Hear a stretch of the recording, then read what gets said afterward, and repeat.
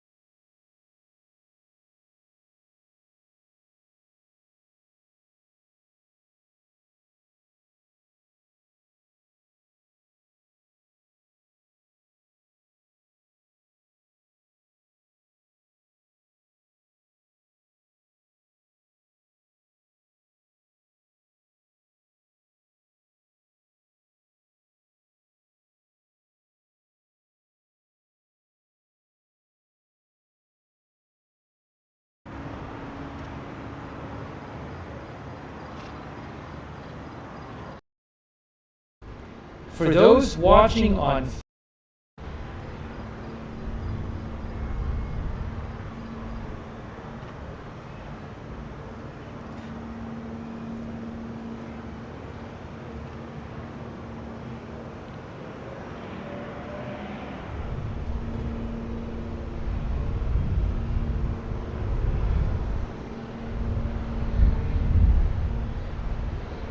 Yes, so that I'm looking at Lebanese media, and they say that this was a new strike. Maybe I'll rewind it for a second so you can see that second strike. Where was it here?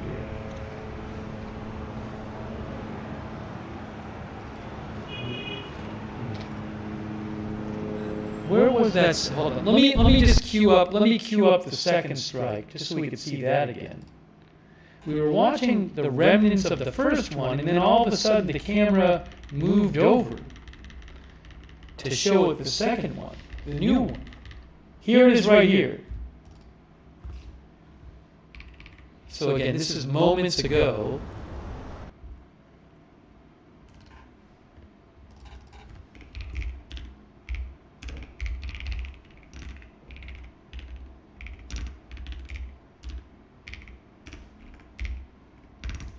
Moments ago, so we were watching the first one, and then the camera moved over, and then look what happens here. The camera moves over.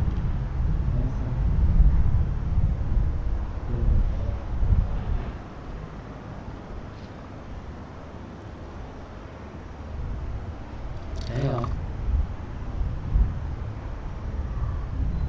And then look what happens right here.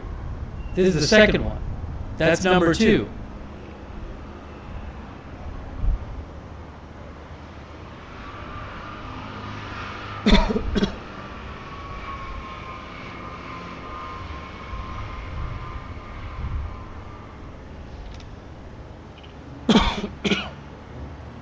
Crazy.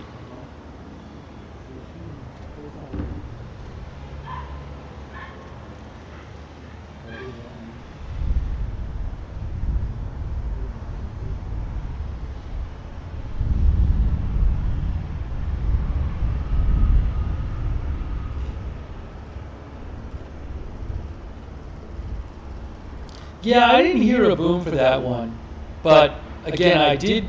I read. I was looking at Lebanese media, and they were saying it was another strike.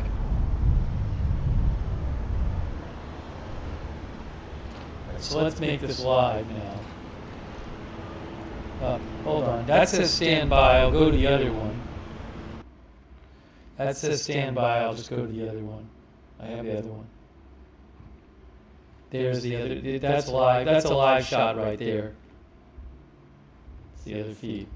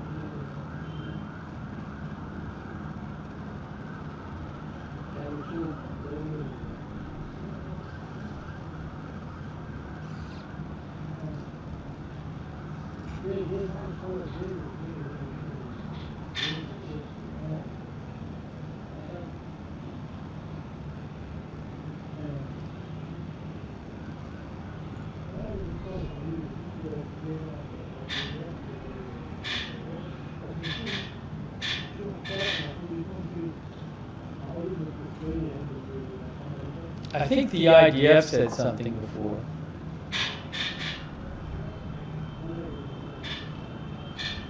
Hold on.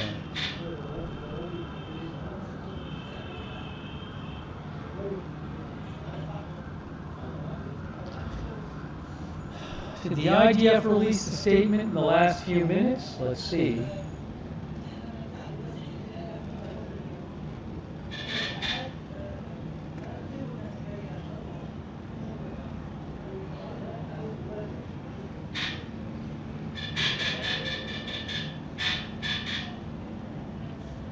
Again, the IDF is carrying out strikes against Hezbollah.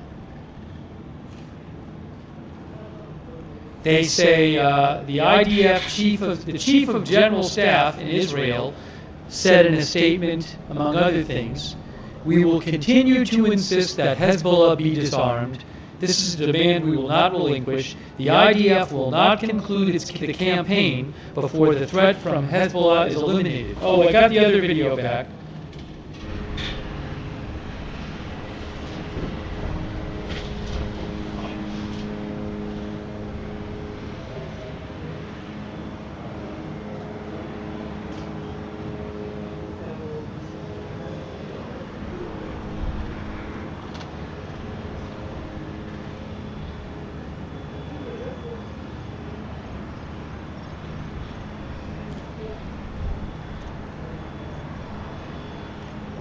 About an hour ago, the IDF said the IDF has begun striking Hezbollah terror targets throughout Lebanon.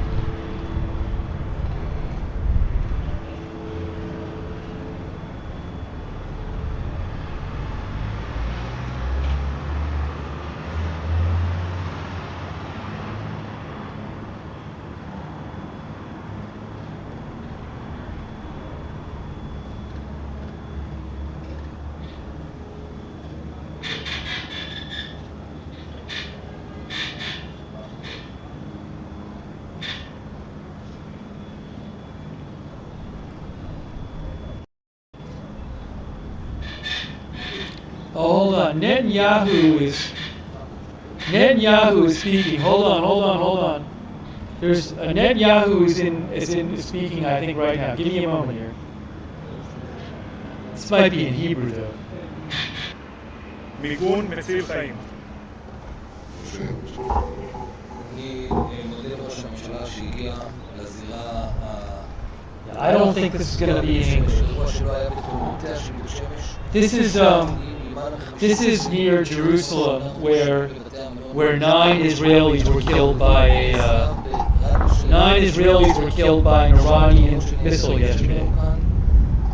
אנחנו צריכים את עזרת הממשלה להשתתף פה בעיר. אנחנו עיר ב-82. העיר היום באבל, היינו אנחנו נמצאים היום בתשע לוויות.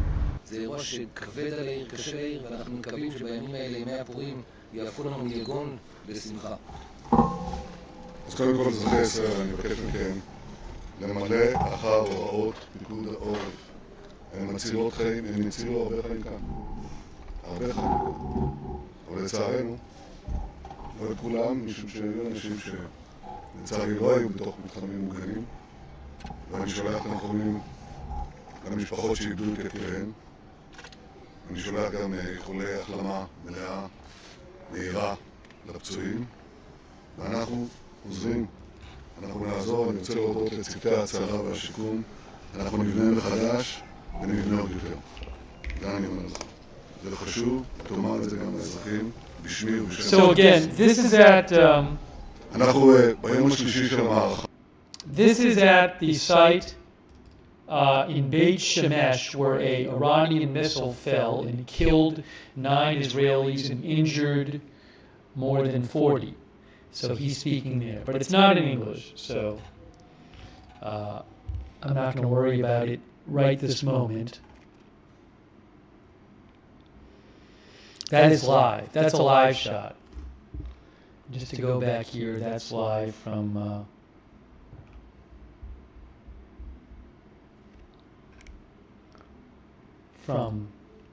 Beirut.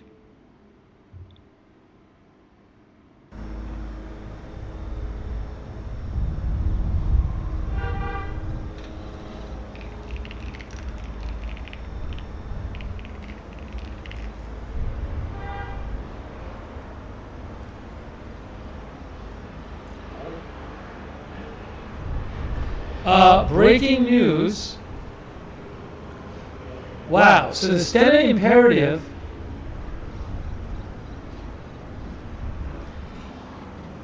was damaged. Hey, so it turns out that the Stena, there's a U.S. ship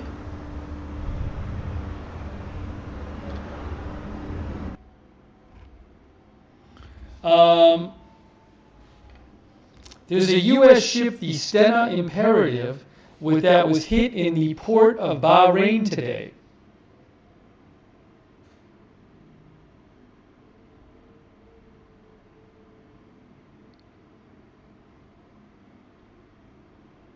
An oil tanker that has been part of a U.S. military fuel procurement program has been damaged in the Persian Gulf, says Bloomberg. Reuters is reporting it too.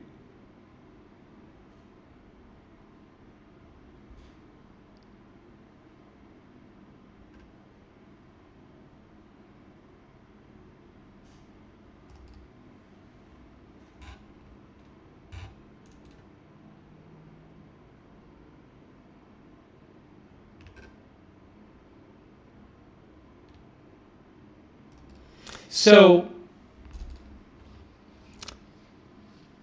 again, Iranian forces hit this tanker ship, a U.S. flagged tanker ship.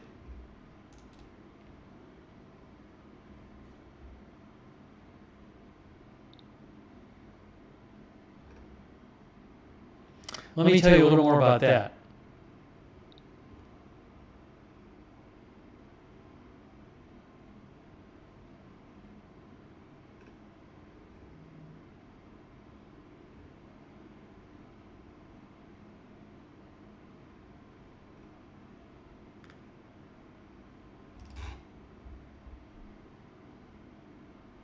Sal Mercogliano posted about it too, who's a shipping expert. He said, according to the UK, yeah, so this was the announcement about it. This was the announcement about it.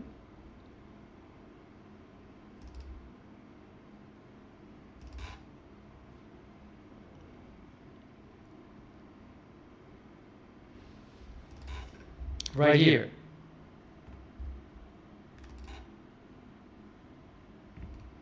This is the apparently this is the ship. UK MTO advisory. UK MTO received a report of an incident in the port of Bahrain. The company security officer reported the vessel had been struck by 2 unknown projectiles, causing a fire. The fire has been extinguished, and the vessel remains in port. All members of the ship's crew are safe and have evacuated the vessel. This is a U.S. flagged ship called the Stena Imperative, and that ship is a member of the U.S. Department of Transportation, U.S. Maritime Administration Tanker Security Program. It's a tanker.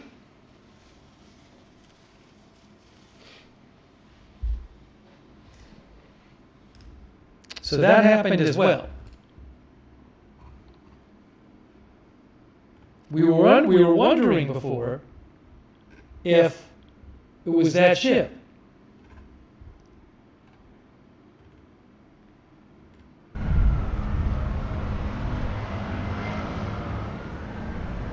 Sal Mercogliano, who's a shipping expert, Sal Mercogliano says traffic is still holding on both sides of the Strait of Hormuz. And he said like something like this will probably cause the escalation in strikes on ships and friendly fire incidents, resulting in the shoot down of multiple U.S. aircraft, will probably cause ships to remain in anchorages and await further developments.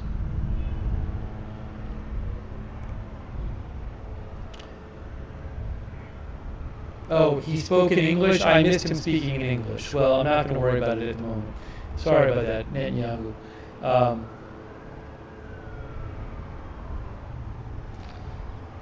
But from what I'm hearing, not that much traffic is going through the Strait of Hormuz right now. And normally, I think about 20% of the world's oil passes through there.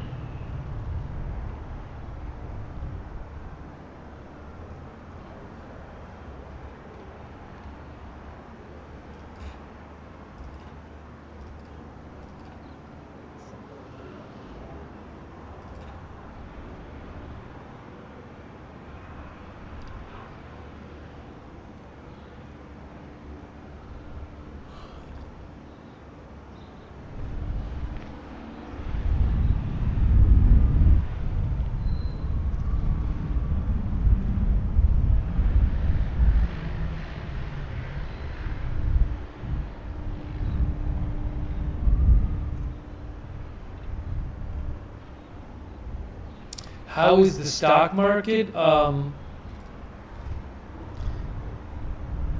is down about 0.9%, S&P down 0.7%, NASDAQ down 0.6%, Russell 2000 down 1.7%. Not huge moves. Oil prices have gone up.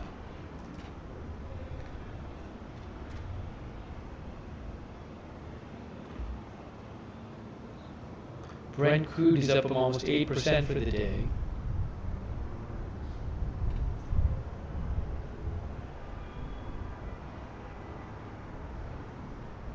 European gas futures surged.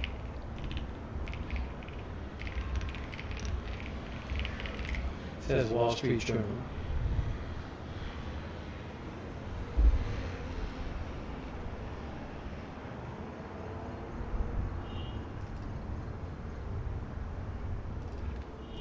All right, I think it's going to be time. I think it's going to be time to do this, guys. I got to get some rest. But we'll have more coverage.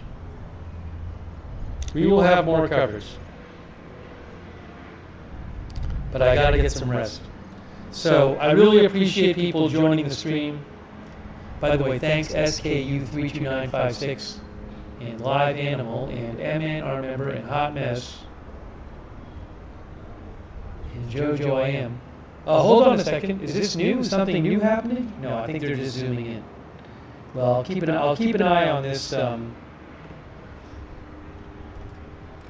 keep an eye on this situation here.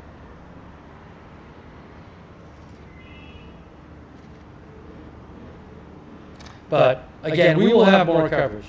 So I really appreciate everybody tuning in. And we already did the whole thing, the whole goodbye thing 3 hours ago. But then we stayed on the air. All right, so subscribe, follow, turn on the notifications for the channel. We have our own notifications. They work great, so you get an advanced notification when we're going live, because I never know when it's going to happen. I never know when big news is going to happen. The mods will post a link to the free notifications in the chat. You can also find it in the description of this video on YouTube and Facebook, but sign up for the free notifications so you find out when we're going live. You can also follow us on X at Agenda Free TV. I always post there before we go live, but have a way of finding out. Notifications are the best way to find out when we're going live in advance so you don't miss a stream. Okay? And I very much appreciate people watching and sending me your comments and sending me your updates that you're hearing. And sorry we can't take all the comments, but we'll take more next time. So thanks for writing in and writing in the chat. Also, again, our moderators, incredible. Thank you so much. They're the ones that allow us to have our chat rooms. Huge thanks to our moderators. Shout them out again. If you give me a second here.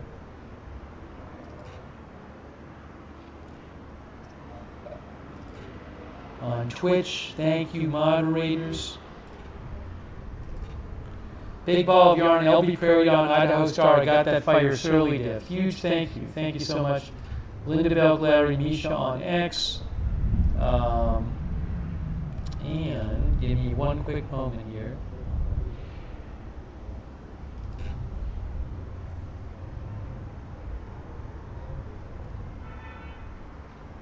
Ruth moderating, thank you so much, Ruth. Roberts, May Queen, thank you. All of our other moderators over there, huge thanks.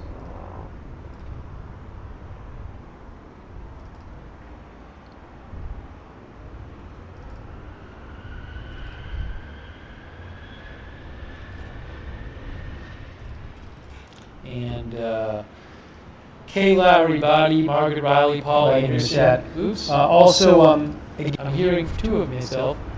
Kay Lowry, Body, Margaret Riley, Paul Anderson, Tina Niazi, thank you for moderating. Thanks so much again, everybody, for donating. That is so nice of you guys. You are the ones who allow this channel to exist and be on the air with your support and allow me to buy video, news video and stuff. So, huge thanks.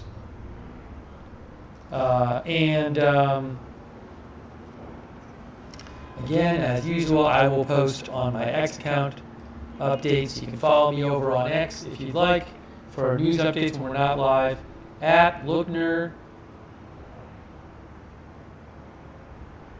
Right there, at Lookner. Oopsie, hold on.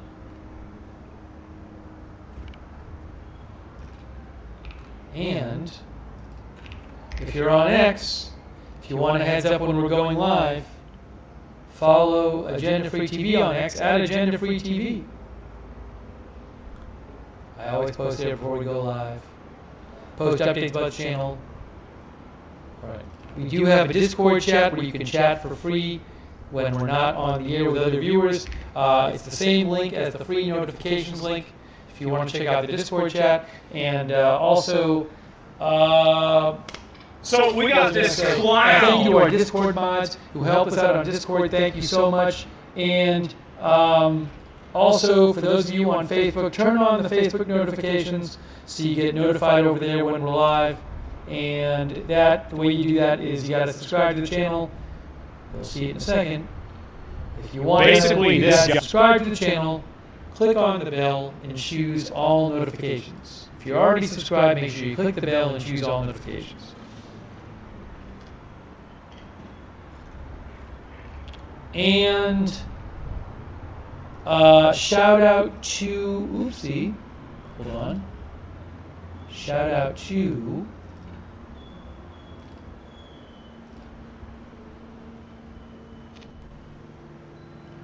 all of our supporters, our Facebook subscribers like Barry Eisler, Christy Claft, thank you so much, and all of our other Facebook subscribers. We are now at war. I gotta get some rest. Thanks Derek Ingalls for the stars.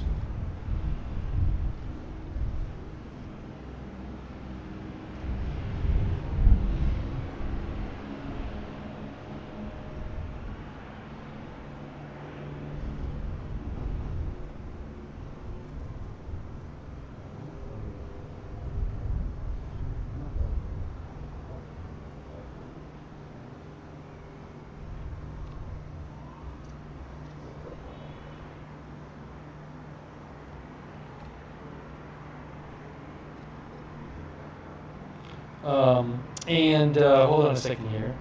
Susan Priest Buchner, Alicia Rivers, thanks for the stars. Anders Goranson, thanks for the stars as well. All of our other Facebook, and thanks Shannon Davis Hughes for moderating. I really appreciate it. All of our other Facebook subscribers, our Twitch subscribers, thanks so much. Wall Street Shaggy. Oh, by the way, thanks to RWMS on Twitch, Long John Daly, Paper City Gamer, Jeff Derry 1, Old Man Yells at Clouds, Osh Hemat, Hawaiian Hooligan. Thank you. We might do a split screen next time. Right now we're getting off, but maybe next time. We had some split screen tonight. But the problem is, usually we haven't had more than one thing that's really worth having on the screen the whole time. But we'll have more. Thank you, Hawaiian Hooligan. Amelian, Wall Street, Shaggy, Fornax,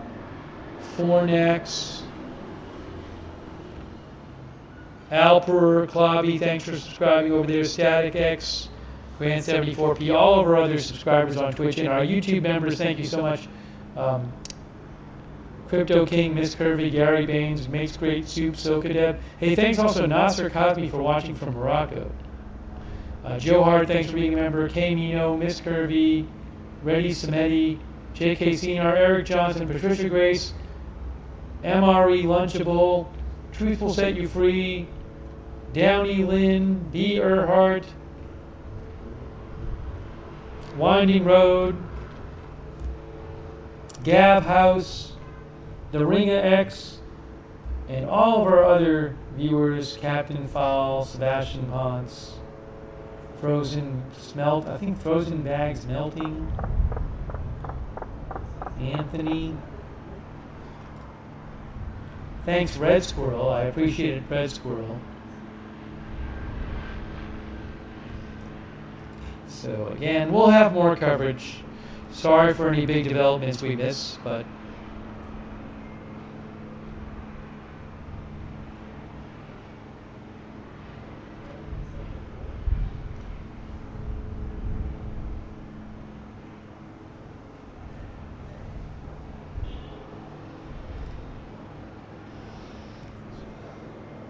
all right, wrapping it up. I am wrapping this up. Got to get off the air. Got to get some rest.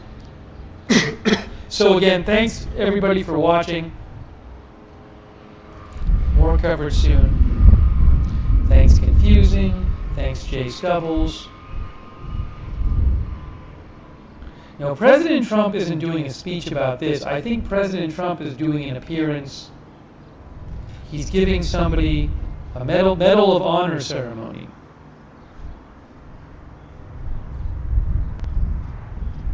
That's at 11 a.m. Eastern. President Trump is supposed to be doing a Medal of Honor ceremony at 11 a.m. Eastern. Right now it's almost 10 a.m. Eastern. Okay.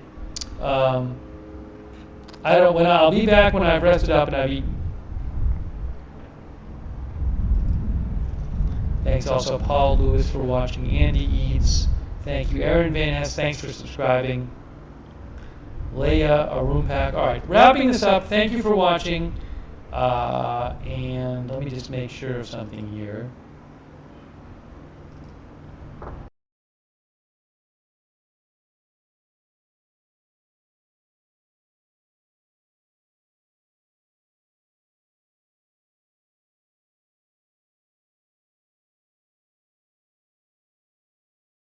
So we got this clown. I can't believe this. This is another, again, and Cenk Uygur is another, implicit advocate of political Islam, the spread of political Islam in the West. He always takes that side. He always advocates in that direction. And he tried to fulfill and perpetuate the lie that basically the Iranian People's Revolution isn't real. They're all stupid and they're being tricked by Israel into doing this.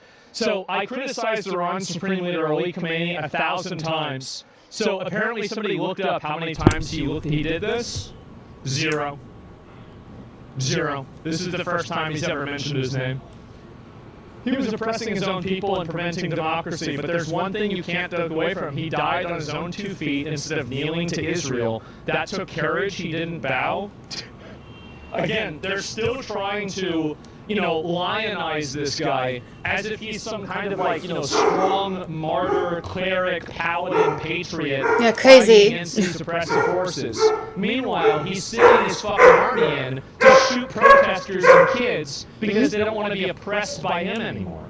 So it's very disappointing to see Cenk Uygur saying this. It's so fucking pathetic. I totally agree. Trying to act like there was anything virtuous or noble about the way he died. He probably died like a dog, like all the rest of them. Hopefully they show the kill cam footage and everybody in the whole world can watch it.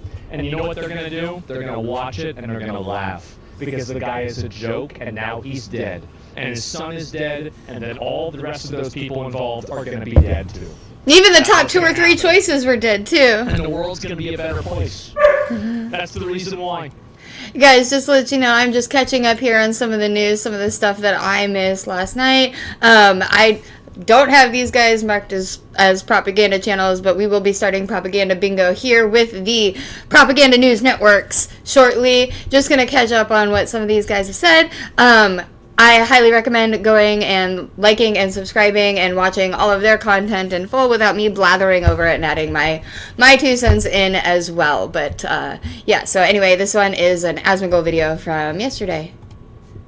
And so, was he bombed other Muslims? Yeah, he's blowing up other Muslims too. It's just so fucking retarded. Anyway, let me go back. I'll look at the other comments too over this. Not me. Right, so this is from earlier today. We didn't even see this yet. So, That's his video. Oops. What?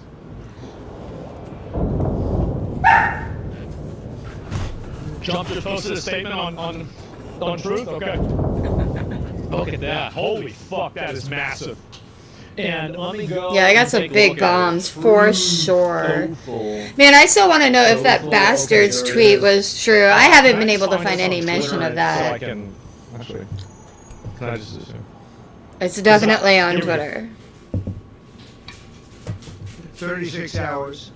The United States and its partners have, over the past If we were playing Propaganda Bingo, this would be playing the speech again. Launched Operation Epic Fury, one of the largest, most complex, most overwhelming military offensives the world has ever seen. Nobody's seen anything like it. We have hit hundreds. I gotta say, knocking out the main guy on the first day, that's pretty good. It is pretty good. In Iran, including It took us a lot longer to get Osama bin Laden. Defense systems. Just now it was announced that we knocked out 9 ships plus their naval building, So they just blew up their ships. Yeah, I saw this.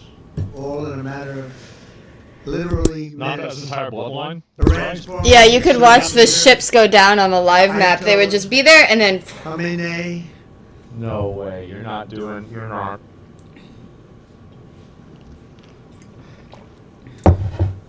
Abdul Bakr Baghdadi is dead. This is what I said yesterday. It just sounds like a bunch of words. The same cadence. Ayatollah Khamenei is dead. This wretched and vile You could almost man make a rap out of that. Hundreds and Probably even millions. thousands. of Yeah. Americans on his No, he's hands totally was right. Responsible for Man. the slaughter of countless thousands of innocent people all across many Died countries. like a dog. Last night, all over Iran, the voices of the Iranian people could be heard cheering and celebrating in the streets when his death was announced. The entire military command is gone as well, and many of them want to surrender into saving their lives. Yeah, they did so good that they got their top 2 and 3 choices in the Combat strike too. operations So continue at this time in full force, and they will continue until all of our objectives are achieved. We have Nice. very strong objectives. They could have done something 2 weeks ago, but they just couldn't get there.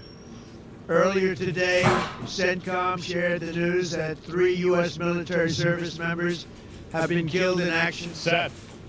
As one nation, we grieve for the true American patriots who have made the ultimate sacrifice for our nation, even as we continue the righteous mission for which they gave their lives.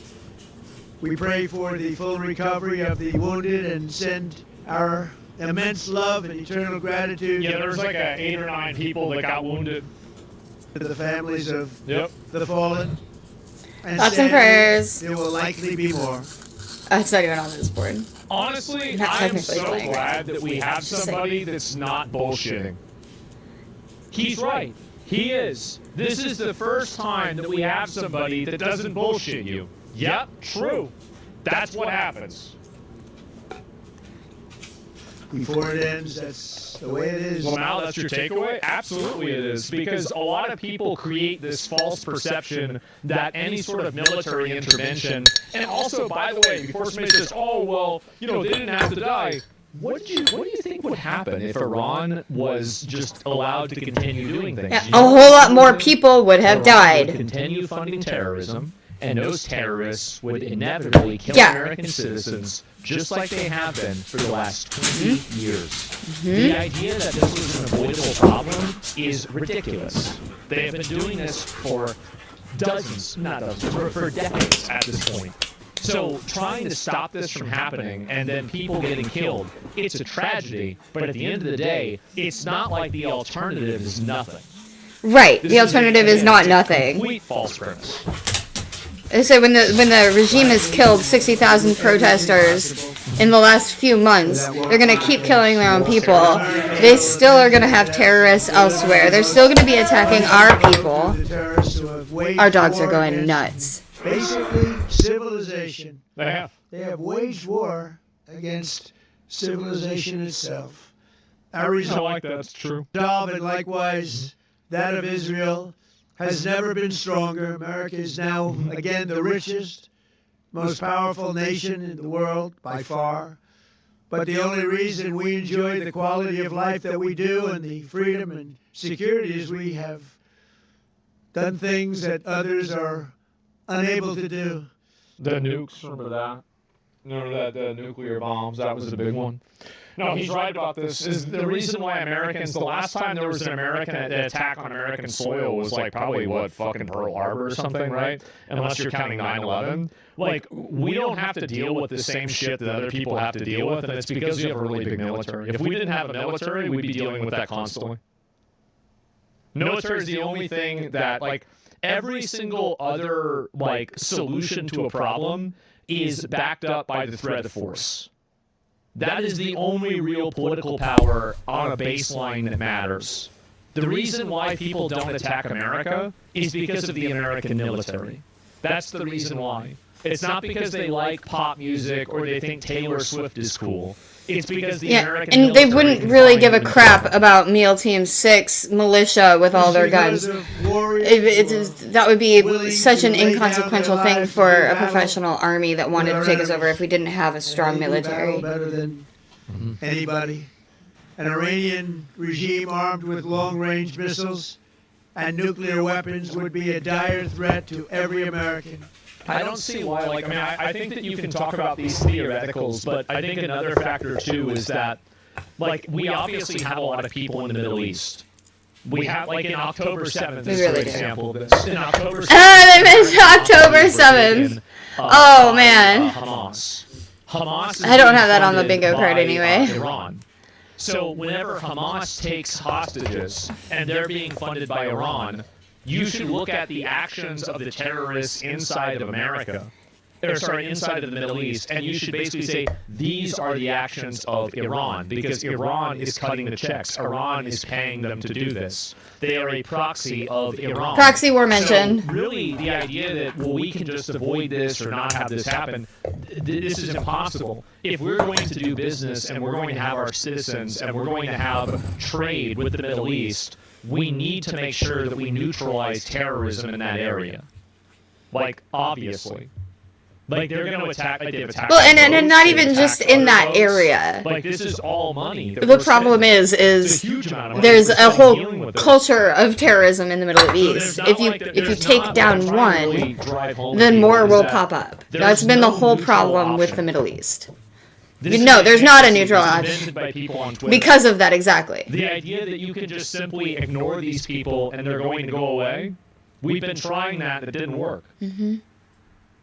We cannot allow a nation that raises terrorist armies That's how it to is. possess such weapons would Yep. allow them to extort the world to their evil will. Not going to let it happen. It's not happening to us, and we're not going to let it happen to others. The United States Exporting is freedom. the strongest military the world has ever seen. I rebuilt our military in my first term. So I take it you fully support the war crimes of Trump and his buddy Netanyahu. I'm from Ukraine myself in the Donetsk region. I'm curious to know your take on Russian Operation then. If you condemn it, this is a level 99 double standard. I'll pull you up after this. While I'm pulling you up, while I'm finishing this video, I want you to look up Asmongold Ukraine and then just go through the search results and see what you come up with. And I'll pull you up after I finish this video, okay? There's This is never gonna been a get good. military like we possess. Just Google it. And frankly, there's nobody even close, but we are now using that military for good. We want to have it for a good purpose. We're undertaking this massive operation not merely to ensure security for our own time and place, but for our children and their children, just So as close our to a perfect ancestors phrase. have done for us So close. many Ignoring this I need to, problem like, now clip makes it worse that. for the people in the future. years ago. It's true.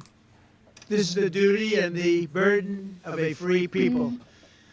These actions are right and they are necessary to ensure that Americans will never have to face a radical, bloodthirsty terrorist regime armed with nuclear weapons and lots of threats. For almost 50 years, these wicked extremists have been attacking the United States while chanting the slogan, "Death to America," or "Death to Israel," or Not a good slogan to have. No. They are the world's #1 state sponsor of terror. Death's the most We are the powerful world's greatest military in and the most powerful country. nation, so we can do something about what they do. Fuck 'em. These intolerable threats will not continue any longer.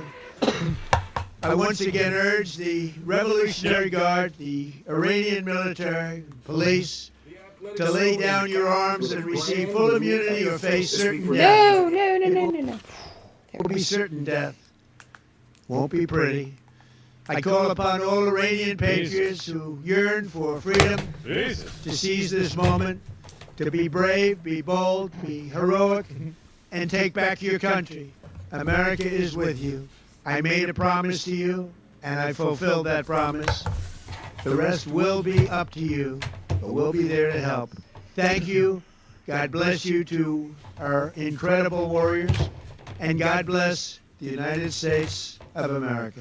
Thank you. Oh, this isn't good. Man, that was a good one. That was actually a good one. Wow. All right, I get it. Honestly, Big W, yeah, that's great.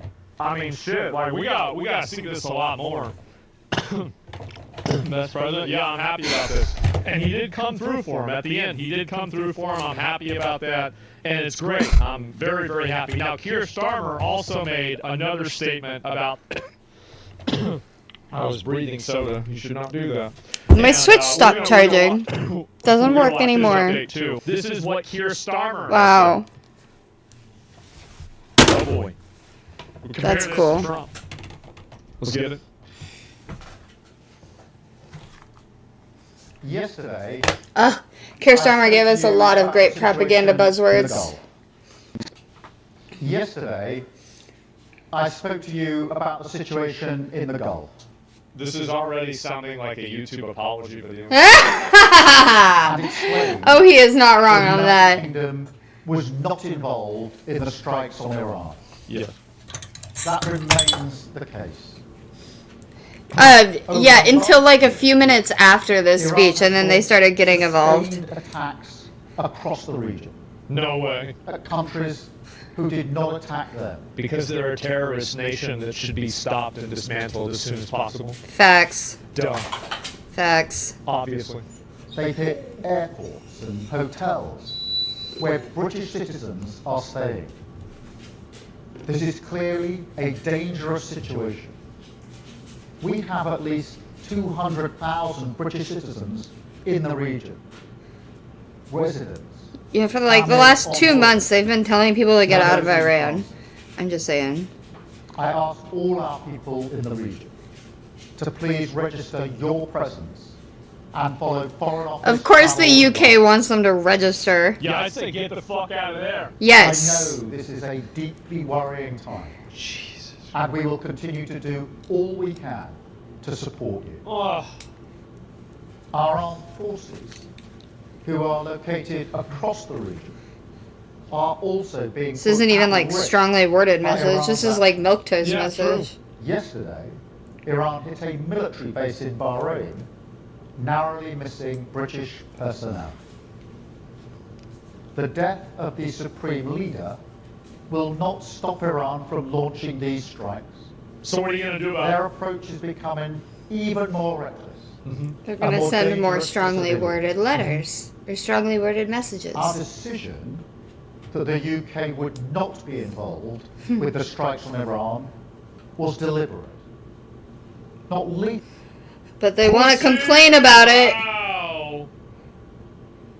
Dude, y'all, I feel so bad for y'all over in the UK. Yeah. You gotta deal with this limp dick.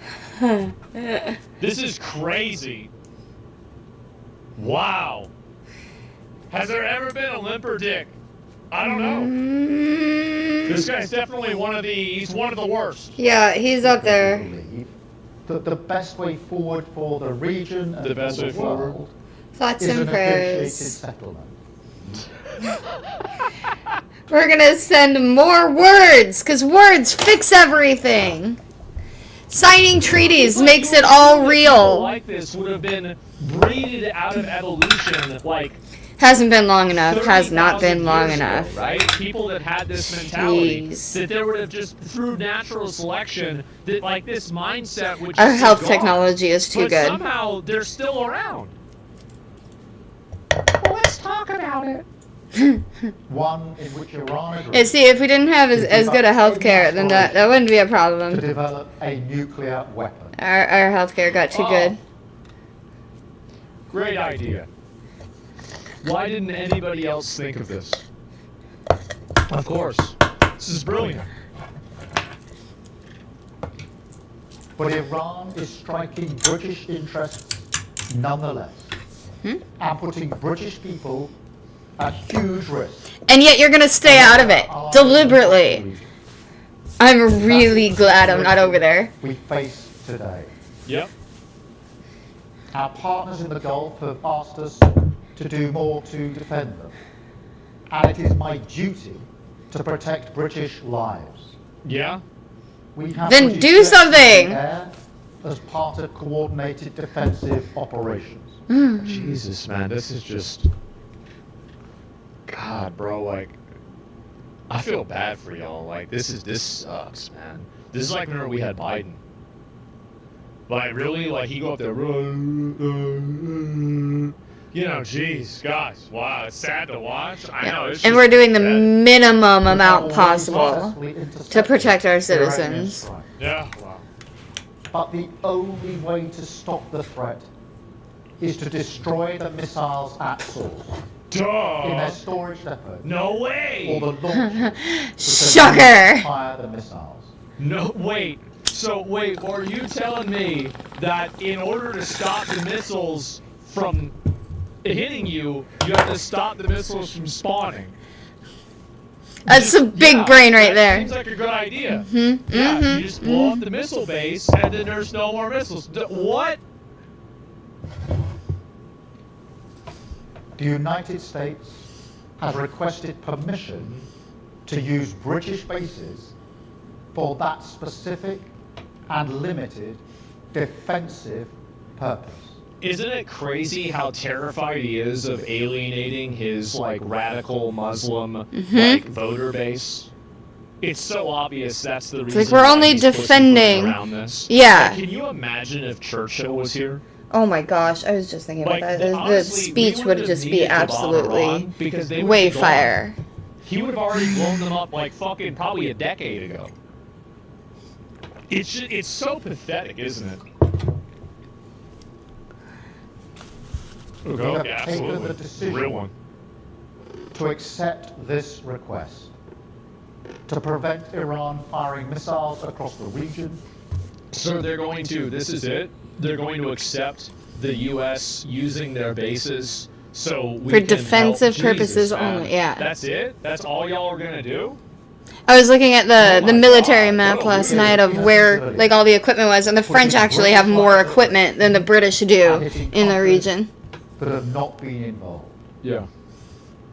The basis of our decision is the collective self-defense of long-standing friends and allies and protecting British lives. Oh my God. Yeah, That yeah. is That's a important huge to euphemism for international saying we law. have too big of a population from the opposing team in our country for me to say Guys, like this is that we just- can help. This is bad. This is really bad. I'm so sorry. And we are publishing a summary of our legal advice. You Yeah, guys get a don't summary, need- no actions. You get a printed out summary. With our defensive actions in the region. Why not? Why are you not helping us? Like you're begging us to help you with Ukraine, and now we're sending over all of our fucking all of our shit to Ukraine, and you're doing this on the context of, oh well, we don't want to have another appeasement war like Hitler, and now you're not even going to help with Iran. What the fuck, man? The radius of Yeah, caring. I know. What a fucking bitch. I mean, like, at least France at least comes in and See? they're sending a fucking aircraft carrier over. See? It's just like the old days, right? You gotta remember, they helped us Mhm. get rid of them. And we will also bring See, what a- experts from Ukraine Wow. together with our own experts to help Gulf partners shoot down Iranian drones attacking them. Great. I want to be very clear. We all remember the mistakes of Iraq. Oh my god. Oh my god. Yeah. Yes, Iraq was bad. Hmm? That's true. Iraq was bad. It's Every already war not now like is Iraq. And we have learned those lessons. And what lesson We is were that? not involved in the initial strikes on Iran. He's so afraid, man. It's sad. So is he And we will admitting not that join offensive Iraq was action. bad because Why? of the UK? But Iran is pursuing. Like Iran can bomb you. Like if you're worried. Yeah, about you're them way getting closer nukes, than us. And you even admitted that they refused to not get nukes. Then, like, what are you talking about? How? Like, do you realize how close you are to Iran? They don't. Like, I would like I don't know. Like, I'm assuming Great Britain, UK is probably like what 2,000 miles, 1,500 miles away from Iran. Like it's not like, is it 4,000? Okay, maybe it's a little bit closer. It's about 3,000. Okay, it's a lot closer than we are. All right, that's the point. A Well, scorched yeah. earth strategy. So we are supporting Wait, what? Scorcher? Wait, sorry. a scorched earth strategy in the initial strikes on Iran. And we will not join offensive action now. But Iran is pursuing Oh, Happy to say a that it's scorched earth. strategy. Okay, Iran is. So we are supporting the collective self-defense of our allies and our people in the region.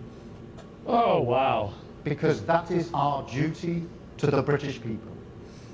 It is the best way to eliminate the urgent threat and prevent the situation spiraling further.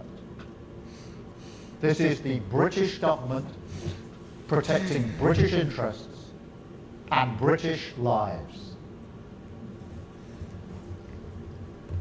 Wow.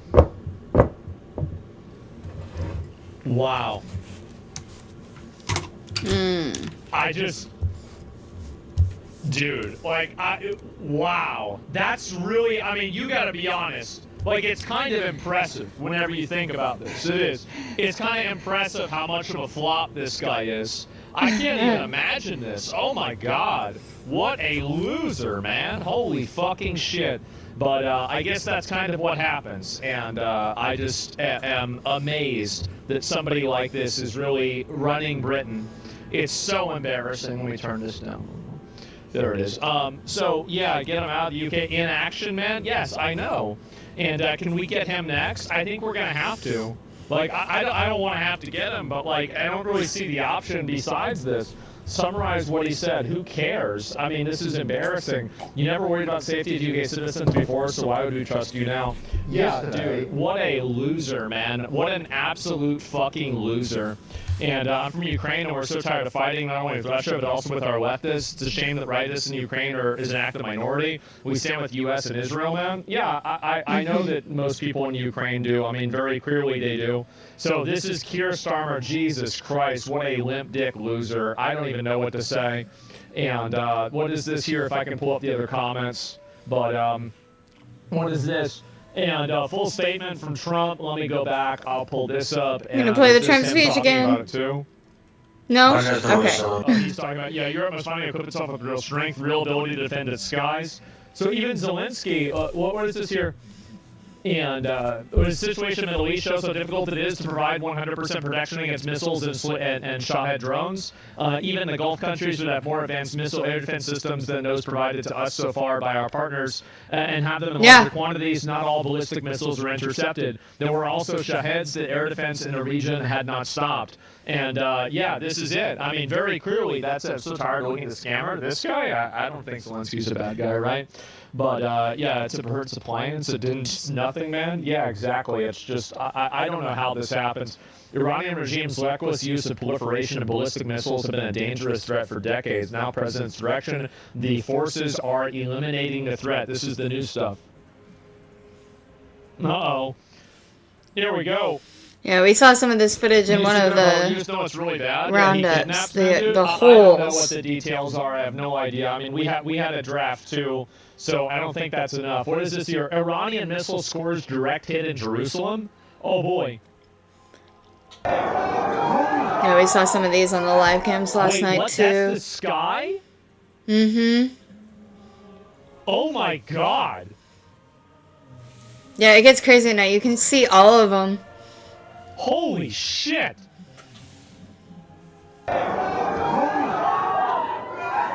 This is like the end of like a fucking movie. Wow. What the fuck? Oh my god. Yep. Half of them are interceptors, half of them are drones, half of them are missiles. Wait, that doesn't work.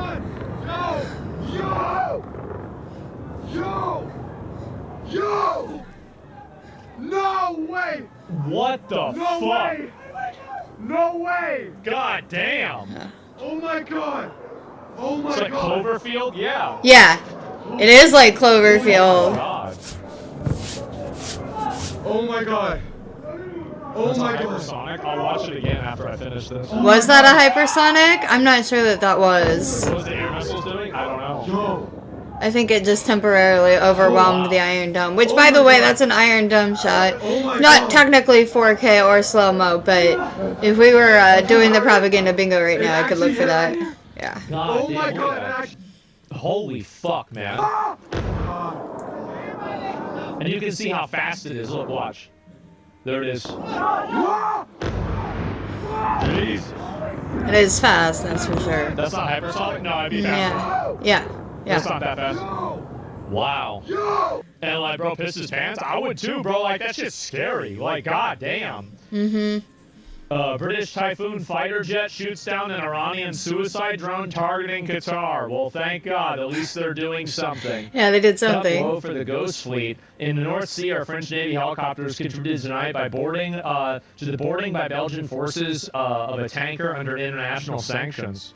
Well, there it is. Got another one, right? You can just go out and get them. Yep. Yes, actually. You can just do things, guys. Khamenei was in his office every day, and several times. Sorry, the audio's bad. I'm not going to play it. And yeah, it's just very, very annoying. Yep, Germany, France, and the UK are ready to take defensive action against Iran. Again, like this should have happened. Like it's embarrassing that they didn't take offensive action against Iran. Really, they should have gone hard on this right from the very fucking beginning. I think that's largely because it is still definitely believed that this will go into a longer war. Even if we pull out, at the end of the day, and even if we leave, there's still a chance. There's only one solution. And so I think that's why everybody is still hesitant. That's it. You're not going to have a conversation with them. You're not going to sit around and play patty cake with them. You're not going to explain to them why they're wrong for trying to blow you up. That's it. Like you either are okay with the regime or you're okay with the military action to get rid of it. There is no middle ground here. There is no, oh, well, maybe if we just reason with them that just, what are you, fucking 5 years old? Are you retarded? Jesus Christ. Calling for immediate de-escalation, respect for international law, and the urgency of resuming dialogue. Oh my God. This is so embarrassing. Who are these guys?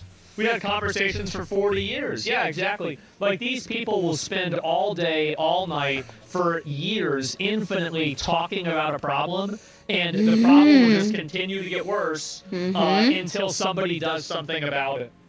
It's so pathetic. Yeah.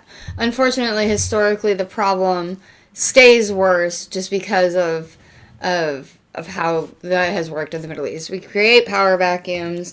They continue making more terrorists. It continues growing and becoming a problem even with intervention.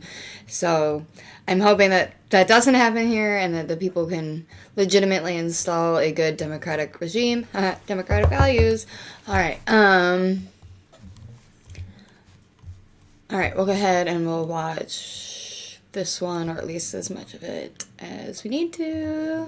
With Iran, if that devolves into World War III, depends on what their and this is Decoy next. Voice. But all week we knew also go the US was like and staging subscribe. a large preemptive His attack. content. And late last night locally, or early morning over there, missiles were launched as Operation Epic Fury began. Epic as Fury! the supreme leader of Iran's home and several locations were destroyed, leaving his compounds absolutely decimated in seconds, as we also took out their missile launchers, destroying their Ministry of Intelligence's building, as missiles and drones struck all across their entire country. Now obviously these strikes caused distress on the ground,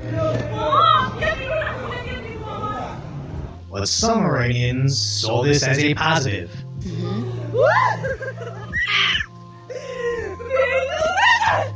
Even taken to the streets to celebrate. Yep, we saw both celebrations Believing and mourners. U.S. intervention was their only path to freedom from their regime.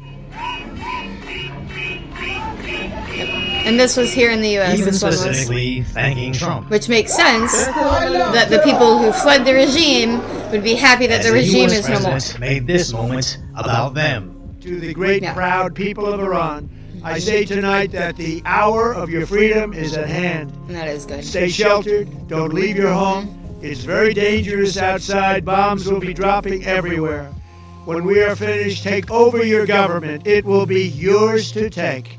This will be probably your only chance for generations. Now, even though Iranian celebrations continued in Australia, we likely won't see much from Iran, as again, their internet has been cut. As shortly after, Twitter has had to ban a massive amount of bots coming directly from Iran, as their media is stating we struck a school, ending several students. America's ABC we News saw is that echoing through this statement June heard from yesterday. their Is that semi-official Iran news did it, and outlet they claimed it citing too. the local governor. And the UK's Telegraph is stating our allies carried out the attack, which has been met with some skepticism. as the fog of war is already getting thick from the severance of the But local live cams internet, are important. potential for Like, false keeping up with flags all from this is either important. side, and even advancements in AI footage. It's hard to believe anything preliminary, as Iran's local news reported on their counterattack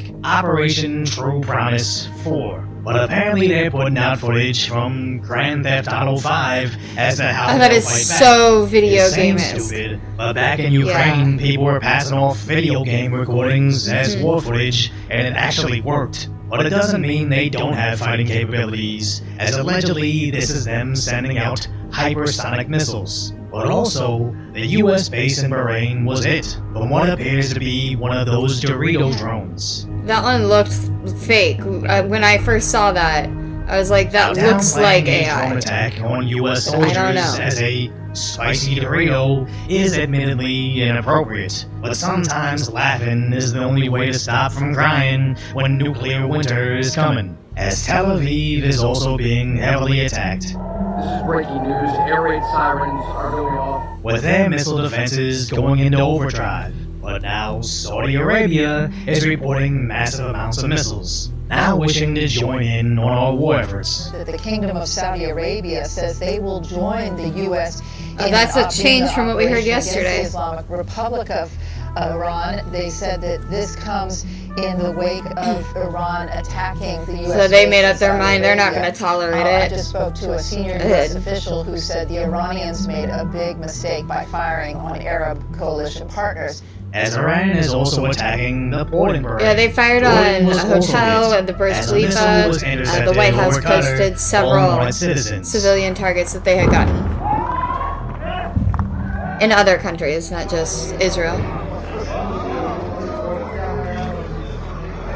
Now we currently can't confirm basically anything, Right. as most importantly, is Iran meeting to strike military or Like, we're at the point targets, of technology or do where they literally care? all of this as will be apparently fake. they hit these civilian airports in Kuwait.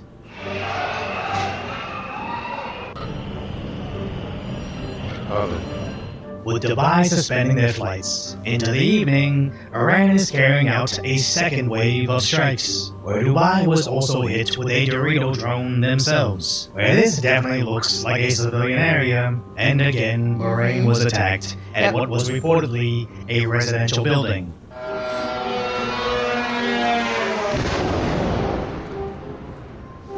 Every time I see that drone, it sounds like a Wraith dart.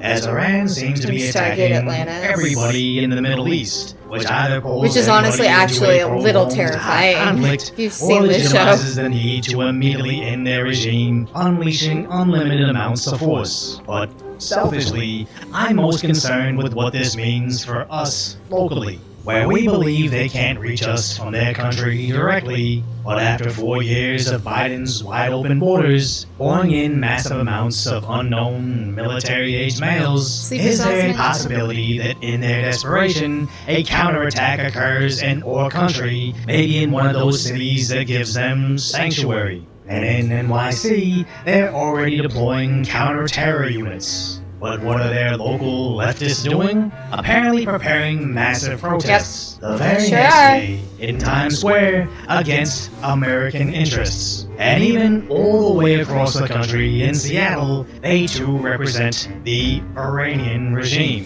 which protesting on If you their want to know behalf what is leftists are insane, planning as and just when they're over a month planning ago, it, I have that an app same for that. Iranian regime that Americans are actually defending allegedly ended over 30,000 peaceful protesters in their country. As this is going to be Venezuela all over again. American leftists can't comprehend anything other than Orange Man bad, or even if that country sees American intervention as emancipation, they can't help but throw toddler-style temper tantrums. And it's one thing if low-information idiots are getting paid to block the streets in their favorite liberal city, but even Democrats in Congress are crying over Trump attacking the country during her religion's holiday. Now, obviously, she was going to block all replies to her remarks, as the community notes called out her claims, but not only being inaccurate, but the country being nowhere near religious as she believes, with Cam Higby referencing how much that country attacks during her holiday. Again, proving there's no virtues or consistency with the left. It's all just whatever Trump is doing is bad, even if it's ending suffering. They still have to be staunchly against it, even if it means defending a country from danger that she is currently living in and should be representing. But the big question is, why are we doing this? And those thousands of missiles pose a real danger. And I know that Marco Rubio and Pete Hegseth and General Kane are explaining the risks to the president as they should. It's a lot easier to shoot the archer before he gets off his arrow than trying to knock the arrow out of the sky.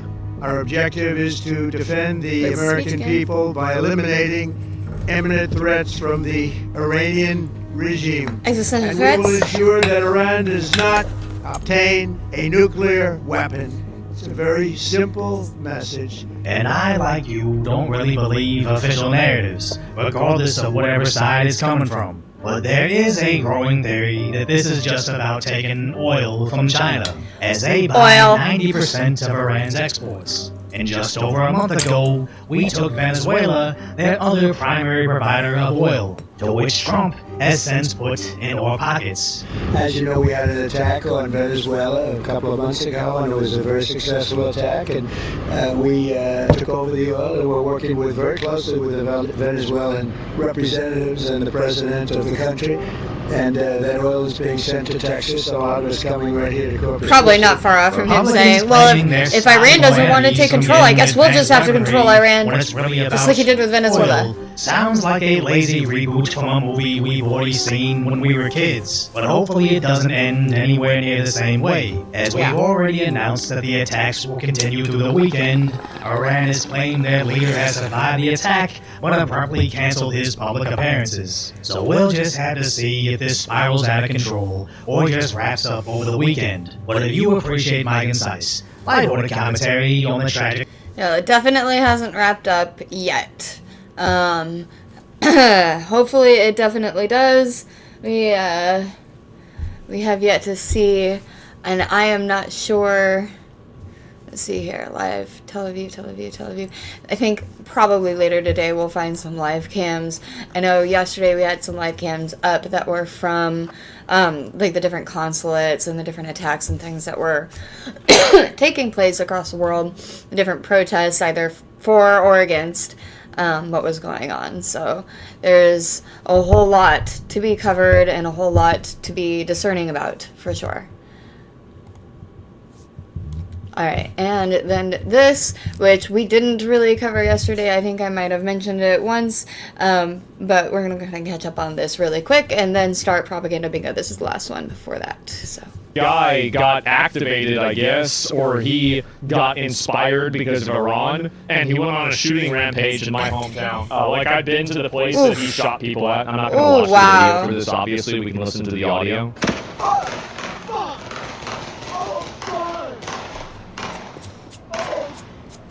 That's insane. Oh my God! You can't see anything in the video. Yep. Wow. What the fuck? Yeah. It's going to be interesting to see if we have more things There on it it is. today. Did they kill him? I don't think so, but I'm not sure. Another third worlder imported into America to cause problems. This never should have happened. Nope. You never should have been in America. Correct. This is the main issue, is that we keep importing these people and we assume that everything is going to be fine. It's not. This is the biggest unforced error that Western countries are making right now. You need to stop importing people from these countries that are PvP servers. You need to stop importing people from cultures that are completely oppositional to Western culture. Even if you're going to accept This those is a cultures huge into mistake. your culture, you It's have not to going do to it help at anyone. a And much of course there should be exceptions, smaller but this should be the volume, rule. And this is so that not they the have rule, time to and it integrate, keeps so they happening. have, you know, I want to bring this the in now. ability I'm to just be telling in you that, American culture and not the ability to make their own we have a culture in picture. America. This And is this the is guy. what we're finding out. Per multiple federal law enforcement sources to our own Bill Malhusian, the Austin mass shooter is a 53-year-old naturalized U.S. citizen who was born in Senegal and was living in Pflugerville, Texas. Material Should have recovered. never been here. Should have never been in the country. from his person and inside the vehicle give possible indications of a nexus to terrorism, as the FBI announced earlier today. And remember, underneath the hoodie, he had a shirt that had like something about Iran on it. He said he had in his possession and was also wearing. The shooter was wearing clothing that said Allah on it. His sweater said "Property of Allah." And we can't know what his motivations are. Nobody knows. But he's wearing a shirt. Known to be an undershirt with an Iranian flag and other materials inside. Remember what Representative Michael McCall of Texas just told me last hour. He said, Harris, in my own backyard just last night, we had an event that possibly could have been terror-inspired right here in Austin, Texas. Kind of seems like it was terror-inspired. Brett, I was reminding Americans this is not a new place for us to be in terms of keeping our heads on a swivel. But it bears repeating, we've lost Americans in the fight on the battlefield, and protecting the homeland now is also something that we must be on the alert. Now, authorities have not tied this. As I said, I think this is the best evidence that it was the right decision to go after them. If the moment that going after them is going to activate people here in America that want to go out on shooting rampages indiscriminately to kill civilians in order to, punish America for taking out their perceived leader, yeah, absolutely, this was the right call. 100%. Does this make people more xenophobic? Yeah, I think it does. And I think that this is like another one of those instances where, people see a person doing this. Like, this is like it's like almost false flag level, like, caricaturization, where, like, you have this guy that is a foreign-born national who's, come to America under Obama, and he's wearing a T-shirt that says "Property of Allah." Like, you can't have a better advertisement for xenophobia than this.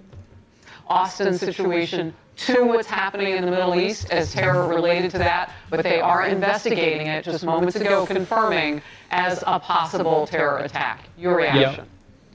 You really believe this isn't a false flag? Well, no, I don't think it's a false flag. I mean, there's no evidence that says that it's a false flag. Yeah. Like, why would I draw that kind of a conclusion with no evidence? Yeah, just because he was inspired and it's vigilant. like I mean, this. He was a religious It's in the figure. same time, we doesn't don't mean that know it's a if false this attack was associated, but it very well may be. But the fact is, this isn't a representation of how most people from that region feel. The Iranian people, they fear their own rulers more than their own military. They hate, their own oppressive rulers than anyone else.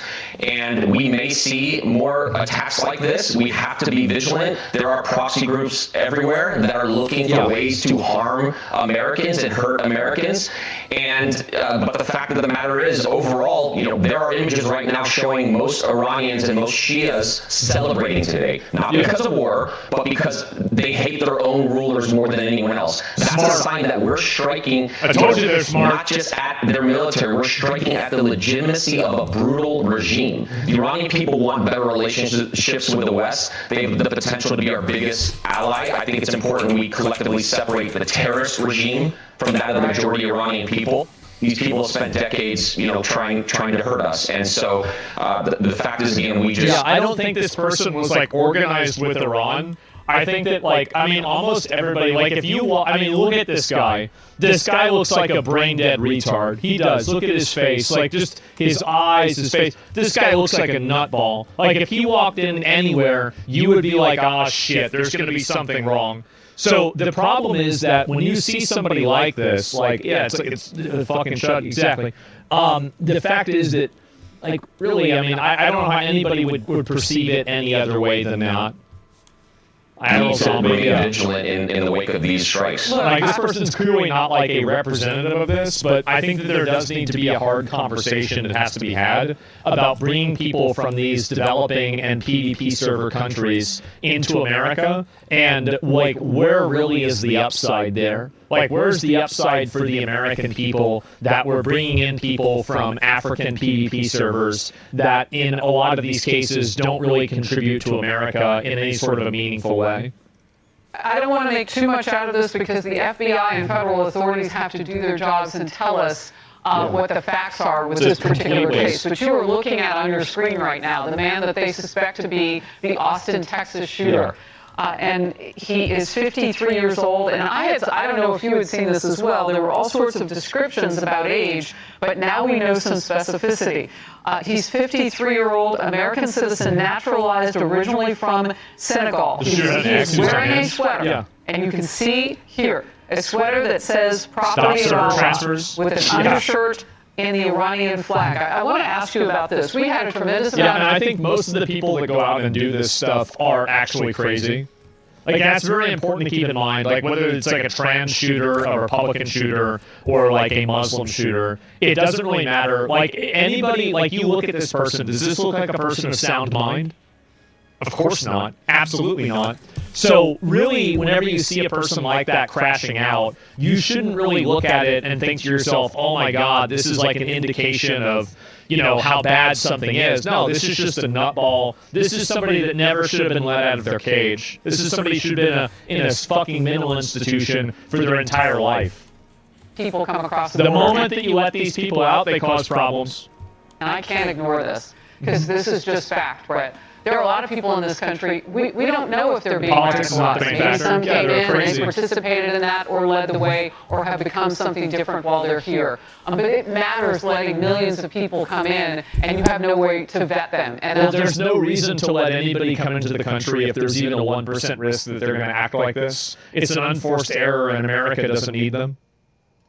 Happened under the Biden administration. We're catching up, but a lot of those people are still here. Your thoughts? Well, with that as well as what's going on overseas, there's been a seismic shift in global security, right? That regime over there in Iran is... left cry false flag. They say that in order to delegitimize criticism against them. And again, like, this is, it's a cult of mental illness that continuously just reaffirms a lie over and over.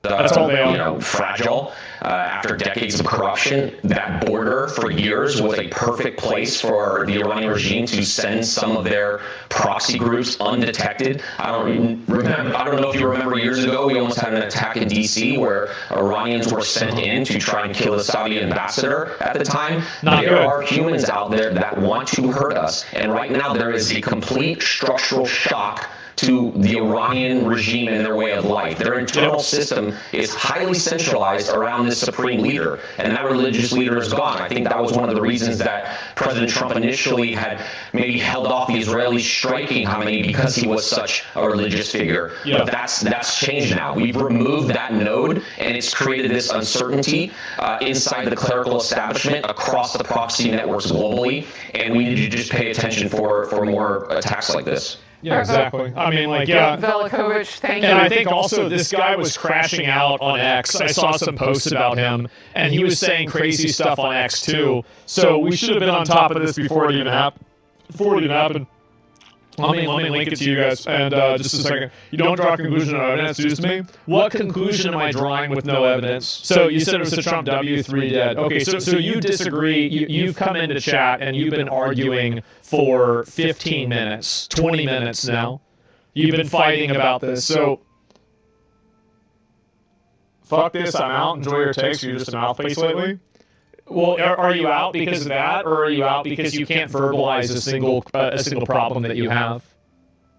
Like, I'll give you a chance to express your distrust or your distaste with what I'm saying, but, like, where is it?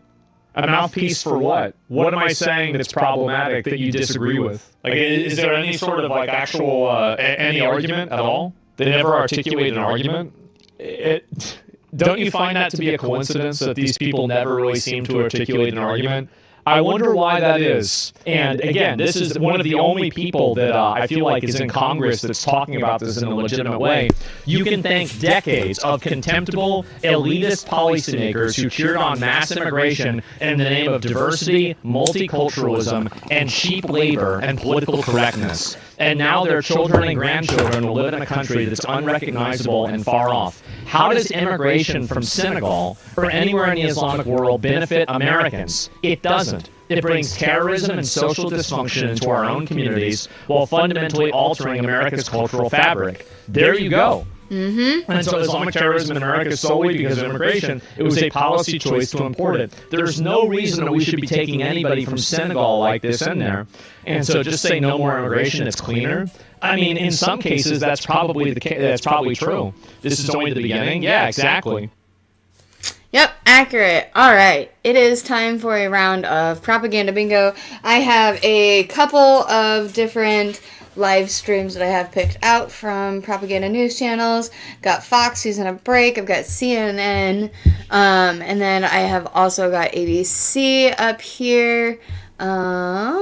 And then I swapped out the Times Square cam for a Middle East cam that has a whole bunch of different cams on it so we can keep up if they are sending in missiles into the different areas. So we will see. And then as the sun goes down over there, we will see even more. Ooh, breaking news. Stocks are down. Interesting. That's fascinating. Oh, but oil prices are still up.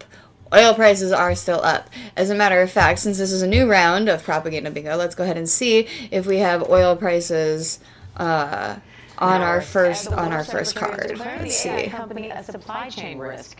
Now, that designation is usually reserved for foreign adversaries, but Secretary Hegseth is invoking it. There it is. After the company refused the Pentagon's terms for using its technology. Anthropic's CEO had said he refused to lift restrictions on using the tech for fully autonomous weapons or mass domestic surveillance. Now the company is vowing to fight the supply chain risk designation in court, saying it sets a dangerous precedent for any American company that negotiates with the government. The president says there will be a 6-month phase-out period for agencies to stop using Anthropic's products. Axios senior AI reporter Madison Mills is here with more. Hi, Madison. Thanks for joining us. So hours after the president made this announcement about Anthropic, its competitor OpenAI signed a deal with the Defense Department. What does that mean for these two companies, but also other AI companies? Well, it's really unclear right now. We're continuing to do reporting on this across the Axios newsroom, what the difference is in what OpenAI agreed to and what Anthropic was saying they didn't want to agree to. We don't know what those red lines really were at this time. OpenAI CEO Sam Altman continues to say that he agreed and pushed for the same red lines Anthropic was, but then it doesn't make sense that OpenAI would land this deal and Anthropic didn't. So we're still trying to report out those differences. In terms of the impact on other AI labs, what's interesting is that this is a $200 million contract. That's not going to be a massive deal for the big AI labs like Anthropic, like OpenAI. So we could down the line see pushback from consumers leading to some of these major AI labs changing their tune when it comes to relations with the federal government, especially if the government does continue to push against those red lines for things like mass surveillance. But then those contracts could just go to smaller AI labs that need the money a little bit more. So it's unclear what this is going to do to the competitive landscape of AI and how corporations are going to respond. Yeah, I mean, leave it to military tech too, is they always go to the cheapest bidder. So, all right, we're gonna tune in here to CNN. So. But he also suggested that the biggest element of this operation has yet to happen. He said, quote, the big one is coming soon, indicating to Jake Tapper that we have not yet seen the extent of what the U.S. is ready. This is just a warm-up, guys. Just dipping our toes in first.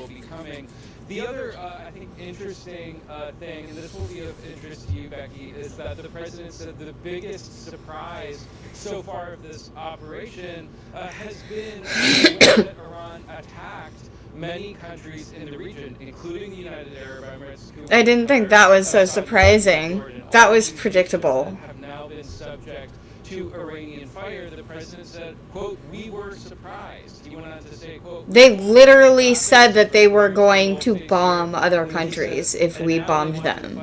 They're aggressively fighting. They were going to be a little involved, and now they insist on being involved. He says that he knows the Arab leaders well. Of course, that's true. He speaks with them frequently, meets with them frequently.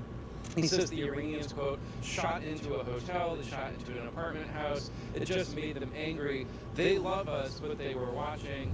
There was no reason for them to be involved. And so I think significant there that in all of the briefings that the president received before this began about what the consequences might be, what the Iranian retaliation and response might be, he's suggesting here that attacks on, some of these very wealthy Gulf state nations that have been oases of peace and stability over the last several years, that attacks on those countries weren't necessarily on his radar, that they were a surprise to him.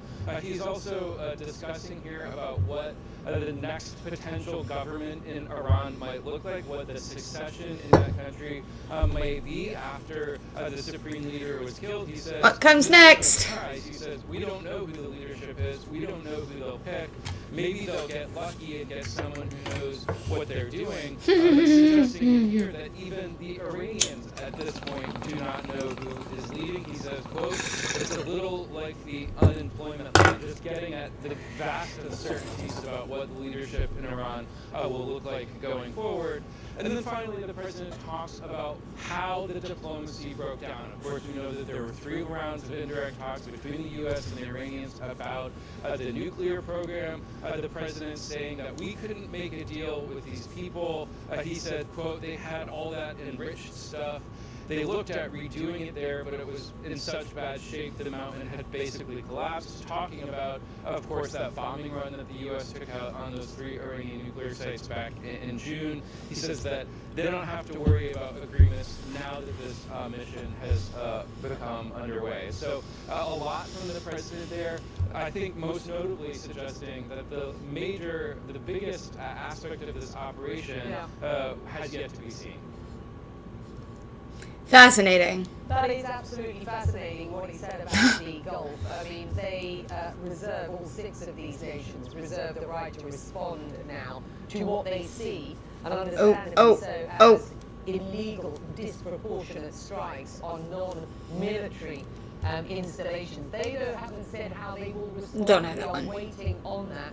So it is certainly interesting, Kevin, to get a line from the president saying they want to get involved. Today, the extent of what we've heard is that they will work in their own self-defense. They will invoke Article 54 language from the UN in international law. They will, they have the right to self-defense and the right to respond. So let's see where that goes. Thank you. Well, coming up, even as the conflict in this region grows more intense, he questioned what comes next? And retaliation is, who will lead Iran? Had some significant news in this 9-minute phone interview that he had with the president. The president boasting about success in this mission so far, saying that the U.S. had, quote, knocked the crap out of the Iranians.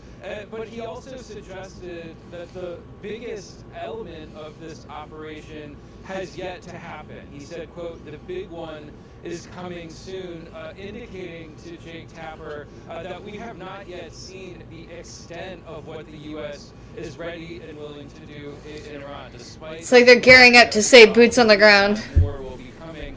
The other, I think, interesting thing, and this will be of interest to you, Becky, is that the president said the biggest surprise so far of this operation has been the way that Iran attacked many countries in the region, including the United Arab Emirates, Kuwait, Qatar, Saudi Arabia, Jordan, all of these nations that have now been subject to Iranian fire. The president said, quote, we were surprised. He went on to say, quote, we told them we've got this. He's referring to the Gulf states here. They just go ahead and repeat it. And now they want to fight. They're aggressively fighting. Oh, and they're still on a commercial break. Dang. All right. Iran at any minute. The war is growing today with more attacks on Iran from the U.S. and Israel. U.S. military officials also say Iran has killed 4 U.S. service members and seriously wounded 4 we got another one. strikes on an American base in Kuwait. Now Iranian officials say they're prepared for a long war with the U.S. and Israel. Let's bring in Chief White House correspondent. Long war! There it is! And Matt Rivers Ha! and Jordan from war. Ha! Mary, the president is facing a Great. lot of questions about why he Shocker. didn't strike Iran. Shocker. About his vision for Iran's future. What are you watching for as he prepares to speak now?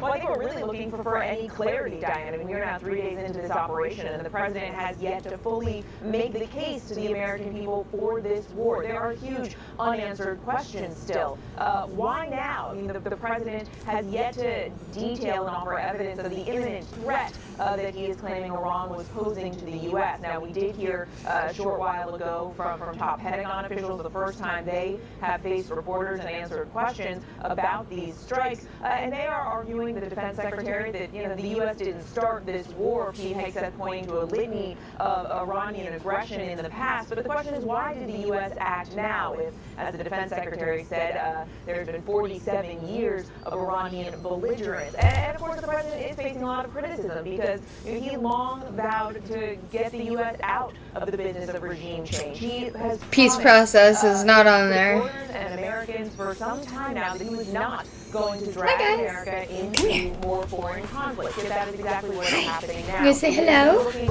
for any sort of broader explanation as to why he launched this operation now, and also, what comes next? Who does he think should lead Iran? How long are these strikes to go This is to Jack. go on? He's our big And bear sort of dog. Bigger vision for where things go from here, Diane. Yeah. And Secretary Hegseth says this is not a regime change war. Regime What was the change! administration saying about the specific objectives? Hey, leave my mic alone, bud. In this press conference that it became a bit combative. He really bristled at those questions about regime change. Regime change. He's very familiar Should've just with left the it. Iraq War and criticism that the Bush administration put on it, that it was a never-ending war. He said at the same time he would not get into timelines. He said, 4 or 5 weeks. That was actually a timeline that President Trump had given reporters over the weekend. He said, I'm not going to talk about that. He said, this is about trying to get Iran on board where they are no longer a threat to U.S. allies in the region, and they're no longer a threat to the United States. This is just a war on terror 2.0. How imminent that threat was. We know from Defense Intelligence Agency reports that it's estimated that it was 9 years before Iran was estimated to build a missile capable of reaching the United States. So a lot of questions The existential right now threat. from critics of the administration about why this war was necessary now and how long it's going to last. We did hear from General Kane just now in that briefing. He said they do expect that there could be more U.S. casualties. A reminder that 4 U.S. service members have been killed already in this operation. They were struck what appears to be Iranian fire in Kuwait. Kane says this is an ongoing operation. We do expect that more U.S. casualties could occur. And Matt, what's it like in Jordan right now? Much what it's like across this entire area, Diane, in the sense that there are Iranian missiles flying all over the place. We've seen just from this rooftop that we're on here in the middle of Amman, we've seen multiple interceptors going, arching up into the night sky here, taking out. This was Iranian earlier missiles tonight. literally on their way in that westerly direction behind me toward Israel. We've been seeing that consistently since this operation began, and we do expect that to continue. We see Jordanian fighter jets circling the skies here of Amman all day long, and we know that that's not just happening here in Jordan. It's happening in Bahrain. It's happening in Kuwait. It's happening in the United Arab Emirates. It's happening all over this area as Iranian missiles continue to target these different countries, as the Israelis and the Americans continue to target Iran. And dozens of people are dead in Lebanon after Israeli strikes in Beirut. How far is this conflict spreading?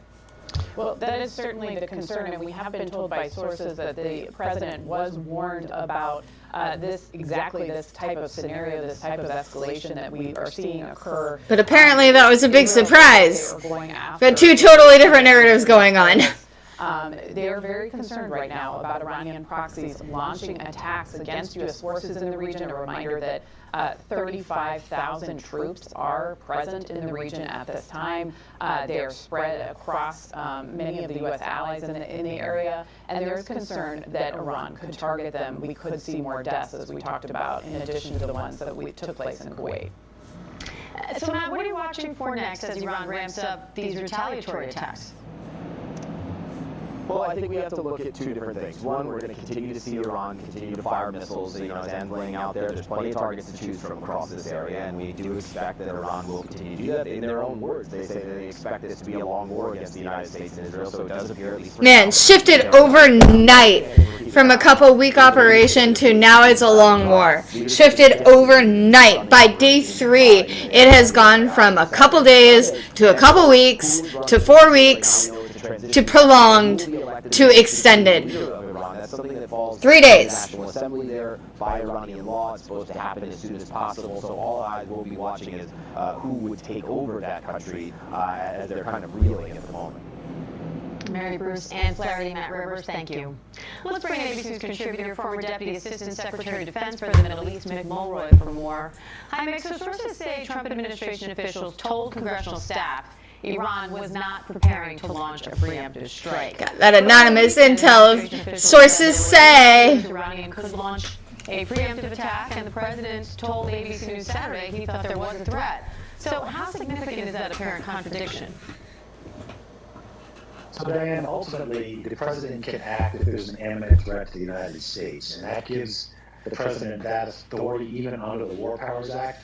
But if there's not an imminent threat, he or she is supposed to seek approval from Congress. That's the Article 1 War Powers Act. Let's see, is that on this one? So I think that's why they were using that. That is not. Terminology. However, as you just referenced, they contradicted themselves by telling Congress that there potentially was no imminent threat. The Iranians, of course, have had their missiles pointed at bases in the Middle East where U.S. forces are present since we got there. So there was no imminency to it necessarily, and I'm just using their own statements to Congress. And I think that's probably going to come up again when they debate and then potentially pass a resolution on the status of this conflict.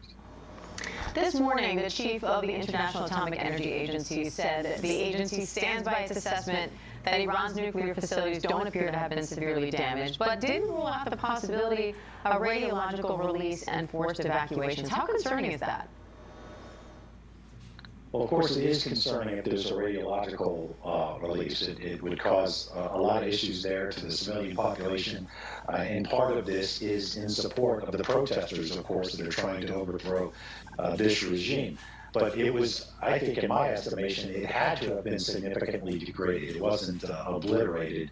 But certainly with the level of size and capacity of these massive ordnance penetrators that we dropped, it had to cause significant damage. Whether they've repaired them, I just don't know. Obviously, the president does. The intelligence community is focused like a laser on that very answer.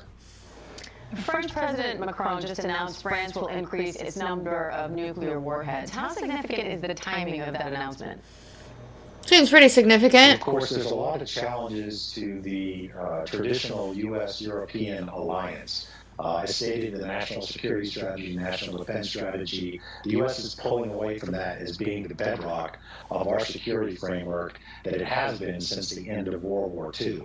I think because of that, a lot of the European allies are starting to look at their own capacity, increasing their own nuclear weapons. Some countries that don't have it potentially getting it. There's a lot of talk about that with the Scandinavian countries. We could see a nuclear arms race because of that, and there's also the New START treaty, which the United States and Russia did not extend. That could also add to this idea that nuclear weapons could become more prevalent, and the list of countries that have them. There's that escalation ladder. Mick, what's the chance of a U.S. deal with Iran now that there's a power vacuum? So, of course, they have to get to a point where they have somebody to talk to that's willing to negotiate. Right now, especially they bombed everyone right now. Who was designated as the Supreme Leader's essential representative on the National Security Council, has said nothing that would indicate that they're willing to negotiate. So this could go on for weeks. Hopefully we get to a point where whichever regime element is still in existence understands that it's in their own interest to go back to the negotiation table in terms that are more favorable and acceptable to the United States, which means clearly accepting the U.S. red lines, zero enrichment, for example, and so we can find a diplomatic path out of this. Right now, it looks like it's just going to continue and potentially increase as a regional conflict. And that could cause significant issues, not just for the region, but the globe. There's so much of the energy supply, for example, is contingent on the free flow of energy out of this region. And President Trump now says the, quote, big wave is yet to come here. What do you think that means, and what are you watching for next? So he may be indicating a lot of the stealth bombers' activities. So the way these usually happen, we launch these TLAMs, Tomahawk missiles, because they are, of course, not manned. That takes out a lot of the air and missile defense. That's usually followed very quickly by manned fighter aircraft, which we saw did a lot of the decapitation strikes.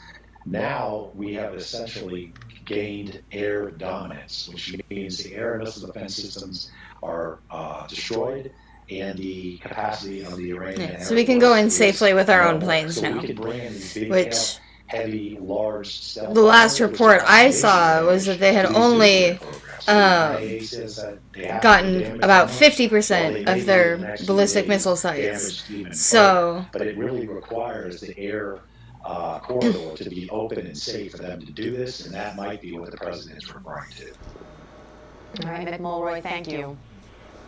And oil prices are rising in early trading after the attack on Iran. Prices are up nearly $5 a barrel, and you can see how the market's reacting right now. We're seeing the Dow down about 85 points. Keep in mind, a $1 move in oil typically changes gas prices by about 2 to 3 cents. Rystad Energy says traffic in the Strait of Hormuz is at a virtual standstill. And the U.S. Energy Information Administration says about 20% of the world's oil passes through the strait, including most of China's supplies. Now, Rystad Energy's chief economist is calling this unprecedented and warning a prolonged blockade would be a major problem for the global economy. And higher gas prices are also expected to follow that oil price jump. The head of petroleum analysis at Gas Buddy, Patrick DeHaan's here for more on that part of the story. Hi, Patrick. So you say most states will likely see gas prices start to rise at some point today or tomorrow. How much are we talking? Well, it depends on the state. Some states these are have, tankers mechanism called in the Strait of price cycling that they Hormuz, shoot up and you more can see significantly, really where they are sometimes not. 30 to 80 cents in these Orange are states in the Great tankers, Lakes, red Florida, are Texas, military. Colorado. Those states are where cycling may be triggered. In fact, the Great Lakes, those 3 states, Michigan, Indiana, Ohio, I just looked, they are starting to go up about 40 cents a gallon. The non-price cycling markets, the states They're all that chilling haven't over mentioned, here. most of the country is probably going to move a little bit slower. Prices could increase a few cents every day or two.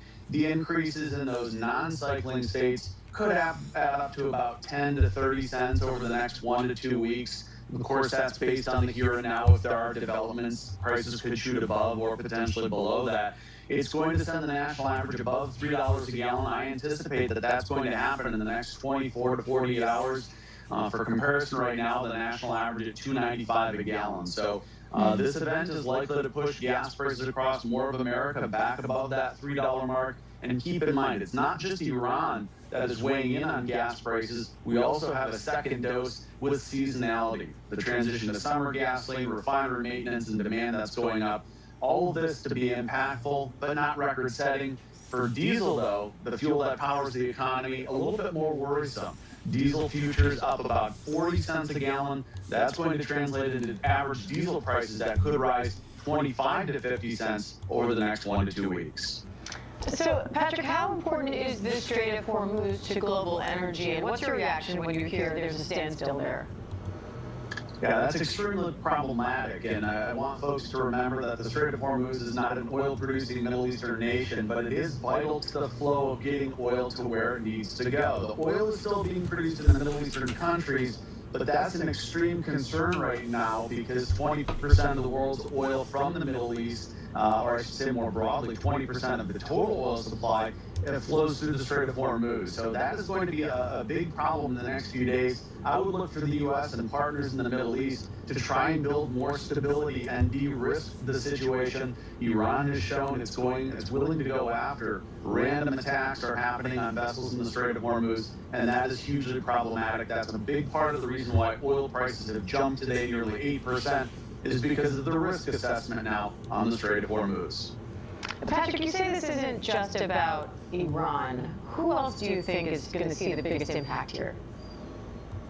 Well, certainly, this is something to be felt globally. It's not just the U.S. that consumes oil, but it's everyone. It's every nation. OPEC-producing nations are going to feel the pinch because they're not able to sell their oil through the Strait of Hormuz right now, and it's grinding their operations to a slowdown. Saudi Arabia was targeted by a drone attack at a major oil refinery. So Iran essentially just throwing many things in the air at once in terms of attacks.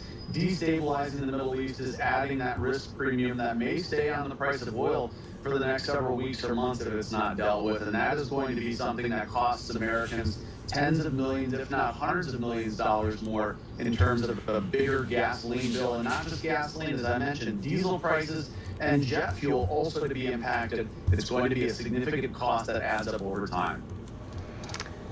All right, Gas Buddy Head of Petroleum Analysis, Patrick DeHaan, thank you. Thanks for having me.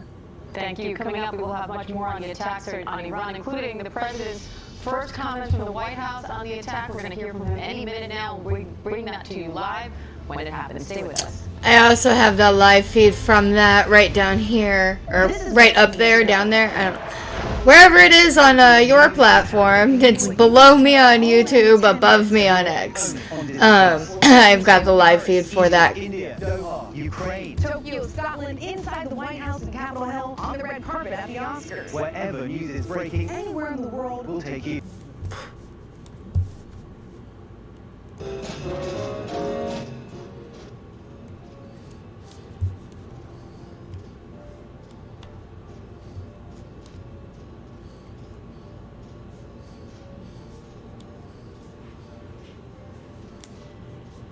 Almost all the live channels are on this feed right now. That's coming up.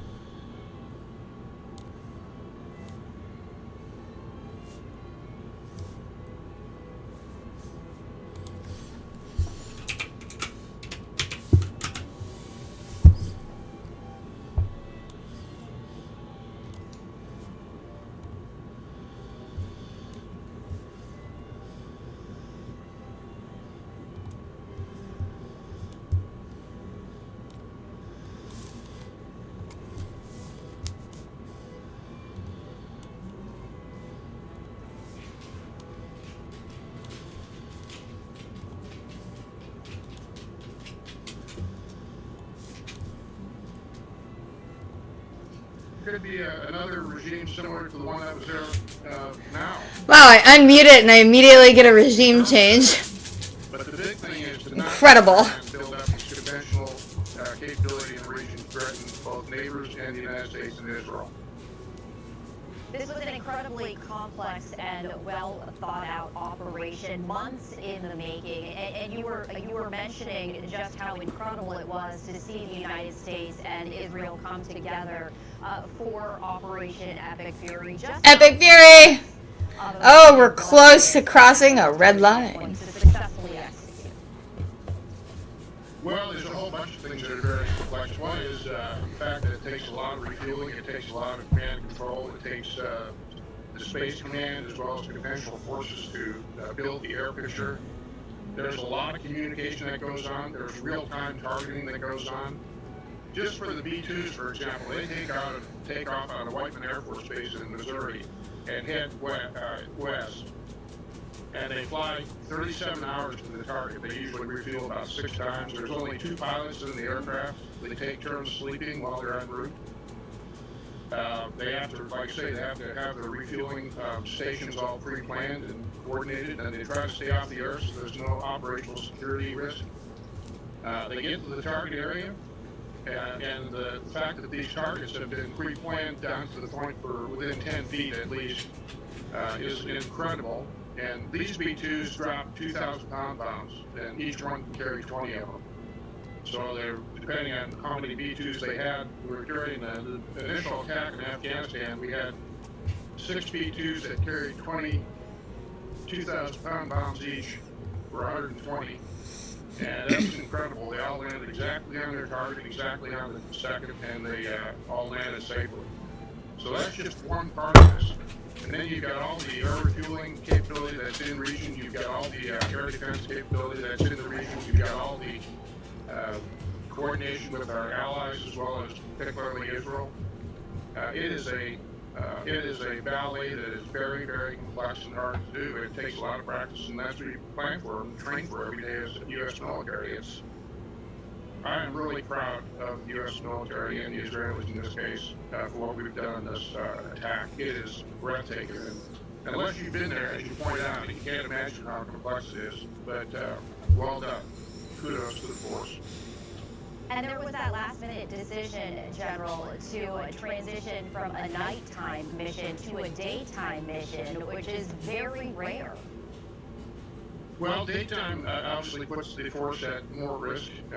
You know, most of these things are done by radar, but it's still a visibility issue. But that shows the flexibility of the force. I mean, it's the fact that you can shift that late in the game to a different time frame says a lot for the fact that there's flexibility. So we used to like to say in the Air Force, flexibility is the key to air power. They showed it in this case.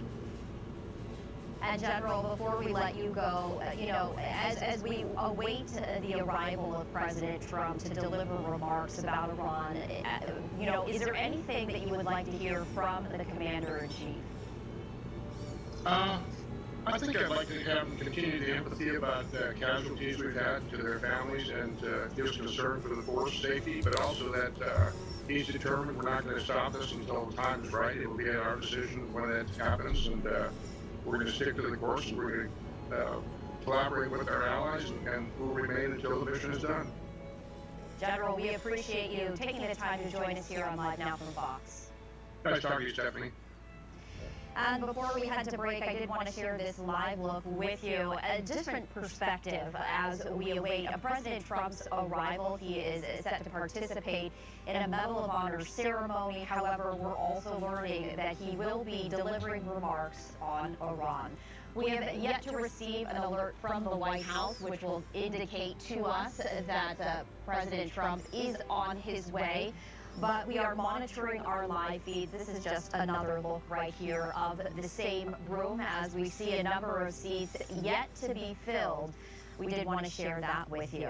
We are going to just step away for a brief moment. We have a lot more live coverage to come. Stay with us. But we're so close to our bingo. We got to talk about the red lines.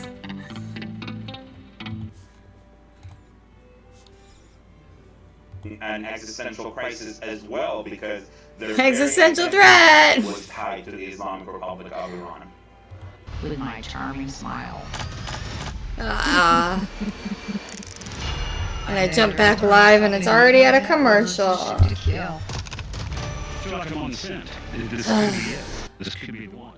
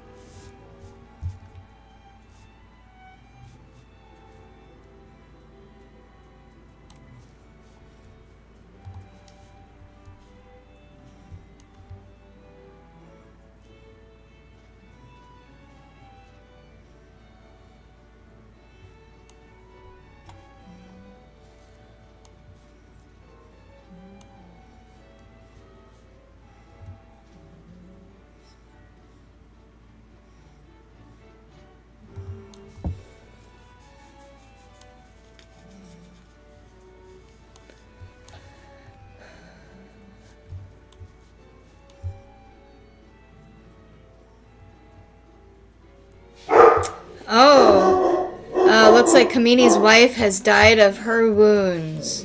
So she is also no more. Okay. I will be right back and take a little break and come back for the Medal of Honor ceremony. This board is going to reset soon anyway, but I will be right back.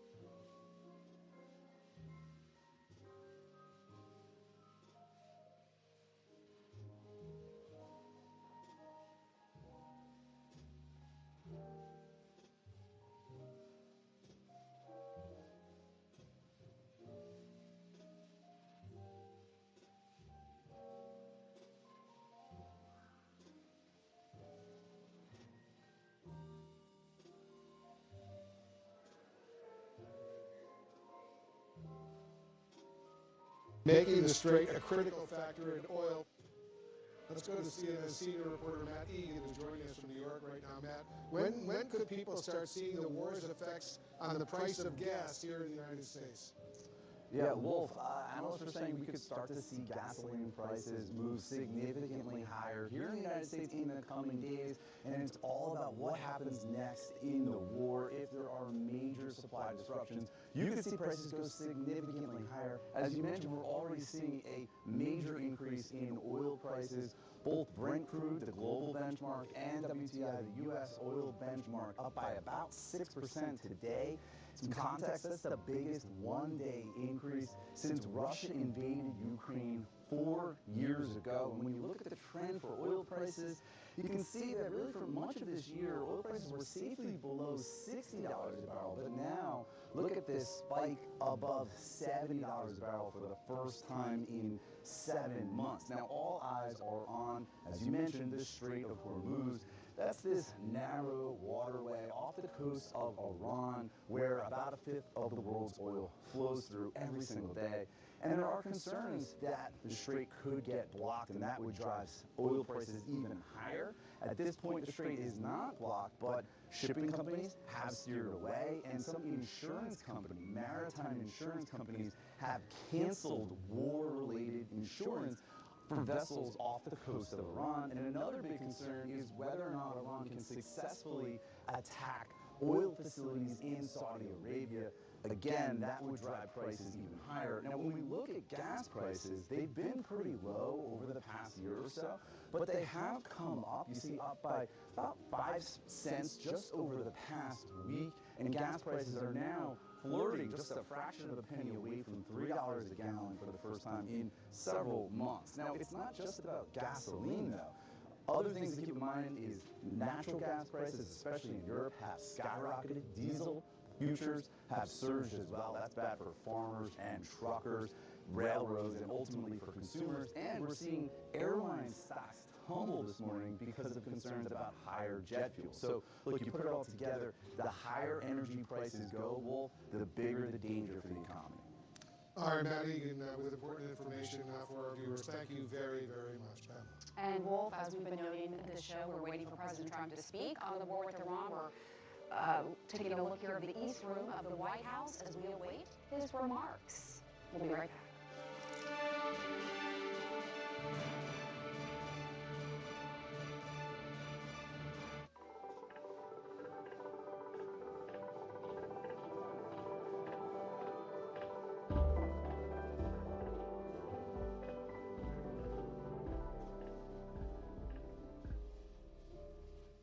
Over the course of the last year, we have watched that this Lebanese government has prepared and undertaken efforts to and Iran's nuclear ambitions. He also said this will not be a prolonged conflict like the Iraq War was.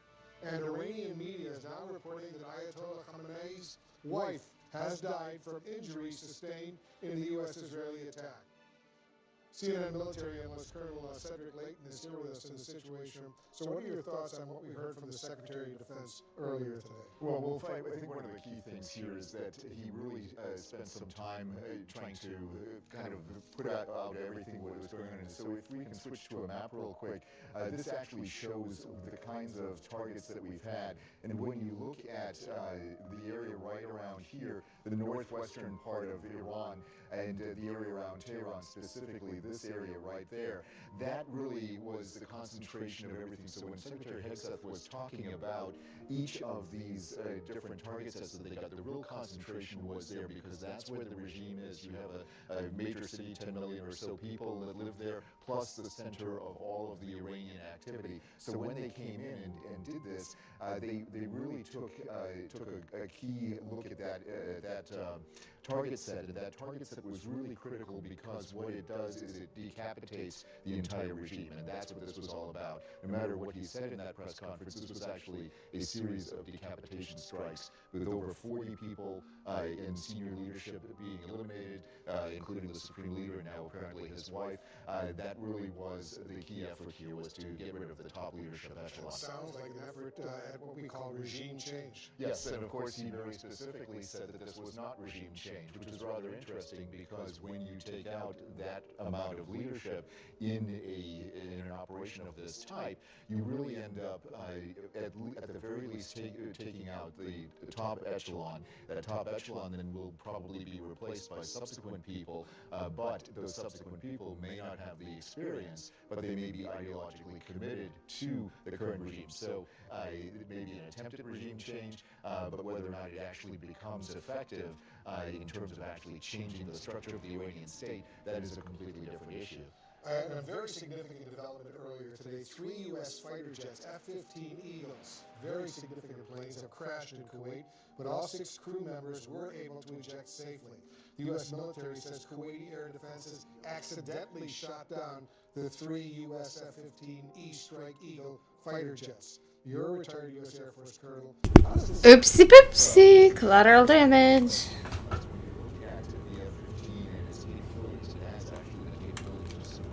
What are known as enemy air defenses.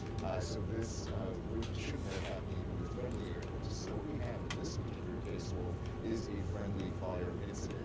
And what it tells me is that the coordination between the U.S. flying operation and the Iraqi air defense authorities was lacking. It could be an issue of training, it could be an issue, certainly an issue of misidentification, at least as far as we know right now. And that, of course, is a serious issue because you have to be able to deconflict the type of aircraft that are flying in it. The only aircraft that were likely to be flying in that airspace were American aircraft at that time, American and Canadian aircraft. And not to deconflict that is a serious mistake at this particular point in time. You would think there would be better coordination between the U.S. military and the Kuwaiti military, strong U.S. ally, especially involving F-15s. A plane I'm very familiar with, you are much more familiar with it. These planes cost tens of millions of dollars. 3 of them now destroyed. Yeah, absolutely. You're talking probably north of $100 million in lost weaponry right here.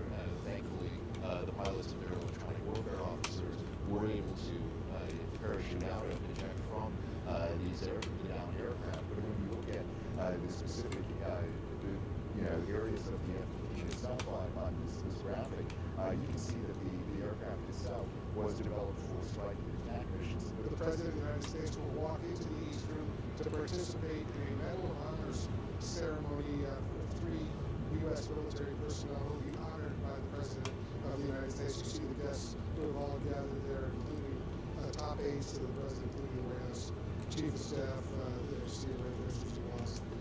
And we're going to have live coverage of all of this coming up, including the opening statement that the President will make after we hear from the chaplain who wrote the invitation. The President will make a statement on the war in Iran. Yeah, that's right. And it's notable, Alina, because the President so far has spoken with various reporters from different outlets. He's given mixed messages on the timeline. He's released video on his social and tweeted. But this is not, he has not actually publicly addressed the country in a live event like this. So this is significant. So it absolutely is. And a key question I have, of course, is he's actually going to take questions. This is, from what I understand, and talking to the White House about this, is that he's going to be giving these brief remarks at the top of this ceremony before the ceremony continues. I'm not sure if there actually will be an opportunity or if this is the right setting for questions, but a lot of reporters, you can see in there, eager for that. And look, and I want to show receipts in the morning's interviews. You're seeing the Defense Secretary, Pete Hegseth, next to him, Doug Collins of Veterans Affairs. Then we also saw Dan Kane, who was speaking this morning with Hegseth. That was the first time we actually heard from any senior administration officials really in person since all of this started. A huge moment here for the President, how he's actually going to set the tone for this first, in-person event that he's doing, briefing on what happens. Yeah, we just had Pearl on, and he was talking about how unusual it is for, in terms of a break of protocol, to hear from the Defense Secretary live, and then hear from the President. And I think one of the key questions is this idea of regime change, because the President had indicated early on that this was about regime change, calling for the Iranian people to rise up, but we heard the Defense Secretary today say, no, that Yeah, and we'll see what the president actually says this morning. I mean, the messaging this week, and that's why I think this is such a big moment right now, where we're waiting here for the president. The messaging has been so inconsistent in the lead up to these attacks, but then also particularly after this weekend. And I do think, go back to what we heard the president say in that first video address Saturday morning in the immediate aftermath of these strikes, where he did say, he effectively called on the Iranian people, rise up and overthrow your government. He said this is going to be kind of a once-in-a-generation type of opportunity. That sounds a lot like regime change, calling for regime change to me. And I will note as well that in the many interviews he's done since then, including today with Jake Tapper, he also talked about regime change. One of the notable things from that interview with our colleague was that he said he doesn't know who they're going to select as the person to replace Iran's supreme leader now that the Ayatollah has been taken out. And he said a lot of the people who they thought might actually be in line to replace him, they actually killed. And so that's going to be a key question as well moving forward. But it doesn't totally line up, as you mentioned, with what we did hear from the defense secretary this morning. And also, early on, you had said that there was an imminent threat from Iran, and as part of justification, administration officials have said that U.S. military members overseas at bases were at risk from Iran. But since then, we learned from our reporting that Pentagon briefers told congressional staff that there wasn't intelligence that there was some sort of imminent threat against U.S. service members. And as you noted, the communication really has been all over the map. No, I mean, that was remarkable to me that they got on the phone with health staffers, essentially, and we were told, we knew that was going to come there. They are going to brief the full Senate and the full House later this week, top administration officials. But actually, that call yesterday, that briefing with staffers, was, I think, the first opportunity people, particularly lawmakers in their offices, had an opportunity to ask questions of the administration, for them to admit that there wasn't this preemptive strike, despite that is what was being said publicly by top people in the administration, is a big deal. And I think this is going to be one of the key questions, of course, as we report. We've heard from a number of lawmakers already saying that they want, and immediately to have everyone come back in Congress to have a vote on the War Powers Resolution. I mean, this is a huge issue for a lot of them, that they weren't given not only a heads up, we do know that the Gang of Eight were given calls, members of the intelligence committees and leadership in Congress given a call by the Secretary of State, Marco Rubio, but broadly, Congress believes that they needed to sign off on this. And so that is another major question that we haven't really actually heard the administration answer for, how they're going to deal with that moving forward. I want to bring in Democratic Congressman Gregory Meeks of New York as we wait for the president. He's the ranking member on the House Foreign Affairs Committee. Congressman, what are you looking to hear from the president in this moment? What's the plan? It seems to me that there is no plan. If there's no plan, then you plan to fail. As you just articulated, it seems to be completely inconsistent, where the president at one time says that it's about regime change. He admits that it's a war. He then says that there's an imminent threat.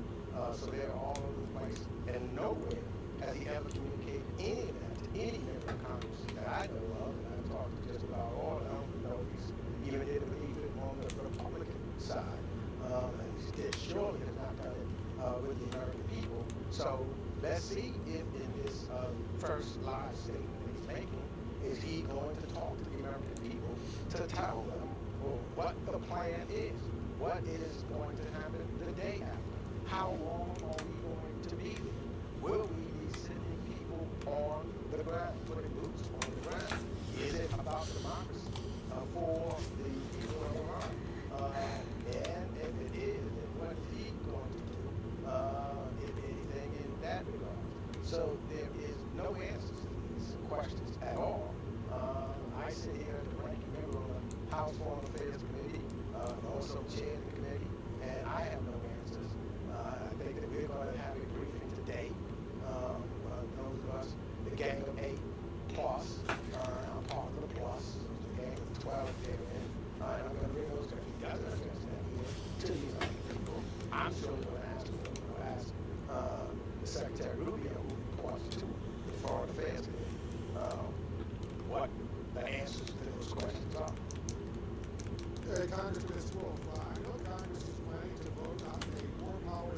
resolution later this week, but even if it passes, and that's still a huge if at this point, it's subject to a presidential veto. So realistically, can Congress really do anything to rein in the president's power in this war beyond a symbolic review? But the first thing it will show clearly where the American people are. And I think the American people have the right to know where their members of Congress stand. So therefore, that vote is critical in that nature, first of all. If he, as it's been shown in some of the polls already, that he is a very unpopular war, he continues to go against the will of the people. Now, Congress will have another chance, I believe, if this takes longer than 60 days, because this resolution that's coming on the floor is not an authorization for the utilization of military weapons. And so that vote will come back to the Congress if you want to continue to fund it and fund it as necessary in 60 days thereafter. So this is a two-step dance. This is the first step. Let's see where Congress is and where the American people are and their representatives on the record. And then there will come another time of utilization of military weapons. Stick around if you would, Congressman, as we wait for President Trump's remarks. We're going to squeeze in a quick break and we'll be right back. Connections across Africa are reshaping business, creating opportunities like now.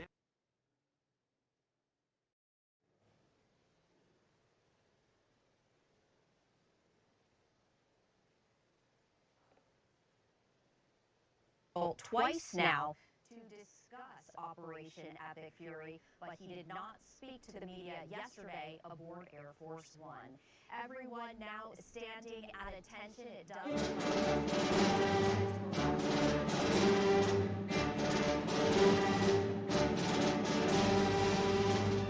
Ladies and gentlemen, the President of the United States, Donald J. Trump.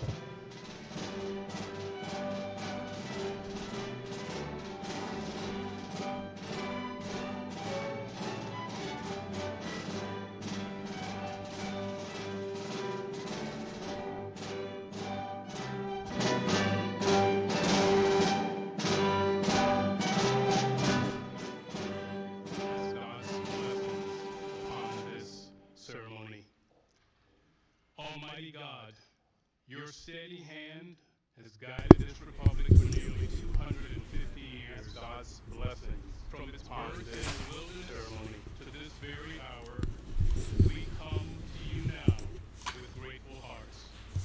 We assemble here today to honor men who, when the test came, were steadfast and unmovable. We thank you for the unyielding conviction of Master Sergeant Roderick Edmonds, who looked evil in the eyes and did not flinch. We thank you for the battlefield grit of Command Sergeant Major Terry Richardson, courage that saved lives in Vietnam and courage that stands before us today. And Lord, we thank you for Staff Sergeant Michael Wallace, who, in a final selfless act, made his own body a shield for France. When prayer becomes propaganda.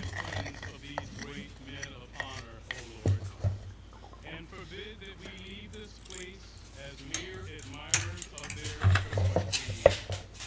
Plant in our hearts the measure of their courage, that we might prove worthy of the freedom for which they and generations before them defended.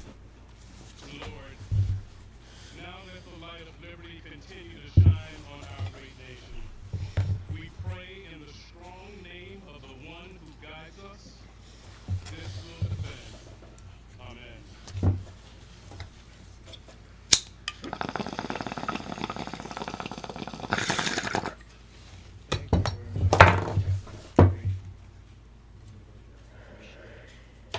And thank everybody for being here, and please feel free to sit.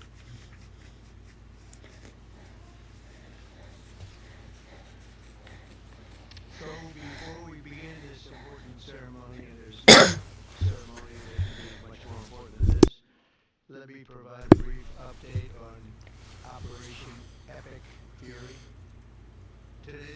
States military continues to carry out large-scale combat operations in Iran to eliminate the grave threats posed to America by this terrible terrorist regime. Following our obliteration of Iran's nuclear program in Operation Midnight Hammer a short while ago, we warned Iran not to make any attempt to rebuild at a different location because they were unable to use the ones we so powerfully blew up. But they ignored those warnings and refused to cease their pursuit of nuclear weapons. In addition, the regime's conventional ballistic missile program was growing rapidly and dramatically, and this posed a very clear, colossal threat to America and our forces stationed overseas. The regime already had missiles capable of hitting Europe, and our bases, both local and overseas, and would soon have had missiles capable of reaching our beautiful America. The purpose of this fast-growing missile program was to shield their nuclear weapon development and make it extraordinarily difficult for anyone to stop them from making these highly forbidden by us nuclear weapons. We will want And that's a bingo, ladies and gentlemen. Oh, just in time. Excellent. didn't have the courage to say so. On to a new card. An Iranian regime armed with long-range missiles and nuclear weapons would be an intolerable threat to the Middle East, but also to the American people. Our country itself would be under threat, and it was very nearly under threat. I was very proud to have knocked out the Iran nuclear deal by President Barack Hussein Obama. That was a horrible, horrible, dangerous document. They would have had nuclear weapons 3 years ago, and they would have used them. But I'll not let that happen. For almost 47 years, this regime has been attacking the United States and killing Americans. Every time you see someone with missing arms and legs, or a face that's been absolutely shattered violently, it was almost certainly caused by an Iran roadside bomb. They were put there by General Soleimani, who was the father of the roadside bomb. Very proudly, he thought, but I terminated him in my first term. This was our last best chance to strike what we're doing right now and eliminate the intolerable threats posed by this sick and sinister regime. And they are indeed sick and sinister. Our objectives are clear. First, we're destroying Iran's missile capabilities, and you see that happening on an hourly basis, and their capacity to produce brand new ones, and pretty good ones they make. Second, we're annihilating their Navy. We've knocked out already 10 ships. They're at the bottom of the sea. Third, we're ensuring that the world's #1 sponsor of terror can never obtain a nuclear weapon. Never going to have a nuclear weapon. I said that from the beginning. They're never going to have a nuclear weapon. They were on the road to getting one legitimately through a deal that was signed foolishly by our country. And finally, we're ensuring that the Iranian regime cannot continue to arm, fund, and direct terrorist armies outside of their borders. There we go. There's another. We thought we had a deal, but then they backed out. And they came back, and we thought we had a deal, and they backed out. I said, you can't deal with these people. You've got to do it the right way. Today, we grieve for the 4 heroic American service members who have been killed in action, and send our love and support to their families. In their memory, we continue this mission with ferocious, unyielding resolve to crush the threat this terrorist regime poses to the American people, and a threat indeed it is. We have the strongest and most powerful by far military in the world, and we will easily prevail. We're already substantially ahead of our time projections, but whatever the time is, What? it's okay. Whatever it takes, we will always. Your initial time projection was a couple days. We're past that. Yeah, you said that yesterday. Now you've been saying longer. See? But you're ahead of schedule. President wants to do it really quickly. After that, he'll get bored. I don't get bored. There's nothing boring about this. Do you agree with that? I have not heard one talking head say that he would get bored. Nothing boring about it. Somebody actually said from the media, I think you'll get bored after about a week or two. No, we don't get bored. I never get bored. If I got bored, I wouldn't be standing here right now, I guarantee you that, to go through what I had to go through. We also projected 4 weeks to terminate the military leadership, and as you know, that was done in about an hour, so we're ahead of schedule there by a lot. But please join me in thanking every American service member who bravely is standing in harm's way. They really are incredible, and I just want to thank you. We have a lot of them right here. Thank you very much. Thank you.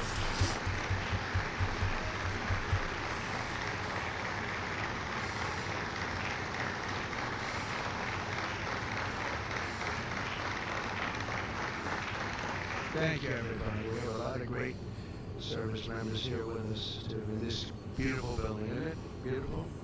We're adding on to the building a little bit. We're improving the building. See that nice drape? When that comes down right now, you see a very, very deep hole. But in about a year and a half from now, you're going to see a very, very beautiful building. And there's your entrance to it right there. In fact, it looks so nice, I don't think I'll even, I think I'll save money at the doors, because it can't get more beautiful than that. I picked those drapes in my first term. I always like gold. But you can save a lot of money. I just saved curtains.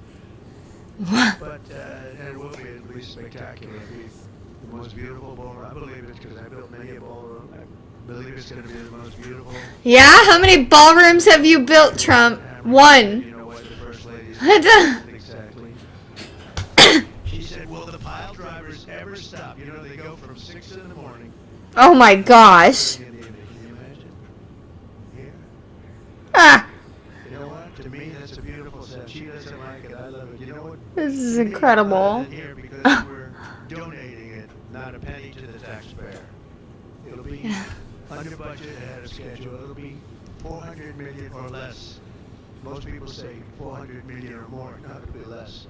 But when I hear that sound, that beautiful sound behind me, it means money, so I like it. But my wife isn't thrilled. She said, this is getting crazy. I said, don't worry about it. We'll be all finished up in a few months. But now for the reason that we're gathered this morning to Okay, yeah. He finally listened to the people in his ear. incredible American heroes, one living and two no longer with us. So together, we recognize the exceptional valor of Master Sergeant Roderick Edmonds. And maybe I could ask you families to stand because they're beautiful families. I got to meet them. Please.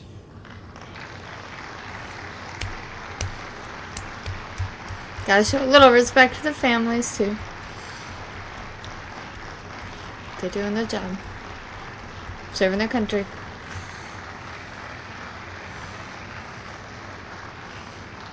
So Staff Sergeant Michael Hollis and Command Sergeant Major Terry Richardson, as they receive our nation's highest military award, the Congressional Medal of Honor. And we're pleased to be joined by Secretary of War Pete Hegseth. Busy, he's busy, very busy guy. In fact, they said if you want Pete, you can avoid it. General Raisin Kane also, and they said, we don't avoid this one. This is one you wouldn't avoid for anything, right? So we appreciate that you're here. Secretary of Veterans Affairs, who's doing an incredible job, Veterans Affairs. Doug Collins. Doug, thank you. You stand up, Doug. You're doing such a good job. 92% approval rating. Chairman of the Joint Chiefs of Staff, General Dan Kane, who's known as Raisin Kane. I like to wear that name, Raisin Kane. They said, if it's true, you're my guy. And it's true. It's true. It's very true. He's a great guy and a great general. Secretary of the Army, Dan Driscoll. Army Chief of Staff, Randy George. Thank you. Thank you both, Dan. As well as Senators Tom Cotton, Bill Harry. You guys were great on television this weekend. I'll tell you what, can't have a better representative than both of you. Thank you very much. And Representatives Tim Burchett, Jack Bergman, and Nicole Maliatakis, so we have a few others sitting here, but I'm not going to go through it because we have far more important people to honor today. Oh, we have Tom Holman. I got to at least mention Tom Holman. I would be stand up, Tom. What a job. Zero people coming in. We had millions and millions of people pouring into our country now. I'm not even sure I can believe this number is zero, but it is given out by Democrats. Democrats from the left. At the rate for the last 9 months, we had 0 people come illegally through our border. Right, Tom? So I want to thank you very much. And I also want to salute 6 former Medal of Honor recipients: William Swenson, Jim McLaurin, Walter Marm, Thomas Payne, Sammy Davis. Sammy Davis. We have a big story here, Sammy. You've heard that all your life, I'll bet, huh? And Boy. Edward Byers, stand up, please.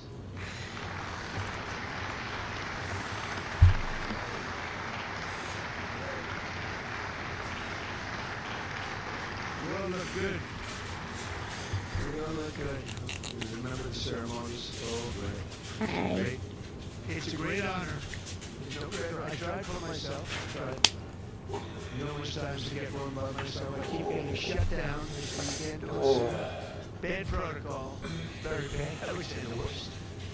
But I'm only kidding. You have to say I'm only kidding. Otherwise the press will come out with, which they actually did. Oh my gosh. Congressional Medal of Honor, but it's been shut down. But now you are brave, amazing people. I want to thank you all. In 1941, Roddy Edmonds of Knoxville, Tennessee, enlisted in the U.S. Army and soon rose to one of the youngest master sergeants in the military. In 1944, he sailed to Europe to fight in World War II. He was so enthusiastic and young and full of vim and vigor. I'll be right back. Roddy soon found himself on the front lines of the Battle of the Bulge. That was a big one. Massively outnumbered by enemy forces, his 1,200 soldier unit fought valiantly until they were completely overrun. The force was massive on the other side, many times the number. After a 4-day death march, one that was covered very well by the history books through bitter cold, they were put into a German POW camp. Roddy was the top-ranking infantryman in the camp. He was number 1, meaning he was responsible for the lives of his fellow service members. On July 26, 1945, a Nazi SS officer issued an order over the camp loudspeaker, loud and strong. He said that only American Jews were to show up to roll call following this morning. He added, all who disobey this order will be shot immediately. There were more than 200 Jewish American soldiers in the camp, and Roddy knew their separation from the group would mean certain death. So that night he summoned his team and devised a plan. The next morning, all 1,200 American men fell in line together, shoulder to shoulder. Enraged, the Nazi commandant rushed forward, drew his Luger pistol, and pressed the barrel between Sergeant Edmonds' eyes. He barked at Roddy.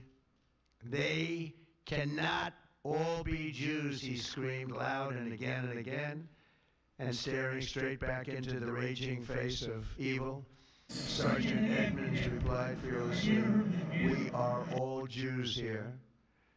The Nazi officer lowered his weapon and the soldiers erupted in cheers. With total disregard for his own life, Roddy had saved over 200 of his fellow service members. Their camp was liberated 2 months later. We're honored to be joined today by Roddy's son, Chris. Please stand up as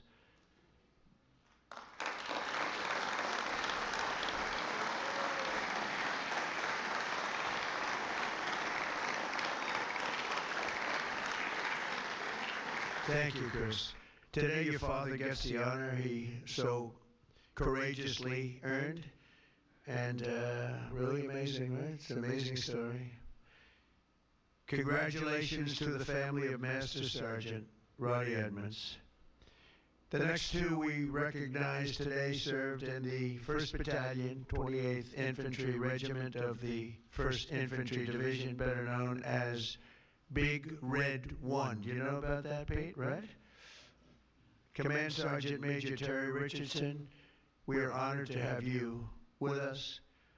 On September 12, 1968, 102 brave men of Terry's Alpha Company were asked with securing Hill 222 deep behind the enemy's line in Vietnam. They didn't know it at the time, had no idea, but the area was totally infested with nearly 300 enemy bunkers and many, many enemy soldiers, far outnumbering them by at least 4, 5, even 6 to 1.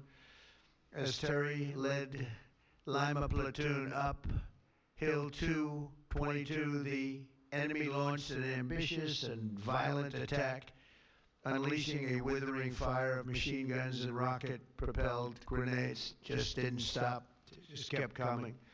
Pinned down in hell on earth, Terry summoned unimaginable courage. 3 times he exposed himself to enemy fire to rescue severely wounded comrades, and 3 times he dragged them back to the group.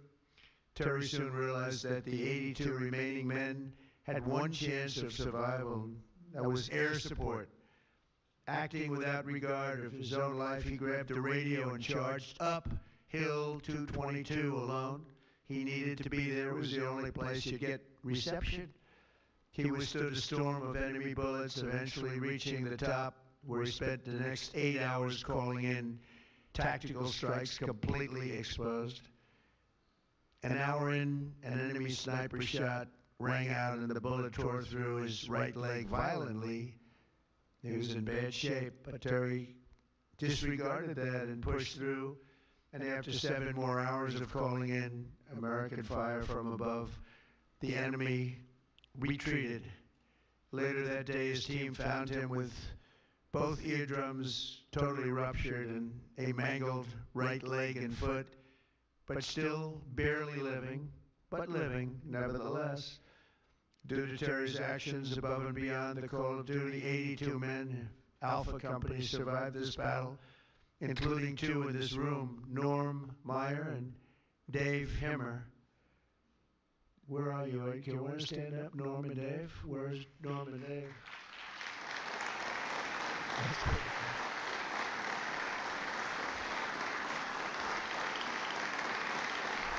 Pretty good.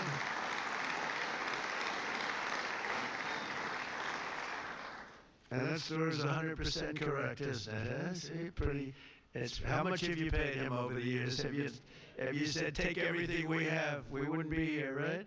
That's great. That's a great story. Terry, today you enter the ranks of the bravest warriors ever to stride the face of the earth. Please stand up, please. Thank you.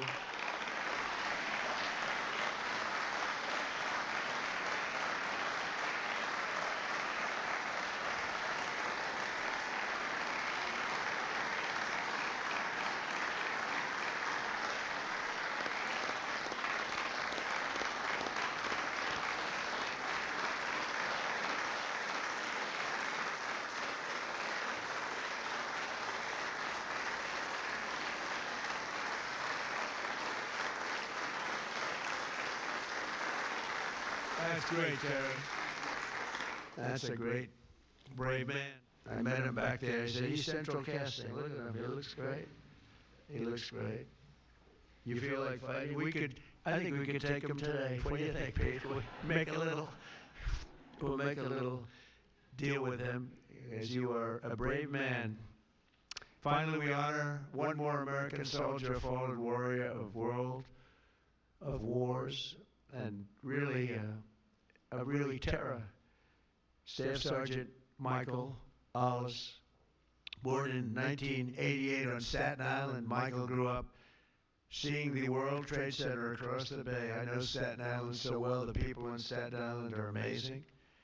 After 9/11, Michael enlisted in the Army, and by 24 years old, he was locked in. He loved it. He wanted it so badly.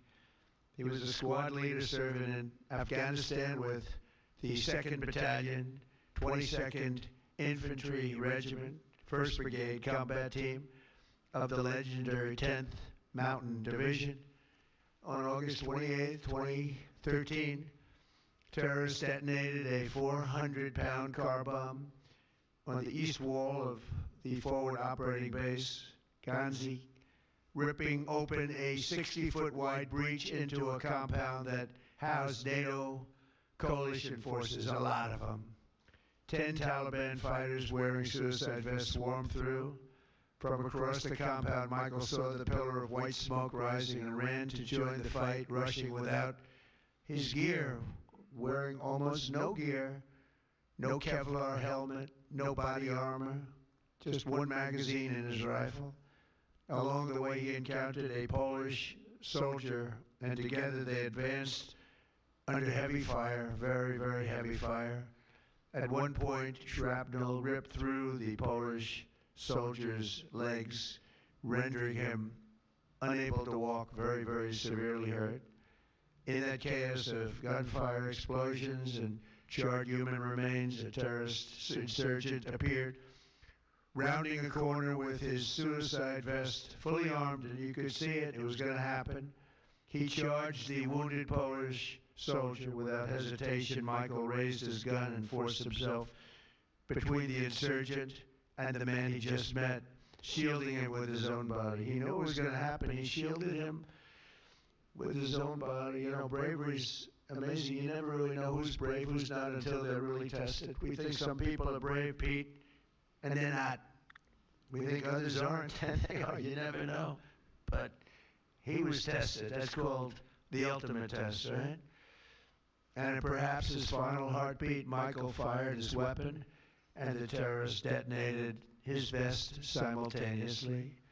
Staff Sergeant Ollis was killed just weeks before his 25th birthday, and nobody was any more brave than that. In his final act on earth, Michael absorbed the blast, sparing the life of that Polish warrior, who we're grateful to have in the room with us today, Second Lieutenant Carol Sierpika.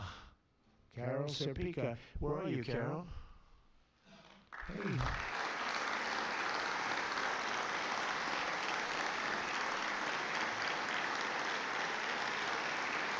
Would you like to come up? Please. Please. I'd love to have you come up. Thank you, Carol.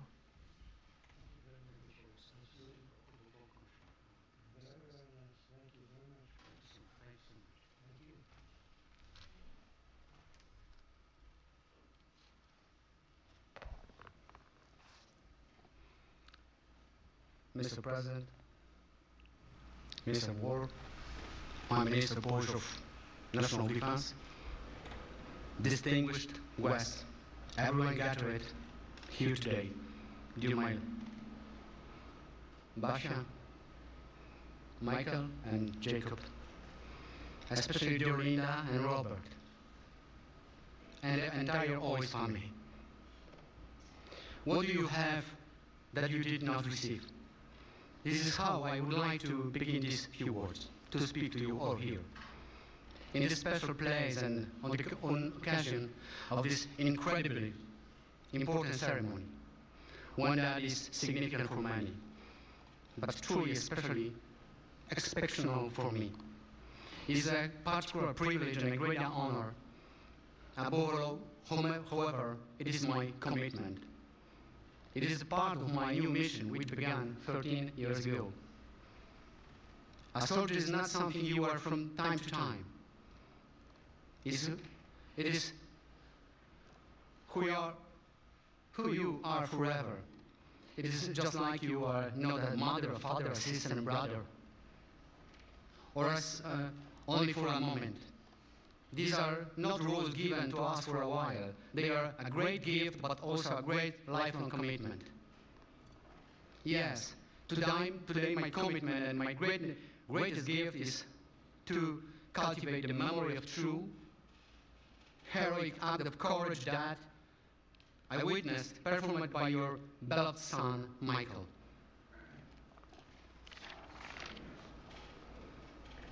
Please forgive me if my words have not fully captured what I truly feel today. However, sometimes words are simply not enough. I am deeply moved, happy, and grateful to God for my service, for my parents, for my family, for my beloved homeland Poland, for my second family from Staten Island, and for my second homeland America.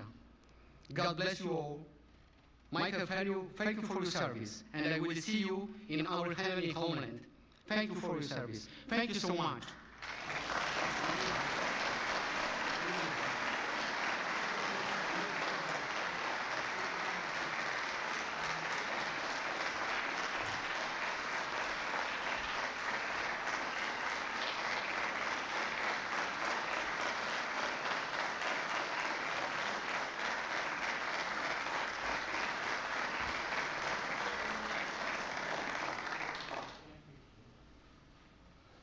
And Carol is joined by his wife and their two wonderful sons, Jacob and Michael. Michael is named after the American hero who saved his father's life.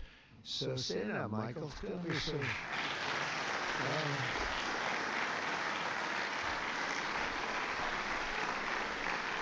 That's great.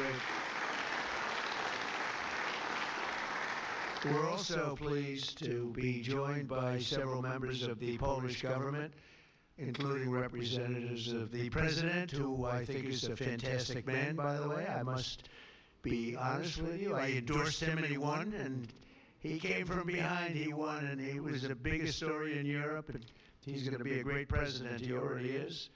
But as well as Poland's Minister of Defense, to honor the blood and sacrifice that has helped seal the Polish-American bond. We have a great bond. We have a great relationship with your country. And I just want to thank you to Michael's parents, Bob and Linda. Your son's selflessness in the face of real evil reminds us of the courage that keeps our country free. And I just said the genetics in that family are very strong, right? I said that before. All three families, I said, good. I see some of the young ones today. And I said, you have good genes. They were asking me, what does that mean? I said, don't worry about it. You'll figure it out. But you have the best genes you can have, actually. So thank you for giving America your beloved son. And now I would like to ask the military aide to come forward and read the citations, and then we will do the honors. Thank you all very much. This is a tremendous honor for me to be here. Thank you. Please, military aide. I'll be right back.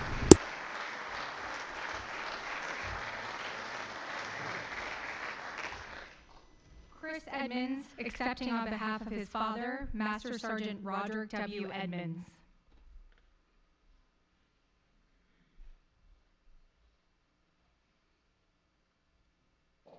The President of the United States of America, authorized by Act of Congress, March 3, 1863, has posthumously awarded in the name of Congress the Medal of Honor to Master Sergeant Roderick W. Edmonds, United States Army.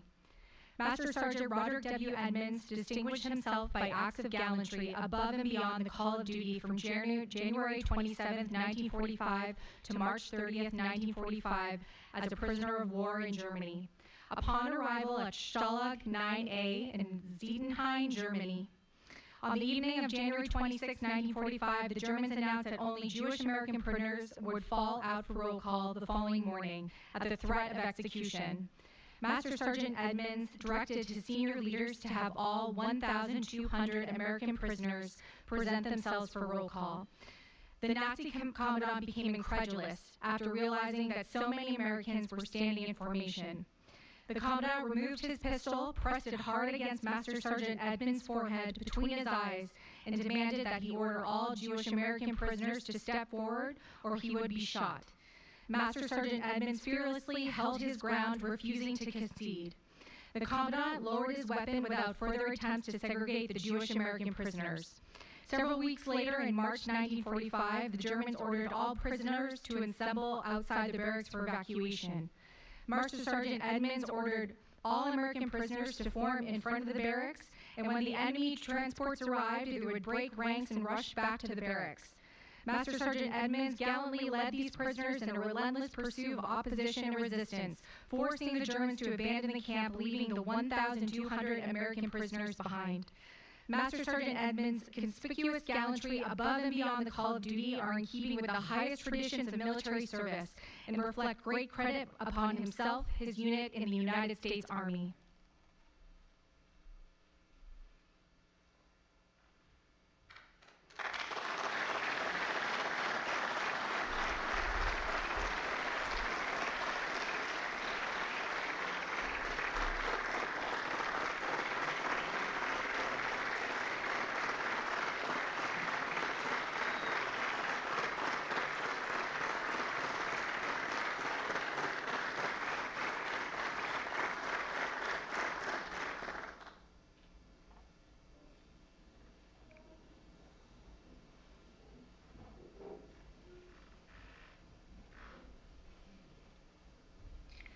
Command Sergeant Major Terry P. Richardson.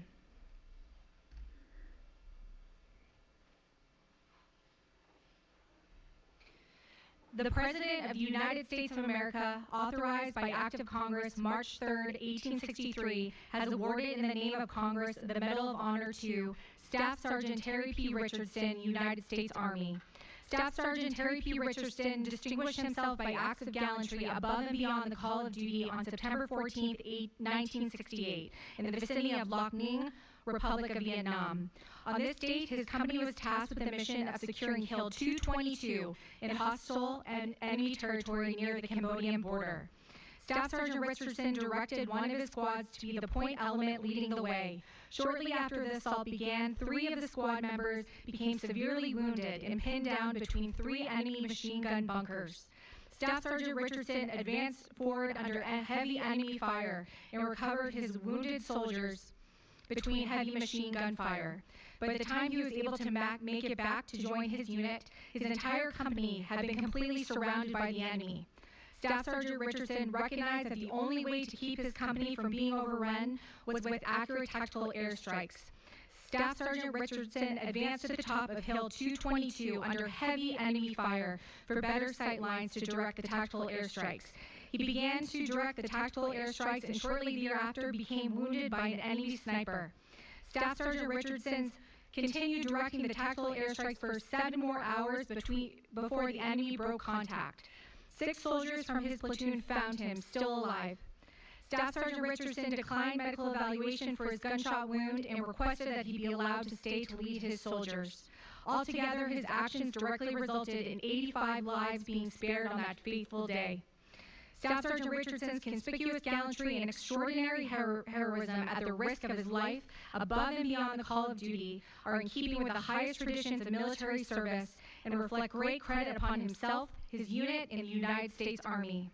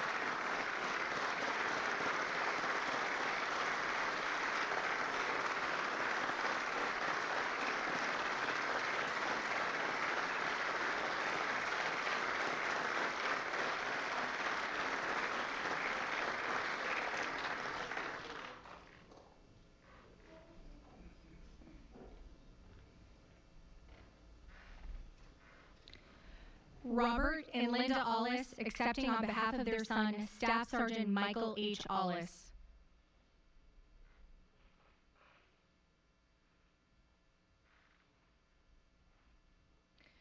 The President of the United States of America, authorized by Act of Congress March 3, 1863, has posthumously awarded in the name of Congress the Medal of Honor to Staff Sergeant Michael H. Ollis, United States Army. Staff Sergeant Michael H. Ollis distinguished himself by acts of gallantry above and beyond the call of duty on 28 August 2013 in Afghanistan. On this date, a complex enemy attack involving multiple vehicle-borne improvised explosive devices, suicide vests, indirect fire, and small arms fire was launched against Forward Operating Base Hanzi. Staff Sergeant Aulis ordered his fellow soldiers to move to bunkers to shield themselves from enemy fire. After accounting for his soldiers, he moved toward the enemy force that had penetrated the perimeter of the Forward Operating Base. Staff Sergeant Aulis located a coalition forces officer, and together they moved toward the point of attack, armed with only their rifles. Upon reaching the attack point, they linked up with other friendly forces and began a coordinated effort to repulse the enemy. While under continuous fire, Staff Sergeant Aulis moved from position to position, engaging the enemy with accurate and effective fire. While fighting along the perimeter, an insurgent came around the corner. Staff Sergeant Aulis fired on the insurgent and incapacitated him, but as he approached the downed insurgent, the insurgent's suicide vest detonated and mortally wounded him. Staff Sergeant Aulis' exceptional courage and complete disregard for personal safety were in keeping with the highest traditions of military service and reflect great credit upon him, his unit in the United States Army.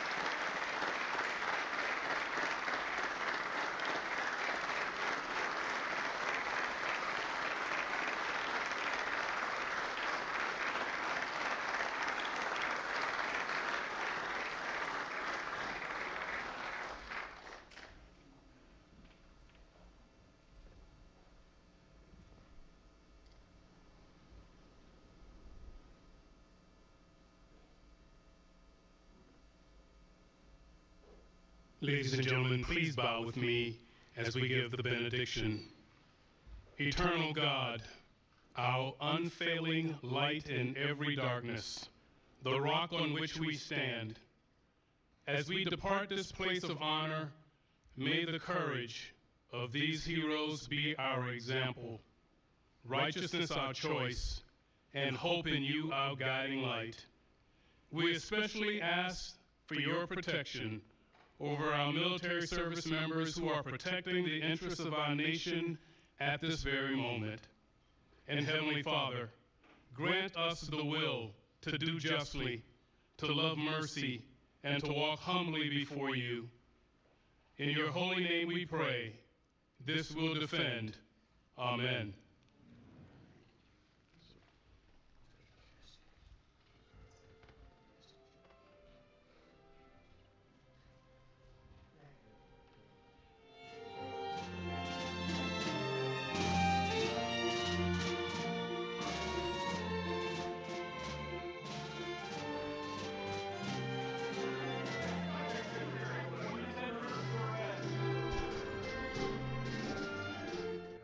And that concludes the Medal of Honor ceremony, where President Trump began with remarks on Iran. As you take a live look right here, we are expecting these cameras to turn off momentarily. I did want to share this with you, a live look of the exterior of the White House. President Trump discussing the very latest developments in Iran, as we were hearing from him, stating that this operation could last for 4 to 5 weeks.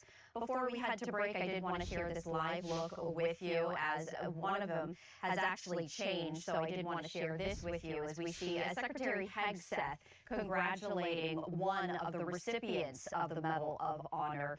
And we were hearing from Secretary Hegseth earlier today as he was discussing the very latest developments of Operation Epic Fury. We are going to just step away for a moment. We have a lot more live coverage to come. Stay with us.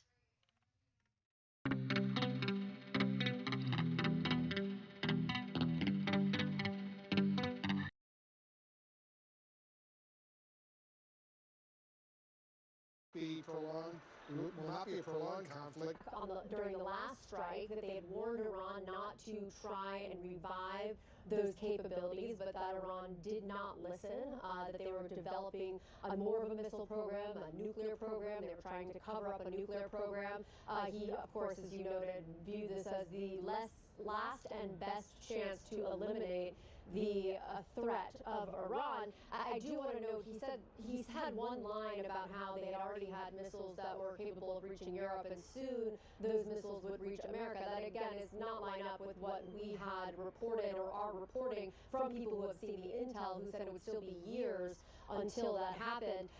But I do want to go through just quickly, because I think Americans are wanting to know. He did tick through what the objectives are, and again, this leaves him room because these are open to interpretation, or at least some of them are. Destroy missile capabilities and capacity to produce new ones, annihilating the Navy, stopping nuclear ambitions, and then essentially ensuring that Iran cannot arm, fund, help terrorist armies outside of their borders. And I do know from lawmakers who had spoken to Trump, particularly these Iran hawks, part of the selling point of this had been this idea that until you knock out Iran, cut the head off the snake, then you can't really have peace in the Middle East, because they are funding all of these outside terrorist groups.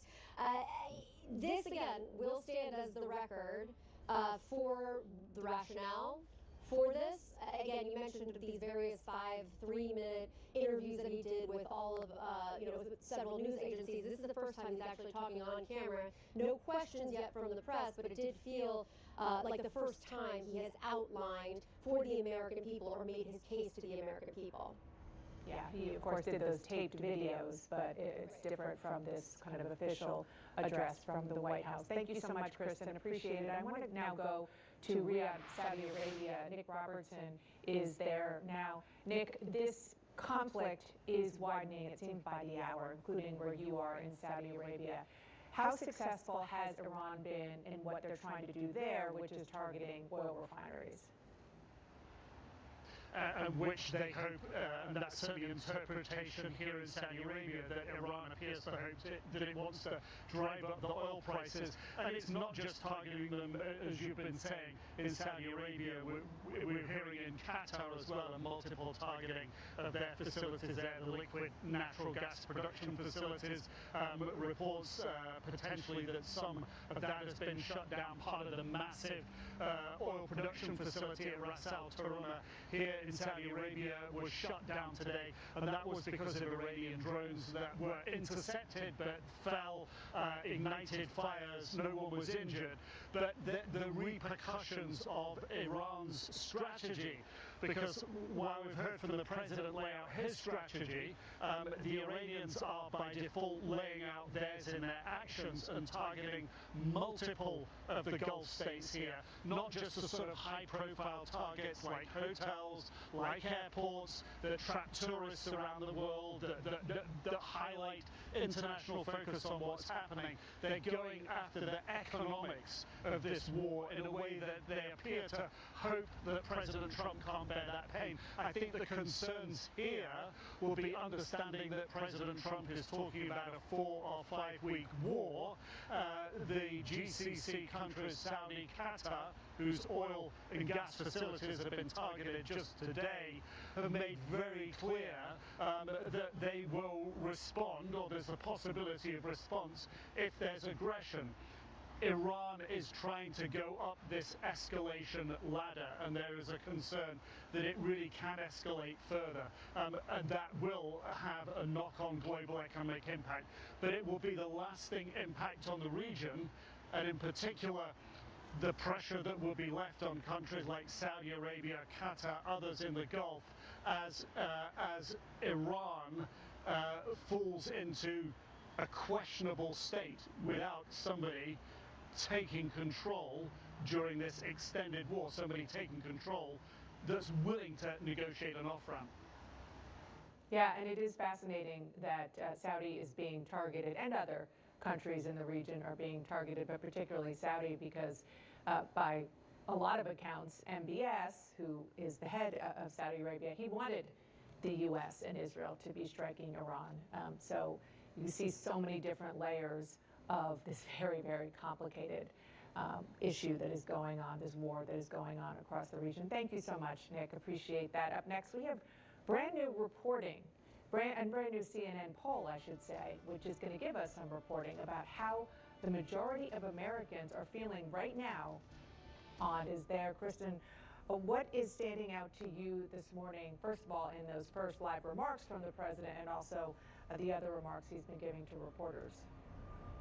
Yeah, Dan, I think that the real consequence of what President Trump just did, these live public remarks, this is really the first time we have an on-the-record description from President Trump of why we had gone in for these strikes, why, what the objectives are, what the timeline is. This will serve as that record, and history, of course, will judge based on what happens at the end of all of this. Now, I did notice President Trump gave himself some wiggle room here. Nothing was definitive, and that's what we've seen really across the board in terms of 4 to 5 weeks. But then at one point he said part of the objective was to crush the leadership in Iran. They had already gotten through that, so they were ahead of schedule. But then, as you noted, he also said it could go much longer.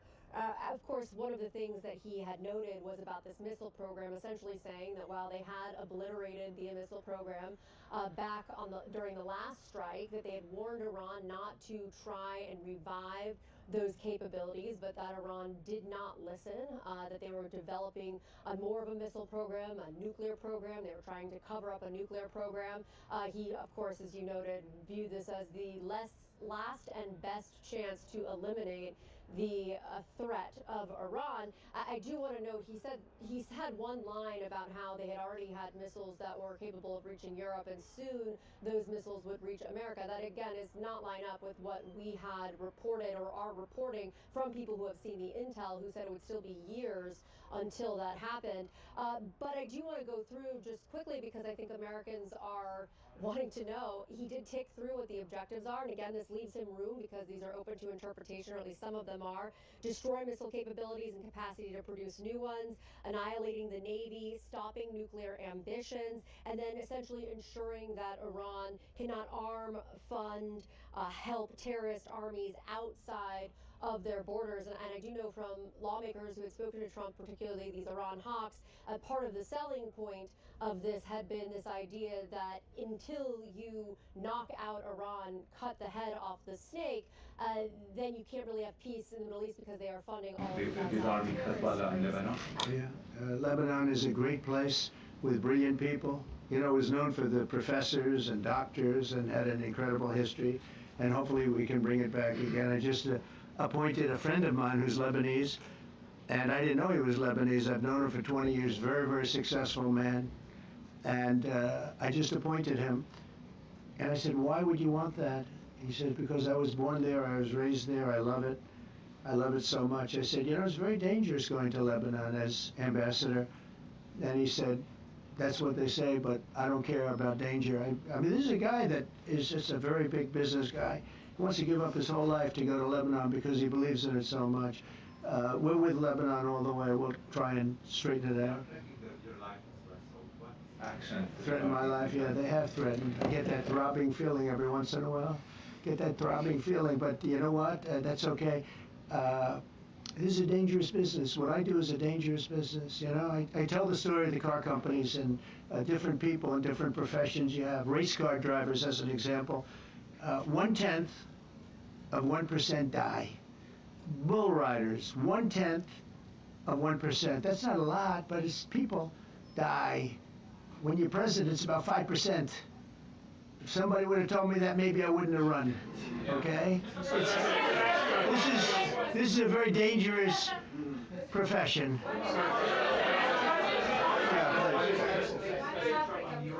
By the way, so many questions. Should we keep this going, Pam? This is the opposite of Biden. Biden would take a half a question and he'd leave without answering it. Go ahead. On Iran. You tell me when it gets boring. Okay? If Iran. Are you from Iran? No, I'm not from Iran. I'm from the UK. But if the intelligence reports conclude that Iran can enrich uranium to a level that concerns you, would you consider bombing the country Sure, again? without question, absolutely. Have you had any Turned out to conversations? be unbelievable.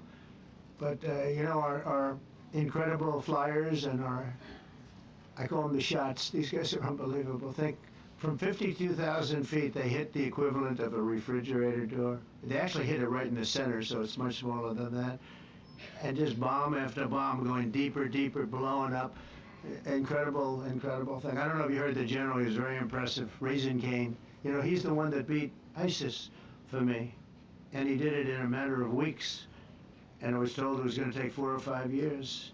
And when I got this job, I always said, if I get this job, I'm going to put that guy as the head of the Joint Chiefs of Staff. And Dan Cain, and he, when I heard his name was Raisin, his nickname is Raisin Cain. I said, you got to be kidding. So I liked him right from the beginning, but he knocked out ISIS in a time that nobody ever thought possible.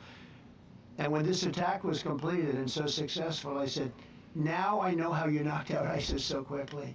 But we have the best people, we have the best equipment in the world. You know, I rebuilt the military during my 4 years, during my other term. We have the best equipment in the world. The problem is we gave away, you know, a lot of it, but small relatively speaking. We gave a lot of it away to Afghanistan. Shouldn't have happened. That just shows how incompetent they were. They gave all that equipment away, billions and billions of dollars worth. Shouldn't have happened, but that was small compared to what we have. Now we have a great military with great people. Okay. Yeah, please. Mr. President, congratulations. A couple of very different questions. One is Rwanda, 1994. As you grew up in New York, we all knew how horrific those attacks were.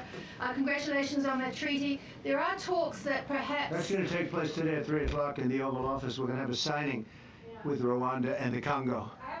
So I'm a little out of my league in that one because I didn't know too much about it. I knew one thing. They were going at it for many years and with machetes. It is one of the worst wars that anyone's ever seen.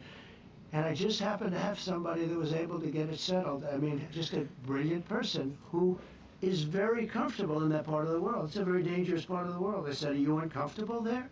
People are being killed. School children are being raided and killed. And I don't even want to say how, but as viciously as I've ever heard. Are you uncomfortable? No, that's the part of the world that I know. Very comfortable.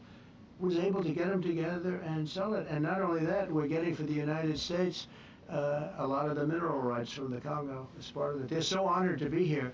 They never thought they'd be coming to. Look, this is a very tough part of the world. They never thought, they were just telling me, they never thought they'd ever be coming to the White House, and they're so honored. And so we're going to give them a great big reception, but that's after many years of fighting. It's a great thing. That's at 3 o'clock, I believe. Sir, are you concerned at all about secret nuclear sites in Iran? You talked about maybe just secret nuclear sites? Yes, that there might be some of those. Not really.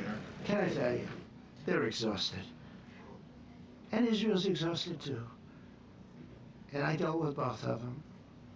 And they both wanted it settled, both of them. And we did a great job, but they're exhausted. The last thing they're thinking about right now is nuclear. You know what they're thinking of? They're thinking about tomorrow, trying to live. It's such a mess. It's such a mess. The place was bombed to hell. And no, I'm not worried about it at all. And I'm putting out a little statement. I'm going to respond to the Ayatollah's statement yesterday that we won the war. Oh, God, we won the war. And I said, look, you're a man of great faith, a man who's highly respected in this country. You have to tell the truth. You got beat to hell. And Israel was beat up too. They were both beat up. And it was a great time to end it. It was quick. They got the hate out. There's a lot of hate, a lot of hate. It would be great if they didn't have that hate. But the last thing they're thinking about is nuclear weapons right now. Please. Thank you, Mr. President. Iris Howe with NTD Research Media with the Epoch Times. Thank you so much for doing this. It's very refreshing for all of us here in this room. It's refreshing? Very refreshing, yes. We haven't had this in, I understand what you mean. So thank you so much for coming out here. Other than Caroline's done a great job. Yes, sure. You're referring to the past administration, not to Caroline, right? Yes. Back to the ruling today, if you don't mind. So you have always talked about winning for the American people. Right. How do you think today's ruling will enable you to further deliver for American families and workers across the country, not only when it comes to immigration, but also when it comes to trade energy, what actions are you most eager to move forward Well, I with think now? taking power away from these absolutely crazy radical left judges is a tremendous, this is such a big day. This is such a big day. It's like, it's sort of sad because we're doing the signing at 3 o'clock, and this may very well dominate the signing of a big war that was going on and really affecting the continent of, think of it, the entire continent of Africa was being affected, and we're settling that war today, and this will probably be your headline. But this is a very big moment, and it gives power back to people that should have it, including Congress, including the presidency. And it only takes bad power away from judges. It really doesn't take power. It takes bad power, sick power, and unfair power.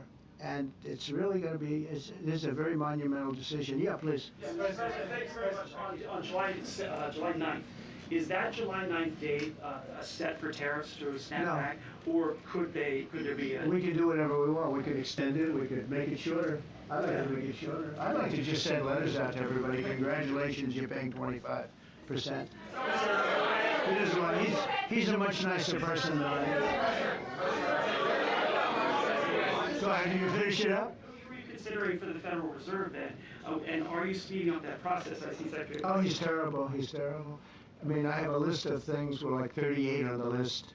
We pay, Cameroon and different places are paying the same as us. Because, you have somebody sets a rate at 4% or 4.5%. It's hard to go out and say we should be paying 1% when you have your so-called experts doing that. And the sad part is, as per the question that you asked about tariffs, we've had the tariffs, and we have less inflation than we had before.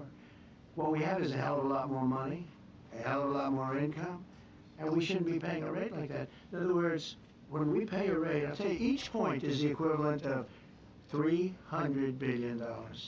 So if we had it down 3 points, because I think we should be at 1, you have Switzerland is at 0.25, in other words, 25% of 1%, and they're the number 1 right now, but we should be the number 1. And soon you're going to have, I think, you're going to have where the people will pay, will pay, like we had a few years ago, where you put up money, you loan money, and you actually, instead of paying, you get paid. I love that. I don't know if it's any good, but I love it, where you put up money and you get paid. But we should be in a category, so we should be at the top of the list, not toward the bottom of the list. But we have a man who's not a smart man, and he probably has Trump derangement syndrome. And he's just not a smart person. What he's doing, though, is hurting us for years to come. Because if we borrow money at 2 points higher than we should be paying, that's $600 billion. Wouldn't you say those numbers are about right, Scott? So it's 2 points would be about 600, actually more than that, but about $600 billion, all because the guy doesn't want to lower the rates. He's doing the service, a very disservice, and then he goes up, talks about, I'd like to see costs come down. He gets up and he does his little thing for 5 minutes, then he goes out and he goes back to the beach. He goes, I'd like to see costs come down. Well, he could lower the interest cost by $900 billion a year. All he has to do is lower rates. And everybody's saying, I was watching some of the business shows today, and they're saying, Trump's right. He should really be cutting. The country's doing well. We have no inflation. Now, despite him, we're doing great. But if we got the rates down, we would be a rocket ship. So I think that'll be it. And I just want to thank everybody. This is a really big day. We've had a big week. We've had a big week. We've had a lot of victories this week. NATO was a tremendous victory. The war was a tremendous. Look, we were talking about this for 30 years, about Iran being nuclear. And all I said is it will not be nuclear, and it's not going to be nuclear. And, I want to give credit to a lot of people, and most importantly to our great military. Boy, they put out that fire. Once that happened, once those bombs got dropped, that war was over. That war was over. But I just want to compliment them. Incredible. The general and all of his generals. Pete Hegseth was great. And now I want to compliment Pam. A lot of genius went into this. People, if you don't say it exactly right, if the Supreme Court doesn't get it because it's incorrectly spoken about, and that happens. A lot of cases are lost because they don't say the right words. But I want to correct. She's going to go down as a great attorney general. I may change my mind about that. I don't know. Maybe someday I'll have call and say, I was only kidding. She's going to go down as a great Attorney General. This was a tremendous win, and we've had tremendous wins, but this was a tremendous win today. So I just want to congratulate you and Todd and your whole staff. Very brilliant people. And we can't forget John Sauer, who was with, there's a medical emergency within his family, so he's taking care of that, and we said absolutely. So I just want to thank everybody very much. Thank you.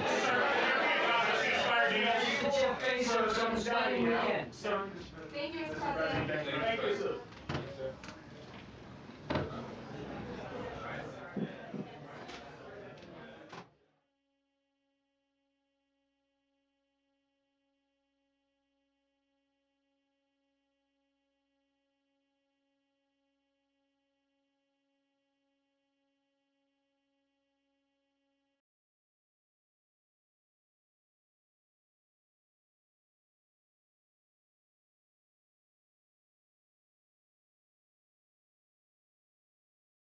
I've said for many years that they threaten not only Israel and not only America. They chant death to Israel, death to America. That's their ultimate target. But I said that they would also target those in between, that they would target Europe. They did. And if this regime, this terrorist regime of the kind we've never seen in the world, if they get nuclear weapons and the means to deliver them, ballistic missiles, intercontinental ballistic missiles, they will threaten all of humanity. So we set out to protect ourselves, but in so doing, we protect many others. And I want to say special thanks to our great friend and a great leader of the world, Donald Trump, for joining us in this crucial effort to save the world. Thank you. Each takes for this war is thank you. Prime Minister, Indian Prime Minister, Indian Prime Minister. Can you say what? All right, so that was the very latest from Israeli Prime Minister Benjamin Netanyahu as he was visiting the attack site there in Bet Shemesh. We are going to just step away for a brief moment. More live coverage to come. Inside cases of three-way face-off with Senator John Cornyn, Texas Attorney General Ken Paxton, and Congressman Wesley Hunt. CNN's Manu Raju hit the campaign trail for a first-hand look at one of the most bitter primary races we've ever seen. We haven't elected a Democrats since 19... Possibility. Look, the president and the secretary both had a chance to say they're not going to send Americans on the ground to fight and bleed and, God forbid, die, and yet they didn't say that. They started this war without permission from the American people or from Congress. It's unnecessary. Their argument, but the president boasting the American people is bogus on its face. We know the Iranians don't have that capacity. They presented nothing to the American people or the Congress to say that they do. And again, they're asking other people's kids to go fight and bleed and die. And there already are dead Americans from this, which is horrible. As a reminder of the cost of war and why you don't go rush into fighting unnecessary ones in the Middle East, that we have a horrible history in this country of spilling precious American blood and treasure. I don't want to see the same thing happen again for another generation of veterans. Congressman, I want you to listen to what your party leader in the House, Hakeem Jeffries, told my colleague Kate Baldwin this morning about where he thinks this war is going. The American people want us to focus on making their life better, making their life more affordable, not getting involved in another endless war in the Middle East that is going to end in failure. Do you agree, I know you agree with the first part because you were making that argument to me in our conversation, that you believe that the focus should be on affordability at home, not what's going on in the Middle East. But what about him saying that it's essentially doomed to end in failure? Do you agree with that? Well, I think what the leader is getting to is an important point here. We don't even know what the objectives are of President Trump and his team. And if you don't understand what the objectives are, there's no way you can have success.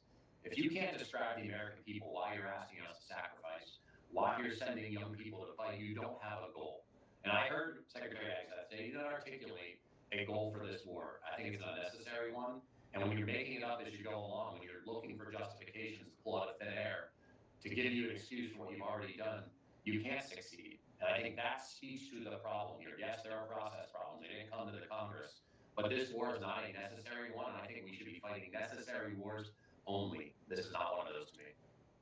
And just real quick, what about the argument that Ted Cruz told me about and others, that Iran was at its weakest point, that they are the state sponsor of terrorism globally, and that if you deal with Iran and you cut off, the head of the snake, then that could help immensely around the world. We're saying you had no indication that any nuclear facilities in Iran had been hit. The Iranian ambassador told reporters that yesterday Natanz had been attacked. So I'm just wondering if you have any information on that, and if you could perhaps give us a clearer sense of what information you have to go on. In your statement, you mentioned that you're not able to reach the Iranian nuclear authorities. So what are you basing this on? What kind of information do you have coming out of Iran? Is there a lag in terms of being able to verify this kind of statement? Yes. No, I will not get into a polemic on that. We stand by what I said before. We haven't seen major military activity targeting the nuclear facilities. We have been looking at different satellite images. There might be something there, but not significant or comparable in any way to what we saw last time. This is, and we are getting information regularly. On the other thing, meaning the contacts with the Iranian safety regulatory authorities, maybe it is due to the interruption of internet services in the country. We don't know. But we haven't been able to reach out to them or for them to respond to the calls from our Incident and Emergency Center, the IEC. Sorry. In the back. Andreas Micic, ORF News Austrian Television Director General. Hello. You mentioned a sense of frustration in your statement this morning. Yes. Is this coming from being in Geneva yourself? You had the impression that the two sides are getting closer, that Iran is willing to give more than back in 2015 with the JCPOA in terms of stockpiling and enrichment. Please share.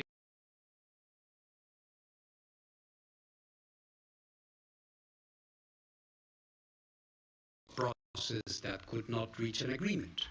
It's a general sense of frustration that I think everybody shares, but in terms of the details, I don't think it would be correct. I'm not the mediator. We were there to provide technical support, explanation, because on occasion at the political tables, things are said, principles are discussed, but as I said in my statement, if you look at it, when it comes to nuclear agreements, principle statements are not enough.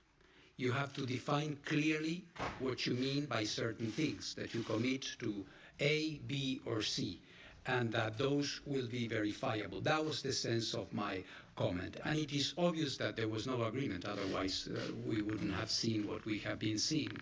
But my hope is also, and I think praise is due to the strenuous efforts by the Foreign Minister of Oman and his team there that were trying to bring the two sides together. I was grateful to him for hosting us also in Geneva, and we hope that this process, or a diplomatic process in general, shall resume. It must.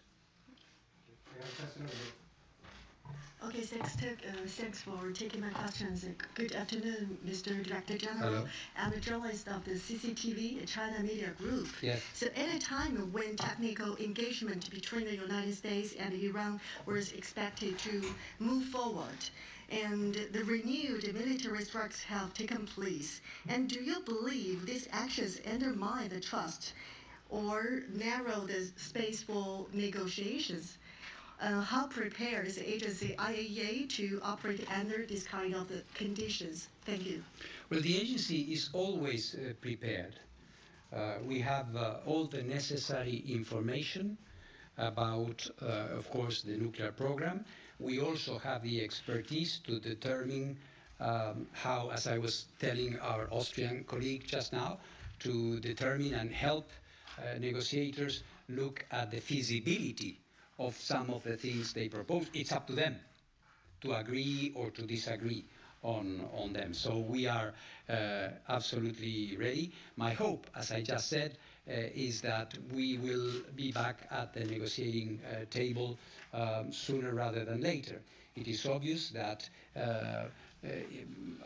after this military conflict ends, and we all hope that this will be very, very soon, we will still need to have a long, durable solution, which will provide a sense of predictability, a sense of certainty for Iran and neighboring countries. So I think that is very important, and the agency has, in my view, an indispensable role to play in that process. We have a question here. Hello, DG. Hello. Hello. Nippon TV. Yes. Sasco Inaki.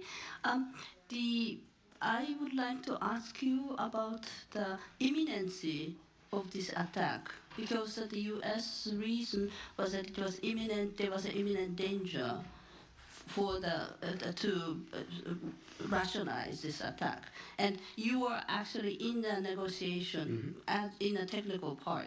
Yeah. Did you have the sense that that danger was imminent?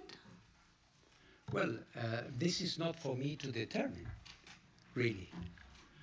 When a country, and I also, let me refer again to what I said this morning to the Board of Governors, the use of force, which we, of course, do not want to see in general in international relations, is a fact of life. This occurs. And those deciding to do that based it on their assumptions, which are not for me to validate or invalidate. So what I can say is that our assessment of what the situation was and is when it comes to the Iranian nuclear program is very clear and has been in my reports throughout. So this is my evaluation. It's an evaluation that is based on the fact that Iran has a very big, ambitious nuclear program, that we do not have the accesses that we should have. At the same time, I said it last year before the June 12-day war, we don't see a structured program to manufacture nuclear weapons. So that is the assessment of the agency. Then, of course, countries have either other information or political considerations, which are not for me to validate, as I said, or invalidate. Jonathan? Yes. Hi, DG. Jonathan Tyrone, Bloomberg Hello, News. Jonathan. Hello. You met the Assistant Secretary of the U.S. On Friday. The U.S. administration has transmitted a letter to Congress that permits Saudi Arabia to have access to enrichment technology, and also plans to establish a bilateral safeguards agreement between the U.S. and Saudi Arabia that potentially makes the IAEA safeguards program subsidiary. Can you give us a readout on how you see that proposal being floated by the Trump administration in Saudi Arabia? Well, first of all, I think we need to be reminded that this is a bilateral agreement. So it's an agreement between the Kingdom of Saudi Arabia and the United States. The terms of that agreement is for them to decide. We always, as a rule, support and advise on having for any agreement the highest, best possible standards of safeguards and verification. And there are many ways to do that, as you know. Argentina and Brazil had its own way to do it. Other countries do it in different ways. So we will, and of course, when they come to that agreement, which is not the case so far, so there is a little bit of speculation as to what are the exact contents of that agreement. When that happens, what we expect, and we're sure that this will happen, I have been discussing with Secretary Wright, for example, in Washington and in other parts, they are going to be requesting the agency to verify that agreement. So I would say, from the perspective of the IAEA, we are in a listening mode. We advise, of course, because this process has been ongoing, and if you remember, it goes back to the Biden administration as well. It's been a process that has taken a long time with different emphasis as time passes and the priorities of each government changes. So we will be ready to apply the verification measures that they. But just a quick follow-up. Yes. But just broadly, you know, what does it say about safeguards that there's a force concentrated in the Middle East to wage war on one country over its nuclear fuel cycle program? At the same time, letters are being transmitted that would open up the fuel cycle to a neighboring country. Well, a nuclear fuel cycle is a very legitimate thing to begin with. And for this agency, a good thing, because we promote the peaceful uses of nuclear energy. Your comparison in that sense, though tempting, I don't think respectfully applies, because we are talking about something that may happen, an agreement, and when that agreement happens, what we hope is that the parties to the agreement, and in this case Saudi Arabia, if you wanted to extend that comparison, will be in compliance. In full compliance with what they agreed to do. In the case of Iran, well, we've had the problems that we have been talking about for so many years, Jonathan.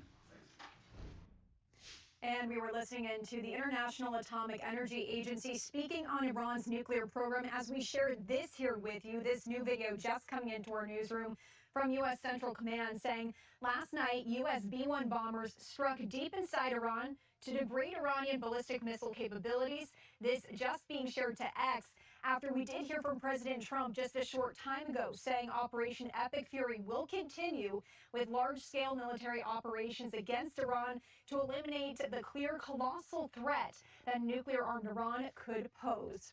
Thank you so much for joining us. My name is Christy Mattina. We are stepping away for a commercial break. On the other side, a live discussion recapping everything we know this morning about the Iranian strikes there. So we'll be right back. Stay with us. As the war with Iran. A very, very emotional, moving moment for that family, indeed for the country right now. Yeah, and go on. I've just mentioned that this also comes at a time when 4 U.S. service members have lost their lives. I'm sure the president will be mentioning that as well. Right, exactly. Elena, welcome back from West Palm Beach. You were covering the president of Mar-a-Lago. Good to have you back in Washington. Thanks for having me here.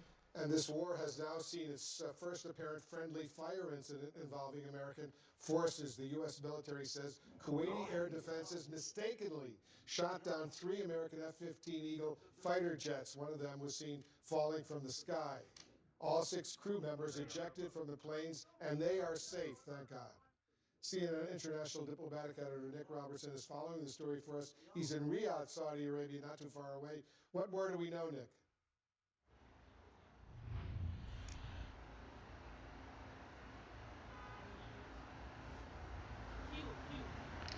So while we're waiting for the president to speak about his views on how the war is going to unfold, there's a reality here in the Middle East at the moment, and I think, you know, just focus on Saudi Arabia to give you one piece of that slice of that picture. One incident today, 2 Iranian drones fired at a massive oil refinery here. An escalation, an intentional and calculated escalation by Iran in the Saudi perspective. No civilians killed, drones shot down. They did set fire to equipment. Some of the equipment there in the oil refinery had to be turned off. But the picture that emerges, the sense that comes from here in the Saudi Arabia about Iran's position, they understand that for what Iran is doing at the moment, that there is a very clear pattern of intentional escalation, and a clear pattern, it appears to them, that Iran intends to play this out over quite a number of days, using their stockpile of munitions, not just all in one go, not in a big splurge, but in a very calculated way, targeting the British and Cyprus. But from Saudi Arabia's perspective, the Gulf community's perspective, they had a very strong diplomatic message to the Iranians over the past 24 hours where they allow for an option to respond to aggression. and the Iranians are ignoring that. That speaks to escalation, and the interpretation is that's what Iran appears to want right now. All right, Nick Robertson in Riyadh, Saudi Arabia for us. Nick, thank you very, very much. Pamela. And Wolf, also this morning, the Iranian-backed militant group Hezbollah has now entered the war. It launched strikes on an Israeli army base, and Israel retaliated. Sources tell CNN that Israel threatened Lebanon's government with strikes on its infrastructure unless it took steps against Hezbollah. So let's bring in CNN's Jeremy Diamond, who's been tracking all of this from Tel Aviv. Jeremy, has Lebanon's government reacted to these threats?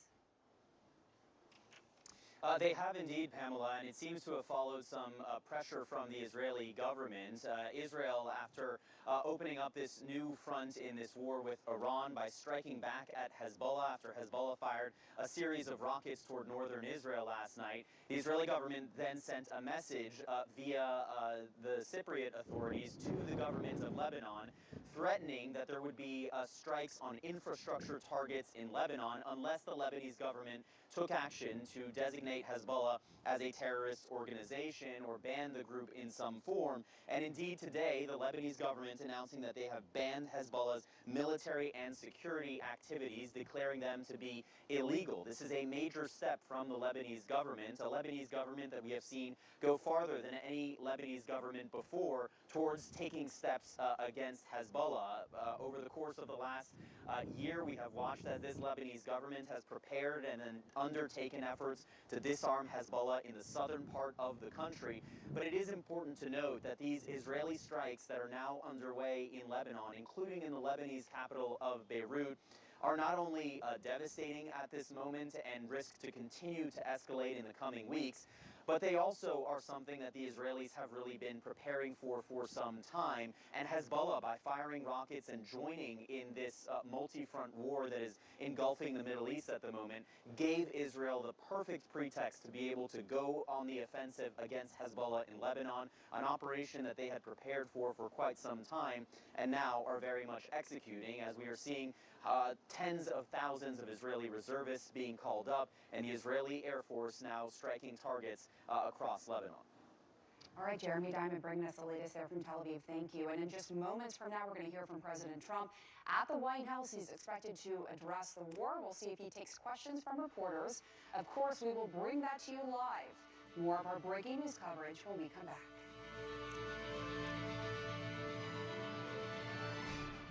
Spreads across the region. The Israeli military launched a wave of strikes on Beirut and southern Lebanon today after Hezbollah fired a number of projectiles and drones towards northern Israel.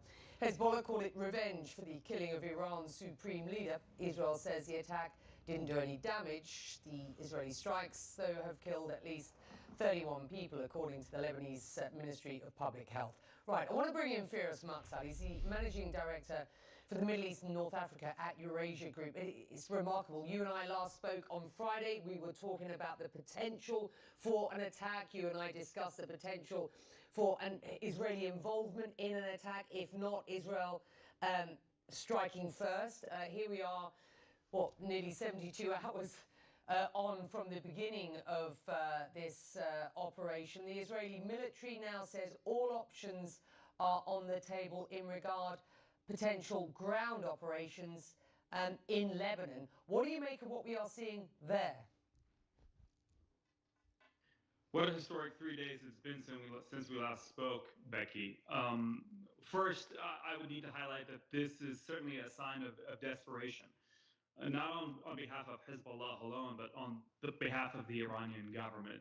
To throw Hezbollah into the mix here, the Iranians understand very well how weak Hezbollah is. It's been much weakened since the last round of fighting between the group and Israel. Across the board in Lebanon, it is deeply unpopular for Lebanon to join this war. It's not only sort of in the traditional opposition of Hezbollah, but even within Hezbollah's own support base, nobody wants this. The reason for this is because Iran doesn't have much left to throw at Israel. They have only a limited number of longer-range ballistic missiles, and the Israelis certainly also need to consider how many interceptors they have left. And in many ways, Israel and Iran are engaged in a war of attrition. So Iran deciding to throw Hezbollah here in the mix is a desperate attempt to open a second front to further distract Israel. And I think a reflection of the fact that Iran really needs Hezbollah at this point, despite it knowing that Hezbollah is in a pretty bad shape militarily and also in terms of the support base it has in Lebanon. We have learned today that the Lebanese government has announced that it has banned Hezbollah's military and security activities as illegal. It's calling on the Iran-backed group to surrender its weapons. How big a deal is that announcement, and what do you think of the timing? Historic. Hezbollah has enjoyed a freedom of operation in Lebanon pretty much since its inception in the early 80s. And no Lebanese government has been able to take the group head on, let alone declare its military activities illegal. So this is very important and must be underscored. But obviously where the rubber meets the road is the ability to implement. And here I think everybody's going to be looking at the Lebanese armed forces, the LAF, which are much more aware and attuned of their concern about force cohesion. A significant number of their troops come from the same support base that Hezbollah taps into. I think what's going to be crucial in terms of the ability to implement anything like this, to try and actively restrict Hezbollah's military activities, is going to be the political cover that the Lebanese army is provided from within Hezbollah's Shia community. And here the House Speaker, Nabih Berri, who is the alternate sort of political force within the Shia community, he has a very important role to play in terms of providing the Lebanese army, the Lebanese state, that legitimacy, that cover for it to be able to implement this historic decision. I want to take a look at the wider context here and what we've seen since these initial strikes on Iran is a response across the region where I am of the Gulf. The Gulf countries who had, were well aware that there was a threat on US bases hosted around this region, had said from the outset that they wouldn't get involved, they wouldn't allow airspace or air bases to be used. As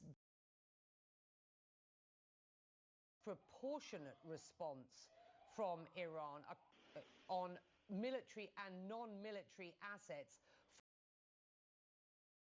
of ballistic missiles and drones. Nearly 700 in total at the UAE alone has been quite remarkable to witness.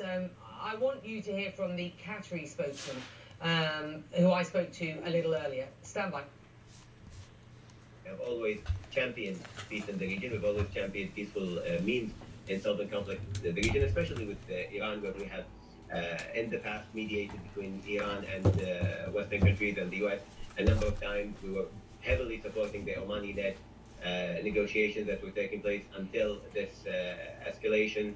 But an attack like this cannot go unanswered and cannot be left without retaliation. Last time we were attacked by Iran in the course of these escalations, we decided to opt for peace because there was a chance for peace at the time, but this cannot happen every time. And all countries in this region have said they reserve the right to respond. They are sticking within the contours of international law, seeking a UN Security Council sort of, meeting, looking at the Article 51 language, which talks about self-defense, looking to work as a group. A GCC sort of meeting has been held. A statement has been announced. But how would you describe the mood across the Gulf right now with sources that you are speaking to? And very specifically and importantly, what do you expect these countries to do next? Becky, the GCC is in a very difficult place, to put it mildly. And I worry that they're going to continue to be in a difficult place for some days and weeks ahead. In fact, I worry that the center of gravity of this conflict is going to be shifting from Israel, precisely because of what I was talking about, that war of attrition, in terms of Iran's limited longer range missiles that are able to successfully get at Israel. on one hand, and then Israel's ability to block in terms of interceptors on the other. What the Iranians have a lot more of are the short-range ballistic missiles that are capable of reaching the Gulf, and thousands of drones, suicide drones, which they are able to manufacture. So as the Iranians run out of the longer-range stuff, increasingly the center of gravity of this conflict is going to be shifting to the GCC and oil infrastructure. And I think that's why we're seeing that the USS Ford, that naval carrier group that was initially parked in the Eastern Mediterranean off the coast of Israel, right now is about halfway through to the Gulf waters, because that's where the center of gravity is going to go. Now, Gulf officials that I speak to, obviously a deep sense of frustration given the role that they played in encouraging diplomacy with Iran rather than conflict, only to now find themselves being in the bullseye. American security officials I speak to believe that there is little in terms of offensive capabilities that the Gulf can bring to bear against Iran right now. Probably the best decision and what we might anticipate moving forward is that some of these restrictions that the GCC had in place, commitments to Iran that their bases, their airspace will not be used by the US or Israel to attack it. I think some of these restrictions now are going to be lifted, and we're going to see, as the theater of war shifts, the US much more focused on defending the GCC. I hear from a number of key stakeholders around this region, the strikes from Iran on this region have been completely disproportionate. Outside of just these sort of US military assets, I mean, we're talking about the economy in under fire effectively here in the UAE and oil facilities and the rest around the region. All right, look, it's always good to have you, Firas. I've said it before and I'll say it again, your analysis and insight so important to us at what is such a critical time. It is Monday, March the 2nd, just after 6:30 here in the evening. Thank you, Firas. And it's just after 9:30 on the first day of trading since this conflict began. In New York, we have got the Dow Jones Industrial Average a couple of minutes into the trading day, down about 1%. I mean, that's not as bad as it might have done given the futures markets earlier on. So all three of these markets inbound. Oil prices have surged. Keep an eye on these US assets and markets around the world. You're watching Connect the World. There's a lot more news ahead. He had some significant news in this 9-minute phone interview that he had with the president. The president boasting about success in this mission so far, saying that the U.S. had, quote, knocked the crap out of the Iranians. But he also suggested that the biggest element of this operation has yet to happen. He said, quote, the big one is coming soon, indicating to Jake Tapper that we have not yet seen the extent of what the U.S. is ready and willing to do in Iran, despite this bombardment that we saw over the weekend, that more will be coming. The other, I think, interesting thing, and this will be of interest to you, Becky, is that the president said the biggest surprise so far of this operation has been the way that Iran attacked many countries in the region, including the United Arab Emirates, Kuwait, Qatar, Saudi Arabia, Jordan, all of these nations that have now been subject to Iranian fire. The president said, quote, we were surprised. He went on to say, quote, we told them we've got this. He's referring to the Gulf states here. And then he says, and now they want to fight. They're aggressively fighting. They were going to be a little involved, and now they insist on being involved. He says that he knows the Arab leaders well. Of course, that's true. He speaks with them frequently, meets with them frequently. He says the Iranians, quote, shot into a hotel, they shot into an apartment house. It just made them angry. They love us, but they were watching. There was no reason for them to be involved. And so I think significant there that in all of the briefings that the president received before this began about what the consequences might be, what the Iranian retaliation and response might be, he's suggesting here that attacks on, some of these very wealthy Gulf state nations that have been oases of peace and stability over the last several years, that attacks on those countries weren't necessarily on his radar, that they were a surprise to him. He's also discussing here about what the next potential government in Iran might look like, what the succession in that country may be after the supreme leader was killed. He says, and this is no surprise, he says, we don't know who the leadership is, we don't know who they'll pick. Maybe they'll get lucky and get someone who knows what they're doing, but suggesting in here that even the Iranians at this point do not know who is leading. He says, quote, it's a little like the unemployment line, just getting at the vast uncertainties about what the leadership in Iran will look like going forward. And then finally, the president talks about how the diplomacy broke down. Of course, we know that there were 3 rounds of indirect talks between the U.S. and the Iranians about the nuclear program. The president saying that we couldn't make a deal with these people. He said, quote, they had all that enriched stuff. They looked at redoing it there, but it was in such bad shape the mountain had basically collapsed. Talking about, of course, that bombing run that the U.S. took out on those 3 Iranian nuclear sites back in June. He says that they don't have to worry about agreements now that this mission has become underway. And so a lot from the president there. I think most notably suggesting that the biggest aspect of this operation has yet to be seen. That is absolutely fascinating what he said about the Gulf. I mean, they reserve, all 6 of these nations reserve the right to respond now to what they see, and understandably so, as illegal, disproportionate strikes on non-military installations. They, though, haven't said how they will respond. We are waiting on that. So it is certainly interesting, Kevin, to get the line from the president saying that they want to get involved. To date, the extent of what we've heard is that they will work in their own self-defense. They will invoke Article 54 language from the UN in international law. They will, they have the right to self-defense and the right to respond. So let's see where that goes. Thank you. Well, coming up, even as the conflict in this region grows more intense, the question looming over the rhetoric and retaliation is, who will lead Iran? With respect to boots on the ground, like every president says, there will be no boots on the ground. I don't say it.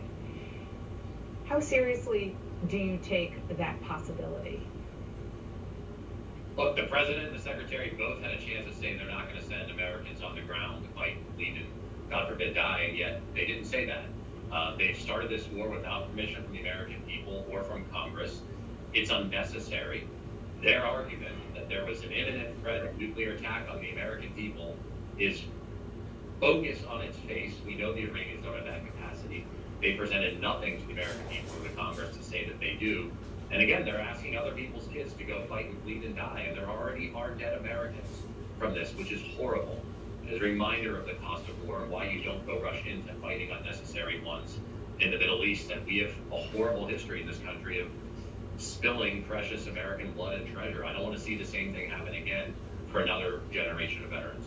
Congressman, I want you to listen to what your party leader in the House, Hakeem Jeffries, told my colleague Kate Baldwin this morning about where he thinks this war is going. The American people want us to focus on making their life better, making their life more affordable, not getting involved in another endless war in the Middle East that is going to end in failure.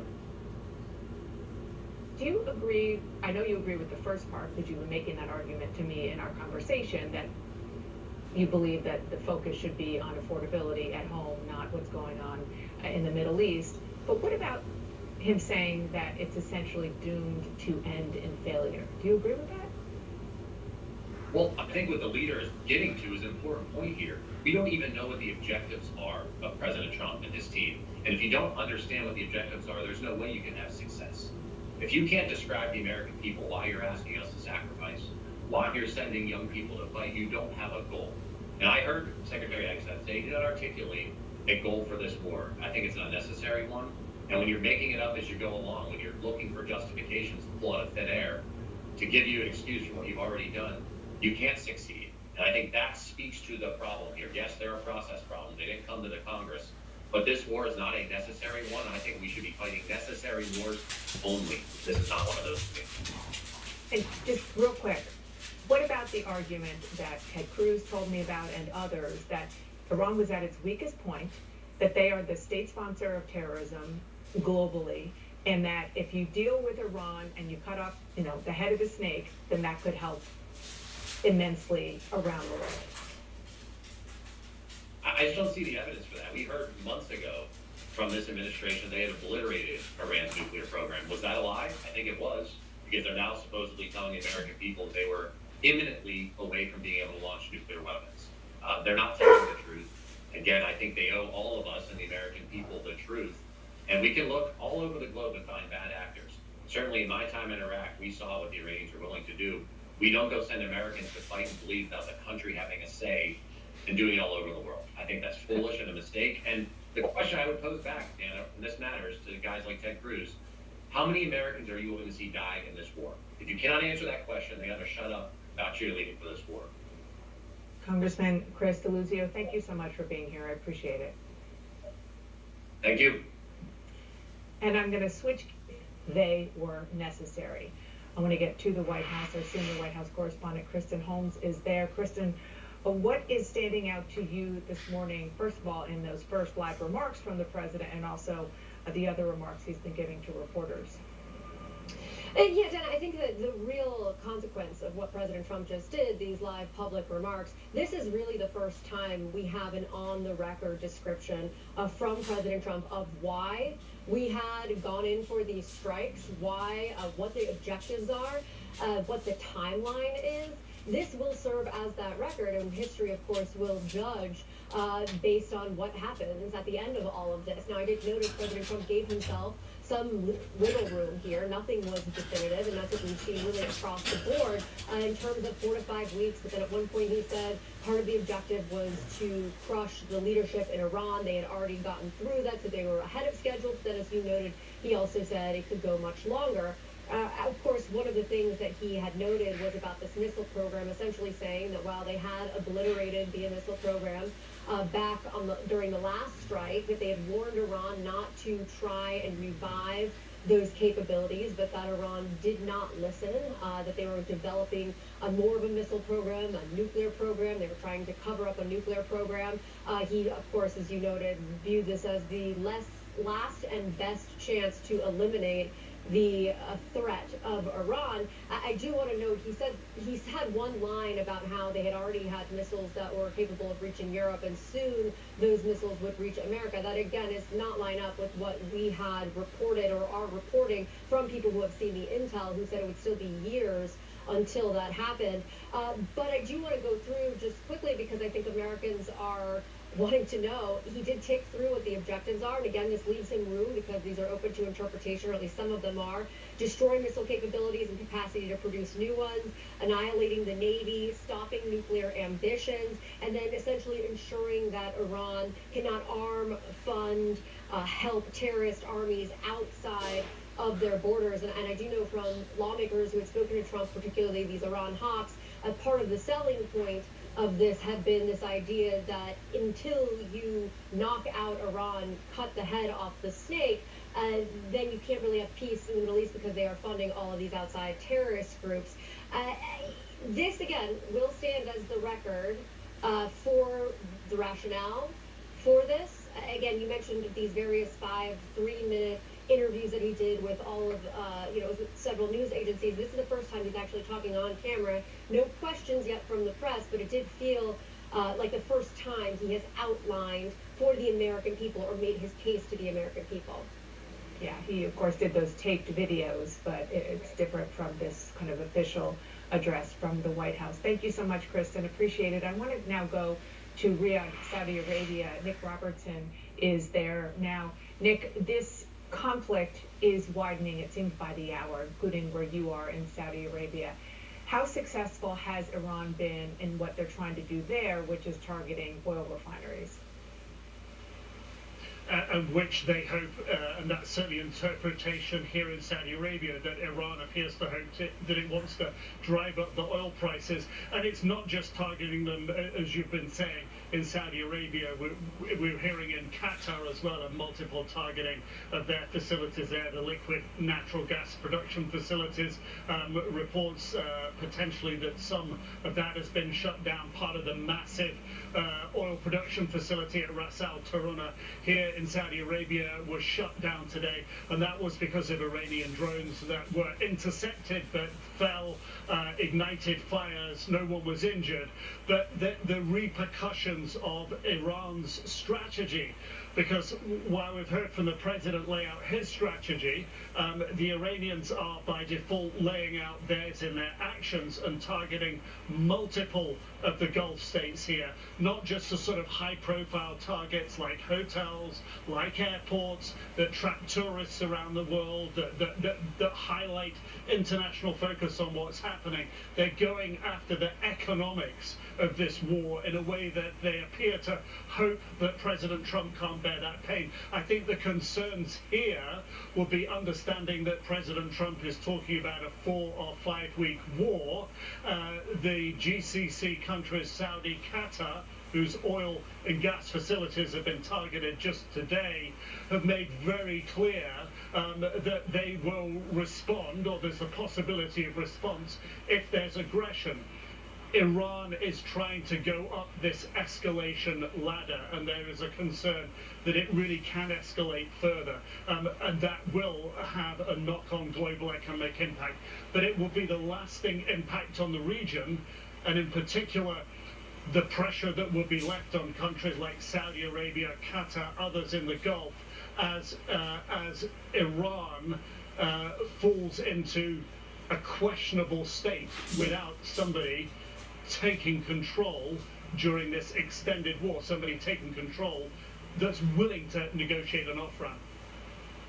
Yeah, and it is fascinating that Saudi is being targeted, and other countries in the region are being targeted, but particularly Saudi, because by a lot of accounts, MBS, who is the head of Saudi Arabia, he wanted the U.S. and Israel to be striking Iran.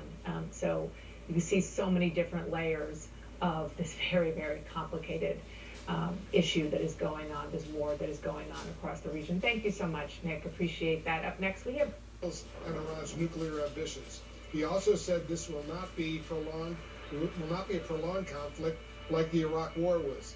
And Iranian media is now reporting that Ayatollah Khamenei's wife has died from injuries sustained in the U.S.-Israeli attack. CNN military analyst Colonel Cedric Layton is here with us in the Situation Room. So what are your thoughts on what we heard from the Secretary of Defense earlier today? Well, Wolf, I think one of the key things here is that he really spent some time trying to kind of put out everything what was going on. And so if we can switch to a map real quick. Someone else dying overnight, and there have been 18 seriously wounded, as President Trump says that the number of American dead is likely to rise, perhaps substantially. I'm joined now by retired Major General Randy Manner. He's the former Deputy Commanding General for the 3rd U.S. Army in Kuwait. Knows as much as anyone. He also happens to be currently in Dubai, which means he's stranded along with tens of thousands who have been unable to travel due to the attacks. And it's been called a hole in the sky, the world's busiest airport. The disruptions from this widening war worldwide on that basis alone. General, I very much appreciate your time. And, talking to senior Emirati officials, in the UAE, I understand the main focus there right now is defense, that they are trying to defend against continuing oncoming onslaughts, whether missile or drone. What are you seeing and experiencing as you look at it through your eyes, not just that you're there, but that you are the commander in Kuwait, that this is a scenario that you, I'm sure, had trained for, although perhaps never envisioned actually seeing and experiencing the way you are right now? First of all, my thoughts are absolutely with the U.S. military members that were killed and injured, and their families, of course, as well as the families of those military that are serving in the region. And secondly, of course, the civilians on all sides who have been killed or injured and are in great danger right now. And lastly, of course, people like myself and tens of thousands of other travelers who have been literally stuck here in harm's way. it is something I need to compliment the UAE government and the people. They are very calm. They are very resilient. Yes, there, of course, is tension. They are doing everything they can to accommodate and to take care of these tens of thousands of travelers from around the world who we are all stuck here. And I will tell you, it is very gracious, and they are very supportive. And that is just absolutely wonderful, given that there have actually been attacks against their nation as well. So, and obviously, we've talked about it, you're experiencing yourself. My understanding is, more than 20,000 travelers. Obviously, the airport itself was hit, which is truly stunning to imagine. When I saw those images, having been in that terminal so many times, it just absolutely shocking. But that they're now putting everyone up in hotels and providing everything, which I know is also the case in Qatar, another almost as important transportation hub. But General, when you see Pete Hegseth, the defense secretary, saying that the strikes in Iran aren't going to spiral into something more protracted or bigger. He declares this is not Iraq, this is not endless. Do you have confidence in that? It seems to me that the purpose and mission have been shifting over the past few days and the past few weeks. Initially, it was to ensure that they could not continue to develop nuclear weapons. Now it's about regime change, and then there's so many things that are being piled on to the mission list. It almost seems like someone Googled it before the brief to throw everything on the kitchen sink into it. So it's a little bit disconcerting. And in fact, one of the small things that does matter to tens of thousands of people here, as well as to their families, it's a little bit disheartening and a little bit envious to hear that the BBC has announced that the UK government is actually arranging transport for the British citizens to be able to extract them, whereas here for us as Americans, we feel abandoned. The State Departments have talked to two embassy personnel, two different embassies. They are in survival mode, quite frankly, because as we know, the administration reduced their budgets by almost 1/2 over the past year. So this is a difficult situation for people who are not used to being in a combat situation. And that, of course, is, quite frankly, probably 99% of the travelers that are here. Well, I would imagine none of them would have ever expected such a thing. I mean, that's the entire brand of where you are. But I think it is fascinating and extremely important, General, what you've just said, that you think that some of the cuts are, in fact, impacting the lack of extraction for American citizens. I can only imagine how that feels. I mean, what's your as you talk to other Americans, when they see that the British are arranging something and that the Americans are not? Oh, it's extremely sad. When I was the Deputy Commanding General in 3rd Army, we would do extractions of civilians around the area whenever there was a urgent need. Now, granted, the numbers were much smaller at that time, but at the same time, we would set it up and we moved quickly and rapidly, both from the point of view of security and to get Air Force cargo aircraft into the area to extract those civilians, American civilians, no matter what. So not hearing anything from the embassies, not hearing anything from the websites, it is very disheartening, and I do appeal to everyone to call their senators and their representatives to demand that the Defense Department do this. As a military retiree, I'm not as worried about this personally because I understand that the risks here are not as substantial. But remember that for the family members of these people who are non-military, they are very, very worried, and rightfully so, about their loved ones that are here. And unfortunately, the State Department was not prepared, and it's not in the works yet. Yeah, absolutely. Well, important, and I hope that those words that you're saying here are being heard. General Manner, thank you very much. I appreciate your time. We all do. And we have so much more of our breaking coverage here on the war with Iran ahead, including what could happen next. With all these uncertainties that General Manner was just referring to, the chairman of the Joint Chiefs of Staff is warning that the war will not be a single overnight operation. That's next.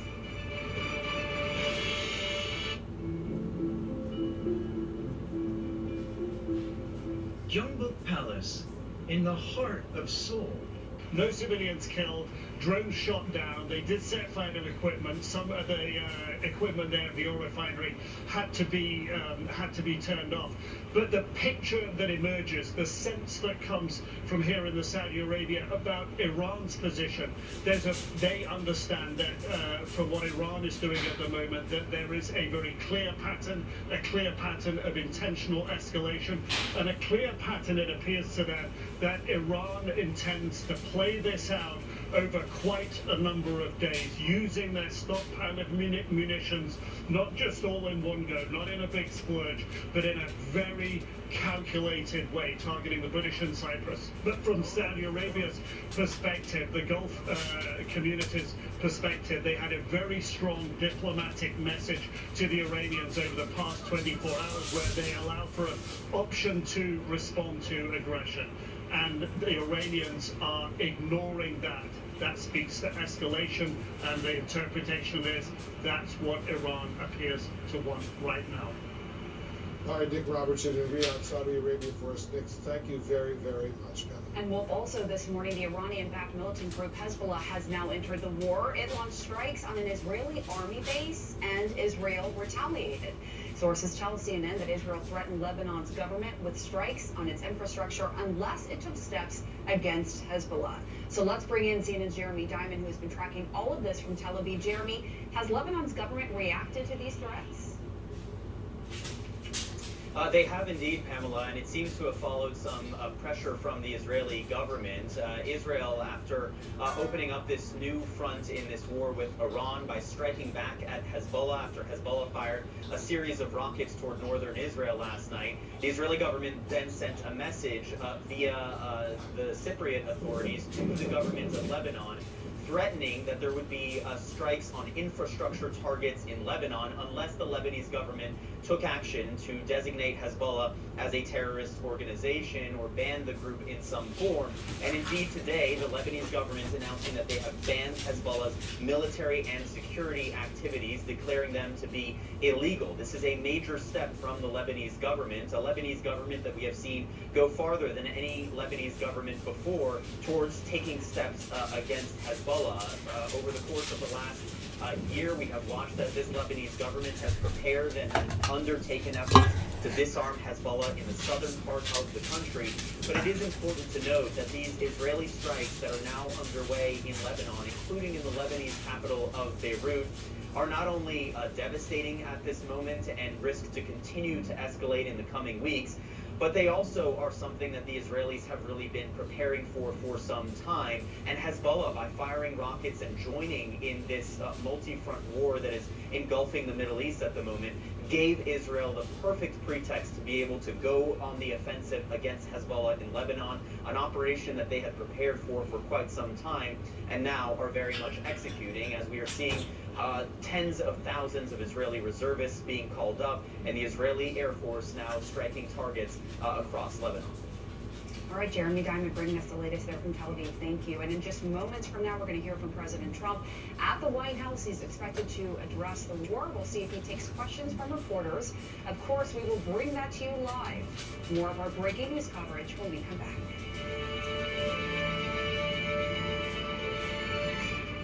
Spreads across the region.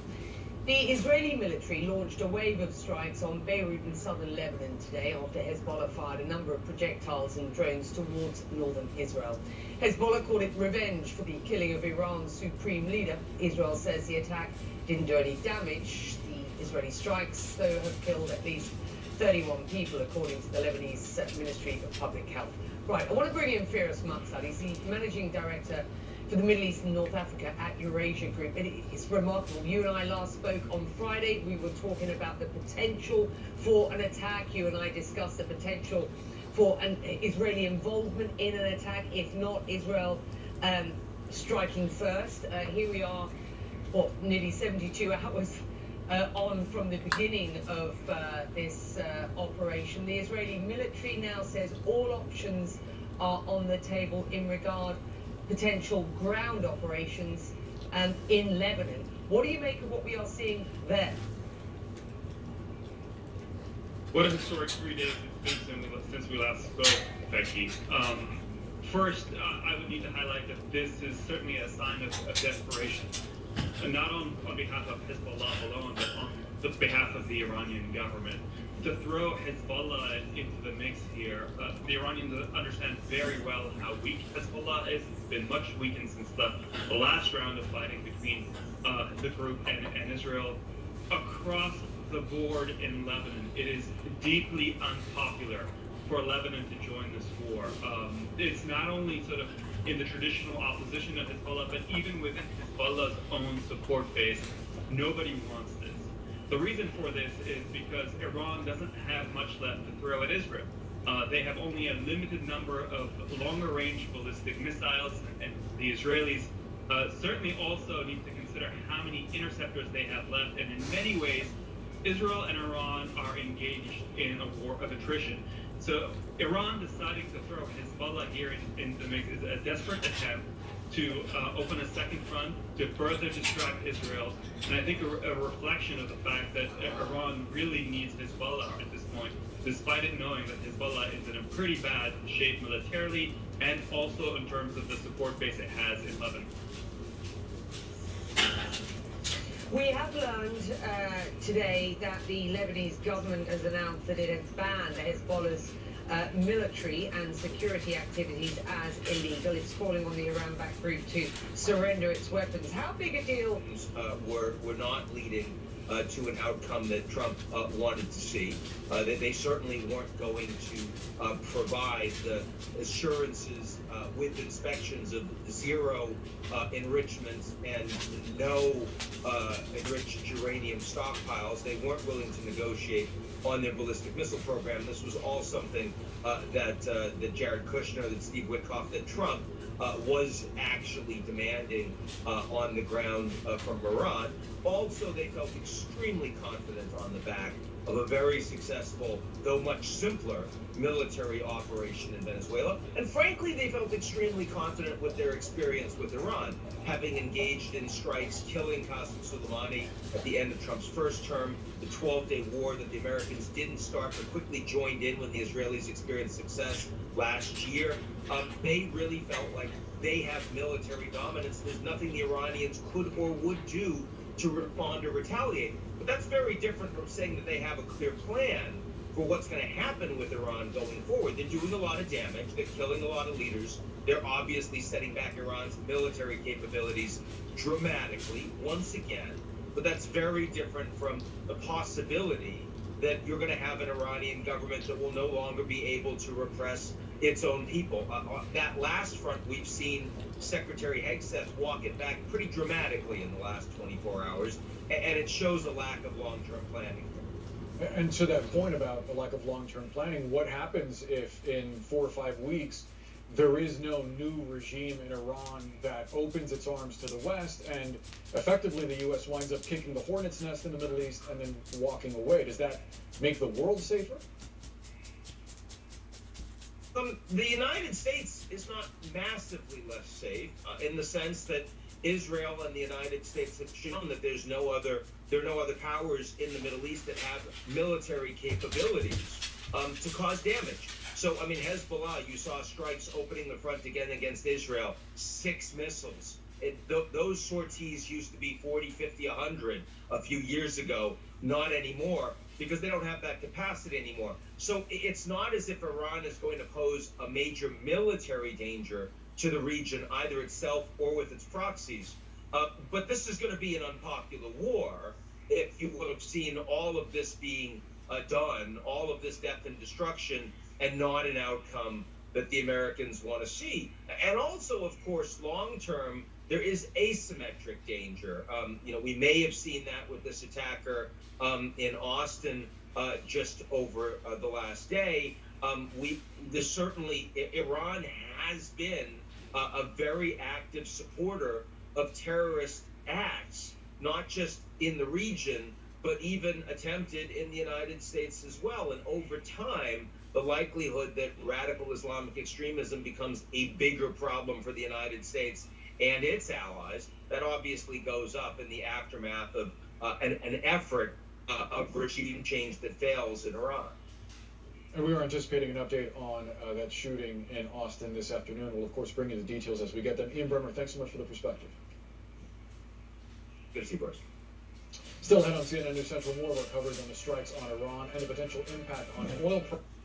And we are anticipating an update on that shooting in Austin this afternoon. We'll, of course, bring you the details. An outcome that Trump wanted to see. They certainly weren't going to provide the assurances with inspections of zero enrichment and no enriched uranium stockpiles. They weren't willing to negotiate on their ballistic missile program. This was all something that Jared Kushner, that Steve Witkoff, that Trump was actually demanding on the ground from Iran. Also, they felt extremely confident on the back of a very successful, though much simpler, military operation in Venezuela. And frankly, they felt extremely confident with their experience with Iran, having engaged in strikes, killing Qasem Soleimani at the end of Trump's first term, the 12-day war that the Americans didn't start but quickly joined in when the Israelis experienced success last year.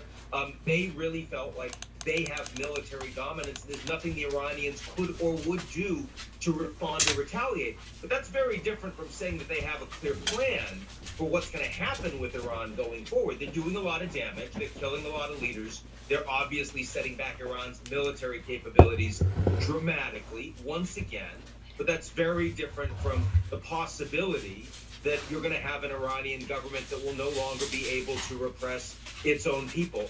That last front, we've seen Secretary Hegseth walk it back pretty dramatically in the last 24 hours, and it shows a lack of long-term planning. And to that point about a lack of long-term planning, what happens if in 4 or 5 weeks there is no new regime in Iran that opens its arms to the West, and effectively the U.S. winds up kicking the hornet's nest in the Middle East and then walking away? Does that make the world safer? The United States is not massively less safe in the sense that Israel and the United States have shown that there are no other powers in the Middle East that have military capabilities to cause damage. So, I mean, Hezbollah, you saw strikes opening the front again against Israel, 6 missiles. Those sorties used to be 40, 50, 100 a few years ago, not anymore, because they don't have that capacity anymore. So it's not as if Iran is going to pose a major military danger to the region, either itself or with its proxies. But this is going to be an unpopular war. If you would have seen all of this being done, all of this death and destruction, and not an outcome that the Americans want to see. And also, of course, long-term, there is asymmetric danger. We may have seen that with this attacker in Austin just over the last day. Certainly, Iran has been a very active supporter of terrorist acts, not just in the region, but even attempted in the United States as well. And over time, the likelihood that Islamic extremism becomes a bigger problem for the United States and its allies. That obviously goes into the aftermath of an effort of regime change that fails in Iran. And we were anticipating an update on that shooting in Austin this afternoon. We'll, of course, bring you the details as we get them. Ian Bremmer, thanks so much for the perspective. Good to see you. Still ahead on CNN News Central, more of our coverage on the strikes on Iran. With respect to boots on the ground, like every president says there will be no boots on the ground, I don't say it. How seriously do you take that possibility? Look, the president and the secretary both had a chance to say they're not going to send Americans on the ground to fight and bleed, God forbid that, and yet they didn't say that. They've started this war without permission from the American people or from Congress. It's unnecessary. Their argument that there was an imminent threat of nuclear attack on the American people is focused on its face. We know the Iranians don't have that capacity. They presented nothing to the American people or the Congress to say that they do. And again, they're asking other people's kids to go fight and bleed and die. And there already are dead Americans from this, which is horrible. As a reminder of the cost of war and why you don't go rush into fighting unnecessary ones in the Middle East, that we have a horrible history in this country of spilling precious American blood and treasure. I don't want to see the same thing happen again for another generation better. Congressman, I want you to listen to what your party leader in the House, Hakeem Jeffries, told my colleague Kate Baldwin this morning about where he thinks this war is going. The American people want us to focus on making their life better, making their life more refinery in Saudi Arabia, and there was also an attack on a liquefied natural gas plant in Qatar, and smoke seen billowing from an oil tanker near the Strait of Hormuz.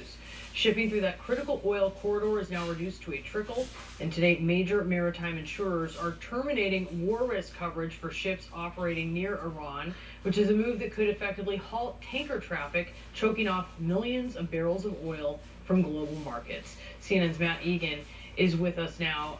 That is sort of a very cohesive look at all of the pressures that we are going to see on what we're paying at the pump. So what should Americans expect here, Matt?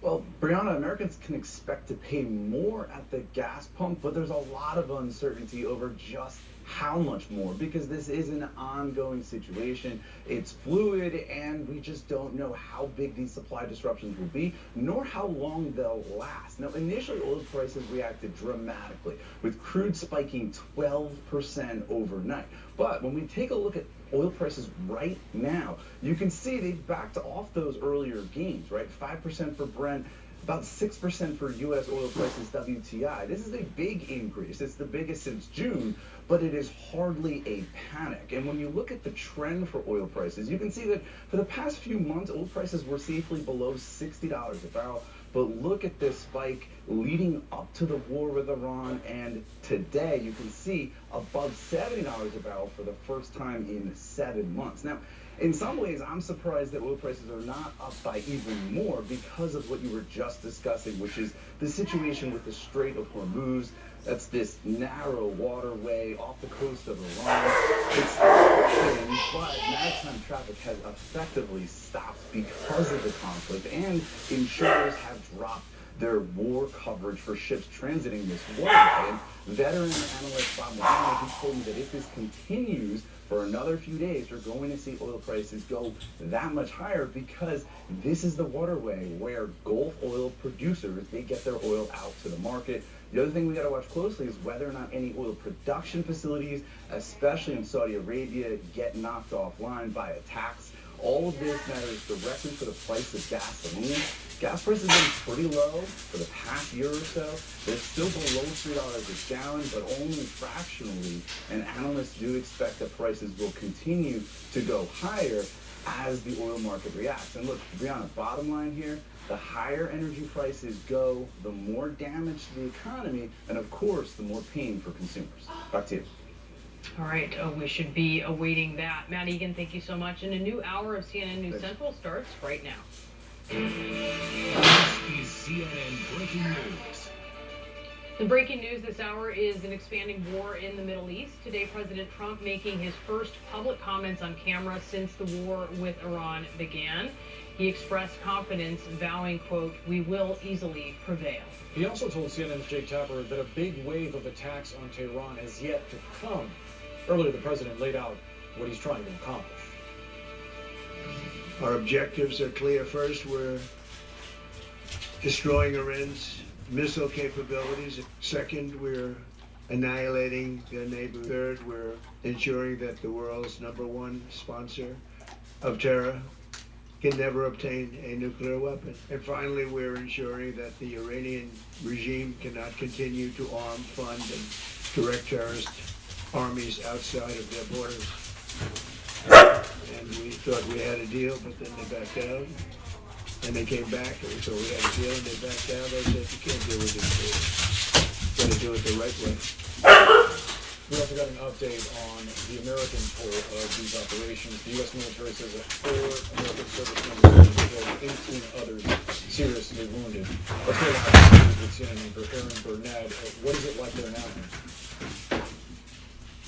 All right, Boris, so, right now, we're in the sort of rolling situation that we're in this war, and that is sometimes you'll get those glaring alerts on your phone as missiles are coming around the area that you are, and then a few minutes later, if they're going to be close proximity to where you are, then you hear the sirens and people move. And I will just emphasize, obviously, this is a war that in some senses goes all the way back to October 7th and the initial terrorist attack against Israel. in the way that they see it here. But those initial rockets that were coming from Hamas and then Hezbollah are very different than the cruise missiles that we're seeing here in Israel now. The damage from those, the death toll from that, unlike anything that we have seen before. And now in a widening war, you have countries in the Gulf. I was talking to senior leadership in one Gulf state today. They said, right now, yes, I mean, of course, it's stunning and it's shocking and they want business as usual, but that they are focused completely on self-defense and the expectation that there's going to be continuing incoming both drones and missiles into the Gulf from Iran. That's the focus there. And the war widening, right? Qatar's now actually, they say, taken down Iranian jets, which would show yet more escalation at a new stage. And here in Israel, in addition to the ongoing strikes, of which we see evidence on the skyline over Tehran, you also have a widening war here with Hezbollah suddenly getting involved. We heard the back and forth. And now Israel retaliating. And Jeremy Diamond is here with new reporting here, Boris and Brianna, on the fact that we talk about a ground war and what could be happening in Iran, and if that's necessary. President of the United States not taking that off the table. An absolutely unbelievable move. And in Israel, clearly a willingness for ground troops when it comes to Hezbollah in the widening war, in your reporting. Yeah, well, certainly we know that the Israelis have been waiting for this moment. We were talking about this last night as we heard those booms from those Hezbollah missiles that fell into an open area not far from Tel Aviv. And now today, the Israeli military is saying they plan on delivering a devastating blow to Hezbollah to remove the threat entirely from Lebanon that Hezbollah has posed to Israel for decades now. And as for this question of ground troops, the Israeli military's top spokesman was asked about this twice today. Both times he refused to take this option off the table. And then he pointed to the fact that the head of the Israeli military, the chief of staff of the Israeli military, met with Northern Command today and is preparing battle plans in general for Lebanon. So I certainly think that ground troops are a possibility in this scenario, or at least special operations raid. We've seen those before into Lebanon. So it's a possibility, and this is, again, a signal of Israel's willingness to continue to escalate here as they see fit, because they understand that this is a key moment for them to take advantage of this opportunity to kind of change the map in the Middle East. And I know you've been reporting on, and we see it on the ground here, right? Completely a militarized society, essentially, at this point. But, we saw it on the rest stops, the 100,000 reservists being called off, and you see that. But when you talk about ground troops, and you talk about their willingness to do this here, it just does raise the question about where this is going. And the President of the United States said, well, other presidents might take that off the table, but I'm going to say everything's on the table. And you talk about actually American troops on the ground in Tehran. How does Israel see that? I know that we are seeing continuing strikes. Whether they're being done by Americans or Israelis, we don't know in every case, right? But those are the two countries that are doing the airstrikes over Tehran. What about ground troops? I haven't talked to Israeli officials about ground troops. I don't think they certainly have an appetite for that. Would they welcome the United States doing something like that? I'm sure. I mean, I think by and large, the Israelis want to see this go as far as possible in terms of changing the regime in Tehran. I think it was interesting today, you heard Defense Secretary Pete Hegseth.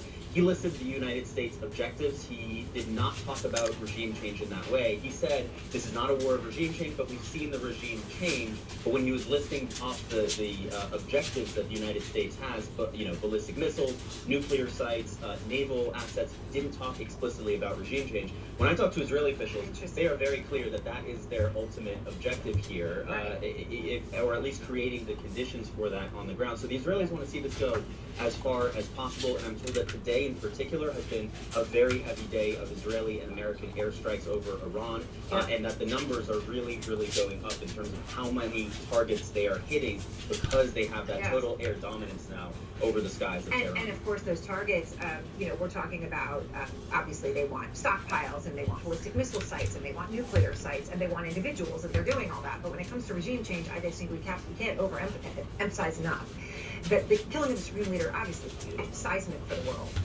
But he was almost 90. He was ill, and he was going to die soon anyway. And everybody knew that, including everybody in Iran. And he wasn't even really present when he wasn't even part of the ceasefire last summer. So in terms of the contingencies beneath him, that had been made. So I guess the question is, what does regime change really mean? And what are people willing to accept? Absolutely, and I think it's clear that the United States knew going into this that regime change would not be so simple as what we saw in Venezuela. I mean, this is not just a one-man rule. This is a system, a whole structure inside of Iran that has multiple layers of succession, that has all of these different systems in place to remain in power, and we're seeing those plans being executed now inside of Iran. Regime change entirely is going to have to come from the Iranian people, it seems. I think that's the view of the United States right now. Yeah, and Boris and Brianna, it is fascinating when we talk about this. I was with the Iranian president, Pezeshkian, last fall, and he was bringing up the strikes last summer. And he said what they served to do was have Iranians become more aligned and more connected to, quote unquote, the system. Now, that was pre all the mass demonstrations and the horrific crackdown that we saw from the Iranian regime. But the sense of the system, something that has tentacles throughout all of Iranian society, is obviously hugely important and shows how different this is than Venezuela. Back to you guys. Yeah, the outcome for Iran's future in terms of who leads, it's still an open question. Aaron Burnett, we'll go back to throughout the afternoon. Thank you so much. Let's get a more detailed look at this U.S. operation with former Air Force Secretary Frank Kendall. Frank, great to see you as always. I want to actually take a look at places where the U.S. and Israel have struck inside of Iran, in part because, as you see here on our graphic, today President Trump talked about a number of objectives, not only limiting Iran's missile capabilities, but also destroying their navy, stymieing their ability to develop a nuclear weapon, and preventing the leadership in Tehran from funding terror groups across the region. When you look at that map and you think about these airstrikes, can the U.S. accomplish that with just air superiority, with just these sorts of strikes? Partially. And how much is a big question. Some of the targets are relatively easy to take out. Some of the naval assets. We've already gone after the nuclear sites. We knew where they were. Some of the missile production facilities. But there are also a lot of things that you want to hide things. They can use deception. They can put them in hardened facilities sometimes, making it much harder. We've gone after a lot of targets. And as time goes on, the Iranians will do more to try to conceal what they have, to move it around. We've got a lot of experience with this, going all the way back to the first Gulf War. An adversary who, Ukraine's another good example, who knows is going to be attacked, has a number of steps they can take to hide their assets and to help them survive. And Iran is going to be doing all of those things. They have also retaliated, and we've seen that if we take a look at some of the strikes. These are the strikes of some of the strikes. And the U.S. has to defend it. And we know that that's not 100% possible. We've seen the fallout from that, right? 4 service members who died, 18 others at this point who are seriously wounded. We're expecting that number to pick up. What are the capabilities of the U.S. and allied air defenses in trying to thwart these attacks? Well, first of all, I was an Army Air Defense officer at one time, quite a long time ago. I visited all of our air bases in the region. They're all defended.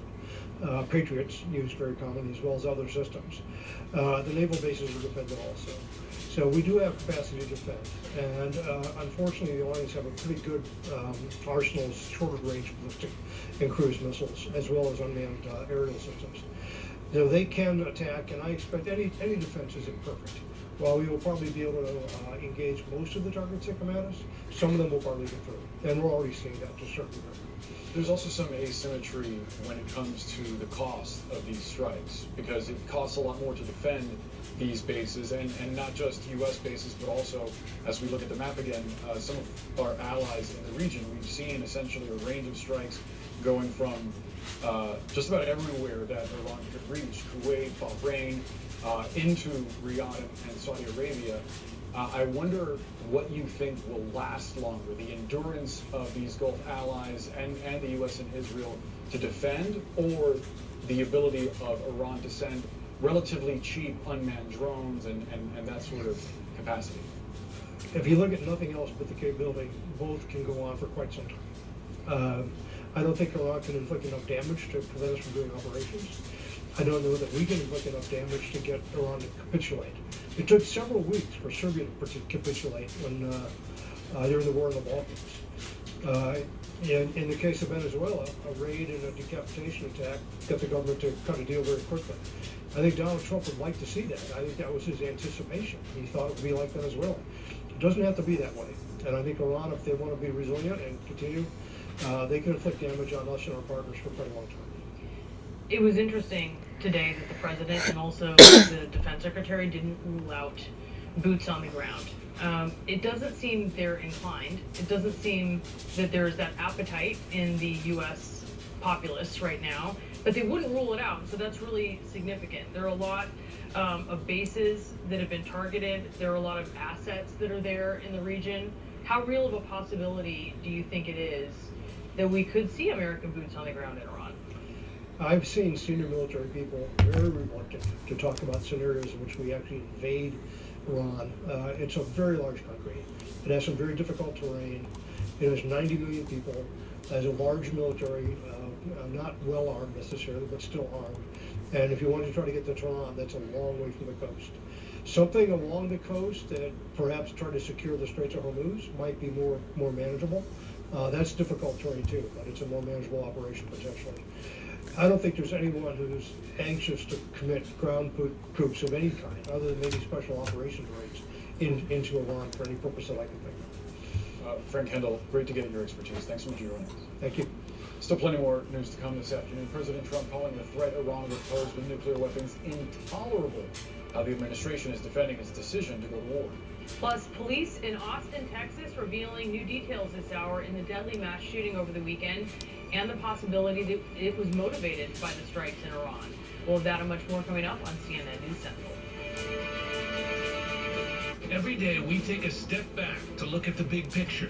Austin, Texas, revealing new details this hour in the deadly mass shooting over the weekend. Today, President Trump making his first public comments on camera since the war with Iran began. He expressed confidence, vowing, quote, "We will easily prevail." He also told CNN's Jake Tapper that a big wave of attacks on Tehran has yet to come. Earlier, the president laid out what he's trying to accomplish. Our objectives are clear. First, we're destroying Iran's missile capabilities. Second, we're annihilating their neighbor. Third, we're ensuring that the world's #1 sponsor of terror can never obtain a nuclear weapon. And finally, we're ensuring that the Iranian regime cannot continue to arm, fund, and direct terrorist armies outside of their borders. And we thought we had a deal, but then they backed out. And they came back, and we thought we had a deal, and they backed out. I said, you can't deal with these people. You got to do it the right way. We also got an update on the American toll of these operations. The U.S. military says that 4 American service members have been killed, 18 others seriously wounded. Let's go live to Tel Aviv with CNN anchor Erin Burnett. What is it like there now, Erin? All right, Boris, so, right now, we're in the sort of rolling situation that we're in this war, and that is sometimes you'll get those blaring alerts on your phone. That means that missiles are coming around the area that you are, and then a few minutes later, if they're going to be in very close proximity to where you are, then you hear the sirens and people move. And I will just emphasize, obviously, this is a war that in some senses goes all the way back to October 7th and the initial terrorist attack against Israel.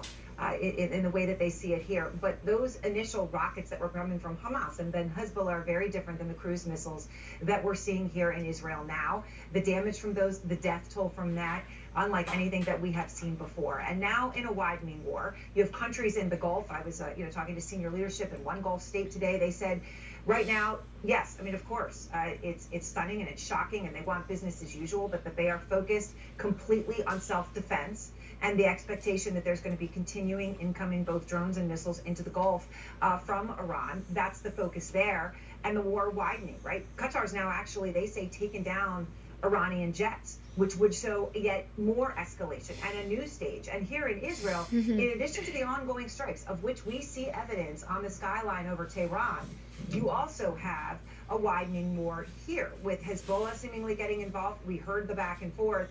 And now Israel retaliating. And Jeremy Diamond is here with new reporting here, Boris and Brianna, on the fact, we talk about a ground war and what could be happening in Iran. And if that's necessary, President of the United States not taking that off the table. An absolutely unbelievable move. And in Israel, clearly a willingness for ground troops when it comes to Hezbollah now in a widening war from your reporting? Yeah, well, certainly we know that the Israelis have been waiting for this moment. We were talking about this last night as we heard those booms from those Hezbollah missiles that fell into an open area not far from Tel Aviv. And now today, the Israeli military is saying they plan on delivering a devastating blow to Hezbollah to remove the threat entirely from Lebanon that Hezbollah has posed to Israel for decades now. And as for this question of ground troops, the Israeli military's top spokesman was asked about this twice today. Both times he refused to take this option off the table. And then he pointed to the fact that the head of the Israeli military, the chief of staff of the Israeli military, met with Northern Command today and is preparing battle plans in general for Lebanon. So I certainly think that ground troops are a possibility in this scenario, or at least special operations raid. We've seen those before into Lebanon.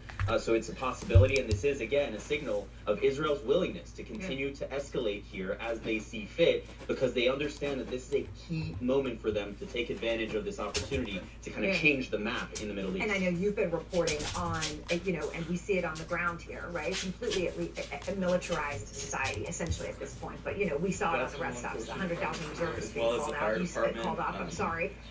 Island Village, everyone is here just taking care of it.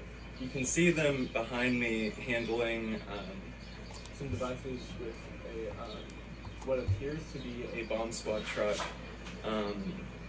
Again, this is incredibly concerning considering everything we've seen in retaliation to the Iran strikes. This is a very safe suburban community outside of DFW.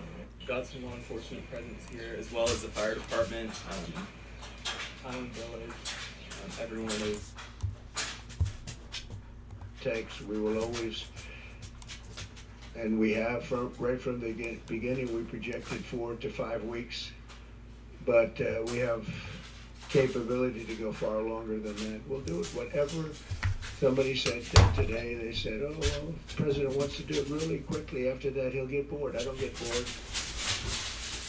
The American public is a bit more skeptical. A new CNN poll says nearly 6 in 10 Americans do not agree with the military action and believe a long-term military conflict between the two nations is likely. 60% say they're not confident Trump has a clear plan, and nearly as many say they don't trust him to make the right decisions about the use of force in Iran. Let's get more on the White House's position from CNN senior White House reporter Kevin Liptak. Kevin, what are you hearing?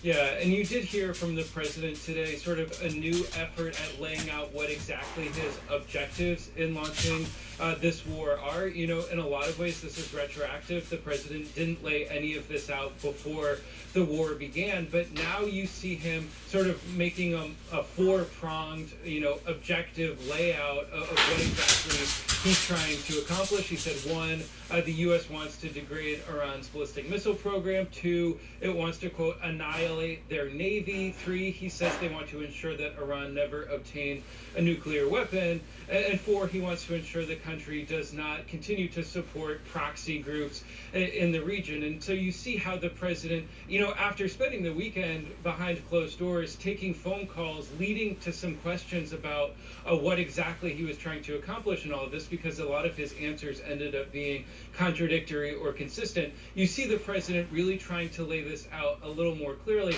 but at the same time, I think the message is still somewhat muddled. In that address, the president did not mention the goal of regime change, even though in the hours after this operation began, he said he was encouraging the Iranians to rise up and overthrow their government. You also hear the president there saying that, in his view, Iran was trying to develop a ballistic missile that could reach the United States soon. According to American intelligence and other sources and analysts that we've talked to, that could have potentially been more than a decade away. You also heard the president argue that under President Obama's Iran deal, that Iran would have been able to obtain a nuclear weapon. In fact, the first sentence of the JCPOA, that Obama-era deal, said that Iran would not be able to obtain a nuclear weapon. So I still think there are plenty of inconsistencies in what exactly the president is laying out there. And those polls make clear that the American public does want to know more about what precisely the president is trying to accomplish, and that they don't necessarily trust that he has a plan in place. One thing that I think was important that the president said was that it was his view that this was the, quote, last best chance to take action on Iran. And I think that actually does underscore what we've heard from officials, was that this action was taken because they viewed Iran as badly weakened. They saw clearly an opening to go after the country and the country's leaders that did not exist previously. But of course, the questions about the end game in all of this remain. You know, you heard Pete Hegseth say today, earlier today, that this was not Iraq, that, quote, we set the terms of this war from start to finish. But I think, you know, any president before President Trump will acknowledge that the enemy has a say in all of this, and that once the war begins, much of it becomes out of his control. Yeah, so true. Kevin Liptak, live for us from the White House. Thank you. Still to come, we're following these strikes across the Middle East as the war with Iran enters a third day. We will have a live report from Iraq on the potential dangers at American bases there. Today, he accused Tehran of ignoring his warnings against rebuilding its nuclear program, and he expressed confidence the U.S. mission will be victorious no matter how long it takes. We will easily prevail. We're already substantially ahead of our time projections, but whatever the time is, it's okay. Whatever it takes, we will always. And we have, right from the beginning, we projected 4 to 5 weeks, but we have capability to go far longer than that. We'll do it. Whatever somebody said today, they said, oh, well, the president wants to do it really quickly. After that, he'll get bored. I don't get bored. The American public is a bit more skeptical. A new CNN poll says nearly 6 in 10 Americans do not agree with the military action and believe a long-term military conflict between the two nations is likely. 60% say they're not confident Trump has a clear plan, and nearly as many say they don't trust him to make the right decisions about the use of force in Iran. Let's get more on the White House's position from CNN senior White House reporter Kevin Liptak. Kevin, what are you hearing? Yeah, and you did hear from the president today sort of a new effort at laying out what exactly his objectives in launching this war are. You know, in a lot of ways, this is retroactive. The president didn't lay any of this out before the war began, but now you see him sort of making a four-pronged, you know, objective layout of what exactly he's trying to accomplish. He said, 1, the U.S. wants to degrade Iran's ballistic missile program. 2, it wants to, quote, annihilate their navy. 3, he says they want to ensure that Iran never obtains a nuclear weapon. And 4, he wants to ensure the country does not continue to support proxy groups in the region. And so you see how the president, you know, after spending the weekend behind closed doors, taking phone calls, leading to some questions about what exactly he was trying to accomplish in all of this, because a lot of his answers ended up being contradictory or consistent. You see the president really trying to lay this out a little more clearly, but at the same time, I think the message is still somewhat muddled. You know, in that address, the president did not mention the goal of regime change, even though in the hours after this operation began, he said he was encouraging the Iranians to rise up and overthrow their government. You also hear the president there saying that in his view, Iran was trying to develop a ballistic missile that could reach the United States soon. According to American intelligence and other sources and analysts that we've talked to, that could have potentially been more than a decade away. You also heard the president argue that under President Obama's Iran deal that Iran would have been able to obtain a nuclear weapon. In fact, the first sentence of the JCPOA, that Obama-era deal, said that Iran would not be able to obtain a nuclear weapon. So I still think there are plenty of inconsistencies in what exactly the president is laying out there. And you know, those polls make clear that the American public does want to know more about what precisely the president is trying to accomplish, and that they don't necessarily trust that he has a plan in place. One thing that I think was important that the president said was that it was his view that this was the, quote, last best chance to take action on Iran. And I think that actually does underscore what we've heard from officials, was that this action was taken because they viewed Iran as badly weakened. They saw clearly an opening to go after the country and the country's leaders that did not exist previously. But of course, the questions about the end game in all of this remain. You know, you heard Pete Hegseth say today, earlier today, that this was not Iraq, that, quote, we set the terms of this war from start to finish. But I think, you know, any president before President Trump will acknowledge that the enemy has a say in all of this, and that once the war begins, much of it becomes out of his control. Yeah, so true. Kevin Liptak, live for us from the White House. Thank you. Still to come, we're following these strikes across the Middle East as the war with Iran enters the third day. We will have a live report from Iraq on the potential dangers in American bases there. Today, President Trump making his first public comments on camera since the war with Iran began. He expressed confidence, vowing, quote, we will easily. In its third day, strikes are spreading across the Middle East, raising fears of a much wider regional conflict. The government in neighboring Iraq is vowing to prevent its territory from being used to launch or support attacks. That's what we're hearing from international correspondent Clarissa Ward in Erbil, Iraq. Clarissa, what is the situation where you are? Earlier on in the day, we actually traveled to the border between Iraq and Iran. It had been closed for the whole of Saturday and Sunday. Today was the first day they had opened it in a limited capacity just to let Iranian trucks and truck drivers back into the country and Iraqis who might have been trapped on the other side back home into Iraq. There was a very long line of Iranian truck drivers, but after being there literally half an hour, Iranian Shahed drone flying over the border right above us. Take a look.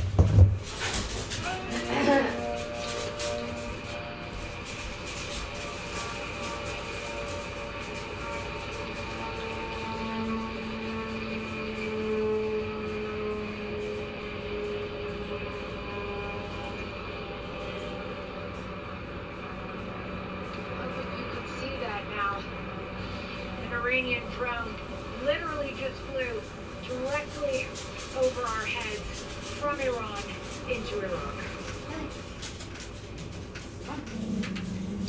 After that, another half hour later, we saw another Iranian drone. It's okay, but she's coming in here. Hang out away from the boys for a bit. Drones appear to have crashed, but that has not been the case, Boris. These have been consistent attacks, according to the Iraqi Foreign Ministry. More than 70 missile and drone attacks since the U.S. and Israel began their She's not anywhere close to you, Rainbow. Have been focused on the U.S.'s rather limited presence here. The U.S. completed its withdrawal of 2 years in the making from Iraq back in January, but here in the autonomous Kurdish region, there are still U.S. troops at the airport, which is just over there, where we saw a large impact followed by a fire for some hours last night, and also at a couple of other bases throughout this region. And the reason it is so tough, particularly for the Kurdish people living in Iraqi Kurdistan, Boris, is because they're now getting squeezed both by attacks from Iran, but also from Iran-backed militias inside Iraq. So people here very anxious, very much wanting this to end, and important to remember for our viewers that here there are no air defenses. You do see some air defenses wherever there are U.S. troops at the airport and other places, but for ordinary civilian areas, there are no air defenses, there are no warnings. Boris? Yeah, important to keep in mind. Clarissa Ward live for us in Erbil, Iraq. I want to give you an update on something that happened over the weekend here in the United States. The Austin Police Department just gave more details about a mass shooting. There are U.S. troops at the airport and other places, but for ordinary civilian areas, there are no air defenses, there are no warnings. Boris? Yeah, important to keep in mind. Clarissa Ward live for us in Erbil, Iraq.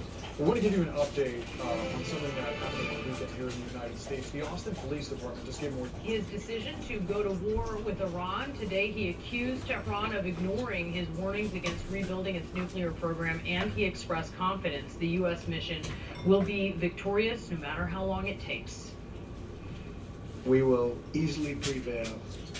We're already substantially ahead of our time projections, but whatever the time is, it's okay. Whatever it takes, we will always, and we have right from the beginning, we projected 4 to 5 weeks, but we have capability to go far longer than that. We'll do it. Whatever somebody said today, they said, oh, well, the president wants to do it really quickly. After that, he'll get bored. I don't get bored. The American public is a bit more skeptical. A new CNN poll says nearly 6 in 10 Americans do not agree with the military action and believe a long-term military conflict between the two nations is likely. 60% say they're not confident Trump has a clear plan, and nearly as many say they don't trust him to make the right decisions about the use of force in Iran. Let's get more on the White House's position from CNN senior White House reporter Kevin Liptak. Kevin, what are you hearing?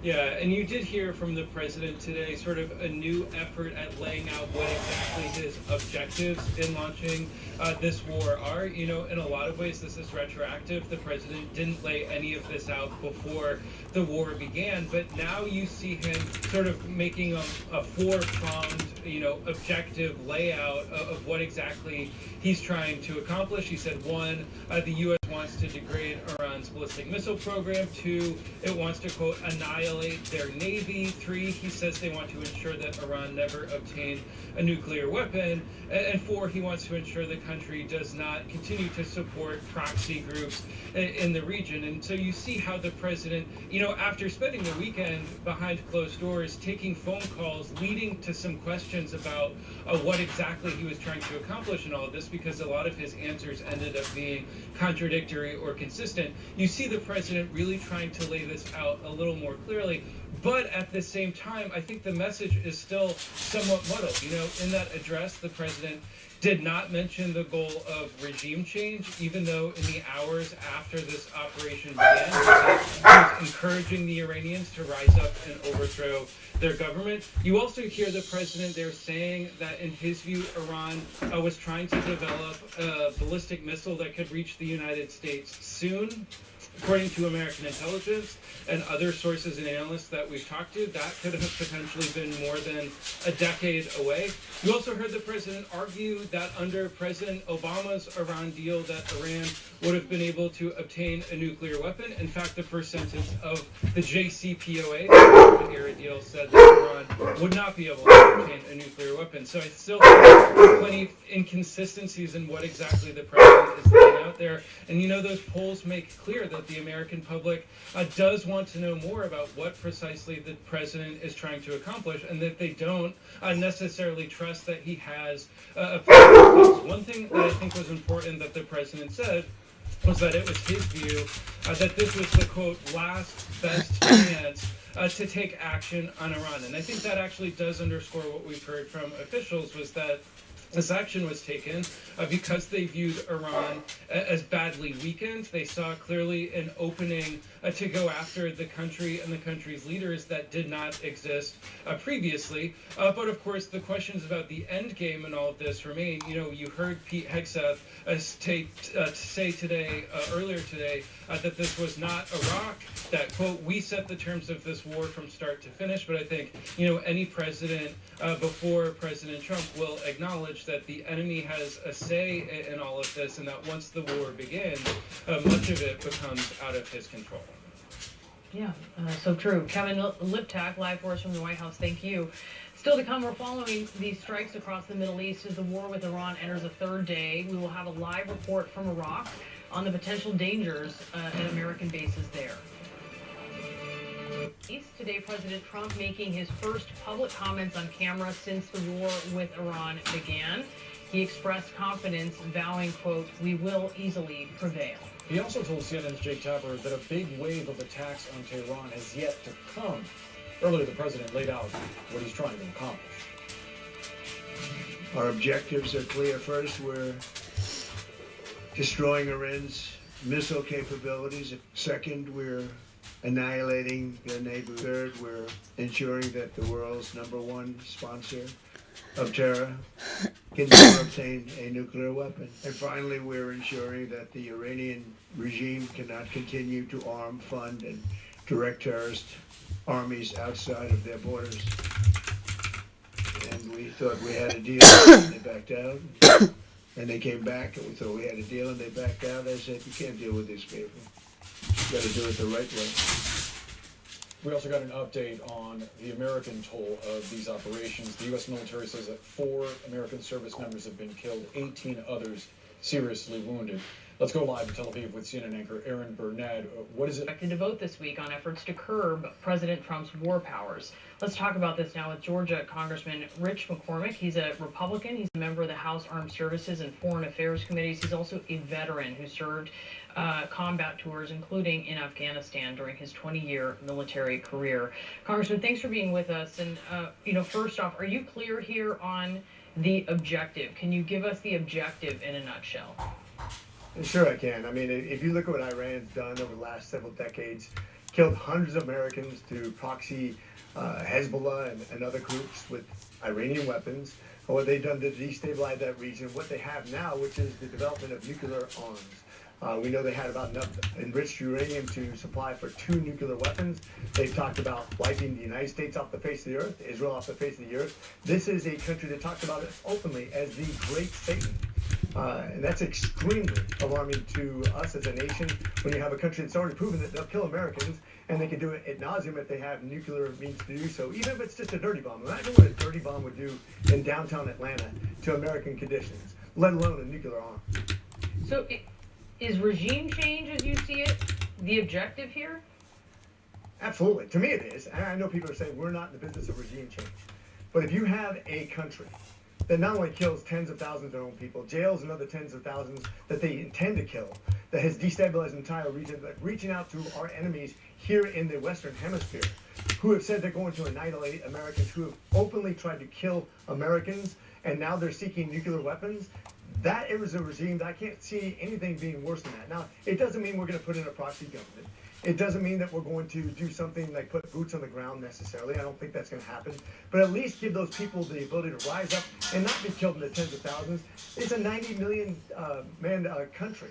If they rise up and resupply, I expect what's going to probably happen is somebody's going to take the reins, either a military leader or somebody who can take the reins, set up a democratic election process. Maybe it'll be legitimate, maybe it won't be, but it certainly won't be something worse than what we have right now, that's for sure.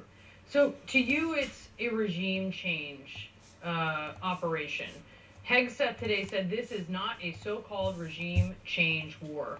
But you look at the strike, and obviously it's a decapitation strike. I guess the question is Iran's a bit like a hydra. So what's going to happen now that the Ayatollah is gone, and we're going to watch for that. But is it possible that you do not get regime change, that you actually just get a different face from the same regime, and the U.S. ends up dealing with them? Yeah, anything's possible, but if you have a country that doesn't have the access to nuclear enrichment facilities, that doesn't have the weaponry, doesn't have the facilities to produce weapons, doesn't have a navy, doesn't have the ability to mine the Straits of Hormuz, that's a much better improvement from what we have right now. So the president told CNN's Jake Tapper today that the big wave is yet to come. So at this point in time, 4 American service members have been killed, 18 have been seriously wounded. At what point should Congress be dictating the scope of this war, or, at least be involved in some way other than just getting briefed? We will get briefed, but quite frankly, there's never been a war that's been executed by Congress. We do have an approval process on declaring war, but if you actually look at the way that we execute war, we have a commander-in-chief. We have a secretary of war. We have the individual sync commanders. Congress would be a horrible way to run any war. As a matter of fact, if you look at the worst run wars, it's when you have somebody at the top that's fighting a political war rather than a military war. I hope we're past that. I hope we learned our lumps from the times we did that in Afghanistan, when we did it in Iraq, when we did it in Vietnam. Whenever we get politicians overly involved, it doesn't go well for us. I hope we do much better this time. Do you think there's a role for Congress in this, though?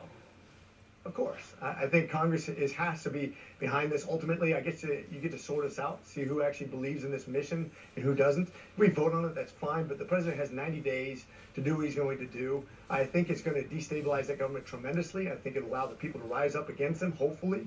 If not, once again, they'll have much fewer capabilities to harm the people in that region, to supply Hezbollah, the Houthis, Hamas with money to destabilize the central government of Gaza, to come after us and the Israelis.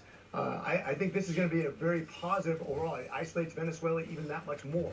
I think Cuba's next, quite frankly. When you look at their support and the regime they've had over their people, that horrible regime, I hope they also get toppled. I'm not saying by force, I'm not saying that at all, but I'm just saying this is going to be good for the entire world when it comes to world peace. But certainly Americans look at this region and they know that the U.S. has a history of not always seeing around corners, right? And not always knowing the sort of second and third order issues that regime change in the Middle East may cause. What unintended consequences are concerning you right now?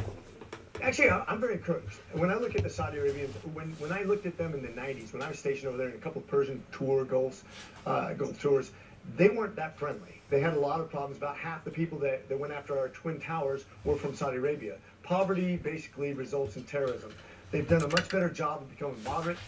They actually are the largest investors by percentage of GDP into their military at about 7%. The only country higher than that is Russia at 9%. They basically will become a strong ally. I hope they've joined the Abraham Accords. They're willing to use force against Iran and its forces. If you look at the uniting factor of the Middle East against Iran, I think Iran made a major miscalculation by attacking the countries around them. I think this will prove to be something that unites us rather than divides us, ultimately leading to more peace, safer America, safer Middle East overall. Congressman Rich McCormick, thank you so much for being with us on a critical day as we are watching this war widening. Thank you. It's my pleasure. Semper Fidelis. Still to come, we have much more on our coverage of the war with Iran. The fallout as President Trump vows that the, quote, big wave is still yet to come. Stay with CNN.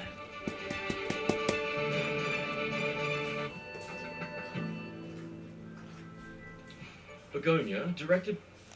It's my pleasure. Semper Fidelis. Still to come, we have much more on our coverage. Day, strikes are spreading across the Middle East, raising fears of a much wider regional conflict. The government in neighboring Iraq is vowing to prevent its territory from being used to launch or support attacks. That's where we find CNN Chief International Correspondent Clarissa Ward in Erbil, Iraq. Clarissa, what is the situation where you are? Well, Boris, earlier on in the day, we actually traveled to the border between Iraq and Iran. It had been closed for the whole of Saturday and Sunday. Today was the first day they had opened it in a limited capacity just to let Iranian trucks and truck drivers back into the country and Iraqis who might have been trapped on the other side back home into Iraq. There was a very long line, more than a mile long, of Iranian truck drivers. But after being there for literally half an hour, Boris, we actually saw an Iranian Shahed drone flying over the border right above us. Take a look.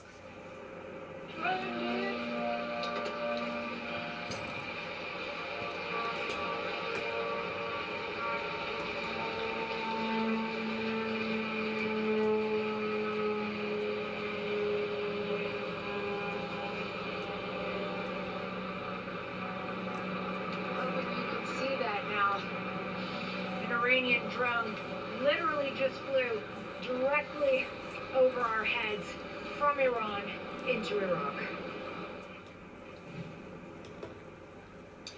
After that, another half hour later, we saw another Iranian drone flying into Iraq. Apparently, those two drones appear to have crashed, but that has not been the case, Boris. These have been consistent attacks, according to the Iraqi Foreign Ministry. More than 70 missile and drone attacks since the U.S. and Israel began their bombing campaign, and the vast majority of them have been focused on the U.S.'s rather limited presence here. The U.S. completed its withdrawal at 2 years in the making from Iraq back in January. But here in the autonomous Kurdish region, there are still U.S. troops at the airport, which is just over there, where we saw a large impact followed by a fire for some hours last night, and also at a couple of other bases throughout this region. And the reason it is so tough, particularly for the Kurdish people living in Iraqi Kurdistan, Boris, is because they're now getting squeezed both by attacks from Iran, but also from Iran-backed militias inside Iraq. So people here very anxious, very much wanting this to end, and important to remember for our viewers that here there are no air defenses. You do see some air defenses wherever there are U.S. troops at the airport and other places, but for ordinary civilian areas, there are no air defenses, there are no warnings. Boris? Important to keep in mind. Clarissa Ward, live for us in Erbil, Iraq. We want to give you an update on something that happened over the weekend here in the United States. The Austin Police Department just gave more. His decision to go to war with Iran. Today, he accused Tehran of ignoring his warnings against rebuilding its nuclear program, and he expressed confidence the U.S. mission will be victorious no matter how long it takes. We will easily prevail. We're already substantially ahead of our time projections, but whatever the time is, it's okay. Whatever it takes, we will always, and we have right from the beginning, we projected 4 to 5 weeks. But let me ask the Prime Minister, what national interest was served by refusing to help our allies for so long, particularly when we so need American support to protect Ukraine's and Europe's security? Are we going to see new UK military capabilities deployed to protect our security partners, our bases, including in Cyprus, and British nationals in the region? And will the Prime Minister ensure the Chancellor uses the Spring Statement tomorrow to set Britain on a clear path to 3% of GDP on defence spending? There is no point wanting action to make the world a safer place, but being too scared to do anything except stand by and watch others. Mr. Speaker, our national interest and national security must be front and centre. At least there's one person with sense left in the UK. Work with our allies to make the world a safer place. Mr. Speaker, she asked about contingency plans for UK nationals, and I can assure her and the House we're working at speed with our partners in the region to take whatever measures we can to make sure that our people can return as safely and as swiftly as possible, and will continue to do so. And I'm happy to update her and the House as we roll out those plans. Once again, those are some comments there from UK officials this morning. We will continue those comments here on Live Now from Fox in just a matter of moments. But before we step away for our final break of the hour, I did want to take you back out to this live look here. Once again, this is going to be First Lady Melania Trump as she's going to preside over the UN Security Council calling for peace. We will be listening to the portion of this here. Baby's wanting to come in. As you can see, the First Lady has not been seated yet, so we are going to step away for a commercial break. Stay with us. Here on Live on Fox.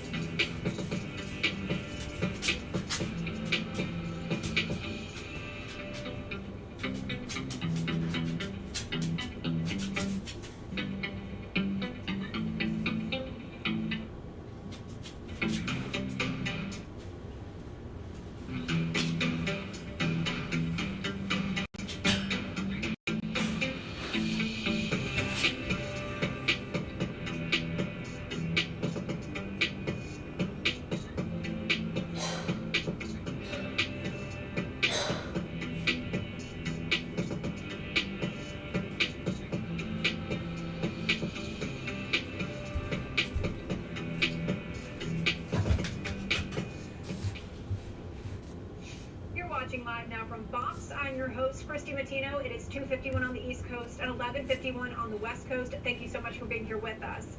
Taking you back out to New York City, where soon we're going to be hearing from the First Lady. If you are just tuning in, First Lady Melania Trump set to make history at the United Nations here, taking the gavel as the United States assumes the Security Council presidency to emphasize education's role in advancing tolerance and world peace. Mrs. Trump's leadership will mark the first time a sitting U.S. First Lady presides over the Security Council as members consider education, technology, peace, and security. We're keeping an eye on this here to see if the First Lady will make any statements on Iran, so we will bring those to you once this does get underway. We are going to continue listening into comments here from UK officials a bit earlier this morning, hearing from British Prime Minister Keir Starmer. Oh, actually, we are not going to do that because we do see a live event getting underway here. The Security Council. Let's listen in. Full coordination with Israel, launched a second deliberate and unprovoked military attack against the Islamic Republic of Iran. This was a calculated act of aggression. Major cities and densely populated civilians areas were targeted. Hundreds of innocent civilians lost their lives, many more were wounded. This is a flagrant violation of the Charter of the United Nations, especially Article 2, Paragraph 4, which strictly prohibits the threat or use of force against the sovereignty and territorial integrity of any state. It is a direct assault on the foundations of international law. The Security Council convened an emergency meeting on Saturday. The facts were clear. The aggression was clear. The responsibility also was clear. In a reckless and unprecedented escalation, the United States and Israel deliberately targeted the supreme leader of Islamic Republic of Iran and many high military officials. Targeting the highest official of a sovereign UN member state is an egregious breach of international law and a direct attack on sovereign equality. So endanger the entire international system. The United States and the Israeli regime are deliberately targeting civilians and civilian infrastructure. Schools, hospitals, Red Cross facilities, and residential buildings were attacked. On the first day of the aggression, the girls' school in Mina, a small town in Hormozgan province in southern Iran, was deliberately destroyed. As a result, 165 innocent school girls were martyred. I repeat it, 165 school girls martyred. Their bodies were recovered from a robot after hours of rescue efforts. On the same day, similar attacks martyred several hundred students in other cities, including eastern Tehran and Abyek in Gazvin province. But just this afternoon, the ambassador of the Israeli regime from this very podium resorted to lies and fabrications, shamelessly denying and ignoring the crimes committed by this regime against children and innocent civilians in Iran.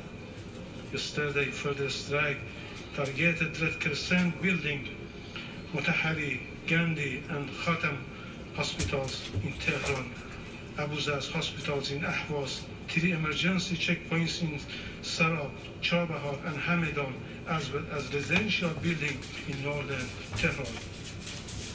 This morning, missiles struck densely populated residential area in Sanandaj in Kurdistan province. The full number of casualties is still being verified. These acts constitute aggression. They constitute war crimes. They constitute crimes against humanity. The United States cannot remain silent. The United Nations cannot remain silent. Accountability is not optional. It is deeply shameful and hypocritical that only the very first day of its presidency of the Security Council, the United States convened a high-level meeting on protecting children, technology and education in armed conflict under the agenda item maintenance of international peace and security, while at the same time launching missile strike against Iranian cities and bombing schools and killing children. For the United States, protecting children and maintaining international peace and security clearly means something very different from the UN Charter provides. Words about peace and protection cannot cover act of aggression. This makes no mistake. There was no imminent threat from Iran. Our nuclear program is exclusively peaceful. We were engaged in serious diplomatic negotiations. For the second time, the United States chose force over diplomacy and violated the Charter. There are no legal grounds that justify this attack. The so-called preemptive attack has no basis in international law. The prohibition on the use of force is absolute, except in self-defense against an armed attack. Iran is exercising its inherent right to self-defense under Article 51 of the Charter. Our response is lawful, necessary, and proportionate. We target only the military objectives of the hostile forces. We don't target civilians. We don't target the interests of neighboring states. Under international law, every state has a duty not to allow its territory to be used for act of aggression against another state. Member states must exercise due diligence to prevent their territory from being used by foreign forces to attack other countries. Iran does not seek war. Iran does not seek escalation, but Iran will not surrender its sovereignty. The issue before the international community is clear. Can a powerful state attack another sovereign member of the United Nations with impunity? If the answer is yes, then the Charter is meaningless. If the answer is no, then this aggression must be condemned and stopped. Double standard will destroy the credibility of this Council. Silence will embolden further lawlessness. As long as aggression continues, Iran will defend itself decisively and without hesitation. The Security Council must act firmly, clearly, and without ambiguity. I thank you for your kind attention. What was the rationale behind attacking other countries, including Iraq, the UAE, Qatar, and some other countries, Iraqi Kurdistan as well? As I mentioned, we are not attacking the interests of our neighboring countries. We are defending ourselves. We are targeting the facilities and the bases and the assets of the United States in this country, in those countries which is out of the control of the host countries. Thank you.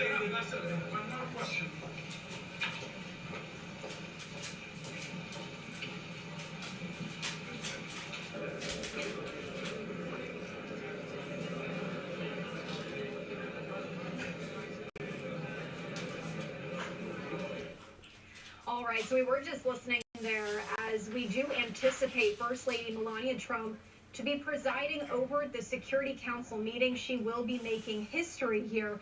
What we're going to do as we do await for the First Lady to speak to see if she will be speaking on Iran is we are going to be bringing in an expert to answer all of your questions that you do have on the U.S. strikes on Iran. If you'd like to still weigh in, you can scan that QR code, send those questions over to us here on Live Now from Fox.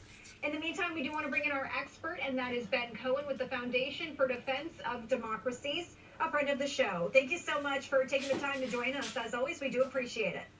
Great to be with you again. Let's start with this. As the White House confirmed on Sunday, the Islamic Republic of Iran's leadership has contacted the U.S. asking for talks, and the list of potential successors to replace Ayatollah Ali Khamenei, who was killed on Saturday by an Israeli airstrike, includes his son and former advisors. So a question I think on a lot of people's minds here, Ben, is who will lead Iran? How is this regime change going to work?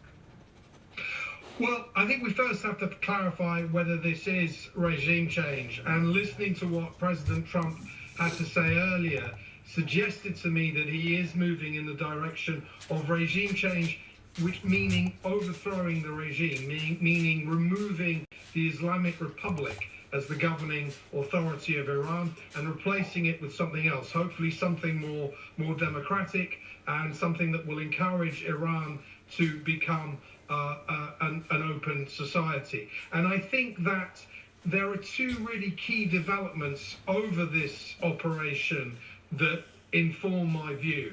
I think, firstly, for the first time since the Islamic Republic was created 47 years ago, Iran doesn't have a supreme leader. They had Ayatollah Khomeini from 1979 until 1989, and when he died, Khamenei, who was assassinated yesterday, eliminated, I should say, yesterday, very quickly took his place. And now what you're seeing as they try and find a second supreme leader is a crisis of succession. So that's the first point. The second point is to examine how Iran is fighting this war. And I think what's really significant to me is that they no longer have any friends in the region, nor do they seem to care about that. You know, last June, when Israel, and joined by the US, went to war against Iran, the vast bulk of Iranian projectiles were targeted at Israel and to a lesser extent at US interests in the Middle East. Now you're seeing missiles, barrages of missiles ricocheting across the Arab world. I think nearly every Gulf Arab country, with the exception of Oman, which played a mediating role in between the US and Iran, all those states have been struck. So this is the classic behavior of a regime that is on its last legs.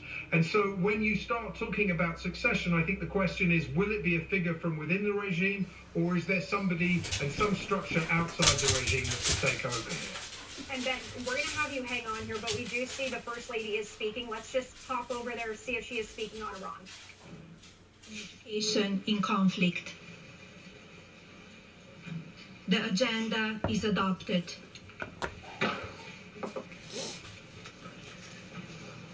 In accordance with the Rule 39 of the Council's Provisional Rules of Procedure, I invite Ms. Rosemary DiCarlo, Under Secretary General of Political and Peacebuilding Affairs, to participate in this meeting.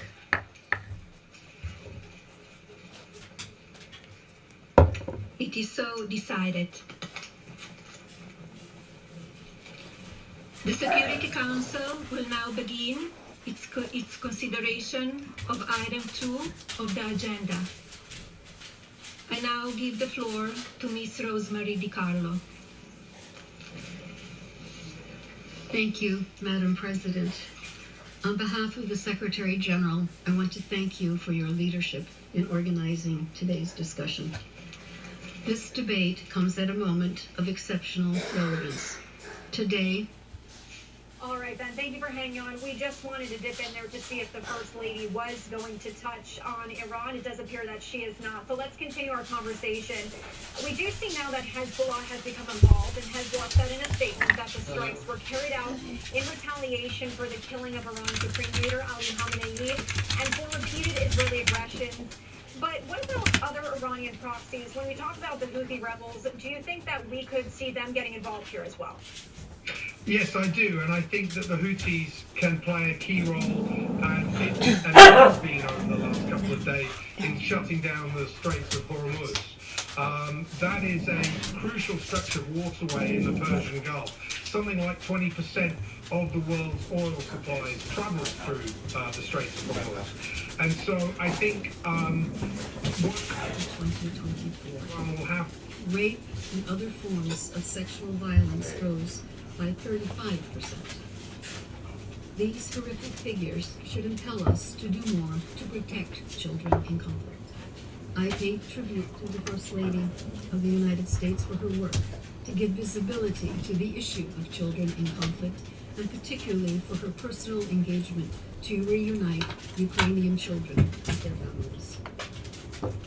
Madam President, when conflicts do not rob children of their life and physical security, they deprive them of the right to have a quality education and a future of opportunities.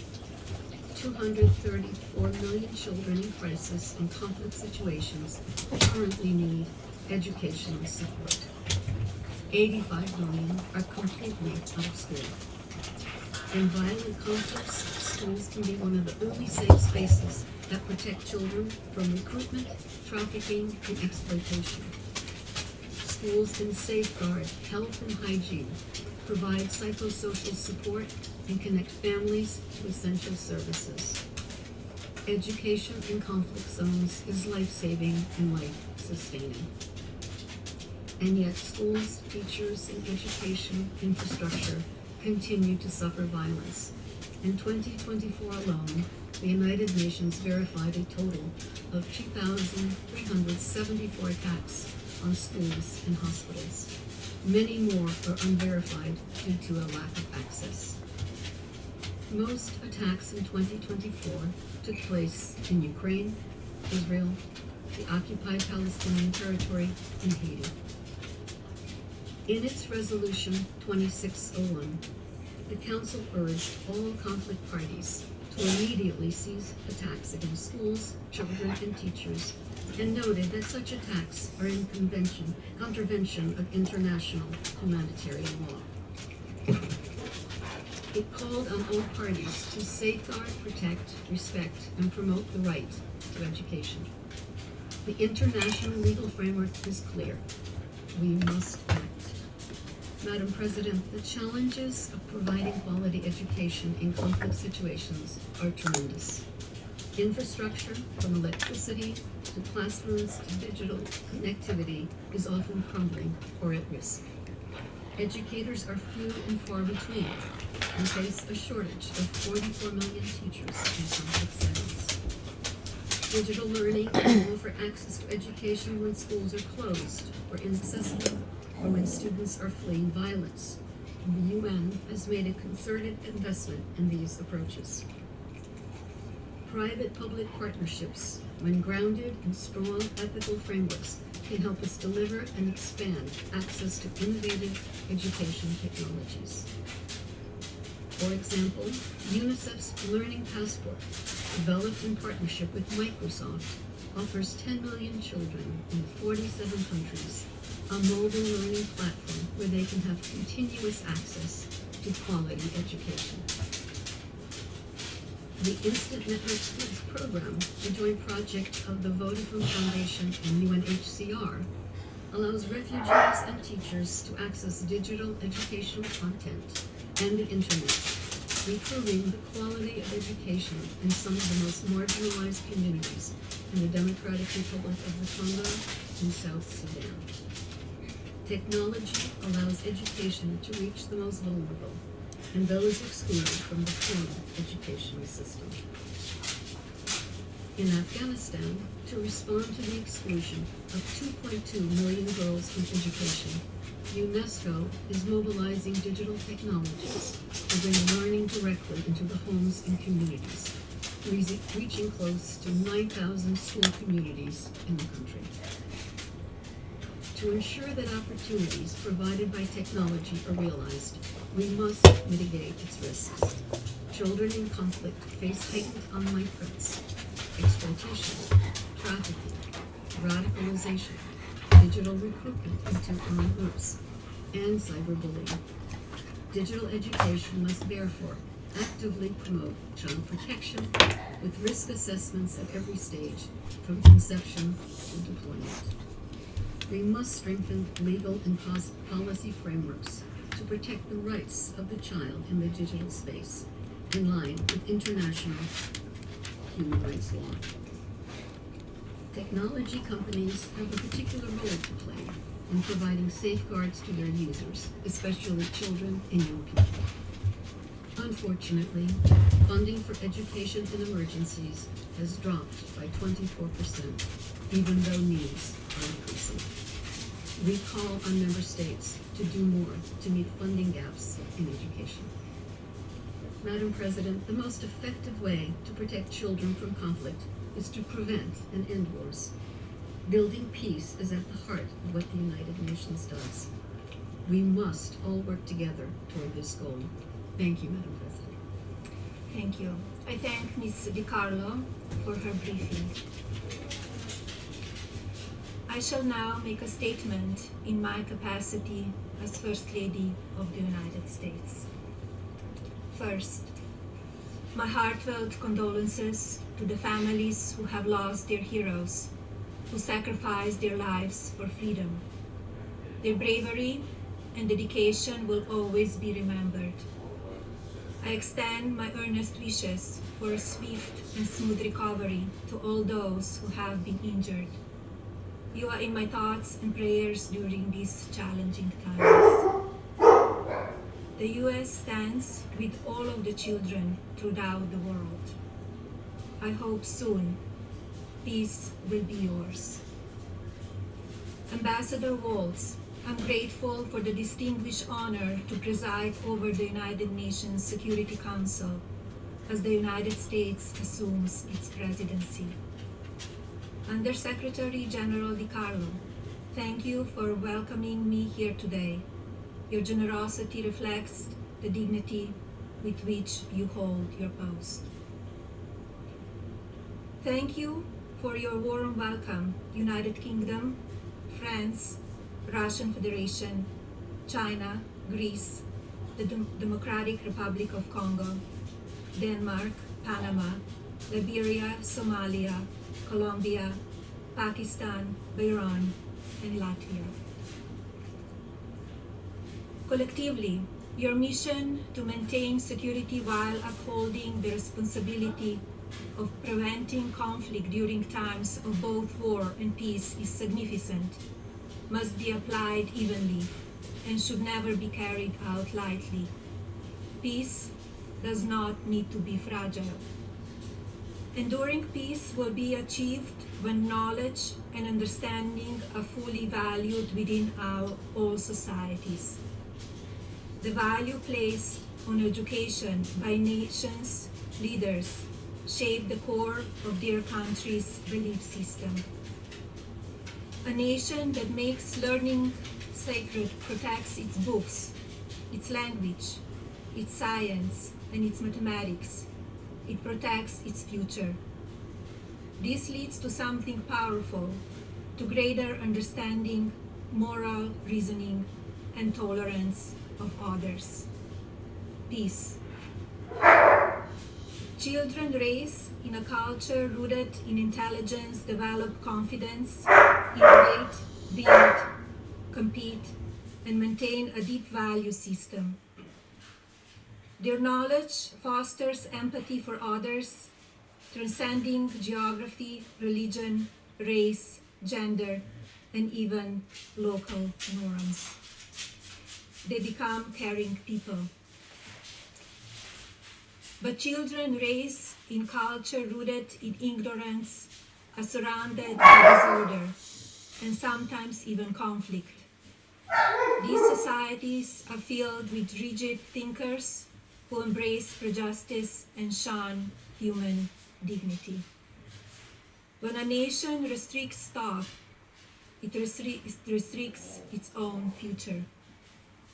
Education is widely recognized as a fundamental human right, and yet today, so many children and young adults are banned from attending secondary schools and universities. The cost is not abstract.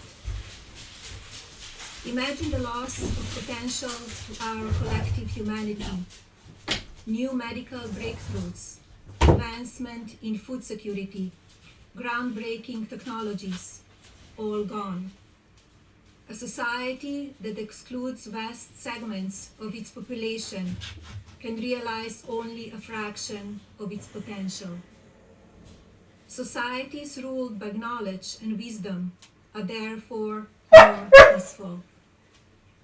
We must cultivate a just moral imagination for the next generation for our children, building an infrastructure of understanding. Knowledge is a power. It shapes titans of industry and inspires courageous social pioneers. We must capture this positive energy and ignite it across continents to transform our world throughout our digitally connected human race. Intellect blossoms humanity's fundamental needs: shelter, food security, clean water, and healthcare. And predictably, almost all communities will have access to knowledge within our lifetimes. The global community must facilitate complete access to technology so that every individual can reach their full potential through education. We must strive to achieve connectivity in the most remote location and the furthest distances from our cities. This objective is entirely feasible and is already on the way. Today, roughly 6 billion individuals, about 70% of people on planet Earth, have a mobile device and use the internet. If our nations band together, we can close the technological divide, empowering all to reach their full potential. From a solitary farmer on a remote Greek island to a quiet genius in Somalia or a dreamer in uptown Manhattan, anyone can read the vast treasury of human knowledge created over centuries, which is now codified and accessible through artificial intelligence. As a single digital nation state inevitable, perhaps this idea isn't so far-fetched, since digital currency and payment system via blockchain plus AI's massive factual database is already revolutionizing media and financial markets. We are in the age of imagination, a period where technology can be free and unrestricted by land borders. Indeed, now is the time for our generation to elevate our children above ideology through access to wisdom. AI is democratizing knowledge, which was once confined to university libraries. AI is creating a new reality for our children by distributing the traditional academic path to information. Today, almost anyone, anywhere can access a vast universe of data in the palm of their hand. Let's connect everyone to knowledge through AI, including those in the most remote geographic regions of our world. Look at what this truly means. In a matter of seconds, without travel, one can quickly learn about another's beliefs, religions, customs, and histories. We are open, and it is empowering. AI can provide us with an understanding of each other's needs and the needs of our children. AI is redefining who gets to participate in the global economy of ideas. I believe our shared intellect future will prove to be a more secure, harmonious, advanced civilization. The path to peace depends on us taking responsibility to empower our children through education and technology. Conflict arises from ignorance, but knowledge creates understanding, replacing fear with peace and unity.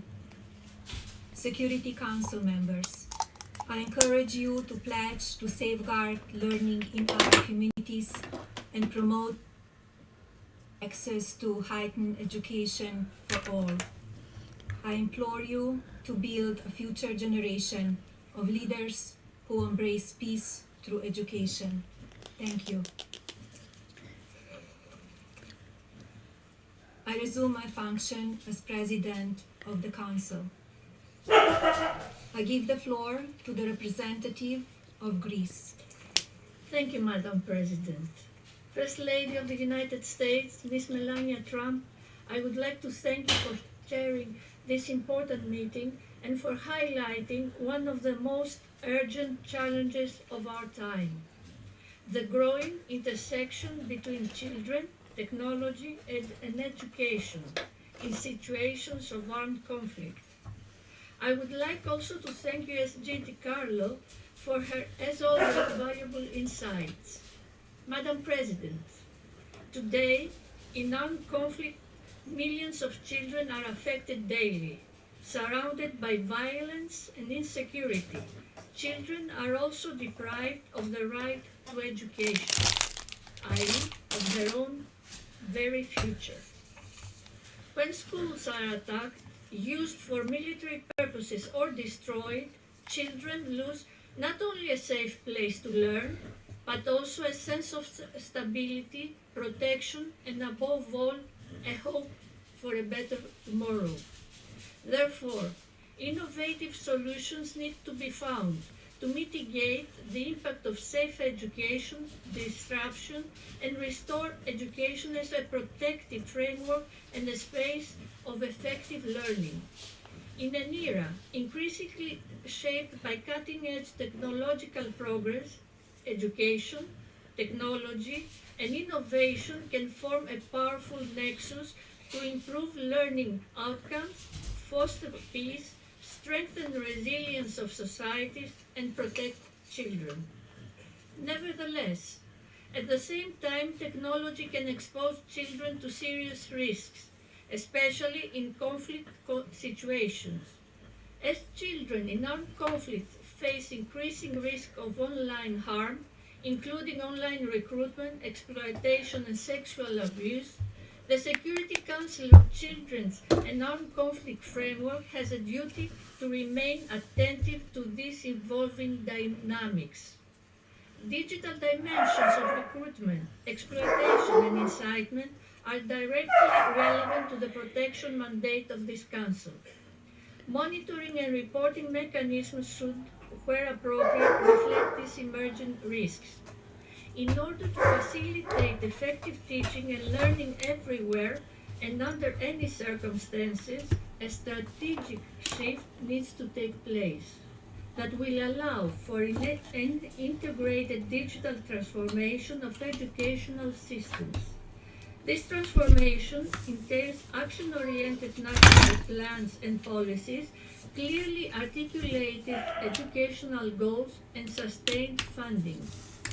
Our guiding principle should always be to ensure the rights and best interests of the child, as well as their protection from online harm.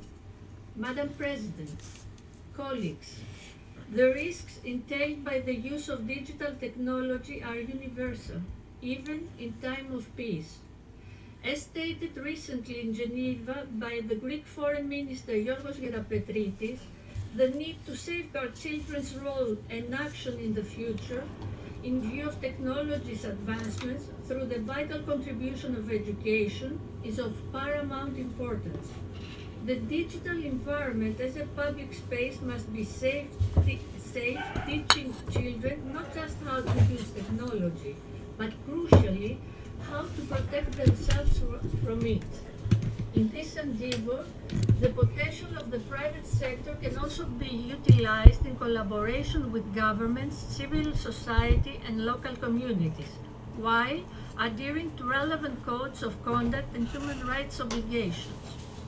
This partnership can contribute to the development of digital solutions of education that reflect our local reality and needs, ensure effective and flexible implementation, protect online safety, and help overcome barriers, including related to gender and disabilities. Madam President, the responsible use of technology and innovation can build bridges to safe education, dignity, and hope for children in armed conflict. It is our shared responsibility to ensure this access. Our ultimate objective is to cultivate a genuine global human rights culture by nurturing empathy in the next generation.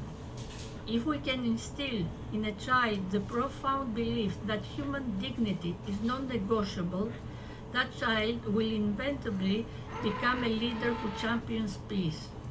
Ultimately, this deeply rooted culture is our most powerful defense against turmoil and armed conflict. Our engagement in the education of children is an investment in peace, and Greece, also through its work in the CAT working group, will remain at the forefront of this discussion. I thank you. I thank the representative of Greece for the statement. I give the floor to the representative of France. Merci, Madame la Thank you, Madam President. Madam President, First Lady of the United States, allow me to thank you, to wish you a welcome, and to assure the United States of our support on the beginning of their presidency of the Security Council, and to commend their decision to devote this first event to children in armed conflict from the perspective of technology.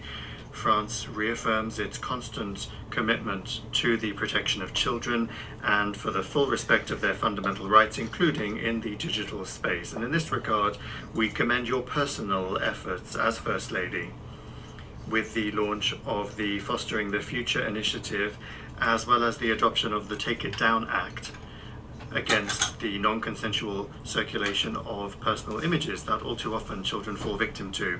France also would like to thank you for your mediation role that contributed to the return of several Ukrainian children that were forcibly transferred or deported to Russia.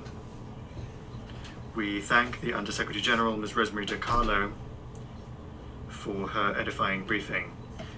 Madam President, the subject that brings us here today is at the heart of the work of the Security Council, and it requires greater coordination around the three pillars of our organization. First of all, this council must act to prevent and put an end to the use of new technologies against international peace and security. The malicious use of digital technologies is on the rise. It is increasing violence in armed conflict, and children are the primary victims of that. In Ukraine, the massive and repeated Russian drone attacks are killing, injuring, and also having a profound impact on the daily lives of children. At school, classes are being interrupted each day by air raid sirens, and at home, children spend part of their nights and their evenings in cold and damp shelters because of Russian attacks. In other conflicts, social networks are being used to spread propaganda targeting minors, to facilitate their recruitment by armed groups, to exploit their vulnerability. The Security Council, in close coordination with all stakeholders, must continue its work, including within the children and armed conflict and youth, peace and security agendas that France is fully invested in. By bolstering child protection capacities in peacekeeping operations and special political missions, and in supporting the monitoring and reporting mechanism established by Resolution 1612 of 2005, the Council supports the gathering of information on the grave violations committed against children in armed conflict zones. This is an essential tool for strengthening prevention and combating impunity. Next, we need to act for the sake of human rights, which is the second pillar of our organization. It is our collective responsibility to protect our young people by promoting a secure digital space that is in line with international law. In this regard, France has been a leader at the national and European levels, including with the adoption of a law aiming to secure and regulate the digital space in 2024. This is a law that strengthens child protection against online pornography. Like a growing number of partners, France decided to restrict the access of children under 15 to social networks to better protect them. Because the digital space knows no borders, in 2021, together with UNICEF, France launched a call to action to defend the rights of the child in the digital environment, and then in 2022 launched an online child protection lab to develop innovative solutions for the better protection of children online. And lastly, we must act tangibly to ensure that all young people have access to new technologies, and that is the third pillar, the one related to development, used with pedagogy and in a regulated framework. Internet, artificial intelligence greatly facilitate universal access to education, as well as combating exclusion and shaping critical thinking. All of these, as you have said, are ramparts, bastions against hatred, and help to prevent conflicts in the future. France supports the tangible actions taken by the United Nations, in particular by UNESCO and UNICEF, to mobilize technologies for the protection of children via the anticipation of conflict risks, a more accurate needs mapping, and also expanded access to healthcare services, among other things.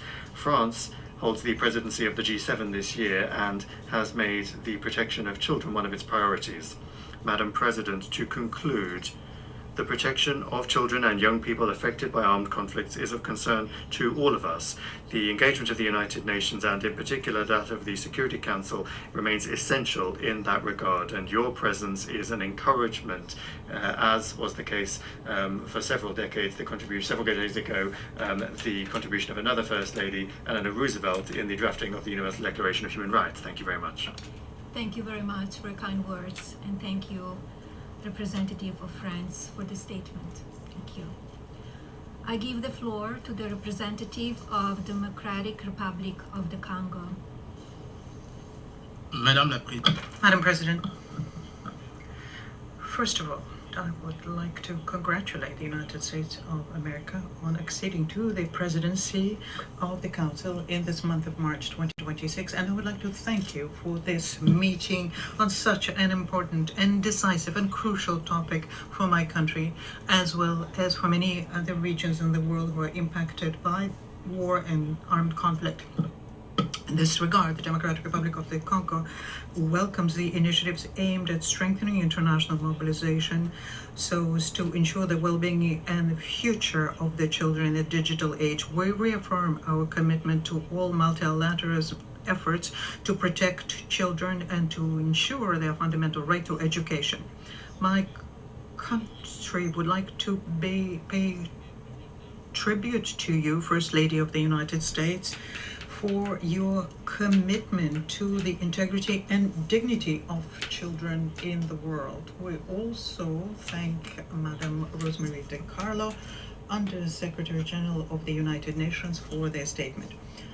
Madam President, guaranteeing an effective access to education and digital technologies for children in situation of the conflict is, for us, the Democratic Republic of the Congo, is an essential reality, fact.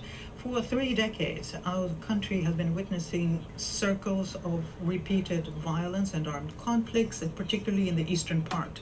This has been the situation has prevailed for 30 years, and millions of children have been deprived of their fundamental right, access to education, which is safe, inclusive, and of high quality. Let me give you an example.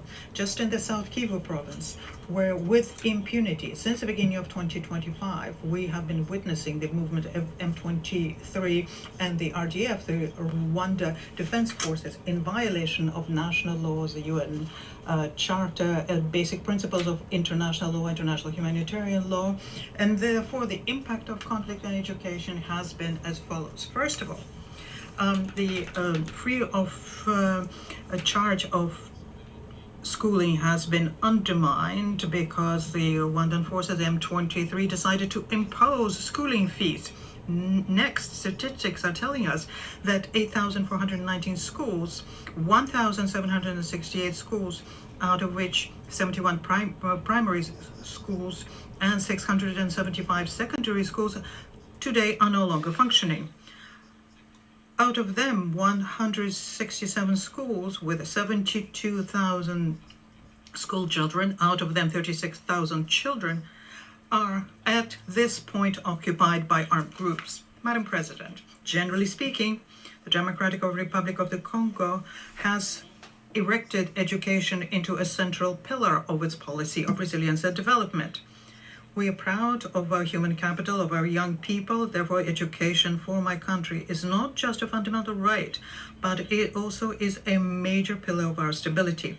The free schooling, which was decreed by the President of the Republic, His Excellency Felix Antoine Tshisekedi Tshilombo, since he acceded to his high office in 2019, is a reflection of this view that we need to improve access to education and new technologies. In addition to this policy, we in 2025 adopted the education and emergency training strategy covering 2025 to 2029, which is there to build an education system which is resilient, inclusive, and is a measure of protection capable of ensuring the continuity of learning before, during, and after crises. This strategy is accompanied by the commitment of the DRC to reduce the digital gap, which is particularly impacting those areas which are in conflict. Madam President, using digital technologies today is an essential means of mitigating the effect of conflicts of education. Digital platforms, mobile devices, remote learning tools can maintain a learning tool for those children which are internally displaced, those who live in enclaves or in displaced camps. Similarly, the advances of artificial intelligence can also help with education. They can accompany pedagogical efforts and provide psychosocial support to those children who are victims of trauma. Madam President, the Democratic Republic of the Congo is convinced that the respect and the protection of the human rights, in particular the rights of children, of the international humanitarian law, must remain at the heart of all strategies that we are implementing, and this we're implementing to ensure peace and security in the world. We have to work together to make sure that these dimensions, very frequently lost in approach, analysis, and evaluation of conflict, take pride of place. And that is why the Democratic Republic of the Congo calls for a strengthened international support for the development of digital infrastructures in fragile and post-conflict areas, for responsible partnership with the private sector, partnership based on transparency and accountability. Madam President, we are a large country, a very rich country, especially when it comes to minerals, which are necessary for the current digital revolution. We think that technology should never be a factor of exclusion for our children. To the contrary, it needs to become an instrument for resilience, reparations, and equality of opportunities. To conclude, the Democratic Republic of the Congo would like to affirm its determination to work together with its partners, including through the platform Building Future Together, which is put forth by the distinguished First Lady, Melania Trump, to protect children, to reform our education system, to progressively integrate into it numerical tools despite the security challenges, and to ensure that no child, even in a situation of conflict, be discriminated against, but rather that they should continue benefiting from their right to education, development, and the implementation of their legitimate dream to have a better future in the digital era. I thank you. I thank the representative of the Democratic Republic of the Congo for the statement. I give the floor to the representative of Denmark. Thank you, Madam President. Denmark thanks the United States for highlighting this critical topic of the first day of the presidency. And we commend the First Lady of the United States for her presence here today and for showing leadership on this issue. Let me also thank Undersecretary General DiCarlo for her sobering briefing. Madam President, as we've heard, more than 85 million children are out of school in crisis settings. From Sudan to the Sahel, from Afghanistan to Gaza, too often, too many school-aged children are prevented from learning. As members of this Council, we have a common responsibility to protect education in conflict. I commend the efforts by the United Nations in this regard, notably UNICEF, UNESCO, and the Office of the Special Representative of the Secretary General for Children and Armed Conflict. For example, in Ukraine, the UNHCR supports access to education from online learning for refugees to offline learning at underground schools near the front line. In Lebanon, UNICEF assists access to digital learning for Syrian refugees. And, as we've heard from the USG, in Afghanistan, UNESCO supports broadcasting of educational programs to reach learners in their homes. These are examples of innovative initiatives that make a difference for children and young people affected by conflict. But we can do even more to leverage the potential of technology for education. Madam President, I'll raise 3 points today. First, we must make even greater use of innovation and technology to support safe and protective access to education in conflict-affected situations. When conflict erupts and it becomes unsafe to go to school, digital tools can enable students to continue their education and connect with their peers. But it requires access to digital devices and often also access to the internet. Children in the poorest places in the world, which count many conflict-affected contexts, are more likely to be excluded from access to the internet. In short, eliminating the digital divide will help broadening access to education, to leave no child behind. We must keep this in mind as we seek to protect education during armed conflict in accordance with Security Council Resolution 2601. Second, Madam President, the digital space does not come risk-free. We know that it brings risks for children's safety. In context of conflict and instability, these risks can take many forms. Online platforms can be used to spread disinformation, and manipulated content could fuel polarization, instability, or lead to radicalization. Young peace builders could be targeted. Young human rights defenders may face reprisals or threats, both on and offline. Young women and girls may be targeted by technology-facilitated gender-based violence. Member states, along with tech companies, must prioritize protection in the digital space. While tech companies have great power in shaping children's digital experiences, they also have a great responsibility to protect children's rights. We support that the Office of the SRSG for Children and Armed Conflict engages with online platform operators on protection. Third, Madam President, as an international community, we must collectively ensure that parties to conflict uphold international law, including international humanitarian law and international human rights law. Parties to conflict must commit to specific, structured steps to end and prevent grave violations against children and uphold accountability. As we sat in connection with the Red Hand Day on Education to prevent the recruitment of youth of children just recently, Denmark believes that we need not just to reflect, but to recommit. Recommit to the children of Haiti, who should be able to enjoy a safe learning environment without fear of being recruited by gangs. To the children in Sudan, who are attacked, starved, and displaced. And to the children in Ukraine, who have suffered abductions and endless attacks on their schools and infrastructure during the 4 long years of Russia's full-scale invasion. Schools must be protected from attack. The international legal framework is clear in this. Madam President, in closing, around this table, we must demand that safe and inclusive education is available to all children. We must support access to quality education. Where there is access is disrupted by conflict, we should safely leverage the potential of technology, because education is not only a fundamental right, it is a foundation for sustainable peace, stability, and development. Thank you, representative of Denmark. I give the floor to the representative of Panama. Gracias. Thank you, Madam President. Esteemed Mrs. Melania Trump, First Lady of the United States of America, Panama congratulates the delegation of the United States on assuming the presidency of the Security Council for the month of March, and we would like to wish you every success in this delicate undertaking. We would also like to thank Ms. Rosemary DiCarlo for her briefing and the US delegation for convening this timely debate on the role of technology in guaranteeing access to education for children affected by armed conflict.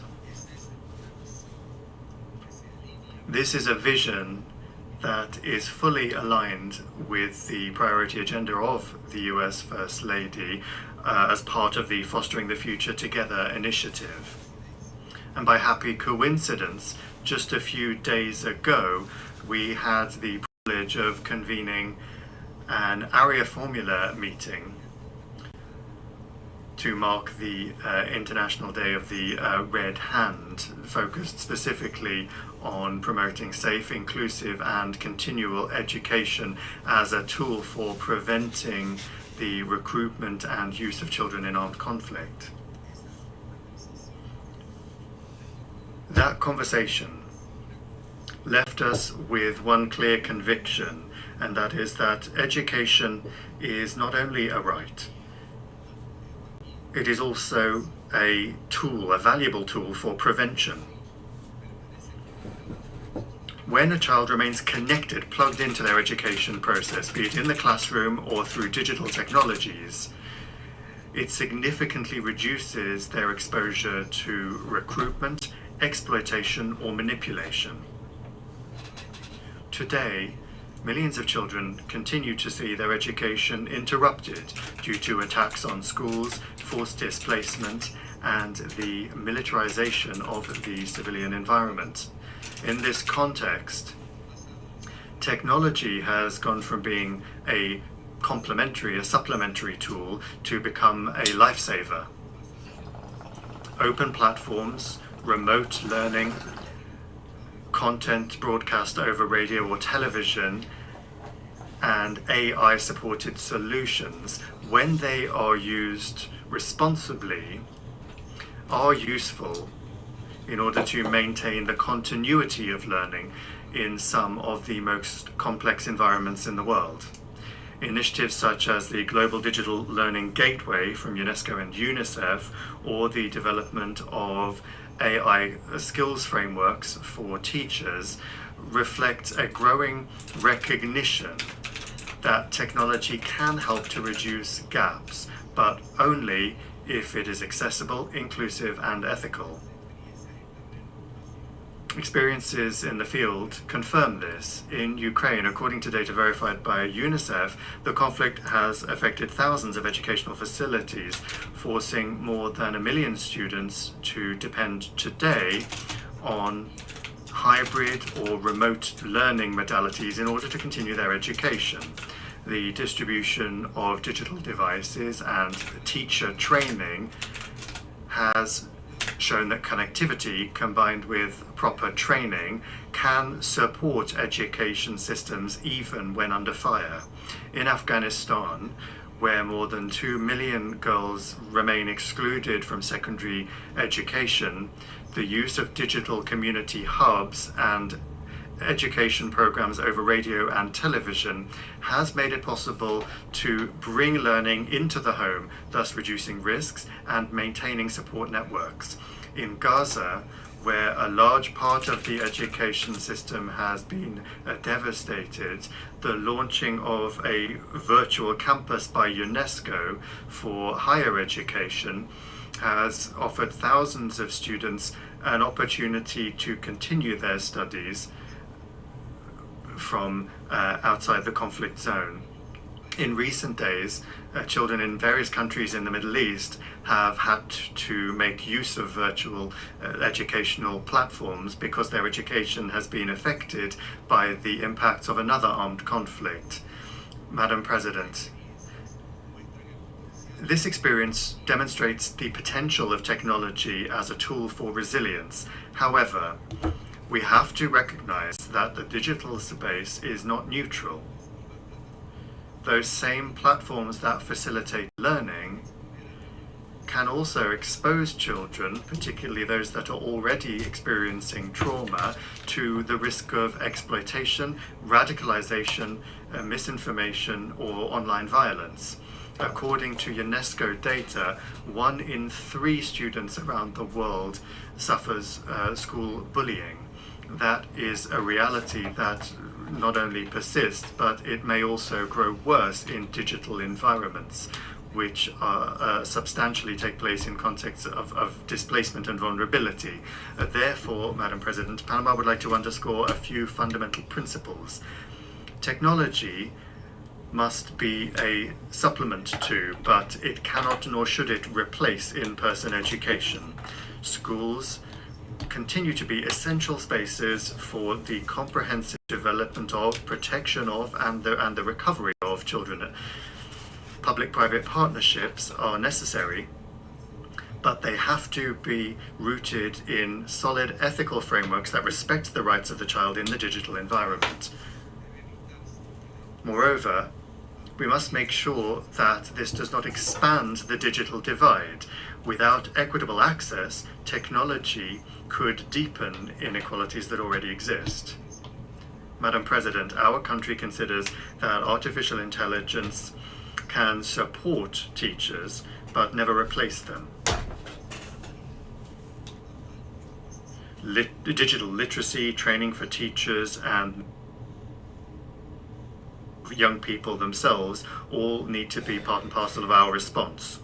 Guaranteeing the continuity of education in conflict situations is not just a development issue, because depriving a generation of education, at the end of the day, means sowing the seeds of future crises. And in that regard, we reaffirm that safe, secure, inclusive and equitable access to education, including its digital dimension, is an inalienable part of the protection of children in armed conflicts. Thank you very much. I thank the representative of Panama for the statement. I give the floor to the representative of Liberia.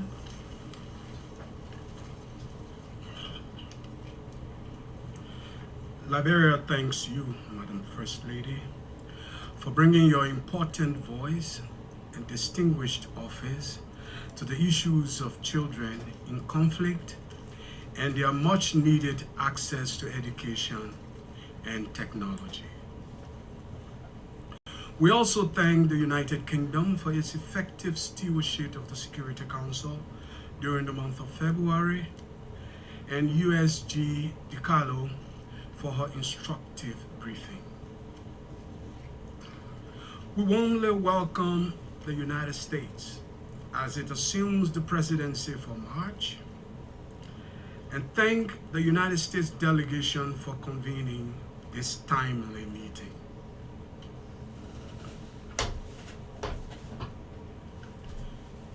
In today's world, the intersection of children, technology, and education defines not only individual futures, but, as rightly noted by you, Madam President, the trajectory of peace itself.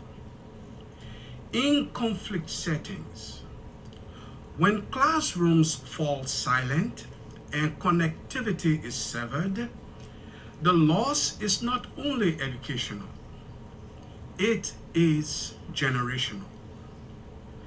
Efforts that restore learning, expand safe digital access, and protect children from technological exploitation are therefore investments in stability and human dignity. Madam President, Excellencies, today Liberia will speak from a past that taught us what conflict steals and what education restores. We remember all too well what it means to be the child the world sought to protect. The classroom without a roof. The generation told to wait for peace before being allowed to learn. 14 years of civil conflict destroyed our schools, dispersed our teachers, and recruited children before they were literate. From all of these, we learned a painful truth. When education collapses during conflict, the conflict does not end. It simply mutates. This is why Liberia approaches today's discussion not as a development debate, but as a matter of international security. Around the world, more than 224 million children living in crisis settings are currently out of school, according to Global Education Partners. Many before me have quoted even grimmer statistics. This is not just an educational emergency, therefore, it is a security emergency, a protection emergency, and a generational emergency. A child denied learning in a conflict zone is exposed not only to illiteracy, but to recruitment, manipulation, and exploitation disguised as survival. Similarly, a community deprived of education does not simply lose opportunity. It actually inherits instability. In these contexts, digital education is simply not a luxury. It is actually a stabilizer. It is prevention policy.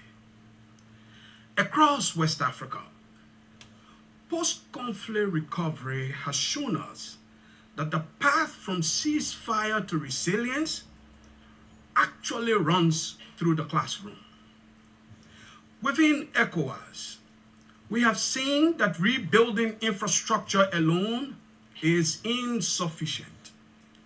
Rebuilding human capital is what prevents relapses into conflict. Increasingly, this rebuilding must be digital. Africa is not waiting to be transformed by technology.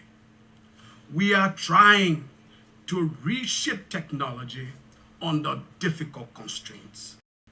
We are developing low bandwidth platforms, solar-powered systems, and community-driven learning models precisely because our circumstances demand innovation that is efficient, resilient, and inclusive.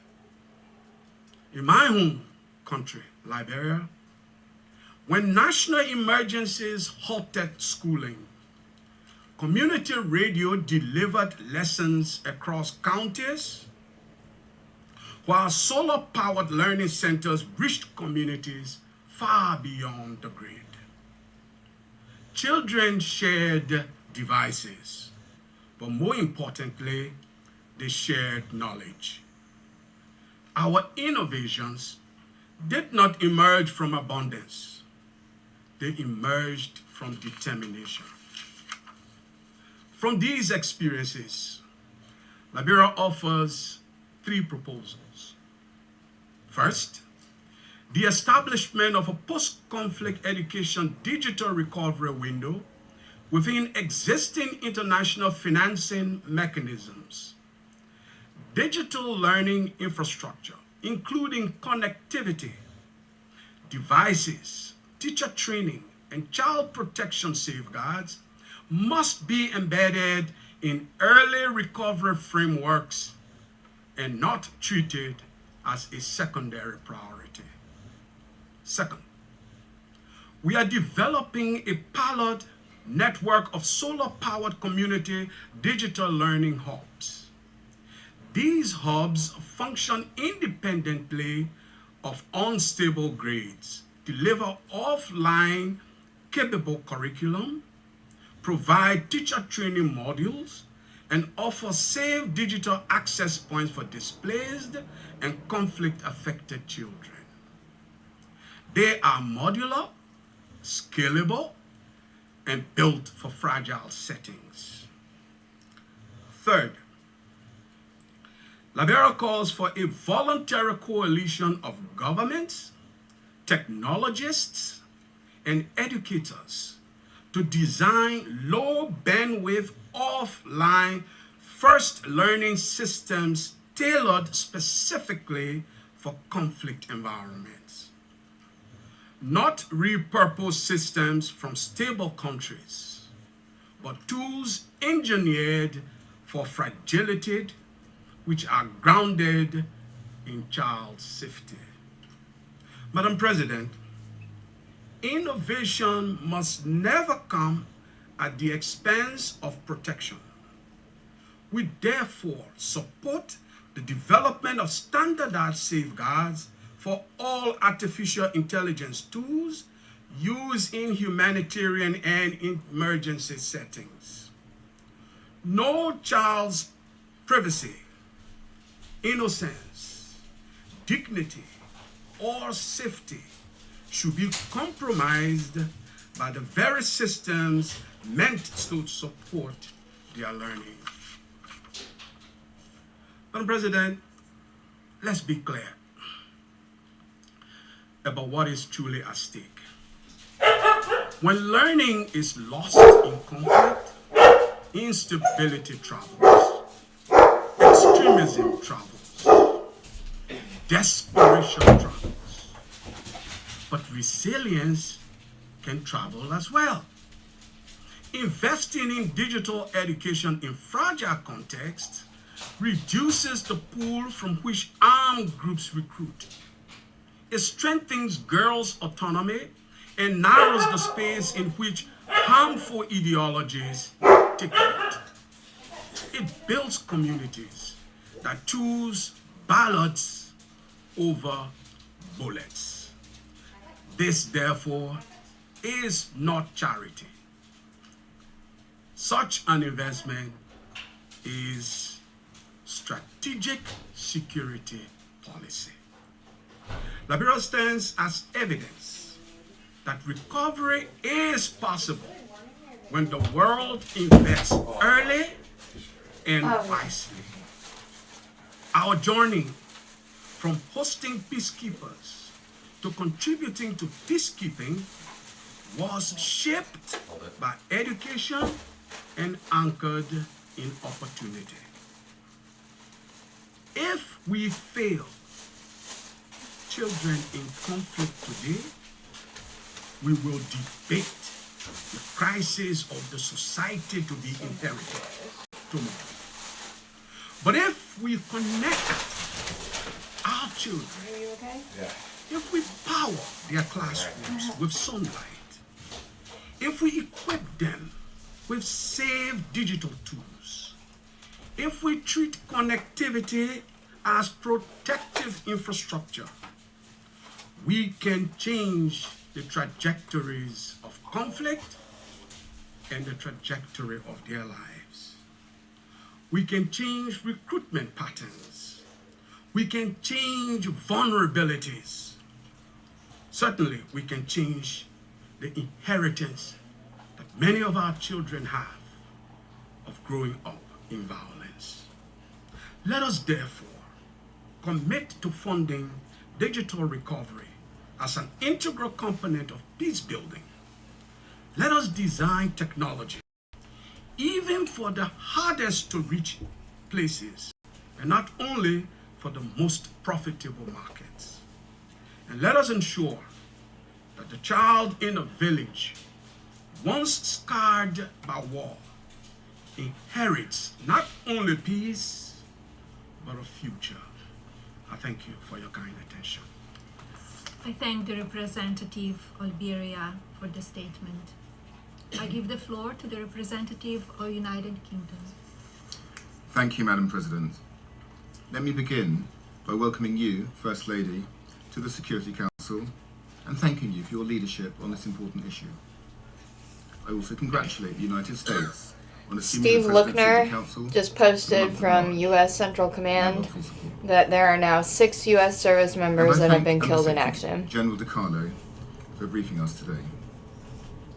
I will make 3 points. First, protecting children's right to safe, inclusive, quality education is critical.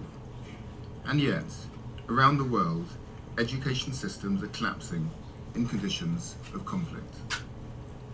In Gaza, 97% of schools have been damaged or destroyed, and over 650,000 children have been out of school for over 2 years. In Sudan, 1 in 3 schools has been damaged, or destroyed, and 8 million children are out of school. In Ukraine, 4.6 million children face barriers to learning as a result of Russia's illegal and unprovoked full-scale invasion. The current conflict in the Middle East poses further risks. Children and civilian infrastructure, including schools, need to be protected. Parties to conflict must adhere to their obligations under international humanitarian law.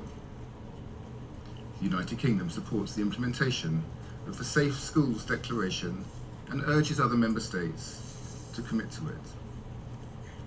We are also proud to support global efforts to safeguard children's education in crises, including through our support for UNICEF and the Global Partnership for Education. Second, emerging technologies can play a transformative role in sustaining learning for children impacted by conflict and displacement. While not a substitute for in-person schooling, digital tools, remote learning platforms, and AI-supported systems can help children keep learning when classrooms are destroyed or inaccessible, and to access psychosocial support. But we also need to manage the risks of technology for children in conflict. For example, in Colombia, armed groups are increasingly using online platforms to recruit children. The United Kingdom is committed to ensuring accountability for grave violations against children in conflict, including through our support for the UN monitoring and reporting mechanism. Technology companies and governments also have a key role to play in strengthening safeguards against such risks. Third, Madam President, conflict disproportionately impacts girls' education. Girls are more likely to be out of school than boys in conflict settings, and as a result, they face heightened risks, including risks of exploitation, child marriage, trafficking, and sexual and gender-based violence. The United Kingdom is proud to support girls' education in crises, including over 7 million supported through the Education Cannot Wait Fund. And we call on the private sector, working with governments and civil society, to ensure technology meets the particular needs of girls whose education is impacted by conflict. I thank you. Thank you, Representative of United Kingdom, for your statement. I would like to give the floor to Representative of China. 谢谢主席。 Thank you, Madam President. I welcome your presence, First Lady Melania Trump, as well as your presiding over today's meeting. I thank Under-Secretary General DiCarlo for her briefing. Children are the most vulnerable group in armed conflict and require the most protection. Incessant conflicts around the world today have led to rising cases of violation against children in recent years, which China finds deeply disturbing. The denial of children's right to education due to conflict not only affects the healthy development of children themselves, but also erodes the foundation of national stability and undermines development. The international community must give priority attention to this issue, build consensus, and work together to improve access to education for children in conflict zones. I would like to make 4 points. First, strengthening child protection is the top priority.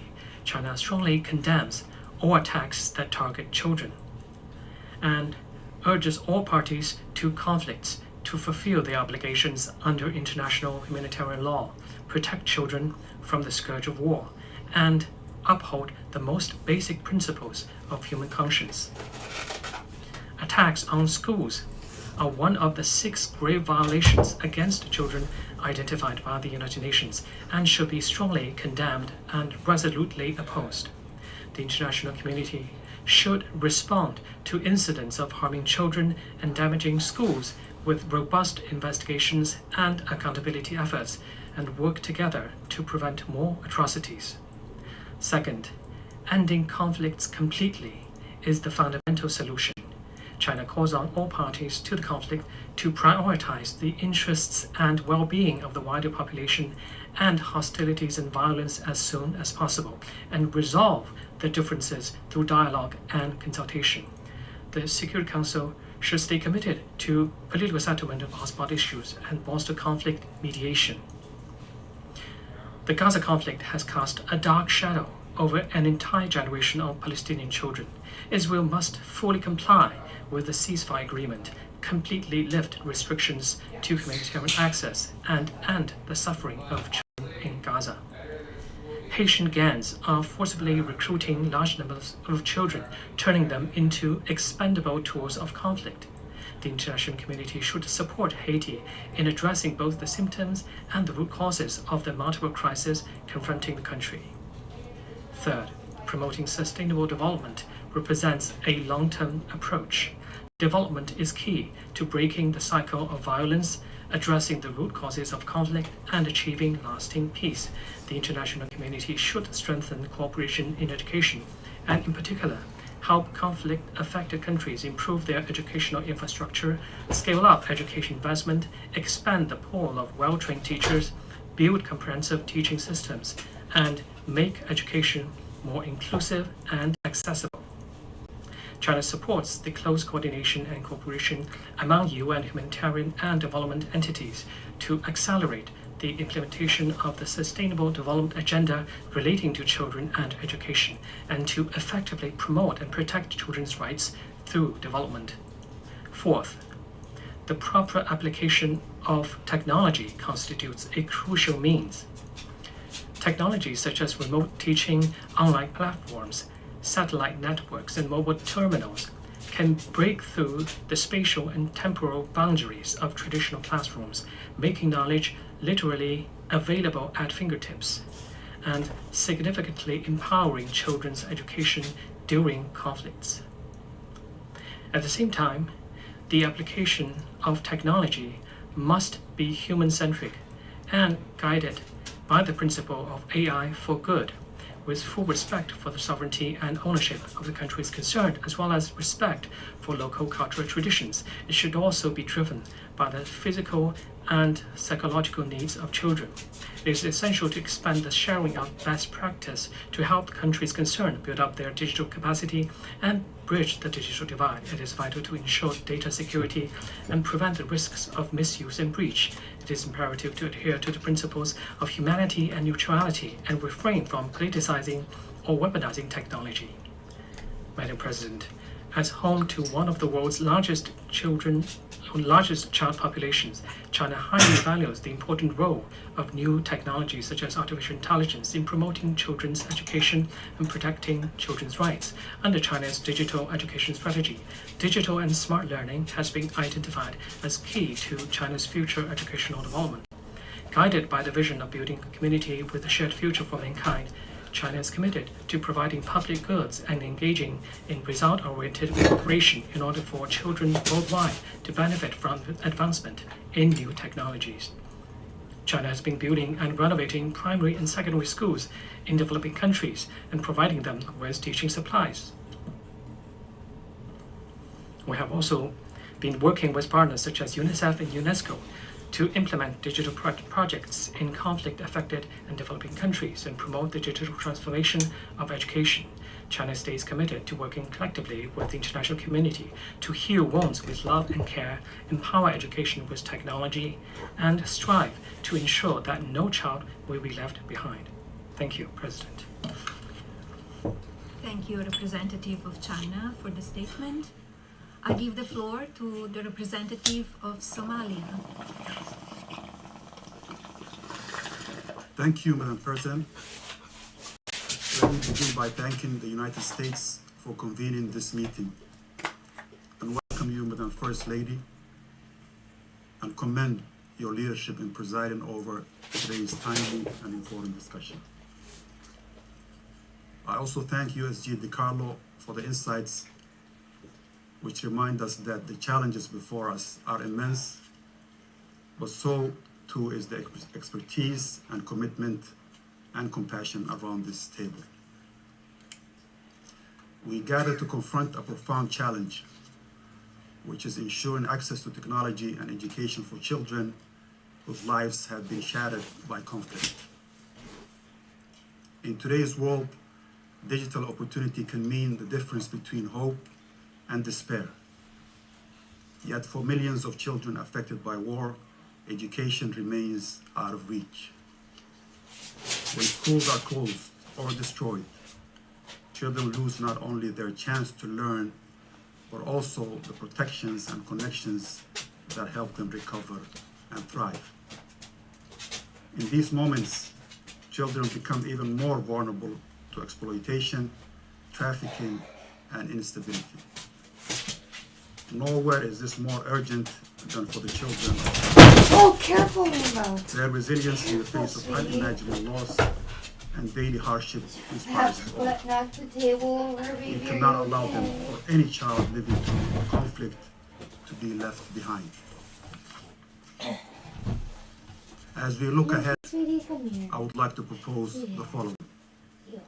First, we must recognize technology as a lifeline for children in crisis. Even when disaster shuts down traditional classrooms, digital tools can keep education alive. Advances in artificial intelligence and robotics are transforming how children learn, equipping them for a fast-changing world. Yet with this promise comes responsibility. The very tools that open doors must not expose children to new dangers. We must build safeguards, educate families and teachers, and remain vigilant against those who would use technology to harm. Second, we must make the protection of schools and learning spaces an absolute priority as reaffirmed by United Nations Security Council Resolution 2601. Schools must be safe havens and never be targeted. Attacks on educational facilities rob children of their right to learn and strip communities of hope and stability. We must reaffirm our commitment to upholding international law and ensuring that schools, teachers, and students are protected at all times, especially in conflict zones like Gaza, where more than 97% of the schools have been damaged or destroyed, and 91.8% of all education facilities will require either full reconstruction or major rehabilitation to become functional again. Third, we must close the digital divide with creative context-appropriate solutions. For millions, barriers like lack of devices, electricity, or internet are real, and nowhere is this more urgent than for the developing world, in particular in our continent, Africa. By working with technology innovators, educators, and local communities, we can tailor solutions to reach even the hardest impacted children. As we strive to deliver education and opportunity amid crises, we must also address the root causes of conflict, such as inequality, marginalization, and underdevelopment. The best protection for children is to prevent conflict from erupting in the first place. Addressing the drivers of violence and instability through diplomacy, sustainable development, and respect for human rights remain our most powerful tool to safeguard children's futures. Law can uphold perpetrators to account, but itself it cannot prevent conflicts. True safety and protection of children is built on teaching the values of nurturing, care, and empathy in every society, while building communities committed to dignity, inclusion, and peace. In conclusion, Madam President, my delegation is committed to working together to make the digital era a source of hope and possibility for every child. With commitment to conflict prevention and responsible use of technology, even in the darkest circumstances, we can ensure no child is left behind. I thank you. Thank you, Representative of Somalia, for the statement. I give the floor to Representative of Colombia. Gracias. Thank you, Madam President. Allow me to begin with special greetings for the First Lady of the United States, Mrs. Melania Trump, and I would like to recognize her leadership in promoting initiatives targeting the well-being of children, which is a subject of shared interest. I would also like to thank Ms. Rosemary DiCarlo for her valuable briefing. Colombia recognizes the potential of digital transformation for new generations. In conflict situations where schools have been destroyed, are inaccessible, or aren't able to provide safe, secure conditions, technology can help guarantee access to education and the continuity of education, facilitating the provision of essential services such as psychosocial support, and also help to expand the availability of good quality information, especially in marginalized populations and populations that are facing multiple and intersecting forms of discrimination. However, access alone is not enough. A truly inclusive digital transformation has to close the gaps that exist between countries and also within countries.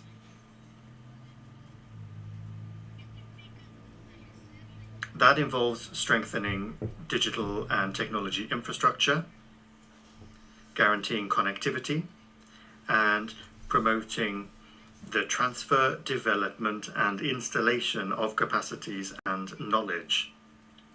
In contexts such as Haiti or Palestine, the destruction or limited availability of basic infrastructure, including digital connectivity, also affects the ability of humanitarian actors and agencies of the United Nations to guarantee the continuity of education and of fundamental services for children affected by conflict.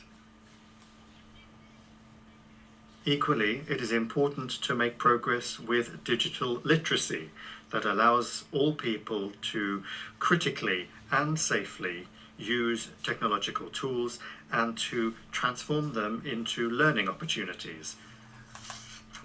Otherwise, access to technological tools will lack real impact. This also involves addressing intersecting and structural factors that perpetuate inequality, factors such as poverty, social exclusion, and the persistent digital gender gap, which is made worse in conflict settings. In contexts such as Afghanistan, for example, restrictions on access and on the participation of women and girls in educational and digital spaces shows how gender gaps continue to limit opportunities and deepen vulnerabilities, especially when they are combined with social, economic, and cultural factors that exacerbate exclusion. These situations highlight the fact that access to technology is closely linked to the provision of essential services, development, and stability, which are fundamental elements for international peace and security. Madam President, we must also understand that the digital environment has become a new space of vulnerability for children and young people. Armed groups and criminal networks are increasingly frequently using digital platforms to recruit, manipulate, and exploit minors. This is compounded by phenomena such as the dissemination of hate speech and disinformation, which could exacerbate violence and increase risks for children, with a particular impact on girls that are exposed to digital gender-based violence. This requires cooperation with the technology sector, as well as effective prevention and response mechanisms and a human rights-based approach. Moreover, the accelerated development of artificial intelligence provides new opportunities, but also poses risks that we cannot ignore. Artificial intelligence can facilitate innovative educational tools and expand access to learning in challenging circumstances. However, if there are not also comprehensive and adequate safeguards throughout the technology lifecycle, there could be the amplification of biases, they could violate privacy and generate new forms of manipulation or exploitation. Faced with these challenges, multilateralism remains an essential tool for promoting a secure and inclusive digital environment and making sure that technology and technological innovation contributes to sustainable development, to achieving the Sustainable Development Goals, and to respect for human rights.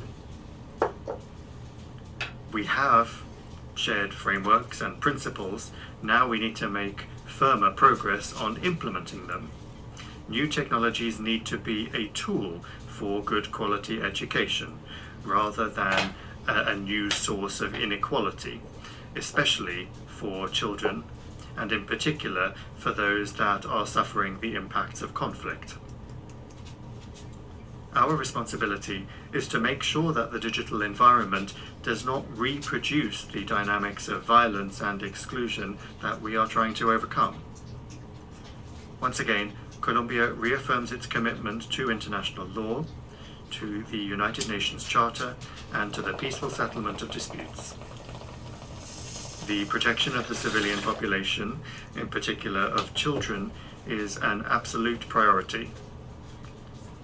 Collective security is not built with more confrontation, but rather with more safeguards and cooperation. Thank you.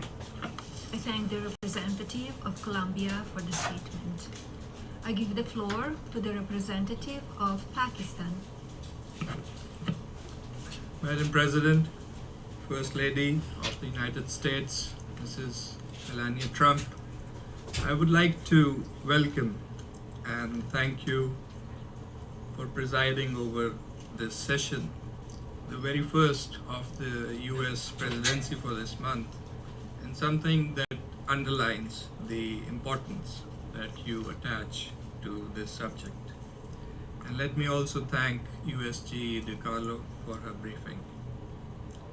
Pakistan welcomes the Fostering the Future Together initiative of the US First Lady, aimed at building a global coalition committed to enhancing children's well-being through the promotion of education, innovation, and technology. And Pakistan is pleased to join this initiative. The issue before us is not simply about innovation and technology. It is about safeguarding human dignity and ensuring that conflict does not steal the future of an entire generation. Across conflict zones around the world, including situations of foreign occupation, notably Palestine and Jammu and Kashmir, millions of children are growing up amid rubble and chaos rather than in classrooms and in calm. Schools have been destroyed, damaged, or militarized. The teachers have been displaced.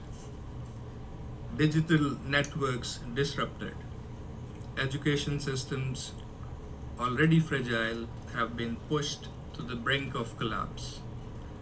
The Secretary General's own report, the most recent report on children and armed conflict, paints a deeply troubling picture. It documents alarming levels of grave violations against children, including attacks on schools and hospitals, problems of recruitment and abduction, and the denial of humanitarian access. The scale and intensity of these violations have increased worldwide. The erosion of education in conflict settings is not incidental. It is often systematic, compounding trauma and perpetuating cycles of conflict. When education is interrupted over extended periods, it creates generational consequences that extend far beyond the immediate conflict. Madam President, we need to appreciate that education is not merely a service. It is a stabilizing and securing force. When denied, children become more vulnerable to exploitation, trafficking, recruitment, and radicalization. And when protected, education fosters resilience, critical thinking, and hope. And colleagues have mentioned technology. If harnessed responsibly, technology can help bridge this divide. Digital platforms and mobile learning tools can reach displaced or isolated children in conflict situations. Remote instruction can sustain continuity when physical classrooms are inaccessible. Emerging technologies, including artificial intelligence, offer opportunities for personalized learning and inclusive education. Yet, technology must be governed with vigilance, for access without safeguards poses risks.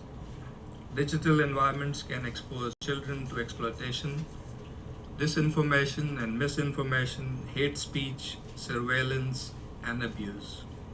Madam President, we believe that our collective response should rest on three clear commitments. First, close the digital divide in conflict-affected settings through investment in resilient infrastructure, affordable connectivity, and provision of devices, prioritizing girls and children with disabilities. Second, integrate child protection by design in all digital education initiatives, ensuring robust data protection standards, cybersecurity safeguards, and accountability for online harm. And third, strengthen partnerships and collaboration among member states, United Nations, civil society, and the private sector to deliver context-appropriate solutions that reinforce national education systems and uphold international humanitarian and human rights law. Madam President, ultimately, technology is not a substitute for peace. The most effective way to protect children and their right to education is to prevent and resolve conflicts in accordance with the relevant resolutions of this Council, the UN Charter, and international law. But while conflicts persist, we have an obligation to ensure that no child's future is extinguished by circumstances beyond their control. In the complex conflict environments, transformative use of technology can be a shield and a bridge to enable the children the right to safety, learning, and development, and a catalyst for resilience, dignity, and lasting peace.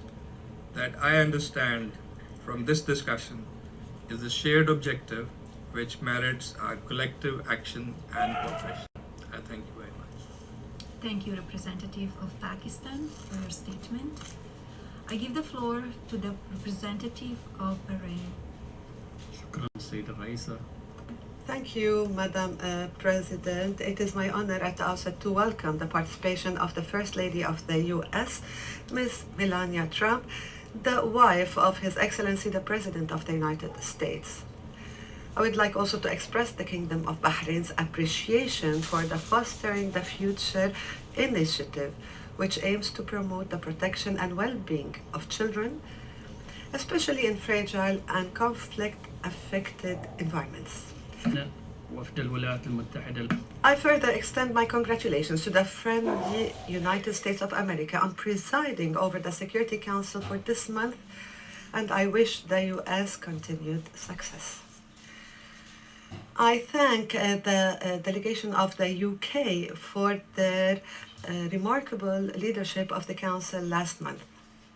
In view of the comprehensive briefing by USG Rosemary DiCarlo, the USG for Political and Peacebuilding Affairs, we can only start our statement in this session by addressing the Iranian aggression that is targeting my country, the Kingdom of Bahrain now, and the GCC member states, and the resulting significant material and psychological damages that threaten the safety and security of residents and citizens. The ongoing Iranian attack on civilian and service provision facilities, residential areas, had led to the closure of schools as a temporary precautionary measures to safeguard the security and safety of children and teachers. This important session comes at a time when risks facing childhood in our contemporary world are increasing. The digital space has today become an extension of conflict zones, with the rise of online recruitment of children through digital platforms and their exploitation in illicit activities, the cyber attacks targeting educational infrastructure, and the profound psychological impacts affecting millions of children.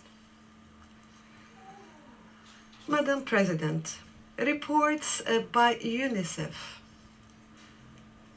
indicate that the number of children out of school or formal education has reached 30 million children in the Middle East and North Africa region, equivalent to 1 in every 3 children being deprived of education. Recognizing the seriousness of these developments, the Kingdom of Bahrain established the Unit for Child Protection in Cyberspace, embodying the Kingdom's commitment to protecting children from cyber risks and crimes through monitoring and addressing online violations, raising awareness on safe use of technology, and strengthening community partnerships to ensure a safe digital environment that enables children to learn and grow with confidence and security. Madam President, the 33rd Arab Summit hosted by the Kingdom of Bahrain in 2024, the summit adopted the Kingdom's initiative to provide educational services to those affected by conflicts and crises in the region. Individuals deprived of their right to formal education due to security and political conditions, as well as the consequences of displacement or being refugees and migration, through cooperation and coordination between the League of Arab States and the United Nations Educational, Scientific and Cultural Organization, UNESCO. This approach, adopted by the Kingdom, aims to intensify international cooperation in addressing digital and educational challenges, to expand access to safe and inclusive education in areas affected by conflicts. Under the leadership of His Majesty King Hamad bin Isa Al Khalifa, the King of Kingdom of Bahrain, and with the support of His Royal Highness Prince Salman bin Hamad Al Khalifa, the Crown Prince and Prime Minister, the Kingdom is keen to place the protection of human beings, especially children, at the core of its national and international action. This is reflected in the statement of His Majesty the King at the first meeting of the Peace Council, Peace Board, in which the Kingdom is a founding member, through the provision of necessary infrastructure and skills to establish an effective government digital services platform in Gaza.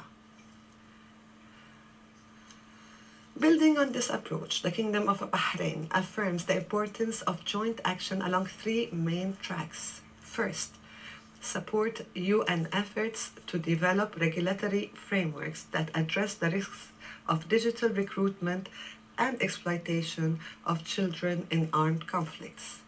Second, deepen strategic partnerships with the private sector, developers of emerging technologies, and social media platforms to proactively detect and prevent digital violations against children. And third, build the capacities of conflict-affected states to protect educational and digital spaces dedicated to children and to exchange best practices. Madam President, in conclusion, the Kingdom of Bahrain reaffirms its firm commitment to working with the international community and all partners to ensure that technology remains a tool for building the future, not a means of threatening it. The Kingdom also emphasizes the importance of ensuring the continuity of safe and quality education for children in conflict zones, including through reliable digital solutions that preserve the child's right to uninterrupted education and prevent the widening of the education gap. Thank you for your attention. I thank the representative of Bahrain for the statement. I give the floor to the representative of Latvia. Thank you, Madam President. Let me start by congratulating the United States on the beginning of the presidency of the Council and for starting it with the First Lady of the United States, Ms. Melania Trump, presiding over this meeting. And we wish you a warm welcome and thank you for your leadership. I extend my sincere appreciation for the excellent work of the United Kingdom as the Council's President in February. And I thank Under-Secretary General Ms. Rosemary DiCarlo for her briefing. That we would like to take this opportunity to thank the First Lady of the United States for her dedicated efforts and personal commitment to the return of Ukrainian children abducted, forcibly transferred, and deported by Russia. And we welcome the First Lady's initiative, Fostering the Future Together. It is indeed important and urgent that this Council focuses on children in conflict and their access to education and technology, as almost 500 million children live in conflict-affected countries. Madam President, digital technologies are reshaping childhood. They offer children new ways to learn and stay connected. But for millions of children in conflict across continents, access to education or even basic connectivity is scarce and completely out of reach. These are children whose lives have been upended by war and conflict, displaced, forced to flee, living in constant fear, facing danger and violence every day, schools to go to, like in Sudan, in the Middle East, in Haiti. Or children spending years in shelters underground because of bombardments, classrooms transferred underground in the dark and cold, as in Ukraine. In this context, I would like to underscore our support to the work of the United Nations, and namely UNICEF and UNESCO, and to the Office of SRSG for Children and Armed Conflict, whose mandate is vital not only to safeguarding children's access to education in conflict, but also to addressing grave violations committed against them. And let me highlight 3 points. First, war and conflict have a profound impact on education. Children in conflict-affected countries are far less likely to complete primary school than their peers elsewhere. And without education, it is not hard to imagine what their future will be. Easy targets for recruitment, for exploitation, and further violence. Indeed, digital technologies can serve as a lifeline to ensure the continuity of education when traditional systems are disrupted.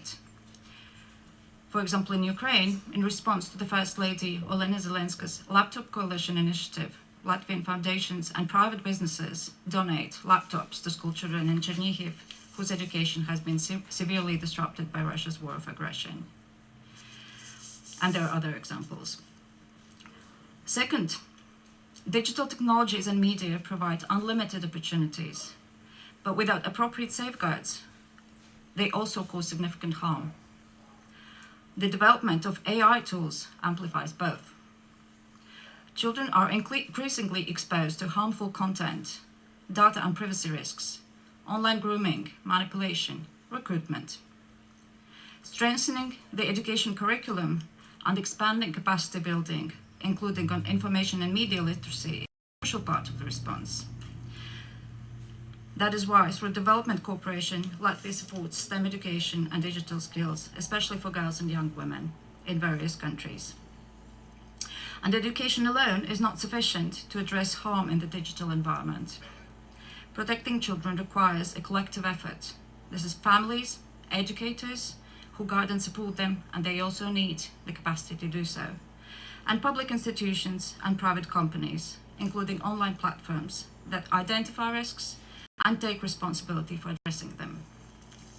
Third, digital tools alone cannot replace meaningful human interaction, and education is no exception. Technology and AI should enhance children's learning, not replace it. And as our experience during COVID pandemic demonstrated, online-based learning is not a substitute for in-person learning. The lack of engagement with teachers and peers leaves a negative impact on children's social and emotional development. Digital tools should support teachers, not sideline them.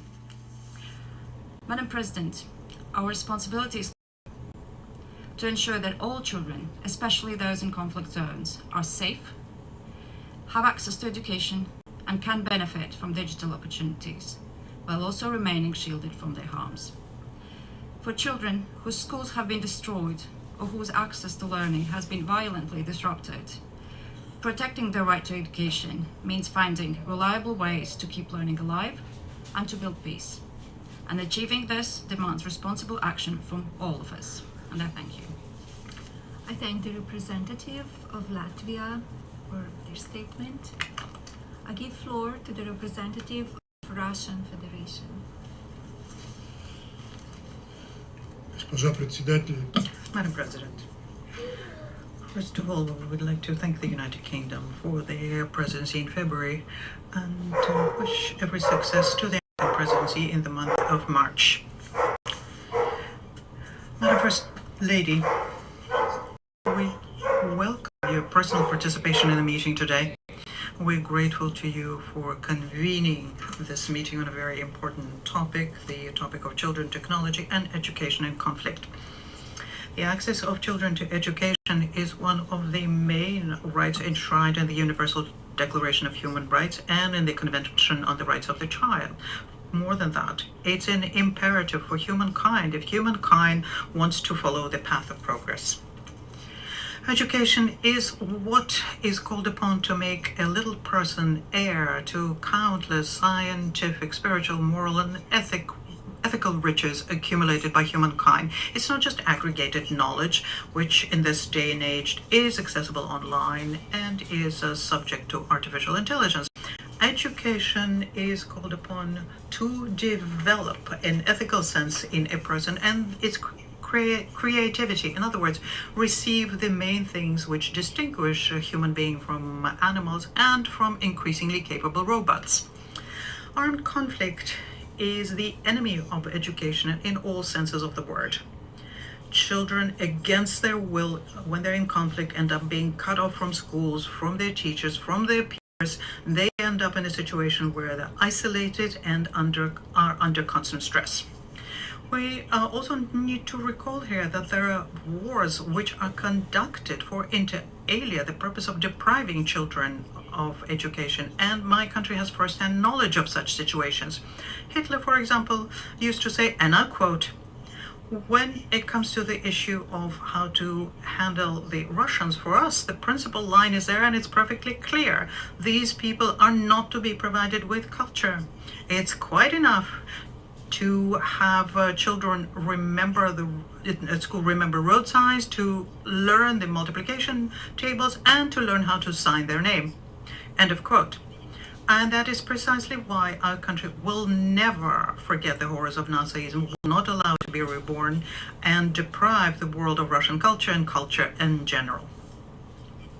Madam President, today what we need to do is to make every effort to make sure that during armed conflict, children's education remain guaranteed to the extent that it's possible.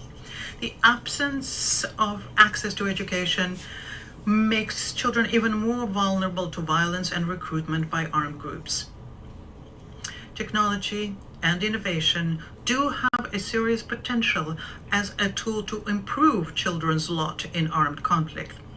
When educational institutions close down because of armed hostilities, remote education technologies do come into play, but they cannot replace a fully fledged education.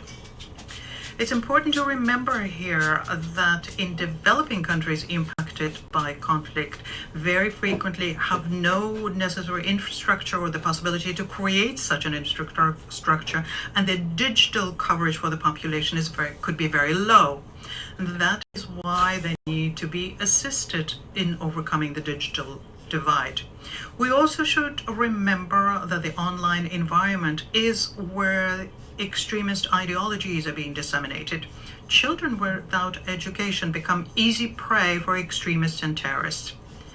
And if we do not find a possibility to provide a decent specialized education to our children, well, they will become so-called educated by other much more dangerous sources. Internet is also the place where materials are being disseminated depicting sexual violence against children and scenes of their sexual exploitation. Combating these monstrous developments is something that is enshrined in a number of provisions of the UN Convention Against Cybercrime. It's a first in history universal treaty in this area, and this document was developed upon Russia's initiative. The malefactors use new technologies, including artificial intelligence, also to organize campaigns of disinformation and conducting computer attacks, which hit inter alia national educational systems and their students. We are convinced that the key to success in countering these threats consists in the following. We have to make sure that the digital solution developers abide by national laws of those states where they operate, and that countries cooperate amongst themselves on this issue without politicizing it.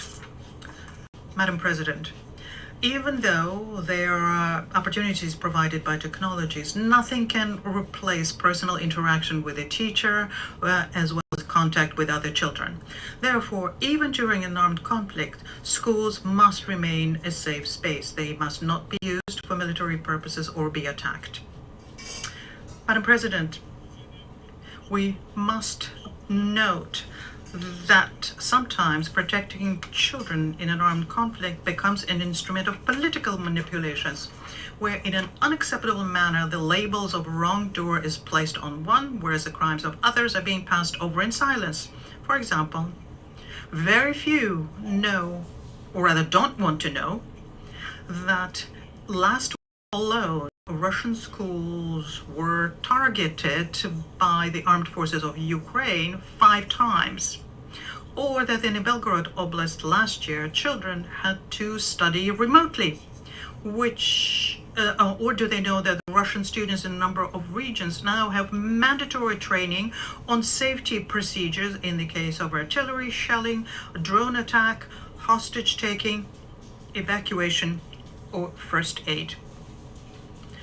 Nor do they recall that the children of Donbass have been growing up under Ukrainian armed forces shelling since 2014 and grew up that way, and hundreds of children died and were maimed. Russia is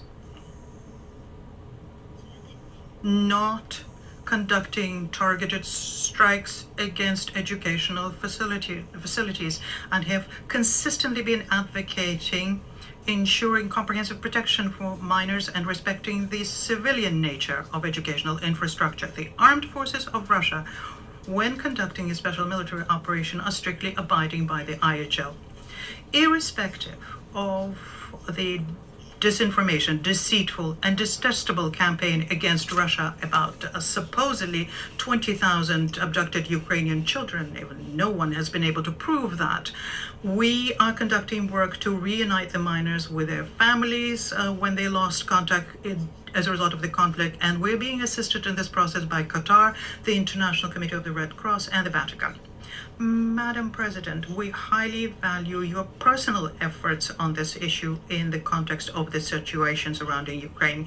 We continue supporting constructive engagement through our Children's Ombudsman, and we count on further fruitful cooperation in this area. I thank you. I thank the representative of the Russian Federation for the statement. There are no more names inscribed on the list of speakers. The meeting is adjourned.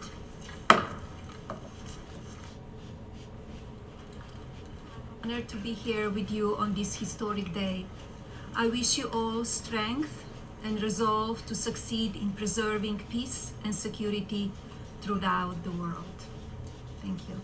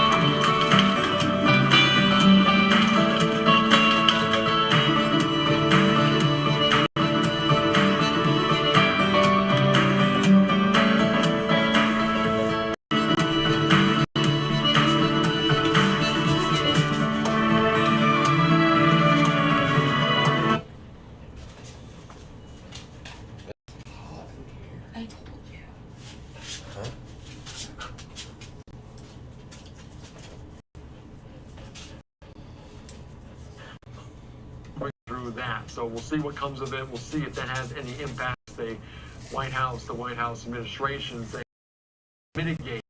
Secretary Scott Bessent, Energy Secretary Chris Wright, working through that. They'll announce the program tomorrow. Let's take you though out right now to Marco Rubio, the Secretary of State, as he was heading into this Gang of 8 meeting, talking about this, taking questions, fielding questions from reporters about this operation at Fury. The purpose of this is to destroy that missile capability. Why does Iran want that ballistic missile capability? What they are trying to do, and have been trying to do for a very long time, is build a conventional weapons capability as a shield where they can hide behind. Meaning, there would come a point where they have so many conventional missiles, so many drones, and can inflict so much damage that no one can do anything about their nuclear. That is what they were trying to do, is put themselves in a place of immunity where the damage they can inflict on the region would be so high that no one can do anything about their nuclear program or their nuclear ambitions. They are producing, by some estimates, over 100 of these missiles a month. Compare that to the 6 or 7 interceptors that can be built a month. They can build 100 of these a month, not to mention the thousands of one-way attack drones that they also have. They've been doing this for a very long time, and by the way, they've been doing it under sanction. You see the attacks they're conducting right now? They're attacking airports, they're attacking hotels, they're hitting not just military bases, they're attacking our embassies directly, they're attacking facilities that have nothing to do with war or with military, and that's a weekend Iran. That's in Iran despite years of sanction. Imagine a year from now, or a year and a half from now, the capabilities they would have to inflict damage on us. It's an unacceptable risk, especially in the hands of a regime that's run by radical clerics. The Ayatollah was a radical cleric. That entire regime is led by radical clerics who don't make geopolitical decisions. They make decisions on the basis of theology, their view of theology, which is an apocalyptic one. That has to be taken very seriously as well. So that was the purpose for what this operation is all about. That's what it's focused on. As the President said earlier today, it is on or ahead of schedule. I will defer to the Department of War to discuss the progress being made at a tactical level, but it was the right decision and an important decision for the safety and security of the world.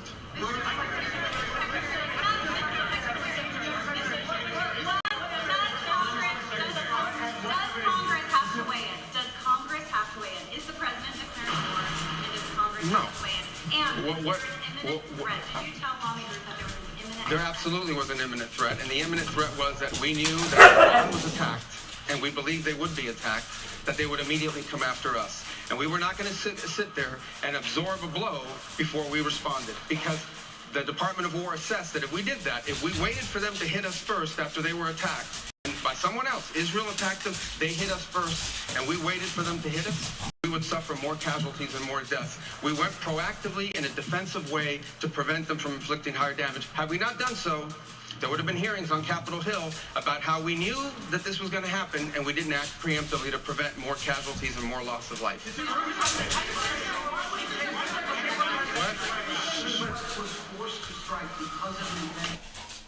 And this is a weekend Iran. Imagine a year from now. So that had to happen. Obviously, we were aware of Israeli intentions and understood what that would mean for us, and we had to be prepared to act as a result of it. But this had to happen no matter what. Secretary, President Trump said overnight that his top choice is to now run were killed in the strikes.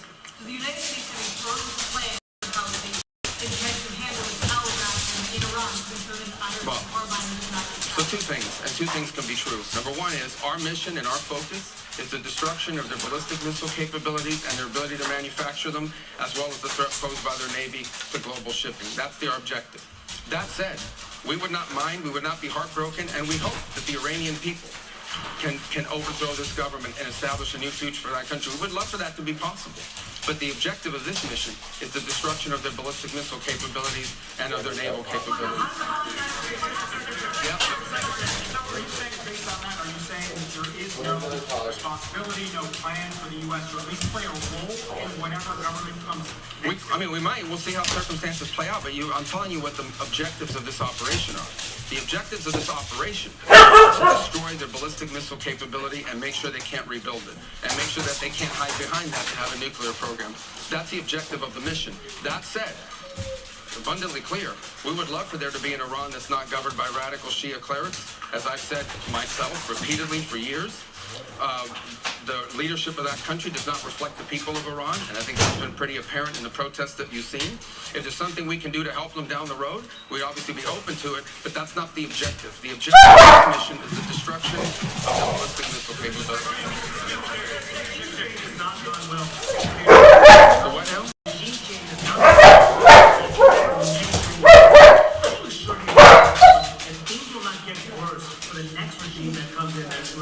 Well, we would love to see this regime be replaced. And ultimately, as the president has said, he calls... No, but let me finish my answer.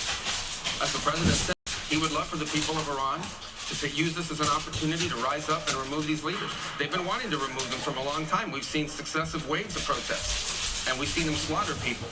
Okay? But the objective of this mission is to make sure they don't have these weapons that can threaten us and our allies in the region. That's why we're doing what we're doing now.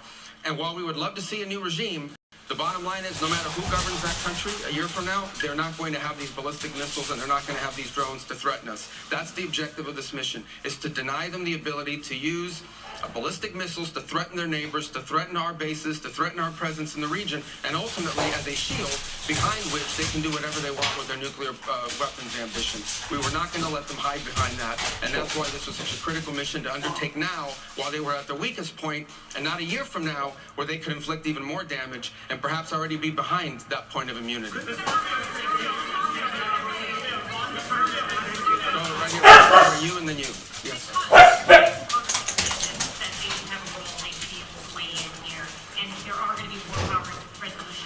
Okay. Congress later this week. Why not notify Congress ahead of this, and does Congress... Well, we did. We notified Congress. I mean, we notified the Gang of Eight. We notified congressional leadership. There's no law that requires us to do that. The law says we have to notify them 48 hours after beginning hostilities. We've done that. I think the notification went today. But we did notify members of Congress in advance. But we can't notify 535 members of Congress. And, well, the Congress can vote on whatever they want, but there's no law that requires us to do that. And I want to say something because I see people on TV. Look, that's fine. If they want to take a war powers vote, they can do that. They've done that. They've done that a bunch of times. But there's no... People keep saying that there's no law that requires the president to have done anything with regards to this. To begin with, no presidential administration has ever accepted the War Powers Act of the Constitution. Not Republican presidents, not Democratic presidents. That said, we have followed the notification at 48 hours, and we're here today. I've done more Gang of Eight briefings than I got in the 4 years that Biden was president. I was a member of the Gang of Eight. All that said, we've complied with the law 100%, and we're going to continue to comply with it. We've done the notification, and we officially to Congress, but we did notify members of Congress. We just can't notify 535 people. That's not possible, but we did the Gang of Eight twice. I briefed them last week, and then I called them the night before the operation.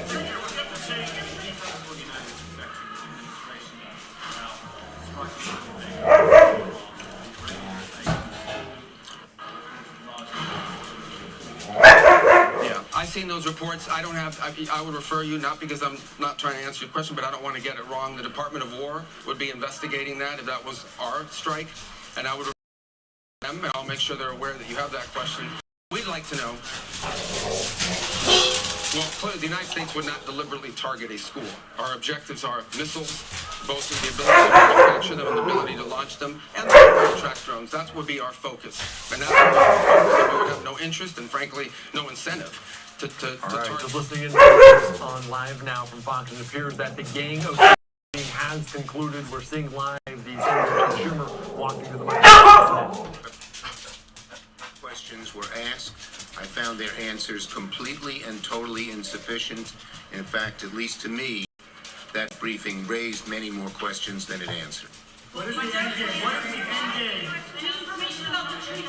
All right, a quick comment there from the Senate Minority Leader Chuck Schumer, the Democrat from New York, saying it was insufficient, the information that was provided by some of the members there, including Secretary of State Marco Rubio. We'll see if anyone else walks out, because you can see just the amount of media for this, curious about what is actually going on there. And going into the meeting, we heard from Rubio talking about how they felt it was insufficient, or saying that they had some clarification on the objective of what's going on, saying taking out those ballistic missile sites were the number one, obviously eliminating any possibility of nuclear capabilities. They said regime change was not the initial goal or objective or motive behind this. So obviously some very quick comments there from Chuck Schumer. We could see from other Democrats, other Republicans, this beginning of a meeting, top Democrats, top Republicans from both the House and the Senate, including Schumer. We know Senate Majority Leader John Thune also there, Hakeem Jeffries,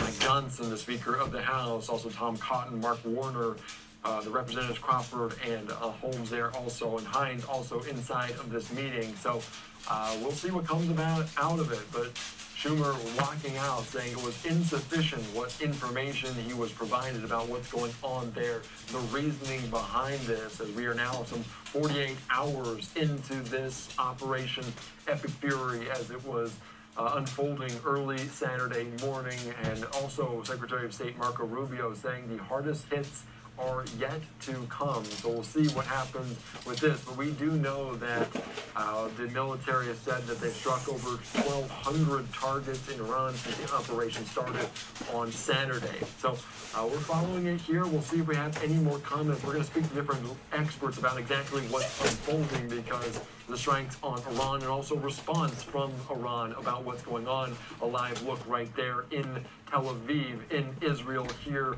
as it's just past the midnight into the early morning hours, about 12:30 or so local time in Israel right now, as a counter-response plenty unfolding. President Trump saying that this could last 4 to 5 weeks, prolonged in tenure. So we'll see if any more comments come from the Gang of Eight, but for the time being, let's try to wait for a quick 2-minute timeout.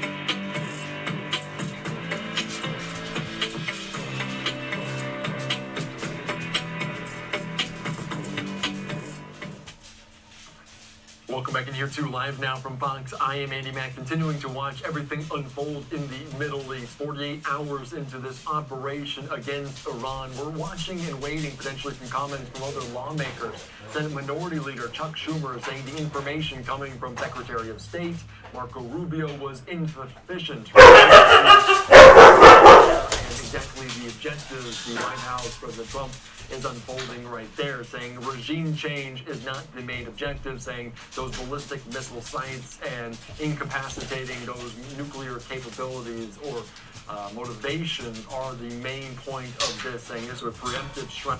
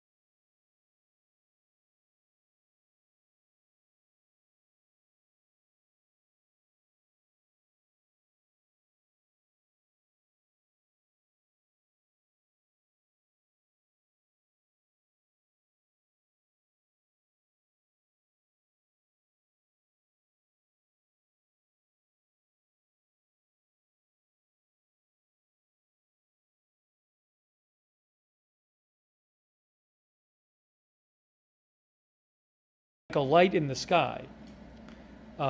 You can look at Al Jazeera Arabic on YouTube. Again, none of my providers right now have a Haifa cam. None of them.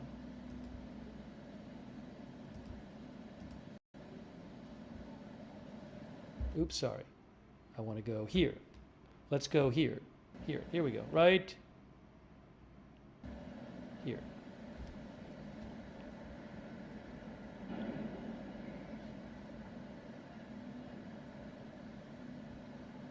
Let's see if there are other alerts.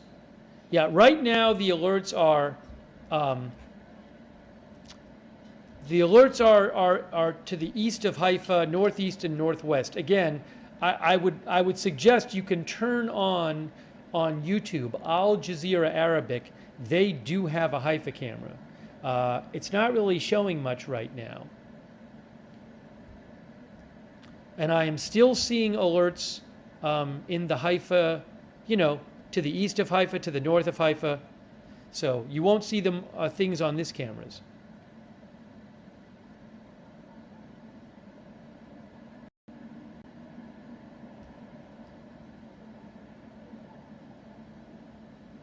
So again, as soon as I can, I'll let you know the reporting on whether there's been any missile falls in Haifa. Let me actually check and see what I'm seeing reported from Israel. Oh, I guess Beersheba. Is there going to be Beersheba alerts? Let's see. Not so far.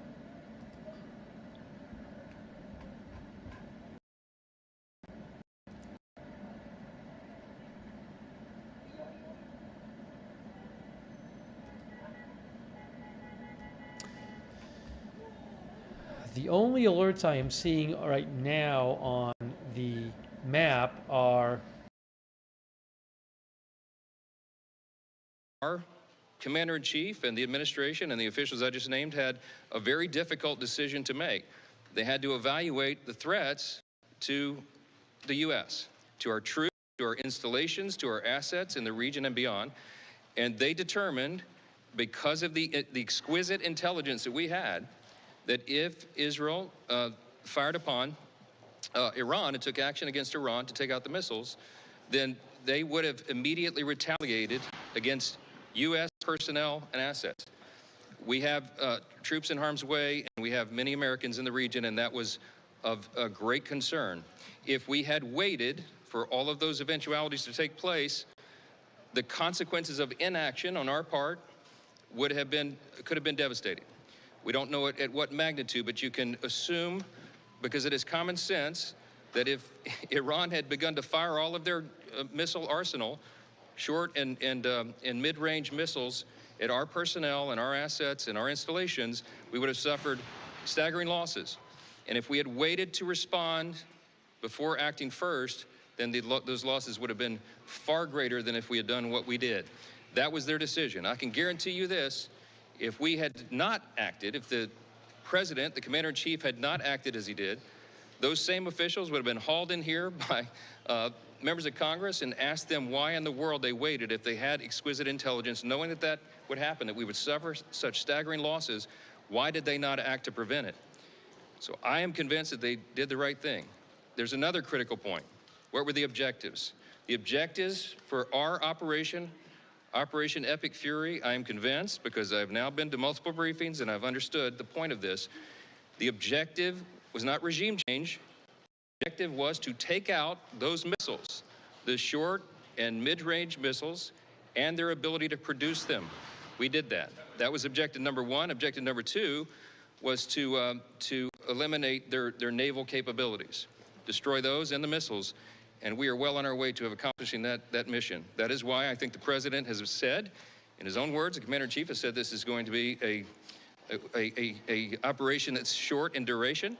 We certainly hope that's true. We pray for our troops and all those in harm's way, our allies as well.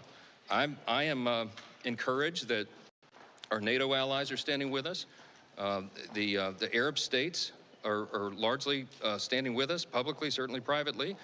Iran is a great threat to everybody in the region and everybody in the world because it was an evil regime. The Ayatollah is no more. That was not the mission of the U.S. to go in and take out the regime, but that happened, and in my estimation, that is a great development for freedom-loving people around the world. You guys want to make any comments? Take questions. Go ahead, Rahim. Sorry, Speaker. Yes. Do you guys discuss the need for supplemental to get some new munitions and other things that our military might need? It was brought up in discussion. There are more details to be determined, of course. It depends upon how long the operation goes and what the need is. But our appropriators certainly asked that that question, but I think there'll be some time before we can put a final number on it. Speaker, is there any point you think Congress will need a congressional authorization? So, you know my background. I'm a constitutional law attorney. I'm a jealous guardian of Article 1 in the legislative branch. My understanding of the law, and has always been, and this is the tradition and the way the law has been used and observed over many decades, the president was acting well within his authority. What I just told you is the scope of what happened here and the situational awareness that they had at the time to make this decision. It was not, it's not a declaration of war. It's not something that the president was required, because it's defensive in nature and in design and in necessity, to come to Congress and get a vote first.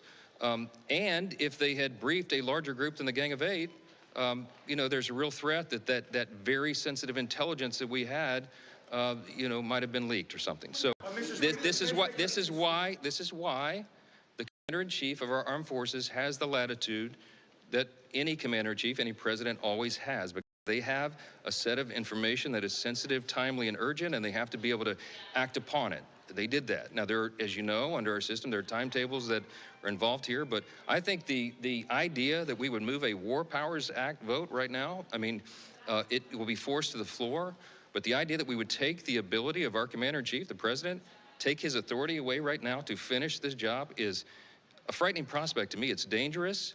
And I am certainly hopeful, and I believe we do have the votes to put it down. That's going to be a good thing for the country and our security and stability. But should the Congress authorize this war, Mr. Speaker? Defensive operation if the U.S. struck first, Mr. Speaker. The U.S. struck in a defensive posture if we knew for a fact. Wait a minute. Let me answer the question. I thought I just did answer that question. If we knew for a fact that Israel was going to move, Iran was going to respond, and Iran was going to strike not just Israel, but the U.S. Remember, we're the great Satan, as they always say. Israel's the little Satan, okay? That they would act. We knew that intelligence. There was a name for the plan. We had all the information, all the intelligence. I'm not going to tell you how we knew that, but we did. We have the greatest intelligence operation in the world, and the greatest military, and we had an obligation and responsibility to use it to protect our interest, our people first, our troops, and our personnel and our assets.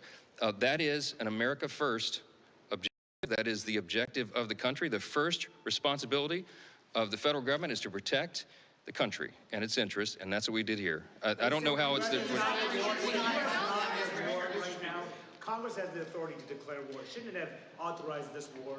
In my view, right now, our military and the commander-in-chief, he is presiding over the completion of an operation that was limited in scope, limited in its objective, and absolutely necessary for our defense.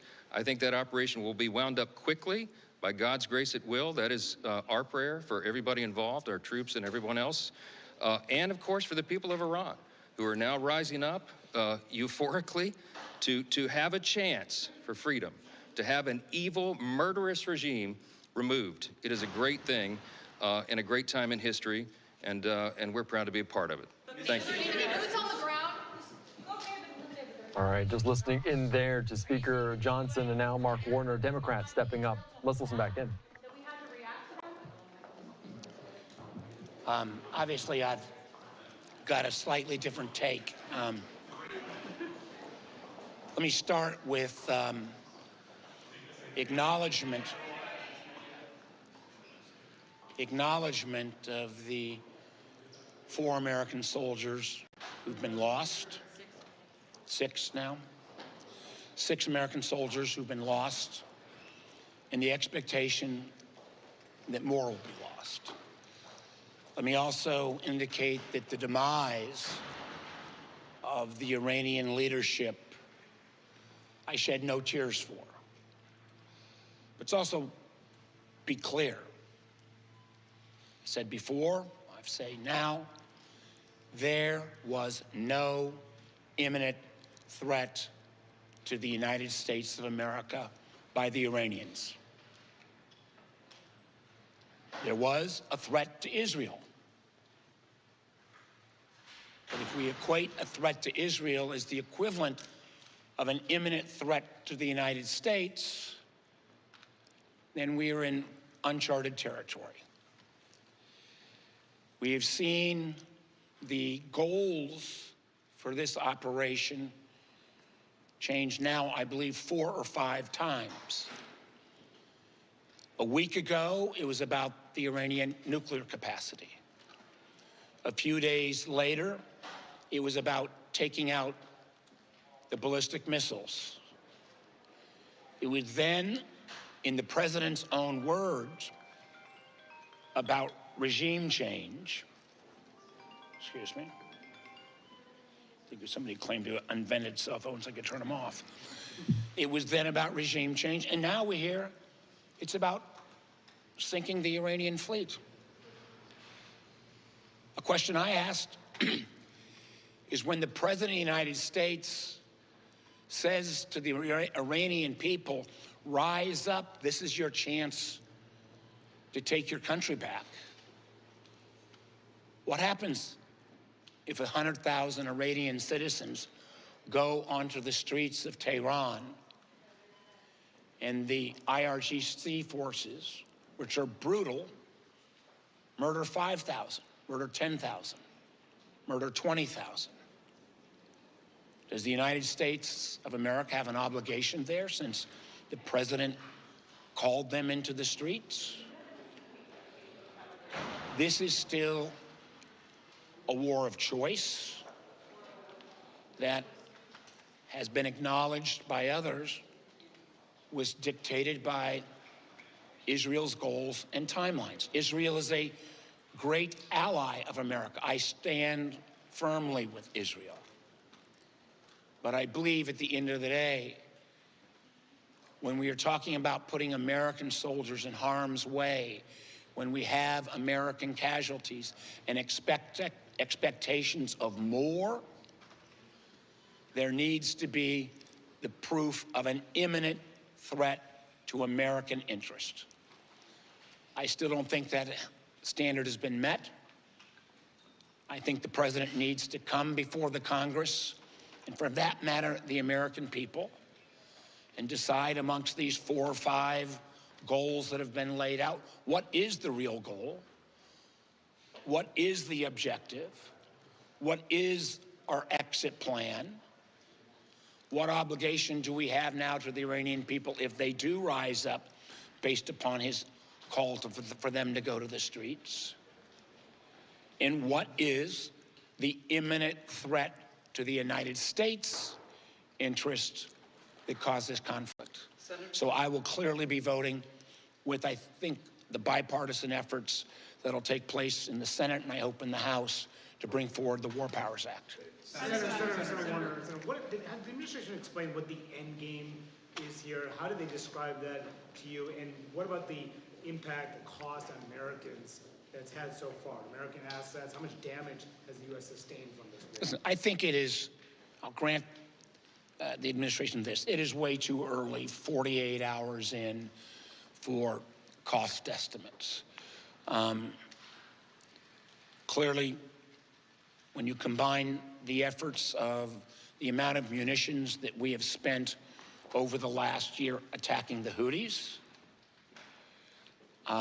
the amount of munitions that's been spent on other ventures, I think the 7 different military conflicts the president has put America into, our munitions are low. That's public knowledge.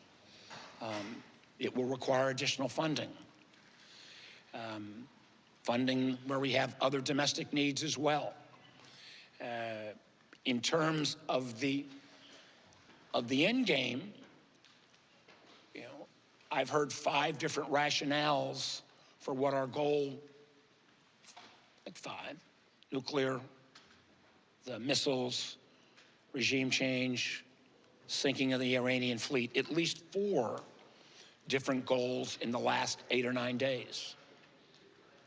I'm not sure which of those goals, if met, means that we're at an end game. Senator, can I ask you, looking back over the last year, all the times that Congress had a chance to weigh in, or the administration was acting, whether it was in Venezuela or other places, or even in Iran previously, looking back, do you feel like Congress has missed its moment here? Is it basically irrelevant when it comes to declaring war, or is there something that can be done? So far, Congress has been basically, not basically, totally irrelevant, because we've not used our power.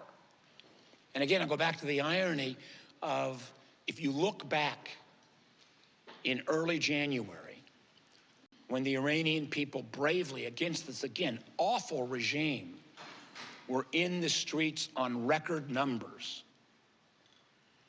you could have actually made a case then that taking a strike towards the IRGC might have pushed the people forward and the regime to crumble. We couldn't do that for 2 reasons. Because the military capability that we would normally have in the region, the aircraft carrier Ford, was off the coast of Venezuela on another one of the president's military follies. And the ability for us to bring our European allies to bear helping us, who have diplomatic presence still with Iran, they were appropriately distracted because of the president's folly about Greenland. So I might not have agreed with an action then, but at least there was a logic to that moment in time. Now, it appears that the timeline is not being driven by American imminent security concerns, but by others. Senator, a while ago, the State Department urged Americans living in 14 countries in the Middle East to leave as soon as possible. Pardon me, say that again. A little while ago, the State Department urged Americans living in 14 Middle Eastern countries to leave as soon as possible so whatever commercial transportation is still available. Obviously, thousands of flights have already been canceled, more than any time since the start of the pandemic. What does that say to you about the planning for this? Well, it says that, you know, if this was being driven by imminent security threats from Iran against America, we would have, I think, had better planning. And the irony of this, as well, many times, as we know, when an American president takes an action, it's often in reaction to, and then he or she has to act because of the moment in time. This has been something that has been building up for months on end as this armada has come together. And the idea that there is then not a constitutional responsibility for the president to come to Congress after he's built up this fleet, and now, not my words, his words, launched a war against Iran. Anyone who argues otherwise hasn't read the Constitution. Thank you. All right, just listening in there, Senator Mark Warner, the Democrat from Virginia, talking about this Gang of Eight Iran briefing there. So two different viewpoints, perspectives, and what we're hearing right now coming from Speaker Mike Johnson and then the Democrat as they were talking about it here on Live Now from Fox. I want to put up this post from Cami Mondo talking about Speaker Johnson, who spoke just before Warner, saying he was, quote, very satisfied with this Gang of Eight briefing, which he says expanded on, also included other committees such as appropriations, depending on exactly how this and how long this goes. Cami Mondo talking about this as well, talking the objective was to take out those missiles, the short, mid-range missiles, and their ability to produce them, saying the elimination of the Ayatollah, although not the main goal, is a great development for freedom-loving people around the world. All right, let's bring into the conversation right now, again here on Live Now from Fox, from the FTD. Thanks for sticking around. Joe, by the logic of what came out of that Gang of Eight meeting is that the United States was concerned that they would get a retaliatory strike from Iran, depending on if someone attacked them. And that nation potentially was Israel, saying that Iran was an existential threat. So by chance, they're saying that there's an imminent threat to the United States by this. Is that the same logic? What do we make of this? And do we agree with this assessment? Right. I mean, listen, it's true. The Iranians, their proxy militias, their clients in the region, they've been threatening the United States, not just in recent days, in recent weeks, but for years now. This isn't anything new. So I think there would have been a response from Iran against American assets, whether in the region, for example. It absolutely could have happened. So I think the Americans' response, the president's response, against Iran was appropriate. Now, I understand the senator's words and why he's concerned, but nevertheless, this is, again, a regime that has threatened not only Israel, but the United States for not weeks, not months, but for many years now. So this was an emerging threat, or this is a sustained threat from Iran that I think that needed to be dealt with. Now, ballistic missiles, nuclear facilities, those are the threats right now to the United States, to Israel, and to other regions and other allies in the region. And I think the United States is taking the appropriate response right now, but it's early. Again, just a few days into this conflict. I think we'll have a better understanding when this is over. But how long will this take? Are we talking about days? Are we talking about weeks? We don't know yet. Yeah, that is a very good point. I'm going to come back to the question I asked you initially before the Gang of Eight meeting kind of concluded, talking about this being the objective. Mark Warner alluding to the fact that the objective, the goals might have changed a little bit. But based on the objective that we're hearing from that Gang of Eight meeting, is the United States achieving it some 48 hours? Is this in line with what we might expect, depending on how long it takes? Right. I'm encouraged. I'm encouraged that the United States, including Israel, will be able to achieve this objective simply because they have complete authority over the skies of Tehran and the rest of Iran right now. So, and of course, the United States military has the capability to eliminate these threats, eliminate the underground infrastructure in Iran that's housing either the nuclear facilities or these short and long-range ballistic missile sites. So absolutely, it can be done. Now, I think the big question here, more than anything, is that how long will the United States, how long is the United States willing to take to achieve this objective? Again, goes back to, are we talking about days or weeks here? So I think that's the big question here. And again, we have to wait and see. But I think that the biggest concern here is time and how long it's going to take to achieve these military goals. Yeah, and a part of that objective, obviously, they're saying taking out the supreme leader was a great development. They took a lot of different leaders in that inner circle around them. And we know that potentially a power vacuum, you don't know who is going to be in the line of succession. How does that complicate things in terms of the timeline of who's in charge, who's leading Iran moving forward? Does that just murky the waters a little bit around this objective?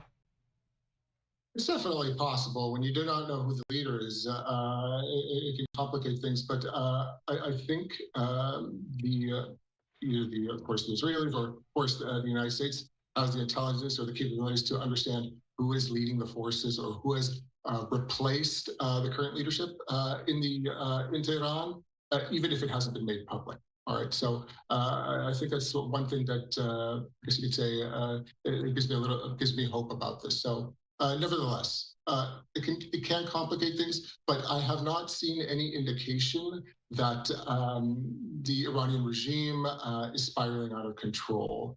So what that entails, or what that means, is that there is someone or there are people that are controlling or directing the armed forces and the government. So things are still working. The wheels are still moving in the government there. So there is an authority.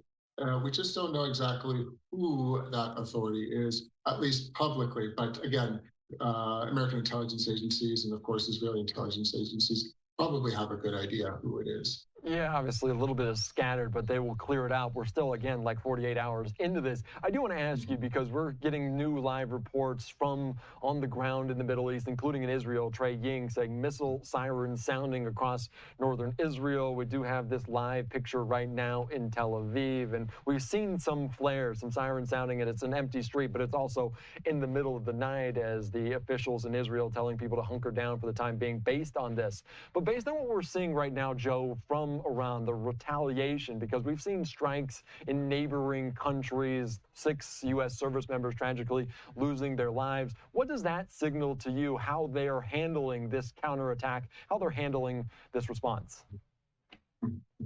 Well, I'll say this. Over the past 48 hours, Iran has, the way I see it, Iran has moved from absorbing the initial shock, right? The initial strikes to, as we see now, actively retaliating. So Tehran has launched ballistic missiles and drones targeting, of course, not only Israel, but as you mentioned, multiple Arab countries in the region, whether it's Kuwait, Bahrain, Saudi Arabia, the UAE, and all while Iranian officials are framing these attacks on the Arab countries and, of course, Israel as I would say as some type of defense, self-defense in response to Israeli and American attacks. But nevertheless, the thing is, what the Iranians don't say is that they're not only attacking American or military bases, especially American bases in these Arab countries. I believe that they're deliberately attacking civilian targets in these countries. So that's a problem. Of course, Iranian attacks in the region have resulted in confirmed impacts, civilian casualties, and it underscores that this is not, right now what's happening, it's not a symbolic retaliation. It's Iran using its high-end capabilities. This is serious, essentially. So, at the end of the day, I think the Iranian leadership is signaling further escalation remains on the table. The officials have warned that U.S. military bases in the region could be targeted, could be further targeted if Washington continues to attack Iran, which creates instability in the region. So again, this is just the first few days, but I think the United States, the region, Iran, of course, may be headed into an active war that can last days and perhaps weeks, which may create a lot of instability, especially in the oil markets. Yeah, the prolonged nature, but how exactly long? Because Secretary of Defense Pete Hegseth pushing back, saying there's not a forever war, similar to what we've seen in the past as well. I do want to ask you, because we spoke to your colleague at the FDD, Jonathan Schanzer, yesterday, talking about just this attack, this counter response from Iran. And last year in June, when Operation Midnight Hammer happened, the response not sophisticated. This time, also very unsophisticated in nature. But he said it was durable. What Iran's doing right now in terms of fighting back is durable, and they could extend this some time. Is that your assessment as well? Right, I absolutely think so. The problem, I guess you could say, you could call it a problem right now, is that the Iranians, they learned from the 12th Day War last year. They learned the mistakes that they made, right? So now I believe that the Iranians, they feel that they are fighting for survival, all right? So what they're going to do, I think, or one of the strategic, one of their options is to outlast the United States, outlast the Israelis. And how do they do that? By coordinating, by organizing their forces, and of course their proxy forces in the region, and steadily attack these either the United States military bases in the region, and of course Israel. So effectively, they're not going to launch everything that they have in a few days, all right? They're going to extend it. The longer they can extend these attacks, I think the more of a chance that they have to survive this current war. Again, it just depends a lot, I think, on how capable or what the Israelis and, of course, the United States can do as far as attacking the targets that they need to within Iran and accomplishing those goals. Whether it's the nuclear facilities, whether it's the ballistic missile sites, or whether the long-range ballistic missiles or short-range, and other assets as well, like the Navy, for example, the Iran's Navy. So there's a lot at play here, but I know one thing is that it can't be done in a few days. This may take some time. Yeah, patience is key, and obviously the U.S. military, the military might of the U.S. forces obviously is so pronounced and superior, but the American public, everything else, all the other factors, you have to watch out as well.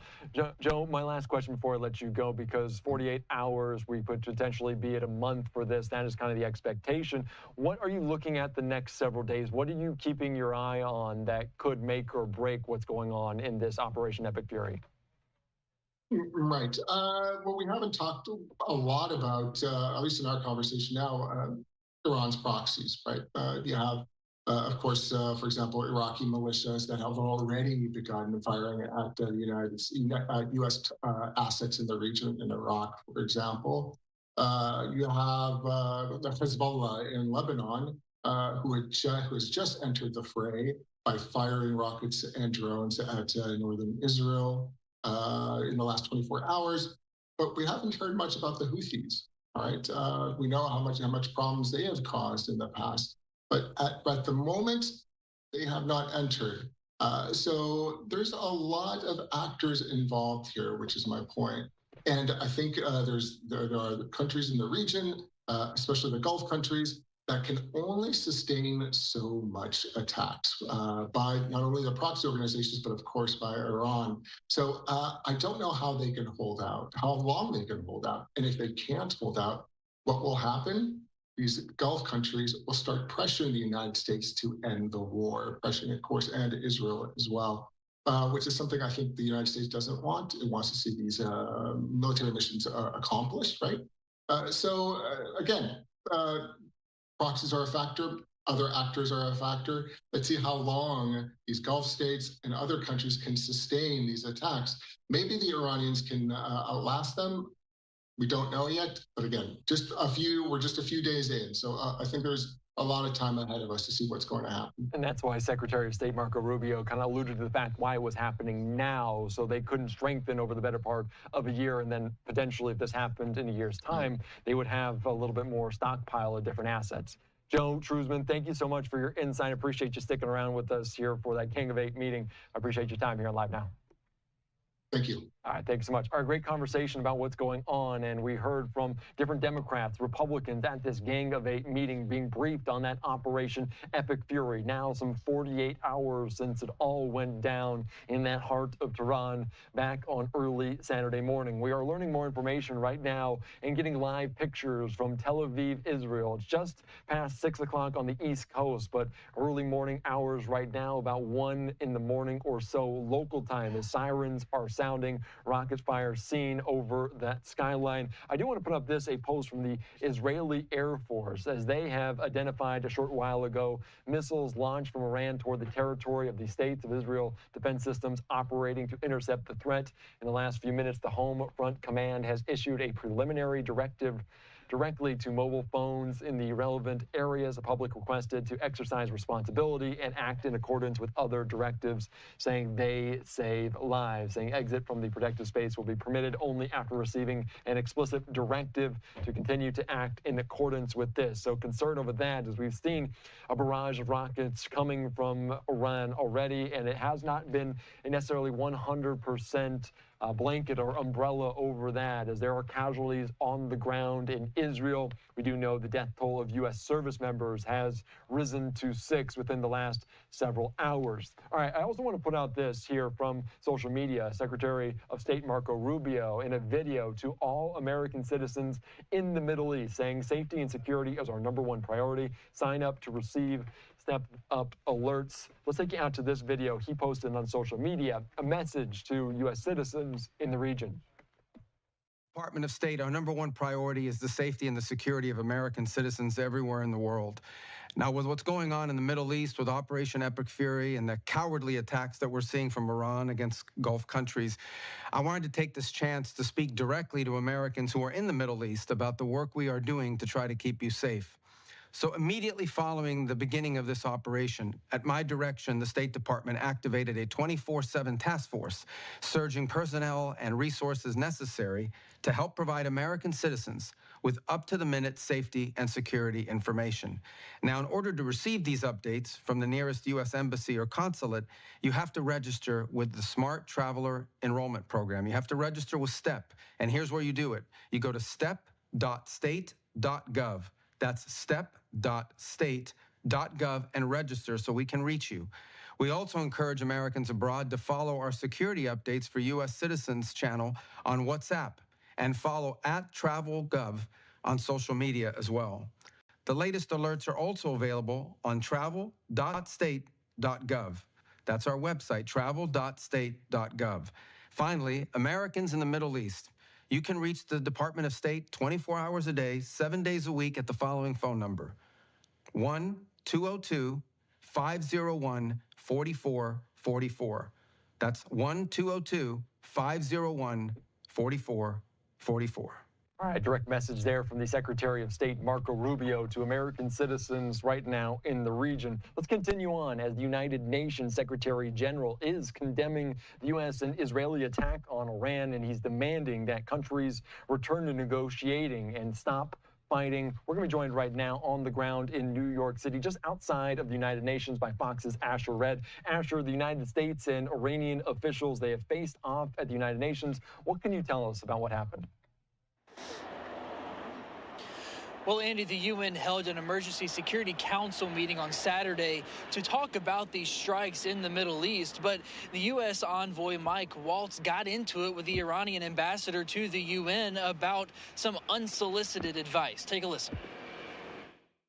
I have one word only. I advise to the representative of the United States to be polite.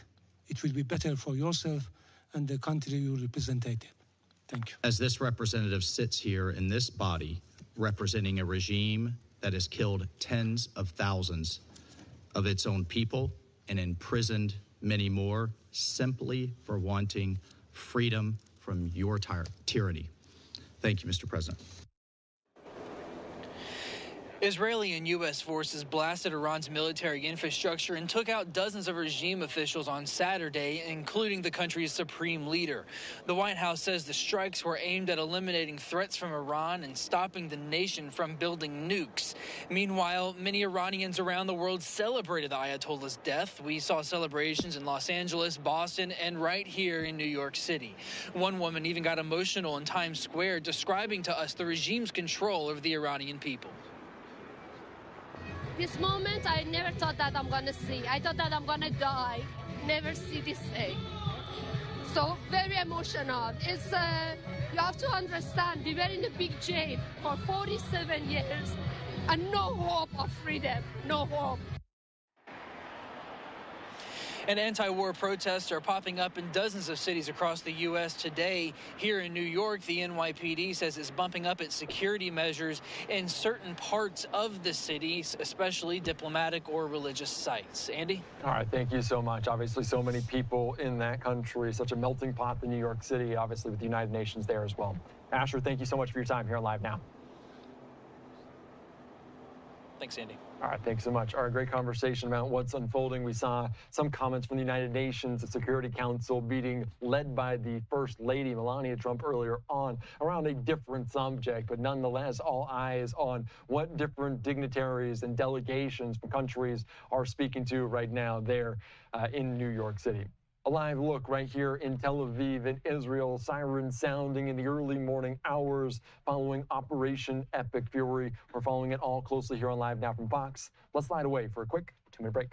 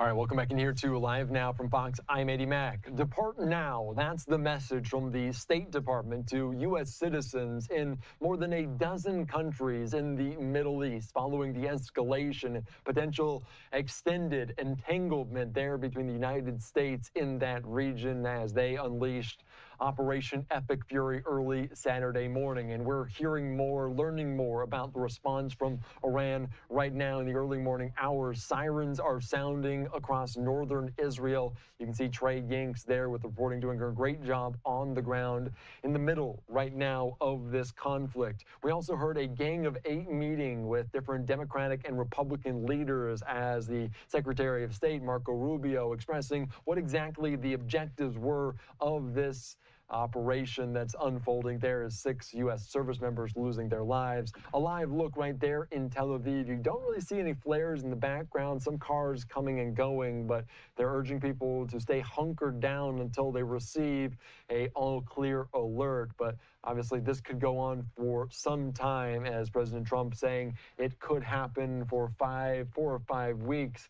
This campaign, this extended campaign going on there, saying it could go, quote, to go far longer than that. So let's take you right now back out to Washington, or to New York City, I should say. We're hearing from the Israeli leader, the delegation there at the United Nations, Danny Danon, speaking about what's unfolding. Let's listen into this from earlier today.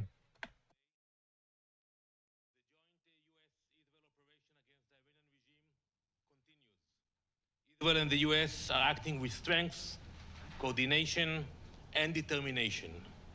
We thank President Trump and Prime Minister Netanyahu for their steadfast leadership and moral clarity this critical moment.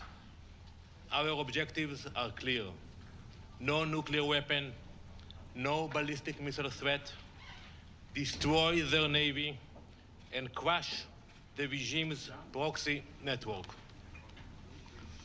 We are hitting decisively, surgically, without apology. As we dismantle the regime, the Iranian leadership is lashing out in desperation. Over the past few days, missiles have been fired at Israel, most of them, but also the UAE, Saudi Arabia, Bahrain, Qatar, Oman, Kuwait, Iraq, Syria, Jordan, and even on European soil in Cyprus.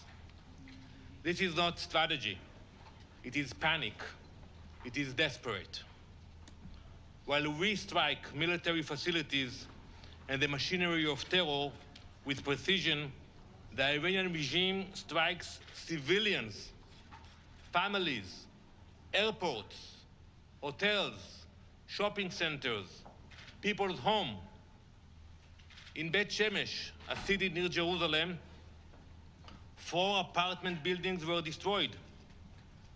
9 innocent people were murdered, including these 3 young siblings, Sarah, Abigail, and Yaakov Biton.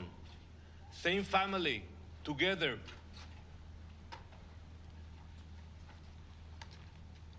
Brothers and sisters killed in their own home. Overnight, another missile struck Beersheba, injuring more innocent people. This contrast tells everything. We target military infrastructure, they target families. They terrorize their own people, they terrorize us, and now they are attempting to terrorize the region and the world. We honor those we have lost. Despite the sacrifice, we are determined. We will not stop until we achieve our objectives. Look at what they are doing now without a nuclear weapon, threatening the entire region. Ballistic missiles fired in desperation, a regime striking widely as it brought to its knees. Now, imagine that same regime with a nuclear capability. That is not a risk we tolerate. That is a reality we will not allow. That is why the joint operation was necessary. We do not just talk about stopping the Iranian regime, we are stopping it. Meanwhile, look at what is happening inside this building at the UN. As Iranian missiles were hitting Israeli cities, the UN Secretary General Special Representative for Children and Armed Conflict, Vanessa Frazier, she tweeted last night, condemning what she described as attacks on Iranian schools, leaving a large number of casualties, mostly children. That's from her tweet from last night. Horrible picture, indeed. She posted this graphic image where you can see families in Iran standing among rows of black body bags. I agree, it's a horrible picture. But this photograph is not from the past few days. It was actually taken at the end of January. The dead in these bags that you see were civilians killed by the Iranian regime itself, killed by the same regime now firing missiles at our cities. While this image is being circulated by a UN representative, Israeli children were being killed and injured by Iranian missiles. No tweet about them, no condemnation for them, no urgency for them. Ms. Fraser, if you wish to fulfill your mandate, condemn the Iranian attack that murdered Israeli children. But we know this is the UN. Accusations first, facts later. So I ask, where is the global urgency as this radical Islamist regime spreads its terror across the world?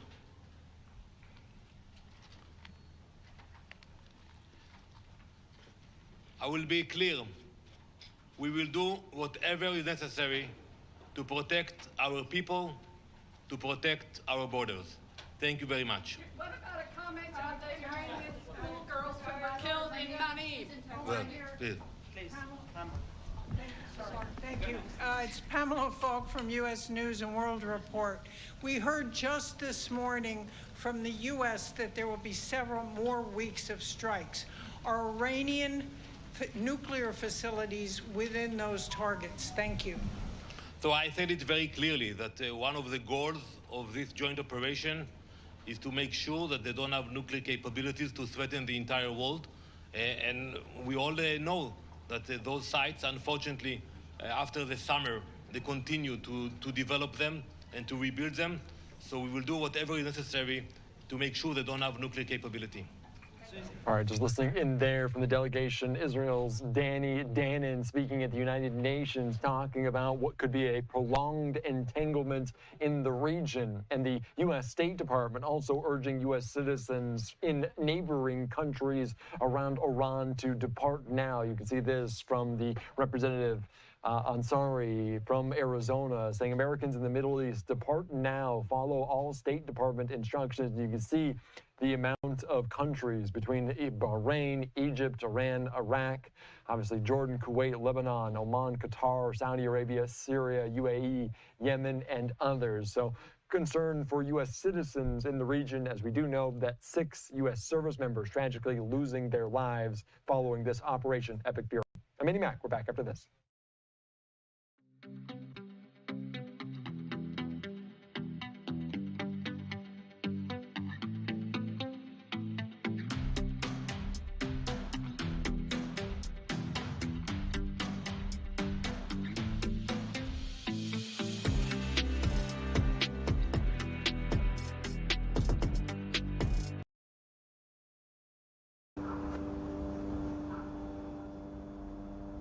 Sorry for the delay.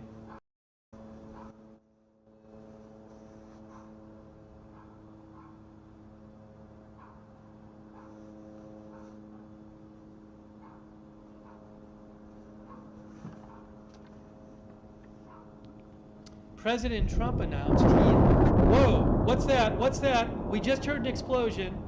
We just saw a flash. Hold on. Look, there's an explosion. We just saw an airstrike right now. Breaking news. Breaking news. Just saw an airstrike right on the camera. Wow. Explosion right there. We just saw it in Beirut, Lebanon. We heard it and we saw it. Airstrike about 1:20 a.m. Beirut time.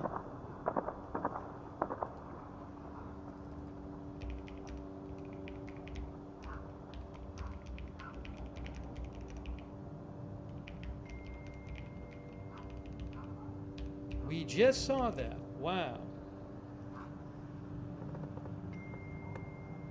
Again, Israel is conducting strikes on numerous Hezbollah targets in Beirut, Lebanon, after Hezbollah launched rockets against Israel.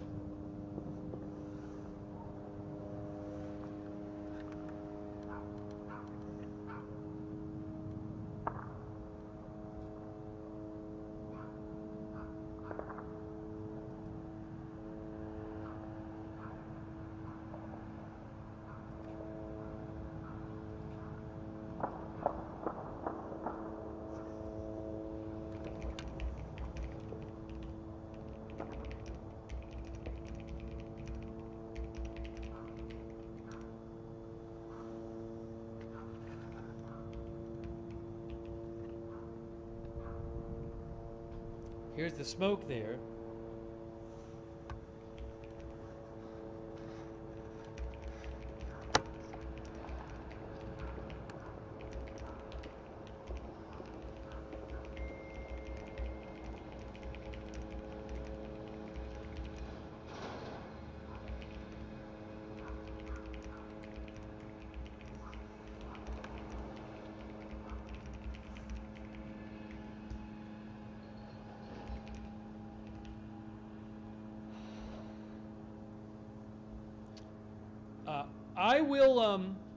I will replay what happened, but right now I just want to leave the live on.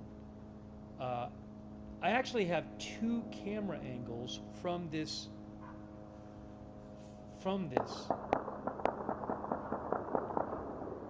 Let me just show you the other one real quick.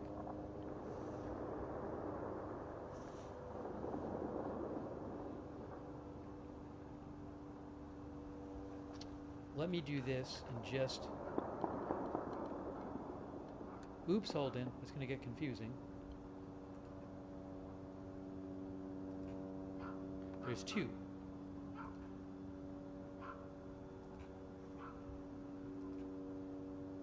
So if I do this, both of them.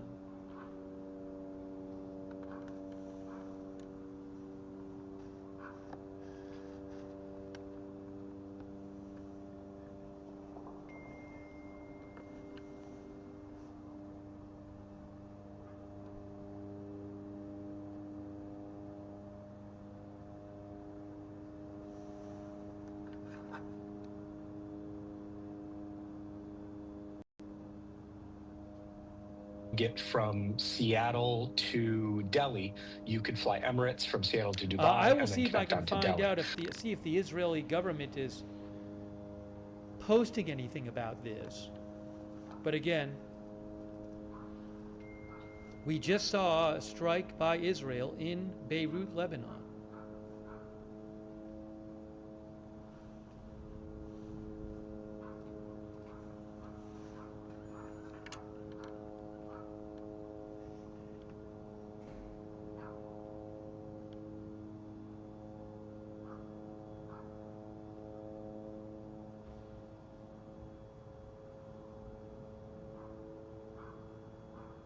Together this task force basically to provide any sort of assistance and resources for Americans that are in the Middle East right now, that need to get back home, that are trying to find any way to get on a commercial flight. So as of right now, that is the latest update. One? Again, still evolving of what we're finding out here, but we are waiting to see if there will be any actual evacuation flights from the State Department. Andy? All right, thank you so much. We just put up that post on social media, and the number for people is 202-501-4444. And the State Department also urging U.S. citizens to depart from more than a dozen nations in that kind of Middle East region, from the UAE, Qatar, which are popular destinations for Americans. Just based on the fact that Iran is striking some of their neighboring countries, did that catch people traveling by surprise? Yeah, actually, the gentleman that I was talking to today, he said he didn't even really know about anything that was going on. He doesn't really pay too much attention, and then he got a call from some family in Pakistan telling him that, hey, your flight might be delayed or canceled because of what's going on in the Middle East. And he said right now it's really been frustrating. He was on the phone with his travel agent for over 3 hours, and I'm standing right in front of the Qatar Airways and the Etihad airways also of where people could come and check in bags and get some information, and they're closed. So that kind of just goes to show that right now things really are changing. He said this is very frustrating, and really a lot of these airlines, Andy, are telling people don't even go to the airport. As of right now, do not even go to the airport because you probably will not get any help there. It's better just to wait and receive an alert on your phone or your app to see what will happen with your flight. So it is actually pretty empty here right now because many people are being told don't even come here because there will not be any assistance for you. Yeah, obviously concern over those major international flights early Saturday morning. Some flights had to turn back around even though they were far across the ocean, heading back as this Operation Epic Fury underway. Chelsea Torres, thank you so much. I appreciate your time. Your reporting. You're on Live Now. All right, Thanks, Andy. Thank you so much. All right, great conversation about some of those impacts, those ripple effects that we talk about, talking about flights being canceled to the region as Iran in retaliation striking some neighboring countries. And we're also, like Chelsea Torres noted, hearing from the Secretary of State, Marco Rubio, talking directly to American citizens in the region, saying your safety and security is our #1 priority. Sign up to receive alerts. You can also go to that website to get information or call that number 202-501-4444. Let's play this out from the Secretary of State to any individuals potentially stranded or concerned in that region. Department of State, our #1 priority is the safety and the security of American citizens everywhere in the world. Now, with what's going on in the Middle East with Operation Epic Fury and the cowardly attacks that we're seeing from Iran against Gulf countries, I wanted to take this chance to speak directly to Americans who are in the Middle East about the work we are doing to try to keep you safe. So immediately following the beginning of this operation, at my direction, the State Department activated a 24/7 task force, surging personnel and resources necessary to help provide American citizens with up-to-the-minute safety and security information. Now, in order to receive these updates from the nearest U.S. embassy or consulate, you have to register with the Smart Traveler Enrollment Program. You have to register with STEP, and here's where you do it. You go to step.state.gov. That's step.state.gov and register so we can reach you. We also encourage Americans abroad to follow our security updates for U.S. citizens channel on WhatsApp and follow @TravelGov on social media as well. The latest alerts are also available on travel.state.gov. That's our website, travel.state.gov. Finally, Americans in the Middle East, you can reach the Department of State 24 hours a day, 7 days a week at the following phone number: 1-202-501-4444. That's 1-202-501-4444. You're just listening in there. That was Secretary of State Marco Rubio urging Americans in the region to depart now. And that is the exact message to more than a dozen nations. You can see this from the Representative Ansari, obviously has ties to the region, saying Americans in the Middle East depart now from countries like Bahrain, Egypt, Iraq, Jordan, Oman, Lebanon, Kuwait, Saudi Arabia, the UAE, Yemen, and more. So concern right now about that, as this could be a prolonged entanglement there in the Middle East. I also want to note here something we're continuing to monitor on YouTube here on Live Now from Fox, as last week we saw being deposed Hillary Clinton and former President Bill Clinton, and the House Oversight Committee has just released that video, and we're playing it out on our YouTube page. I want to put this up so you can scan that QR code. This is the Hillary Clinton video being testified there on this Jeffrey Epstein investigation, the full deposition now.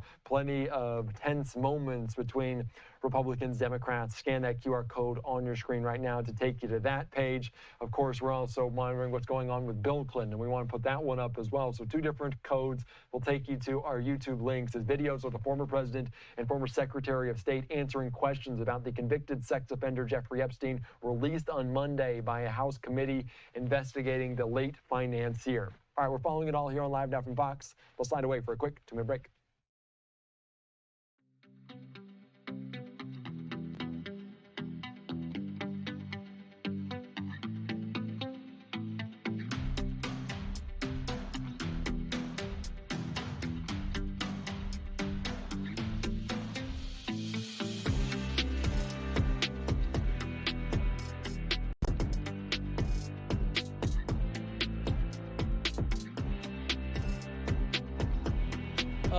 The IDF, I think, made an announcement about this. Is currently striking Hezbollah command centers and weapon storage facilities in Beirut.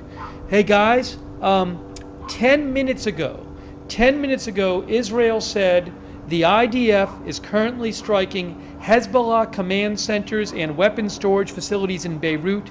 Further details to follow. So we could see more strikes. Let me actually put up on the screen. There is a second camera, and I can put it on top of the first one. I'll put this on top of the first one, just so in case anything pops up on that one. So we might see more in Beirut, because the IDF said 10 minutes ago they're attacking Hezbollah targets in Beirut.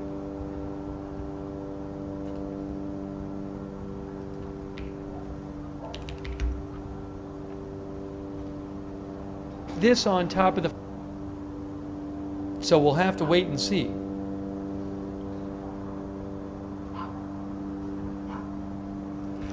So we'll keep an eye on this.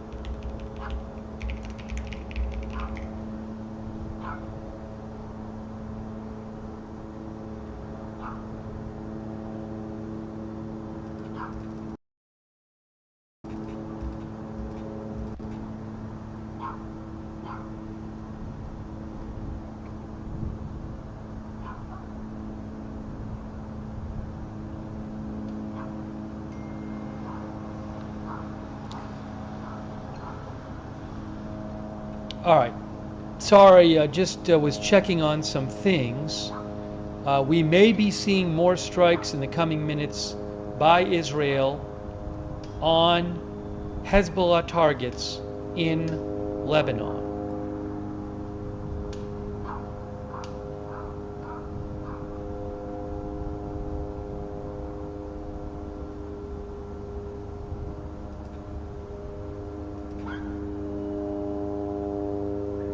Both of these cameras are of Beirut, Lebanon. Oh, I didn't even show you. Israel said they bombed. Oh, Press TV reports Oh, what are we seeing? Look, we're seeing anti-aircraft fire. We just saw anti-aircraft fire on the top. Hold on, I can rewind that for you. Did you guys see that on the top? We just saw it. It looks like we just saw some anti-aircraft fire on the top. Give me a moment here. All right, hold on. I should be able to rewind that for you. I just need a second here. Wow.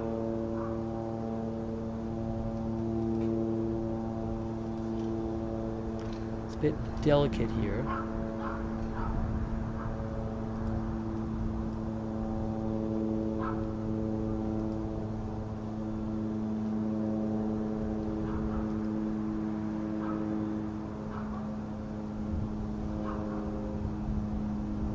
Yeah, these are both Beirut. It's the same city. It's the same city. It's two different cameras. Can I go back here?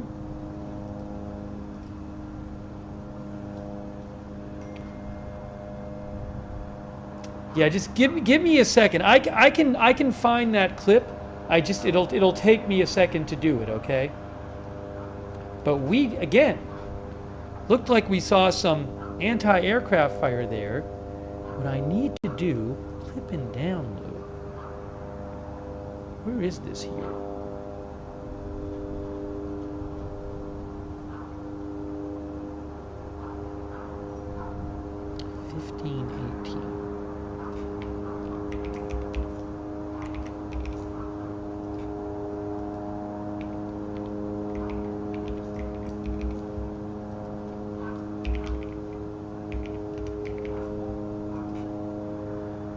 I'm attempting to grab a clip of it right now.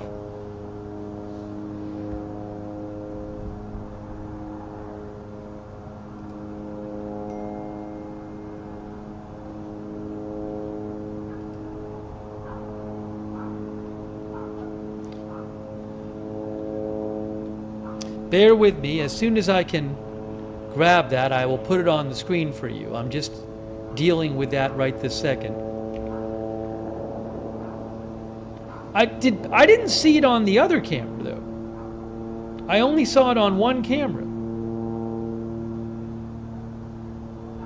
All right, so the clip, hold on. I think I might have it. I think it's downloading.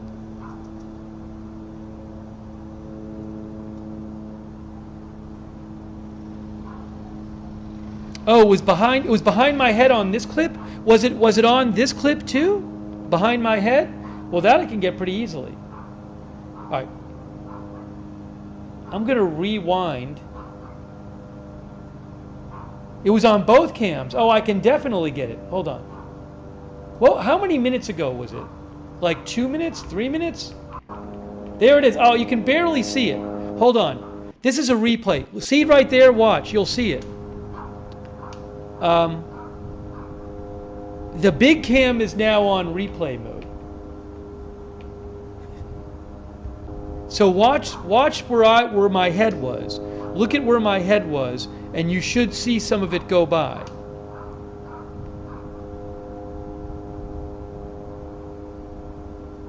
Just wait a second. Watch, I think, the big camera, which the big camera is now on replay. There it is right there. Watch, you'll see it. Right there. Whoa. Whoa, whoa, whoa, whoa, whoa. Look at that. Look at that. I'm going to play that again. I think that might have been anti-aircraft fire. I'm playing it again.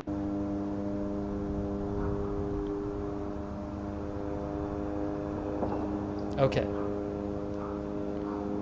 So that's that. All right, so now I'm going back to live on that shot now. Now we're live again.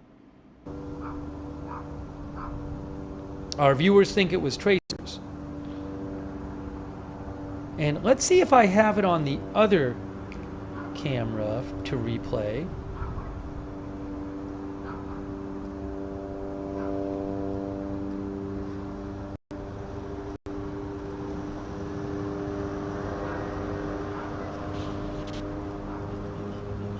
Hold on. Why is it not there?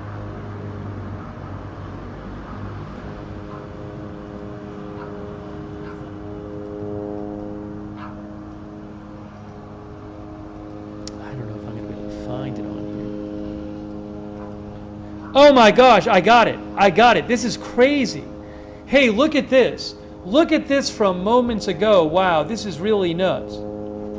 I got it. It's crazy.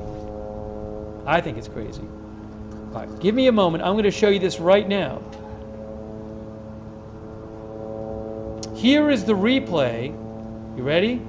Here is the replay. So look, you're looking at it right now. I know I'm not visible. Watch this. Watch what happens. Watch what happens here. Look at this. Look at this. Whoa. Crazy.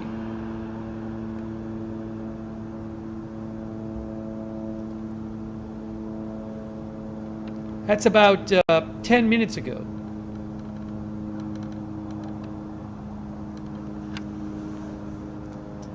Beirut, Lebanon.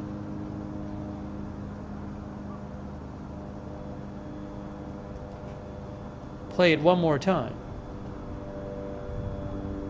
Beirut, Lebanon. We saw that on the camera.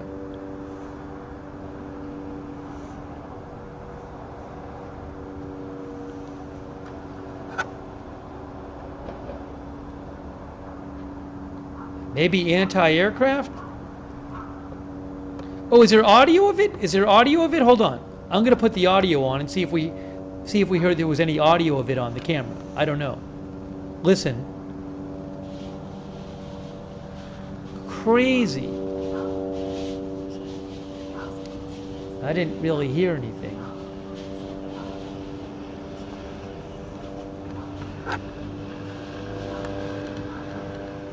Oh, maybe trying to hit the drone, somebody said? I don't know. All right, well, I wanted to show you this. There you go.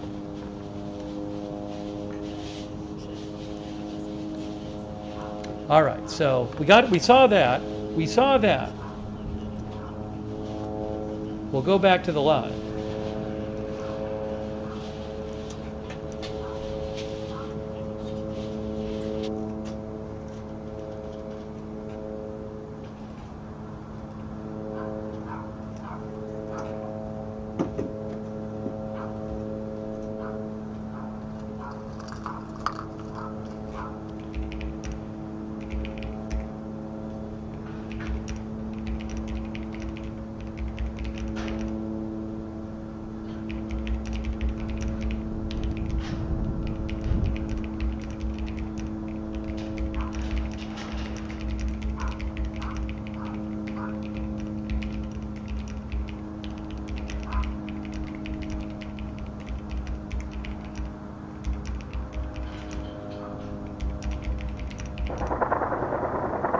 Wow, more sounds.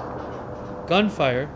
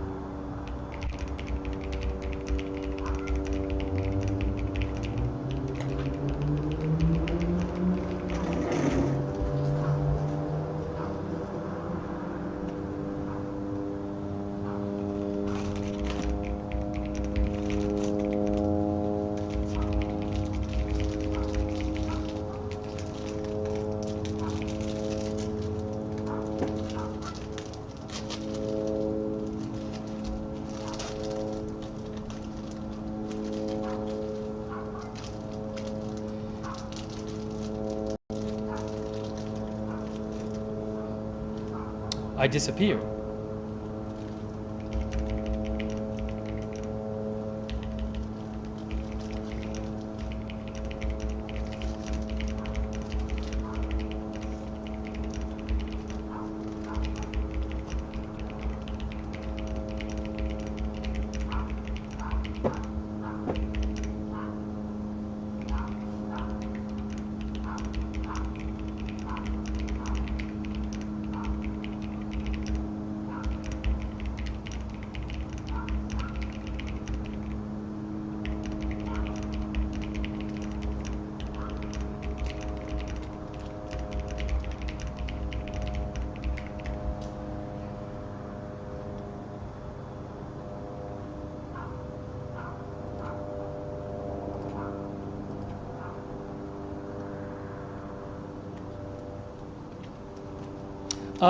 Hey guys, I have an update for you. Jim Sciutto of CNN reports.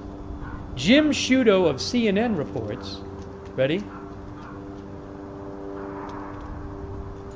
Jim Sciutto of CNN says the U.S. is preparing for a major uptick in attacks on Iran over the next 24 hours.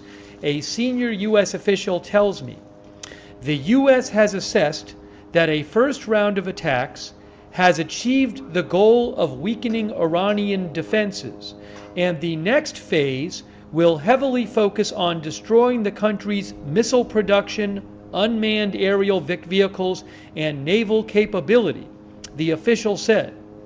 President Trump previewed escalating attacks in an interview with CNN earlier Monday, saying, "We haven't even started hitting them hard. The big wave hasn't even happened. The big one is coming soon."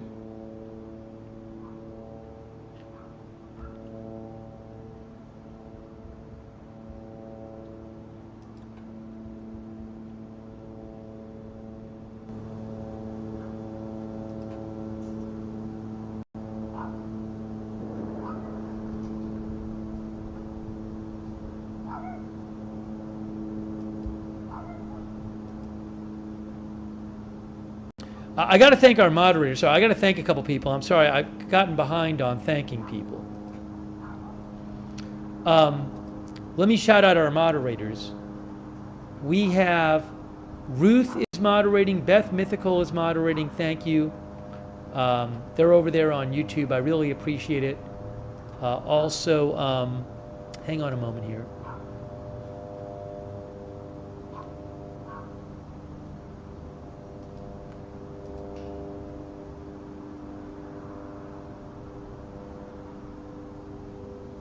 Hang on.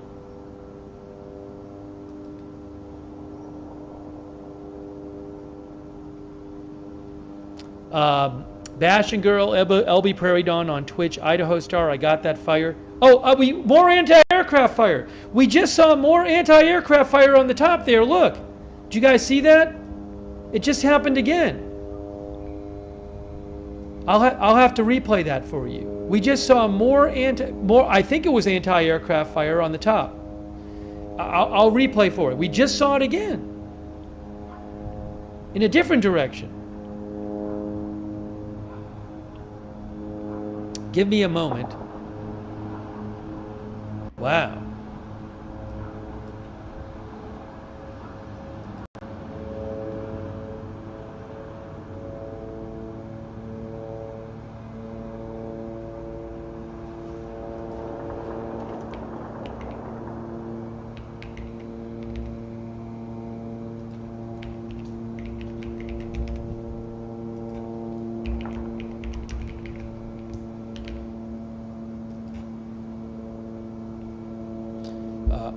Hold on, I am getting that clip for you, and I'm going to thank our moderators over on Twitch. Bash and Girl, LB Prairie Dawn, Idaho Star, I got that. More gunfire now.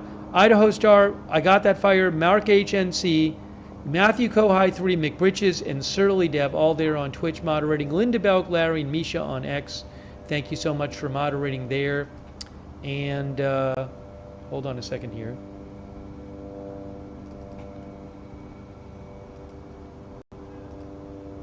Saw it again. Oops, hold on. I can hear myself.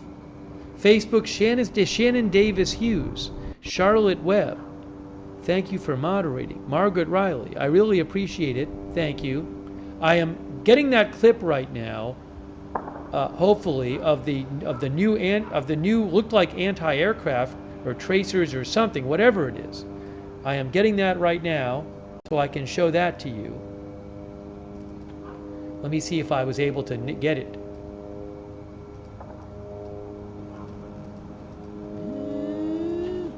I got it. I got it.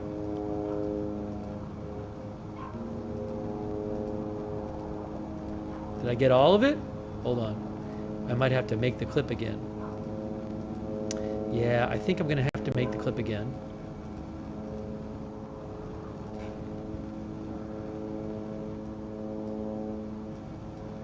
One moment, please.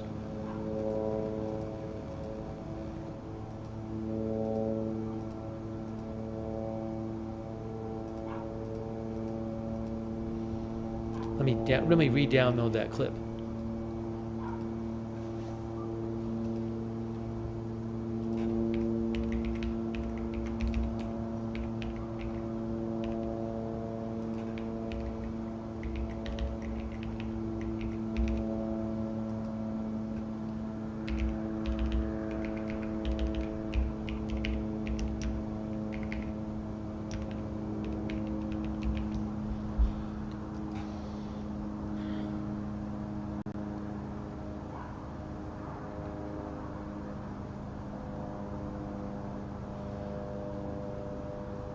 I'll get that clip for you.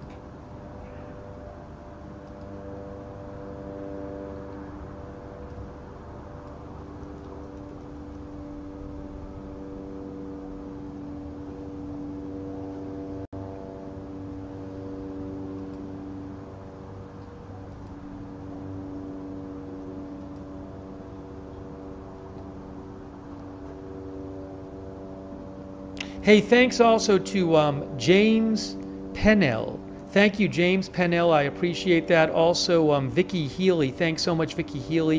Thanks, Tom Hagen over on Patreon. I really appreciate that. Thanks, Tom Hagen. Also, Jeffrey Bradley. Thank you, Jeffrey.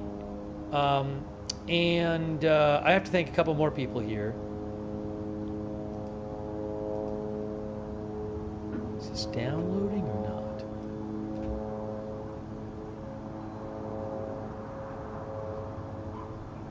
Yes. Gonna have that clip for you in a second. Thanks all. No, there's no HaifaCam. I don't have any HaifaCams. And again, for people who don't know, the Israeli government has told news agencies you cannot show the skyline during the missile alerts. So I do not expect to have any cameras at all from Israel that during the missile alerts. We showed you one earlier. There was an alert in Tel Aviv earlier in the broadcast. I had the Tel Aviv cam up. We heard the sirens, and then the camera feed was cut. So unfortunately, that's just the way it is. We're not going to have, I don't anticipate any of the cameras working while the missile alerts are going on.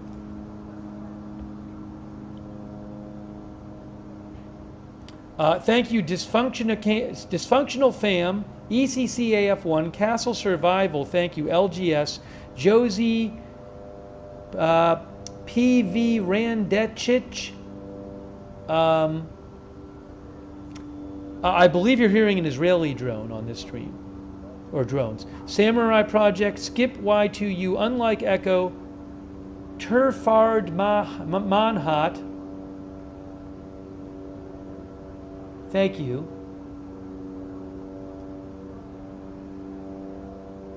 I do not know if Israel has any kind of troops on the ground, and they might have special forces. They have not announced any official ground incursion, and Beirut is not on the border. Beirut is I think 70 or 80 miles from the border.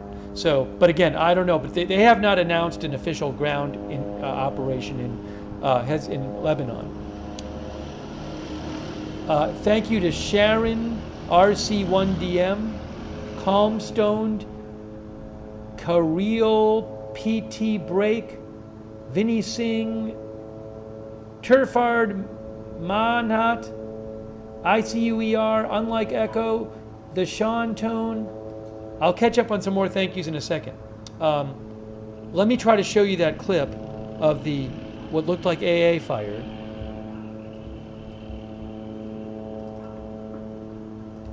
Moments ago.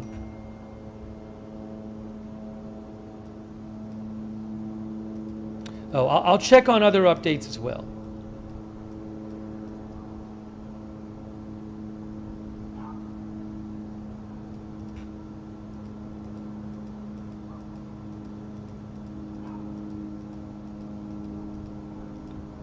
So I have some of the anti-aircraft fire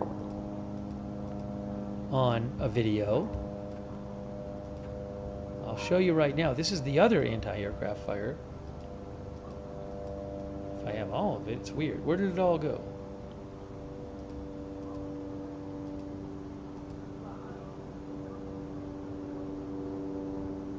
Here, look, I'm going to show you right now. This was moments ago, maybe like 5 minutes ago. Oh, hold on.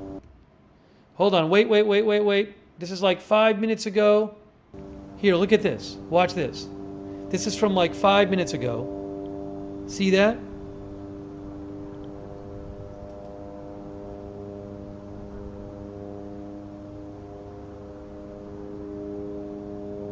I thought there was a little more. Oh, there it is. Hold on.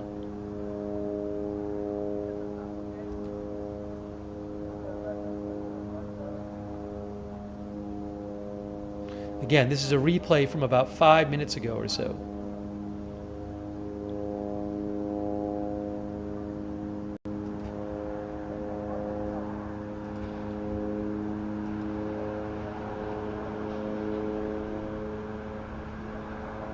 Okay, let me check into some things. Hang on a moment.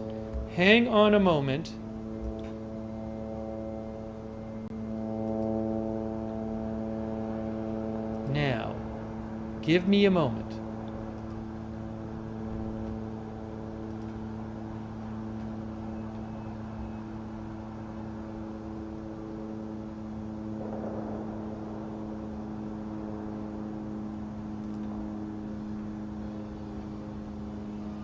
There was a drone alert in Israel, but that ended. I see that.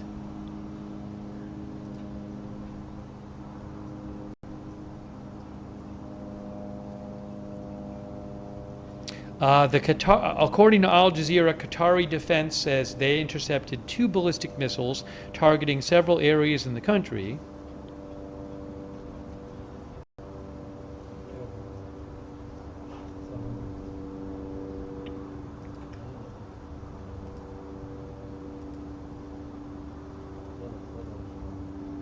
No alerts on SOFAR alerts right now.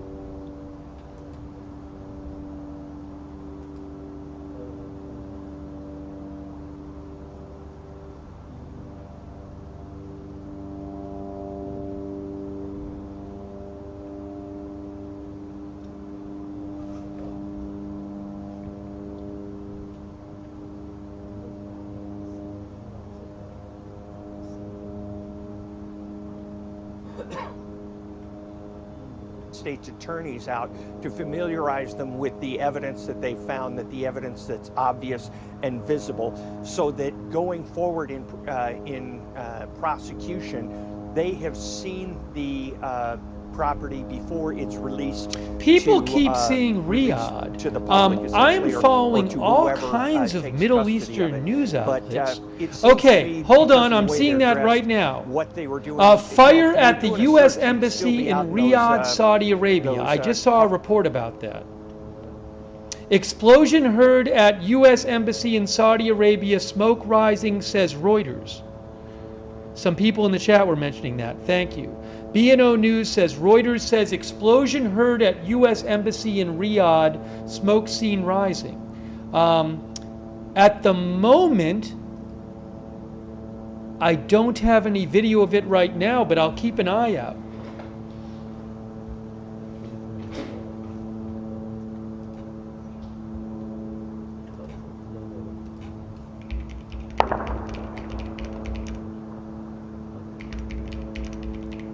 Give me a moment.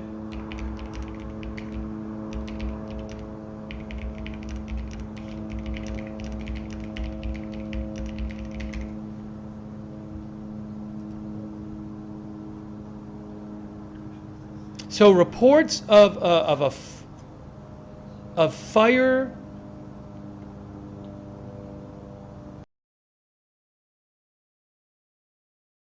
In the first week or so, what you would get is a massive amount all at once. It would be a log jam, and you wouldn't be able to process them. So any good leads that you got would be buried.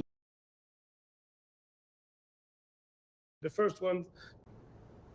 All right, Ophir Akunis, I appreciate your time, Consul General in New York, and thank you very much. Everyone, stay with us. Myself, Boris, and Brianna here as we continue the breaking news coverage on the war with Iran. We'll be back. Day, strikes are spreading across the Middle East, raising fears of a much wider regional conflict. The government in neighboring Iraq vowing to prevent its territory from being used to launch or support attacks. That's where we find CNN Chief International Correspondent Clarissa Ward in Erbil, Iraq. Clarissa, what is the situation where you are? Well, Boris, earlier on in the day, we actually traveled to the border between Iraq and Iran. It had been closed for the whole of Saturday and Sunday. Today was the first day they had opened it in a limited capacity just to let Iranian trucks and truck drivers back into the country and Iraqis who might have been trapped on the other side back home into Iraq. There was a very long line, more than a mile long, of Iranian truck drivers. But after being there for literally half an hour, Boris, we actually saw an Iranian Shahed drone flying over the border right above us. Take a look.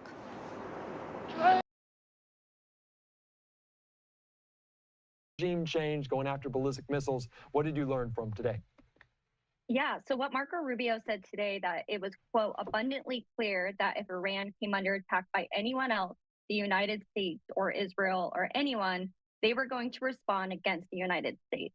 So there is Secretary of State Marco Rubio going into this meeting with the Gang of Eight and some of these other top senators, as you had mentioned, essentially saying that Israel was planning to attack Iran. And if they had done so, then the imminent threat there would have been that Iran would have attacked the United States. And that's something that Mike Johnson also said after the briefing, that, quote, Israel was determined to act in their defense here. So a lot of Democrats are leaving this meeting saying, is it an imminent threat if it was going to be an ally of the United States attacking Iran, and then possibly there being a threat there? So this briefing is actually leaving, I think, more questions unanswered than answered for a lot of senators, but it's only Monday and we have a long week, so. Yeah, a long week ahead, obviously a long potentially conflict to unfold there in Iran. Obviously, Chuck Schumer also said it was insufficient in terms of this information, but you kind of noted the heart of this as they're saying that Israel says there's an existential threat, and the United States concerned that if Israel attacked Iran, the United States would get the brunt of this. They would get attacked themselves. Mark Warner said it was uncharted, talking about this impact of an existential threat against Israel being against the United States. Do you think that the objective here murkies the water a little bit for lawmakers? You mentioned more questions. Can you get into that?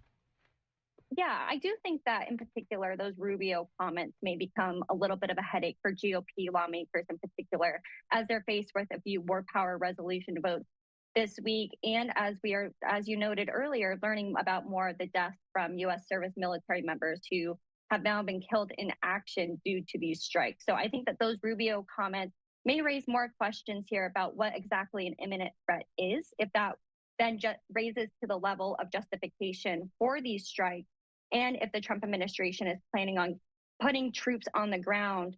A lot of Republicans are coming out and saying that would require authorization from Congress. So those are just some of the questions that they're leaving this briefing having, is exactly the timeline here. President Trump himself has said 4 to 6 weeks, but that could obviously change. Ground troops, and exactly what the objective is here. Yeah, very good. And I also want to put up just some other comments from different Republicans, because they are potentially at the heart of this, as they're going to have to defend some of Trump's actions. From John Thune, the Senate Majority Leader, saying, quote, what this administration has done is consistent with what previous administrations have done regarding those threats in the region. It goes on to say here on social media, here on Live Now from Fox, that in prior conflicts, you go back to Bush 41, Obama, there have been similar circumstances in which they're responding to what is perceived to be a national security issue that needs to be addressed, or a threat that needs to be responded to. Also from other lawmakers there here, Tom Tillis saying the extended campaign consultation with Congress, it wouldn't highlight how we'd vote on a war powers resolution, but he wants to hear the briefing tomorrow to see what objective is. It also goes on and says, if Venezuela done by the end of the week, maybe one thing, because we're passing a war powers resolution after the conflict's over, there is an intent to be in a longer term. That clearly Congress has a role to play in that. Secretary of State Marco Rubio also alluding to the fact that war powers resolutions have been brought before, and they're mainly symbolic. Are Republicans on board with this now if it extends further? Is that what I'm reading? Yeah, so there is a question here about how much Republican support this would get. I believe just before I came up here, Josh Hawley had told reporters that he was going to be voting against the war powers resolution that's coming in front of the Senate this week. So really unsure if there will be any Republican support, how much Republican support outside of perhaps Senator Rand Paul, who typically supports these resolutions. But I mean, Secretary Rubio is not incorrect in saying that this is largely symbolic. And even the co-sponsors of this legislation have somewhat admitted that this is supposed to be a pressure point for the administration, and just kind of letting the administration know that Congress doesn't approve with what's going on. But unclear if it even makes it past a simple majority vote and makes it through. Yeah, we'll see if that happens later this week. Is there anything else Democrats are doing on this to try to hold the Trump administration, the White House, accountable for some of their actions, this attack in Iran? I think one thing that will just be very critical to keep an eye out for in the next few weeks is if this does continue to escalate, if there are further strikes, if there are troops on the ground, if Democrats will be pushing for an authorization vote. Now, that is different than the War Powers Resolution that we will be seeing coming up this upcoming week. The War Powers Authorization basically authorizes the president to use military force against a particular target. So if this is something that the administration is wanting to pursue longer term, we'll be curious to see if Democrats try to force a vote on that or how that all comes into play.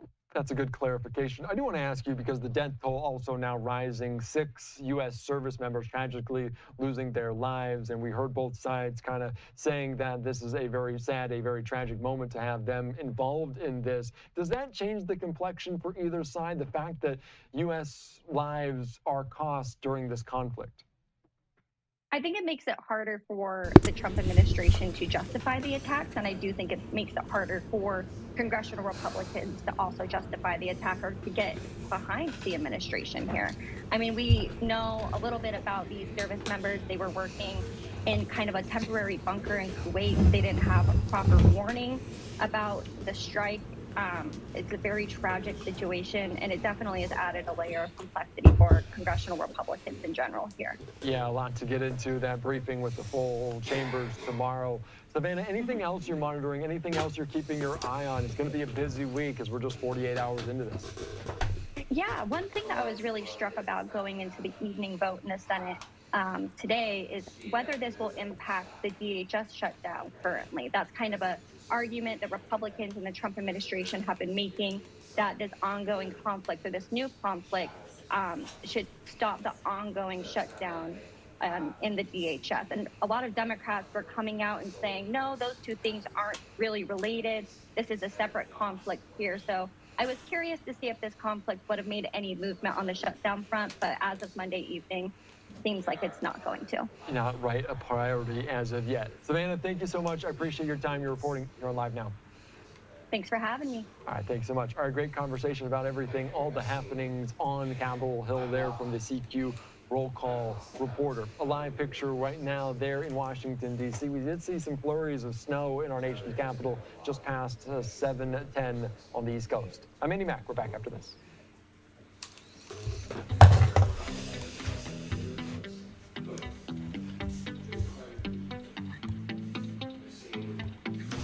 All right, well, I have got a propaganda bingo board up. Obviously, with Steve on, we get 0 propaganda because he is no propaganda TV. But I did have him up there for a little bit. Let's see here. We'll take a look. That was Fox, and they're going to a commercial break. So we're going to pop on over here to CNN for a moment. Right now, see what they've got for us. Sort of rolling situation that we're in this war, and that is sometimes you'll get those blaring alerts on your phone. That means that missiles are coming around the area that you are, and then a few minutes later, if they're going to be in very close proximity to where you are, then you hear the sirens and people move. And I will just emphasize, obviously, this is a war that in some senses goes all the way back to October 7th and the initial terrorist attack against Israel. In the way that they see it here. But those initial rockets that were coming from Hamas and then Hezbollah are very got a bingo box that we're seeing here in Israel now. The damage from those, the death toll from that, unlike anything that we have seen before. And now in a widening war, you have countries in the Gulf. I was talking to senior leadership in one Gulf state today. They said right now, yes, I mean, of course, it's stunning and it's shocking and they want business as usual, but that they are focused completely on self-defense and the expectation that there's going to be continuing incoming both drones and missiles into the Gulf from Iran. That's the focus there. And the war widening, right? Qatar's now actually, they say, taken down Iranian jets, which would show yet more. Mark that one. They've said it a couple times. And here in Israel, in addition to the ongoing strikes, of which we see evidence on the skyline over Tehran, you also have a widening war here with Hezbollah seemingly getting involved. We heard the back and forth, and now Israel retaliating. And Jeremy Diamond is here with new reporting here, Boris and Brianna, on the fact, we talk about a ground war and what could be happening in Iran, and if that's necessary. President of the United States not taking that off the table. An absolutely unbelievable move. And in Israel, clearly a willingness for ground troops when it comes to Hezbollah now in a widening war from your reporting. Yeah, we should not send ground troops into Iran. For this moment, we were talking about this last night as we heard those booms from those Hezbollah missiles that fell into an open area not far from Tel Aviv. And now today, the Israeli military is saying they plan on delivering a devastating blow to Hezbollah to remove the threat entirely from Lebanon that Hezbollah has posed to Israel for decades now. And as for this question of ground troops, the Israeli military's top spokesman was asked about this twice today. Both times he refused to take this option off the table, and then he pointed to the fact that the head of the Israeli military, the chief of staff of the Israeli military, met with Northern Command today and is preparing battle plans in general for Lebanon. So I certainly think that ground troops are a possibility in this scenario. Or at And least we've already been special hearing operations strikes grade. from We've seen those Lebanon. before into Lebanon. So it's a possibility, and this is, again, a signal of Israel's willingness to continue to escalate. I should say here strikes as from they see Hezbollah. fit, It's not because Lebanon. They understand that this is They're a in key Lebanon, moment but they're, for them it's to not. take advantage of this opportunity to kind of change the map in the Middle East. And I know you've been reporting on, and we see it on the ground here, right? Completely a militarized society, essentially, at this point. But, we saw it on the rest stops, the 100,000 reservists being called out, called up, and you see that. But when you talk about ground troops and you talk about their willingness to do this here, it just does raise the question about where this is going. And the President of the United What comes States, other next? presidents might take that off the table. that but on I'm this gonna say one? It's on the table. When you talk about actually American troops on the ground, That one is in Tehran, not on this how one. does Israel see that? I know that we are seeing continuing strikes. And whether they're being done by Americans or Sure, Israelis, they we don't sees that know as in a every win case, for right? But them. those are the two countries that are Not doing the losing airstrikes some over more of Tehran. God's chosen people. What about ground troops?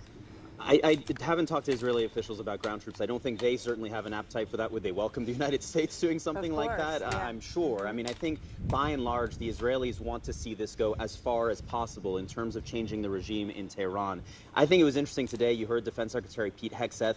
He listed the United States objectives. He did not talk about regime change in that way. He said this is not a war of regime change, but we've seen the regime change. But when he was listing off the Just three right in a row. The United States has, ballistic missiles, nuclear sites, naval assets. He didn't talk explicitly about regime change. When I talk to Israeli officials, they are very clear that that is their ultimate objective here, or at least creating the conditions for that on the ground. So the Israelis want to see this go as far as possible, and I'm told that today in particular has been a very heavy day of Israeli and American airstrikes over Iran, and that the numbers are really, really going up in terms of how many targets they are hitting, because they have that total air dominance now over the skies of Tehran. And of course, those targets, we're talking about, obviously they want stockpiles, and they want ballistic missile sites, and they want nuclear sites, and they want individuals, and they're doing all that. But when it comes to regime change, I just think we can't overemphasize enough that the killing of the supreme leader, obviously. Leave it to CNN to give us the absolute most amount of He was buzzwords. ill, and he was going to die soon anyway.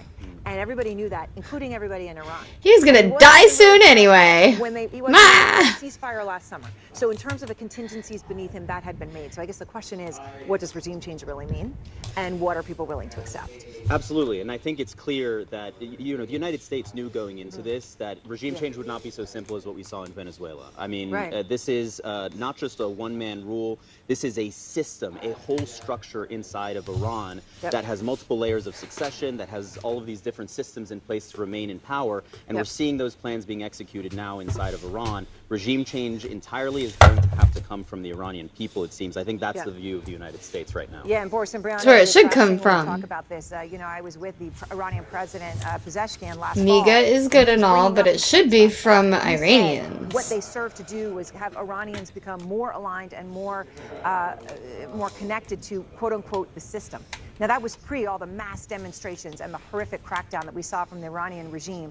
But the sense of the system, something that has tentacles throughout all of Iranian society, is obviously hugely important and shows how different this is than Venezuela. Back to you guys. Yeah, the outcome for Iran's future in terms of... She heard that term tentacles yesterday from another talking head, and she has not stopped using Let's get a more it. detailed look at this U.S. operation with former Air Force Secretary Frank Kendall. Frank, great to see you as always. I want to actually take a look at places where the U.S. and Israel have struck inside of Iran, in part because, as you see here on our graphic, today, President Trump talked about a number of CGI map with arrows. Limiting Iran's missile capabilities, but also destroying their navy, stymieing their ability to develop a nuclear weapon, and preventing the leadership in Tehran from funding terror groups across the region. when you look at that map and you think about these airstrikes, can the U.S. accomplish that with just air superiority, with just these sorts of strikes? Partially, and how much is a big question. Some of the targets are relatively easy to take out. Some of the naval assets, for example, they're very easy to target. We've already gone after their nuclear sites. We knew where they were. Some of the missile production facilities, but there are also a lot of things that the Iranians can hide from us. They can use deception. They can put them in hardened facilities of some kind, making it much harder. We've gone after a lot of the targets that are easier to go after, and as time goes on, the Iranians will do more to try to conceal what they have. About a week away from them being in bunkers a mile underground. Back to the first Gulf War. An adversary who or under the mountains. That was a big thing in Iraq, is they were in the mountains. And to help them survive. And Iran was going to be doing all those things. They have also retaliated, and we've seen that. If we take a look at some of the strikes, these are the sites of some of the strikes. Been hearing and bombs all night, the U.S. too. has to defend against this. And we know that that's not 100% possible. We've seen the fallout from that, right? 4 service members who died, 18 others at this point who are up to seriously 6 wounded. We're now. expecting that number to pick up. What are the capabilities of the U.S. and allied air defenses in trying to thwart these attacks? Well, first of all, I was an Army Air Defense officer at one time, quite a long time ago. I visited all of our air bases in the region. They're all defended. Patriots used very commonly, as well as other systems. The naval bases are defended also. So we do have capacity to defend. And unfortunately, the Iranians have a pretty good arsenal of shorter range ballistic and cruise missiles, as well as unmanned aerial systems. They can attack, and I expect any defense is imperfect. While we will probably be able to engage most of the targets that come at us, some of them will probably get through. And we're already seeing that to a certain degree. There's also some asymmetry when it comes to the cost of these strikes, because it costs a lot more to defend these bases, and not just U.S. bases, but also, as we look at the map again, some of our allies in the region. We've seen essentially a range of strikes going from just about everywhere that Iran could reach, Kuwait, Bahrain, into Riyadh and Saudi Arabia.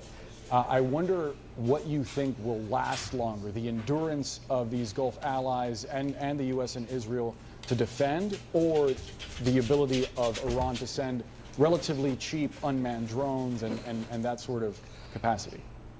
If you look at nothing else but the capability, both can go on for quite some time.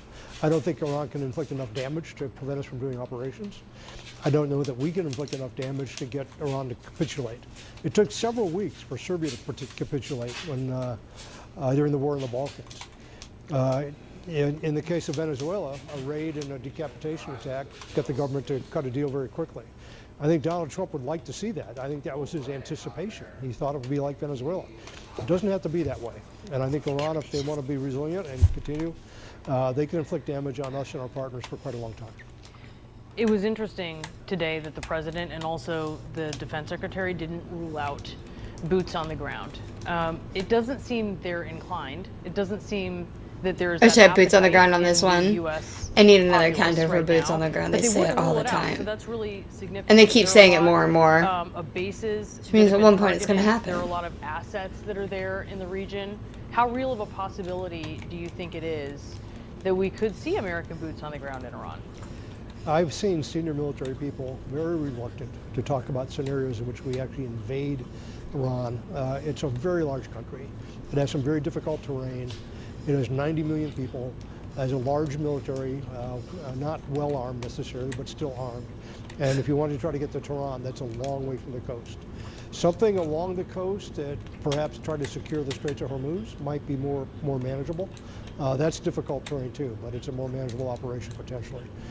I don't think there's anyone who's anxious to commit ground troops of any kind, other than Shouldn't even be talking about it. into Iran for any purpose. It should just be a straight up no. Frank Kendall, great to get your expertise. Thanks so much for joining us. Thank you. Still plenty more news to come this afternoon. President Trump calling the threat Iran would pose with nuclear weapons intolerable. How the administration is defending its decision to go to war. Plus, police in Austin, Texas, revealing new details this hour in the deadly mass shooting over the weekend and the possibility that it was motivated by the strikes in Iran. We'll have that and much more coming up on CNN News Central. I mean, he was wearing a Property of Allah sweatshirt and an Iranian flag t-shirt, so White House correspondent Kristen Holmes is there. Kristen, shouldn't take too much investigation, right? You this morning, first of all, in those first live remarks from the president, and also the other remarks he's been giving to reporters. Yeah, Dana, I think that the real consequence of what President Trump just did, these live public remarks, this is really the first time we have an on-the-record description from President Trump of why we had gone in for these strikes, why, what the objectives are, what the timeline is.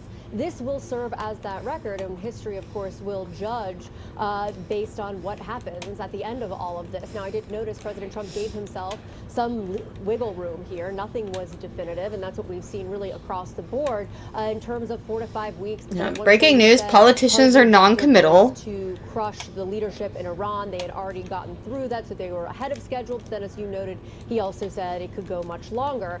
Of course, one of the things that he had noted was about this missile program, essentially saying that while they had obliterated the missile program back during the last strike, that they had warned Iran not to try and revive those capabilities, but that Iran did not listen, that they were developing more of a missile program, a nuclear program. They were trying to cover up a nuclear program.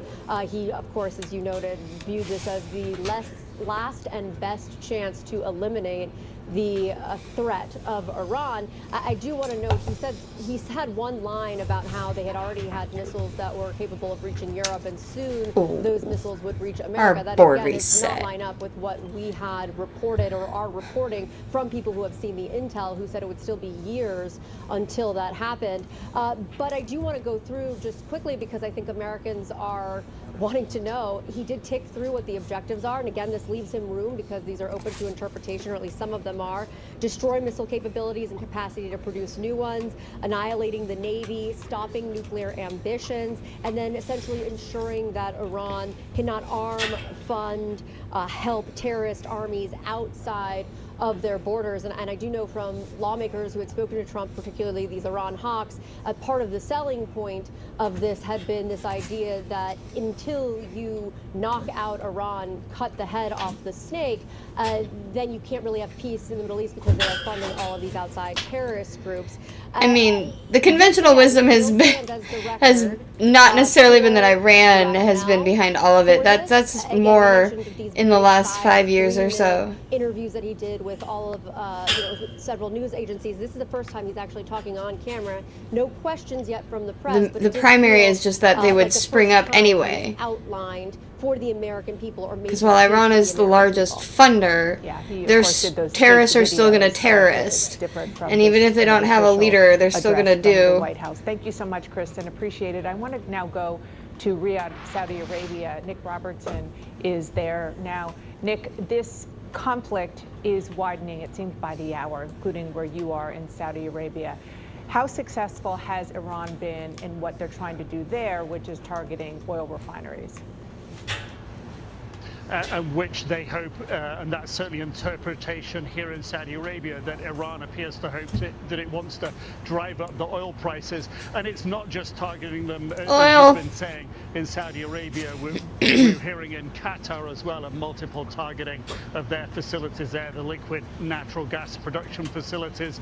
Reports potentially that some of that has been shut down. Part of the massive oil production facility at Ras Al Taruna here in Saudi Arabia was shut down today, and that was because of Iranian drones that were intercepted but fell, ignited fires. No one was injured, but the repercussions of Iran's strategy, because while we've heard from the president lay out his I do not have collateral damage on this one. By default laying Actually, out theirs in their actions and targeting. I added a bunch more this afternoon, so there's some new ones on here too. High-profile targets like hotels, like airports that track tourists around the world, that highlight international focus on what's happening.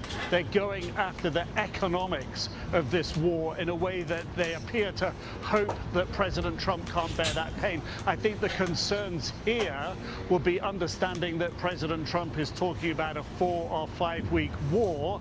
The GCC countries, Saudi, Qatar, whose oil and gas facilities have been targeted just today have made very clear that they will respond, or there's a possibility of response, if there's aggression. Iran is trying to go up this escalation ladder, and there is a concern that it really can escalate further, and that will have a knock-on global economic impact. But it will be the lasting impact on the region, and in particular, the pressure that will be left on countries like Saudi Arabia, Qatar, others in the Gulf, as Iran I mean, they should deal with their own problems. Shouldn't be our responsibility to deal with their problems. If Israel wants to pick a fight, then they should deal with it. And if they need to recruit the other people in their area, then that should be up to them. Countries in the region are being targeted, but particularly Saudi, because by a lot of accounts, MBS, who is the head of Saudi Arabia, he wanted the U.S. and Israel to be striking Iran. I mean, of course, who wants their own people to die when someone's willing to do it for you? Issue that is going on, this war that is going on across the region. Thank you so much, Nick. Appreciate that. Up next, we have and Iran's nuclear ambitions. He also said this will not be a prolonged conflict like the Iraq War was. And Iranian media is now reporting that Ayatollah Khamenei's wife has died from injuries sustained in the U.S.-Israeli attack. CNN military analyst Colonel Cedric Layton is here with us in the Situation Room. So what are your thoughts on what we heard from the Secretary of Defense earlier today? Well, Wolf, I think one of the key things here is that he really spent some time trying to kind of put out everything what was going on. And so if we can switch to a map real quick, this actually shows the kinds of targets that we've had. And when you look at the area right around here, the northwestern part of Iran and the area around Tehran specifically, this area right there, that really was the concentration of everything. So when Secretary Hegseth was talking about each of these different target sets that they got, the real concentration was there because that's where the regime is. You have a major city, 10 million or so people that live there, plus the center of all of the Iranian activity. So when they came in and did this, they really took a key look at that target set, and that target set was really critical because what it does is it decapitates the entire regime, and that's decapitation. What said in that press conference. Oh, they love that word too. Of decapitation strikes with over 40 people in senior leadership being eliminated, including the supreme leader and now apparently his wife. That really was the key effort here, was to get rid of the top leadership echelon. That sounds like an effort at what we call regime change. Yes, and of course he very specifically said that this was not regime change, which is rather interesting because when you take out that amount of leadership in an operation of this type, you really end up at the very least taking out the top echelon. That top echelon then will probably be replaced by subsequent people, but those subsequent people may not have the experience, but they may be ideologically committed to the current regime. So it may be an attempt at regime change, but whether or not it actually becomes effective. Racking up the regime changes with CNN. That is a completely different issue. And a very significant development earlier today, 3 U.S. fighter jets, F-15 Eagles, very significant planes, have crashed in Kuwait, but all 6 crew members were able to eject safely. The U.S. military says Kuwaiti air defenses accidentally... Tell us more, CNN. You are leaving something out. That was a friendly fire incident. How does this happen? Well, this is a really key question because when you look at the F-15 and its capabilities, it has actually the capability to suppress what are known as enemy air defenses. So this shouldn't have happened even with friendly air defenses. So what we have in this particular case, Wolf, is a friendly fire incident. There we go. What it tells me is that coordination between the U.S. could lead with that operation and the Iraqi Air Defense Authorities was lacking. Propaganda news network. Training, it could be an issue, and certainly is an issue of misidentification, at least as far as we know right now. And that, of course, is a serious issue because you have to be able to deconflict the type of aircraft that are flying in there. The only aircraft that were likely to be flying in that airspace were American aircraft at that time, American and Kuwaiti aircraft. And not to deconflict that is a serious mistake at this particular point in time. You would think there would be better coordination between the U.S. military and the Kuwaiti military, a strong U.S. ally, especially involving F-15s, a plane I'm very familiar with, and you are much more familiar with it. These planes cost tens of millions of dollars, 3 of them now destroyed. Yeah, love it, pissing our taxpayer dollars away. Dollars in lost weaponry right here. Thankfully, the pilots and their electronic warfare There's officers probably a quick were able calculator to, on parachute how out much of per the person from, one plane these is. the downed aircraft. But when you look at the specific areas of the F-15 itself on this graphic, you can see that the aircraft itself was developed for strike and attack missions, and those strike and attack missions are absolutely critical to the ability to conduct this operation, because it's such an air-centric operation. And when you don't have that capability, when some of it is taken out like it was here, it becomes an unnecessary not only expenditure, but it also puts a lot of lives at risk, and that's what the real danger of this. In essence, we got lucky in this particular moment in time, but the fact that this happened really illustrates that there's some real shortfall here that needs to be addressed from an operational perspective and as well from a training perspective. They have to do a complete investigation to learn from this blunder and make sure it doesn't happen again. Absolutely, Wolf. That's 100% correct. Colonel Cedric Leighton, as usual, thank you very, very much. Fortunately, those pilots survived, as Thank noted. God. Yeah. Yeah. Up next, stocks fall and energy prices surge as the war with Iran. A very, very emotional, moving moment for that family, indeed for the country right now. Yeah, and I've just mentioned that this also comes at a time when 4 U.S. service members have lost their lives. I'm sure the We are now at president 6. mentioned that as well. Right, exactly. Elena, welcome back from West Palm Beach. You were covering the president of Mar-a-Lago. Good to have you back in Washington. Thanks for having me here.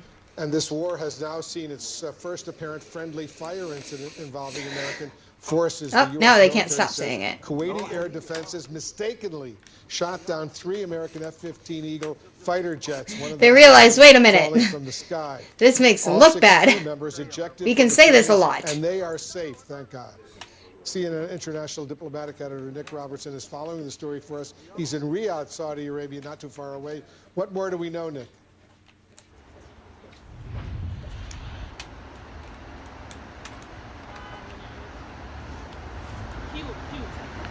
So look, while we're waiting for the president to speak about his views on how the war is going to unfold, there's a reality here in the Middle East at the moment, and I think, just focus on Saudi Arabia to give you one piece of that slice of that picture. One incident today, 2 Iranian drones fired at a massive oil refinery here, an escalation, an intentional and calculated escalation by Iran in the Saudi perspective. No civilians killed, drones shot down. They did set fire to equipment. Some of the equipment there at the oil refinery had to be turned off. But the picture that emerges, the sense that comes from here in the Saudi Arabia about Iran's position, they understand that from what Iran is doing at the moment, that there is a very clear pattern of intentional escalation, and a clear pattern, it appears to them, that Iran intends to play this out over quite a number of days, using their stockpile of munitions, not just all in one go, not in a big splurge, but in a very calculated way, targeting the British and Cyprus. But from Saudi Arabia's perspective, the Gulf community's perspective, they had a very strong diplomatic message to the Iranians over the past 24 hours, where they allow for an option to respond to aggression. And the Iranians are ignoring that. That speaks to escalation, and the interpretation is that's what Iran appears to want right now. All right, Nick Robertson in Riyadh, Saudi Arabia for us. Nick, thank you very, very much. Pamela. And Wolf, also this morning, the Iranian-backed militant group Hezbollah has now entered the war. It launched strikes on an Israeli army base, and Israel retaliated. Sources tell CNN that Israel threatened Lebanon's government with strikes on its infrastructure unless it took steps against Hezbollah. So let's bring in CNN's Jeremy Diamond, who has been tracking all of this from Tel Aviv. Jeremy, has Lebanon's government reacted to these threats?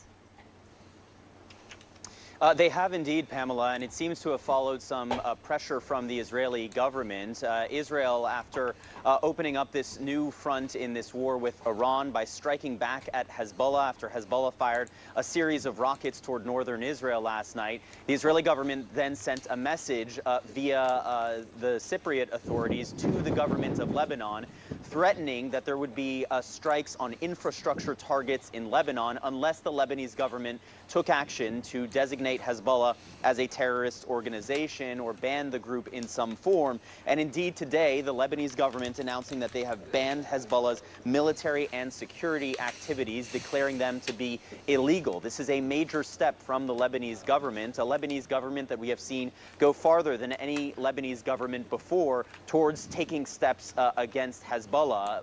Over the course of the last year, we have watched as I mean, the Lebanese government making it illegal isn't going to stop them from doing the illegal things.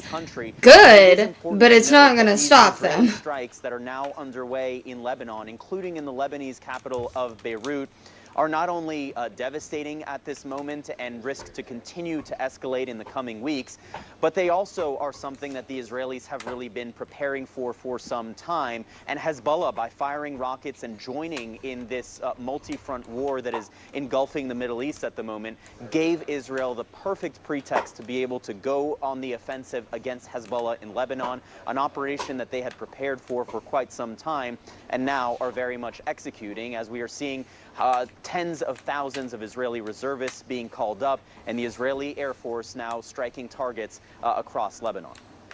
All right, Jeremy Diamond bringing us the latest there from Tel Aviv. Thank you. And in just moments from now, we're going to hear from President Trump at the White House. He's expected to address the war. We'll see if he takes questions from reporters.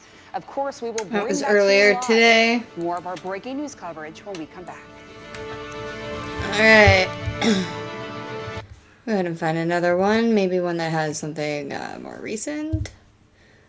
Usually Fox News is pretty recent. Let's see what they've got going on now. To continue to do this, we can't afford to continue this. So frankly, I think we're kind of backed into the need to take this offensive operation to, no kidding, dismantle and fundamentally degrade their missile capability so they just stop doing this. Yeah, and I want to get to that because that's an interesting point. Marco Rubio said this is why it happened now, not in a year's time. If this had happened in a year's time, would Iran be more able to sustain a longer conflict?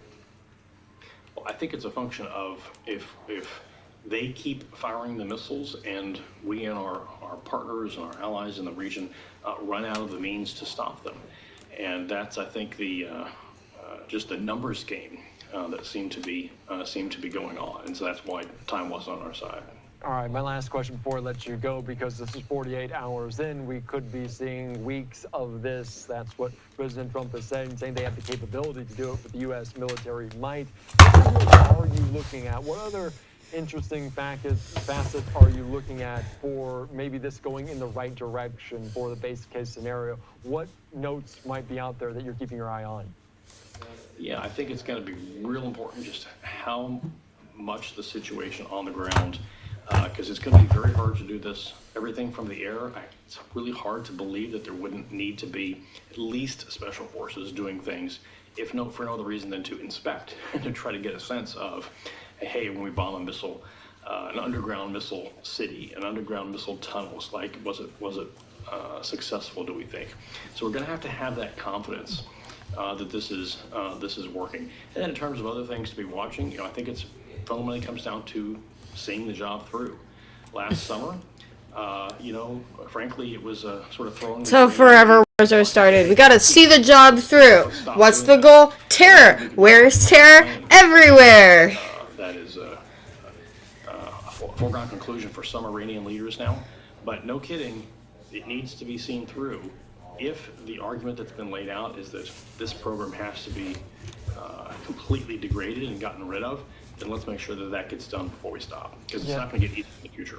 That is very true, and obviously U.S. intelligence was so very critical to the initial strike to cut off that head of the snake with the Ayatollah, that obviously the after action, what's going on, to learn from it as well, is very important.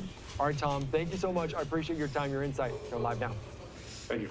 All right, thank you so much. All right, great conversation. Tom Carrico with CSIS, the Center for Strategic and International Studies, talking about some of those capabilities of the U.S. military, of what's going on 48 hours right now into this. And we're also talking about the response from Iran into Israel and other countries there neighboring. You can see there from the U.S. Embassy in Riyadh saying a security alert, a shelter in place.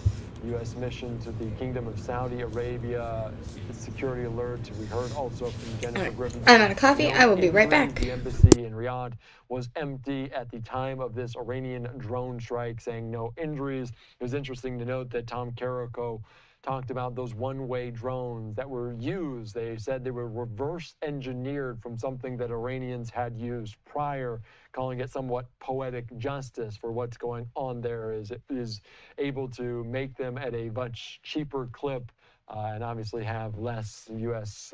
Service members involved in direct conflict. All right, we're following all of this here closely on Live Now from Fox. I do want to put up several different live pictures we're gathering here of different protests around the country, including in Washington, D.C. You're looking live there in our nation's capital. You can see protesters gathering outside of the White House against these strikes in that region, concerned about entanglements. We're also watching people speak in different portions of the country, Boston, in New York, and other locations there, as demonstrators continue to gather in all different parts along the East Coast. So we're going to keep our eyes on this, potentially take you out to any of these comments, any more speeches as they happen in real time. But we also want to get your take, your thoughts on what's going on in the Middle East. President Trump spoke earlier today saying the U.S. has the capability to go beyond that 4 to 5 weeks.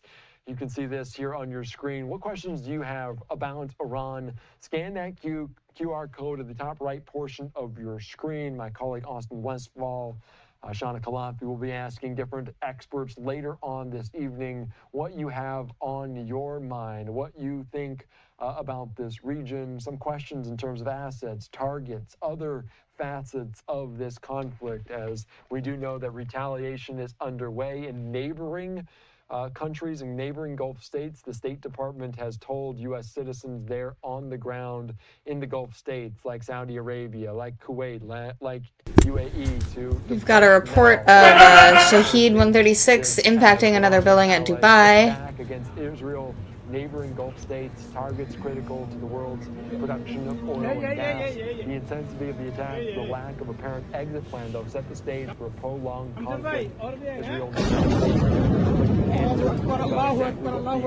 objectives, what the end game is. Secretary of State Marco Rubio alluding to the fact that the main goal was not ending the regime, not regime change or regime collapse. Speaker Johnson, though, said it was, quote, a great development. So, again, QR code at the top right portion of your screen will take you to the page where you'll ask now. See a little bit later on here on Live Now from Fox. I'm Andy Mack. We're back after this. Allahu Akbar.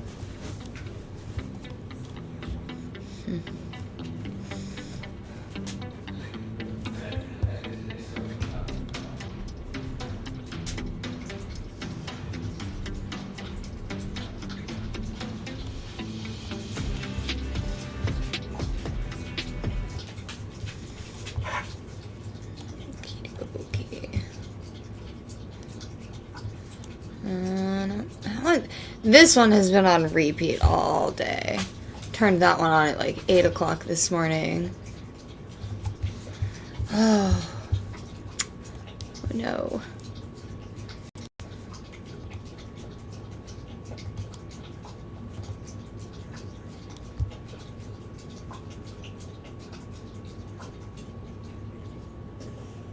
Okay.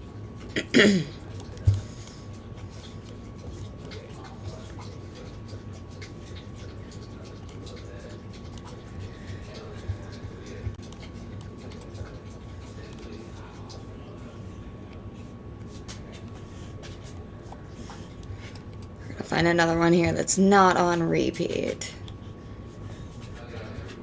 Maybe.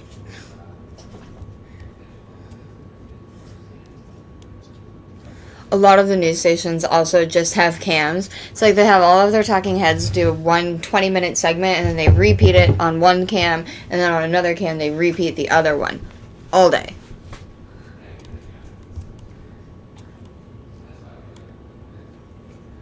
Let's see here.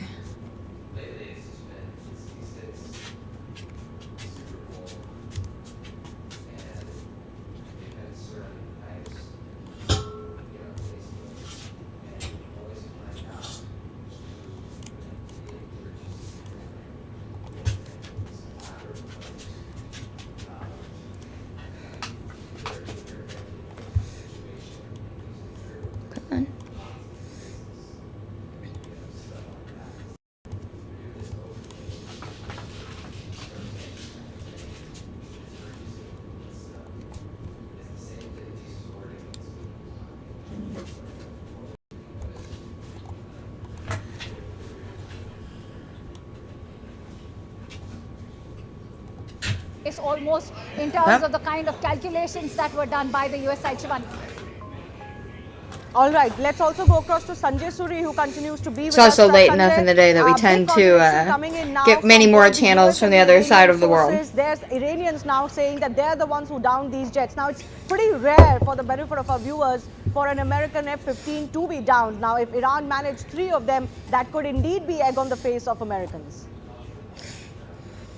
Well, it would be extremely unlikely that these were downed in a dogfight with Iranian aircraft. Iran simply does not have aircraft with that kind of reach, with that kind of power, and that's a fair distance from Iran. Whether it has the capacity to take on such aircraft. And they're still talking about the friendly fire incident, wondering if it's... Yeah. It's a doubtful... No, it was friendly fire, guys.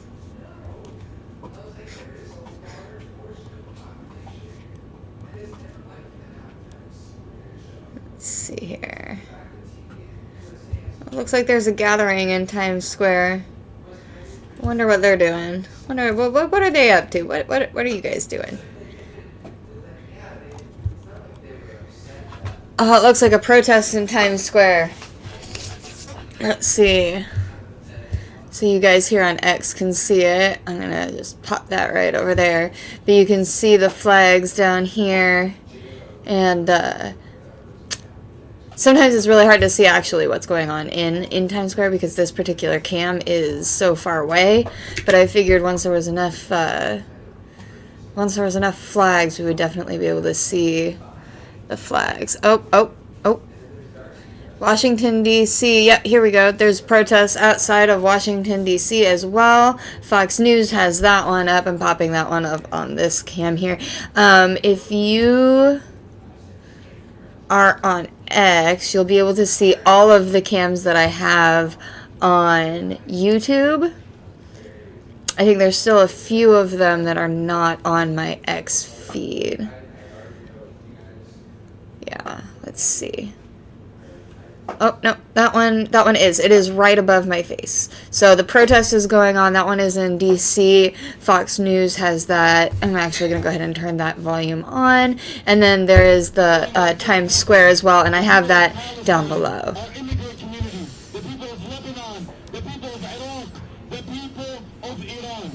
And we are not tired, and we are not stopping. And we will fight every single day until collective liberation is achieved. Oh yeah, by the way, these guys are commies. Just 2 days ago, the United States and Israel launched a massive military offensive against Iran, killing senior Iranian leadership, including Supreme Leader Ali Khamenei, and many of his closest advisors, as well as hundreds of Iranian civilians in a joint airstrike over Tehran. It was a blatant and crude act of war, and it happened even when Iran signaled its openness to talks to prevent escalation.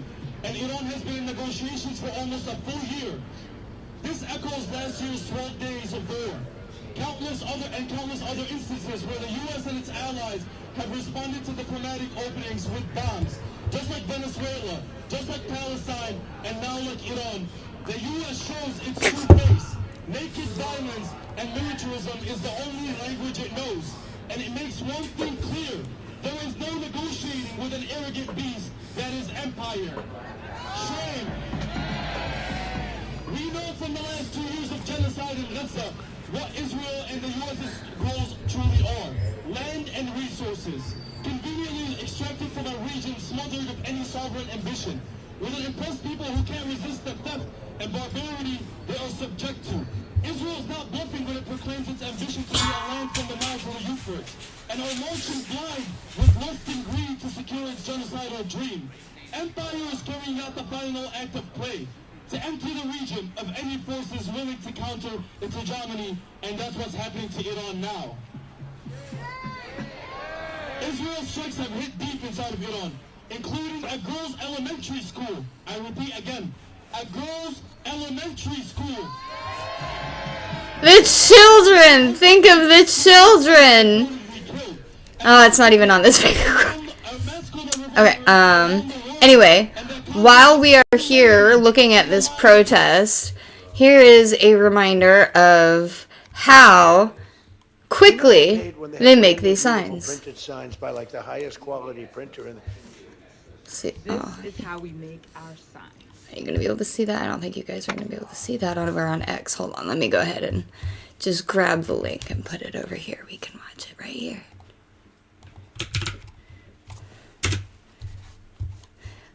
I think we calculated it out last night. It would take 2 people 3 hours to make hundreds of signs. So let's take a look here. The highest quality printer in. This is how we make our sign. Super top secret, guys. Super hard, millions of dollars, lots of months. I'm losing years off my life watching this video right now. That's how long it's taking. I'm an old lady. And that's how we make our signs. But the yellow is a beautiful shade of yellow. You know they're paid when they have brand new, beautiful printed signs.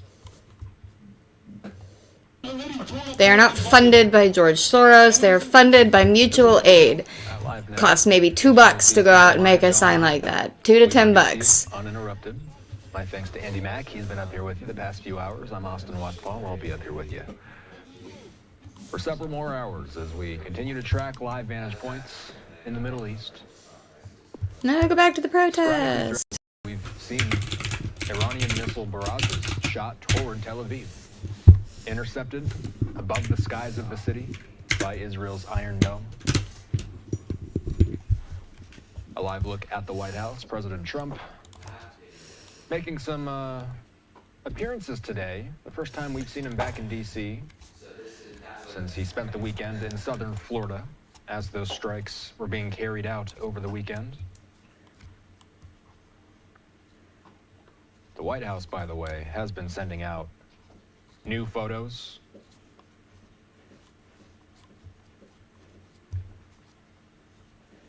Posting this on social media, again, just giving an idea of what this makeshift situation room looked like as both U.S. and Israeli forces began this rapidly developing situation across the Middle East. A conflict that's now expanding into a broader regional conflict involving multiple fronts. The U.S. military now confirming that 6 American service members have been killed. 2 of those had previously been listed as unaccounted for. They were confirmed dead earlier today. That's something that we're going to be speaking about with our analysts and experts throughout the evening. What I want to do is head to Capitol Hill next. Of course, many top voices in the upper and lower chambers have been talking about the president's war powers. Mark Warner, the Democrat out of Virginia, stepping up to the mic, giving his 2 cents after the so-called Gang of 8. There it is. Earlier today, Warner speaking on the status of the military ops in the Middle East. Independence is conditional. That its right to defend itself, to chart its own political path, to control its own resources, exists only so long as it aligns with Western interests. This is not democracy. This is imperial domination. And here in Chicago, we, the people, see this clearly. We are recognizing that a government willing to deny sovereignty abroad will also disregard the will of its own people at home, which we already see. We are connecting the struggle for self-determination overseas with the fight for justice and accountability right here. So our demand today is clear. No war with Iran. No more assassinations. No more sanctions. No more military bases encircling nations that simply want to determine their own futures. No more endless wars carried out in our name. I mean, they asked us to come over and give them a path for that future. I just want to see us leave now. And I want to see all of the refugees here be able to go home now. Bombs or economic strangulations. This government must respect this. And if it refuses to, then it is up to us. The people living at the center of this empire to demand an end to these wars, an end to imperial expansion. U.S. out of the Middle East, no war with Iran, and free Palestine. Let's hear it one more time for Hamza from the Palestinian Youth Movement. Not another nickel, not another dime. No more money for Israel. When the new Trump Tower Gaza goes in, there's gonna be a restaurant in there named Free Palestine, I guarantee it.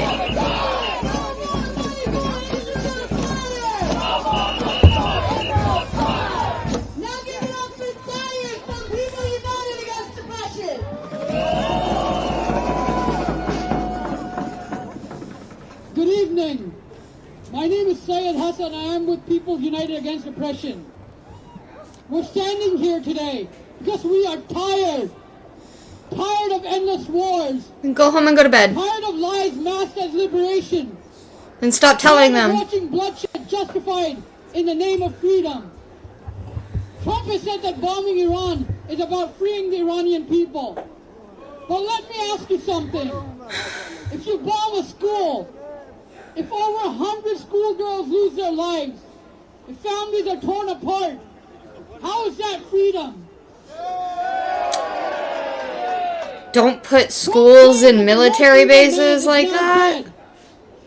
To millions of people around the world, that man was a leader who cared about them and fought against oppression all over the Middle East.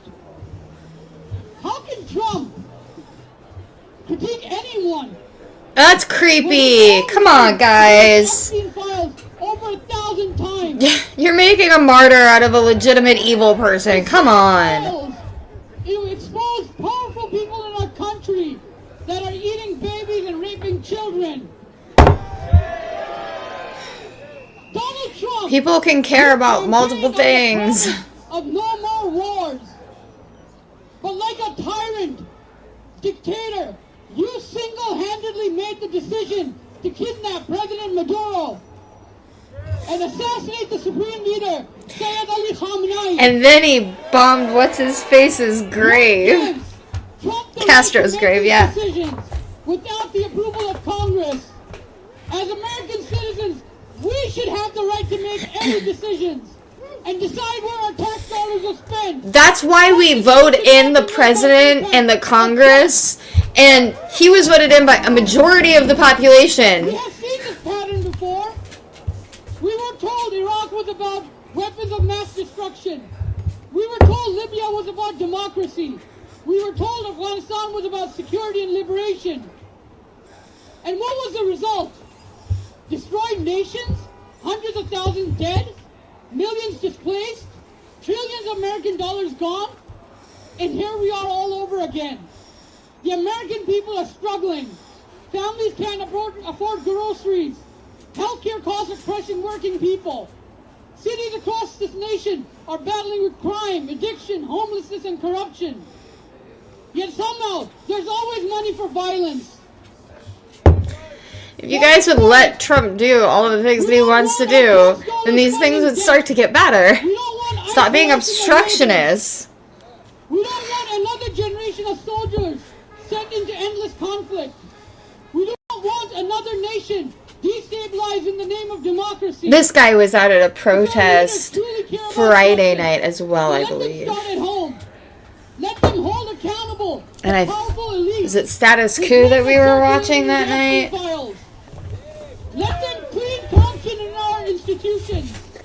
Let them invest in schools here instead of destroying schools abroad.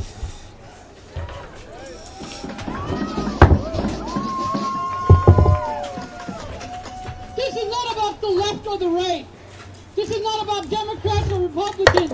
That's because you hate both parties and you're a communist and you want to see the overthrowing of the government. We believe in justice. We believe that no child, whether Iranian, Iraqi, Palestinian, or American, should be collateral damage in American and Israeli political games. No more American lives, no more American lives should be lost on the sacrificial altar of Zionism and Israel. I mean, that is true. Facts. Hands off Iran! Hands off the Middle East! Free, free Palestine! Free, free Palestine! Long live Palestine! Long live Palestine! Long live Palestine! Long live Palestine!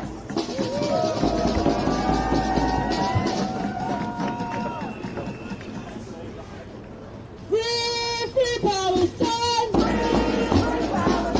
Free, free, free Palestine! They all have to come up and do their little virtue signal chant first, and they gotta begin it and end it like that. And it's almost like one of those acknowledgement the land statements, like up in Canada.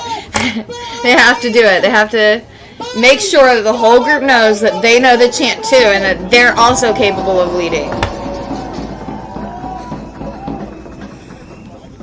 Get that group thinking. Salam alaikum. I am extremely proud of every single one of you for coming tonight as we continue to fight. They didn't respond appropriately, Nazi pedophiles that are but that was kind of funny. Woo! Today, Say that. more than ever, we must challenge these immoral, corrupt governments in the U.S. and in Israel that pitching working class communities against each other for profit to continue with impunity their war crimes. So here we are saying enough is enough. We want to condemn, of course, as we are in remembrance of Ramadan and Lent, I condemn Mike Huckabee's declaration that there's some kind of biblical right. Times Square protest is getting bigger. That was stolen, and we still can be in a stolen land. So stop using religion to justify war crimes. A lie told once is questioned. A lie repeated often enough becomes accepted. And once it becomes common sense, quote unquote, people stop investigating. This is how So many things wrong with that statement. Oh my goodness. I think I need a whiteboard to deconstruct that. The propaganda machine trying to justify the atrocities in Iran, the interventions, the destruction of democracies, the destruction of entire regions, to fearmonger us, to pitch us against each other. Today, we must say enough is enough, and we must condemn every single member of Congress and the Senate that is silent and therefore complicit with this illegal and illegitimate war. Today, we say shame on that. When we see bombs dropping on innocent children in Gaza, on Iran, Got a strike on the embassy. Where is the justice on that? And when we see the same drones flying in Gaza, in Iran, and in American cities, we must remember our brother Fred Hampton, who told us, if fascism comes here, fascism will stop. Oh, fascism is already here. This is the strike on the U.S. Embassy in Saudi Arabia.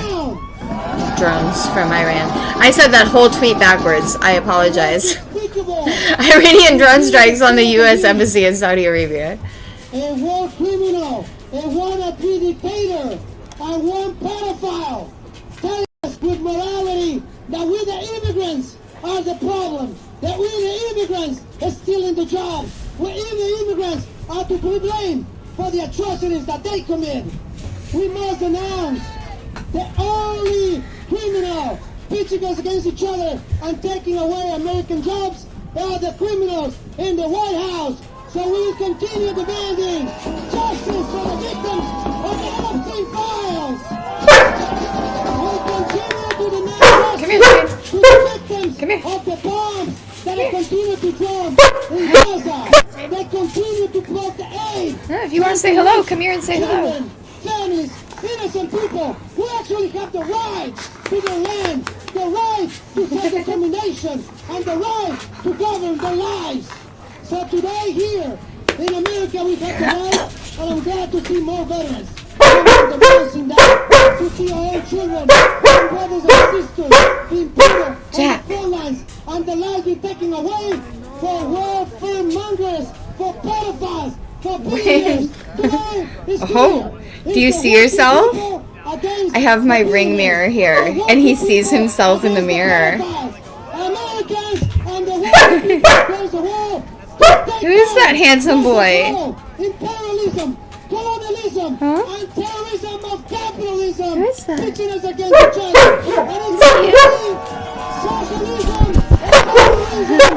And I tell you, today here, I feel the optimism of working people. Yeah. Okay, Shade. Okay. I hear you, bud. Yep, I hear you. Come here, Shade. Do you want to say hello now? Here we go. Okay. Yep, say hello, Shade.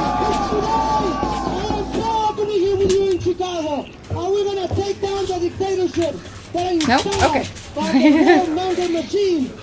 Gave up on saying hello real quick. Rodney, do you want to come say hello? This one's Rodney. He is done with it too.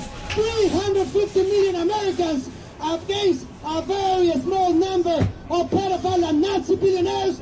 Today we defeat him. Let us rise, working people. Notice how he just said Nazi billionaires. That's because they equate capitalism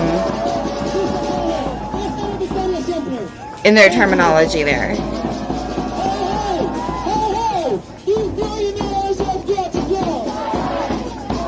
Yeah, when they call you white or Nazi, fascist, saying you're an evil capitalist.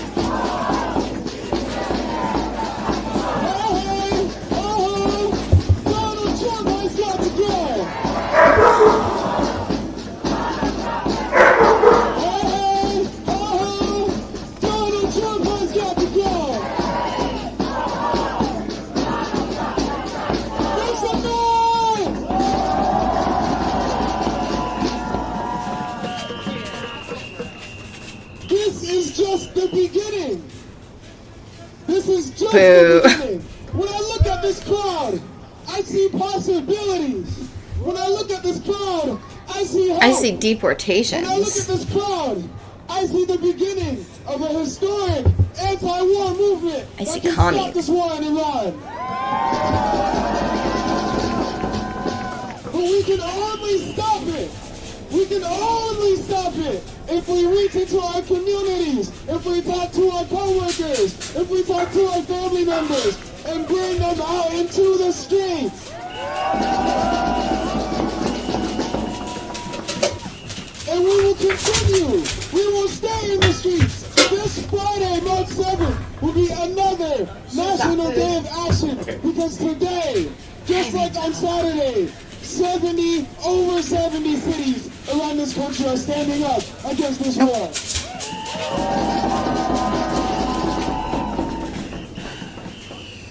In our recent memory, although it feels so long ago, in a sense, we saw the struggle to end the Vietnam War take years. The struggle from within the belly of the beast took years, and people fought, and people defeated Richard Nixon. People fought to pull troops out of Vietnam. And if we can defeat Richard Nixon, then we can defeat Donald Trump.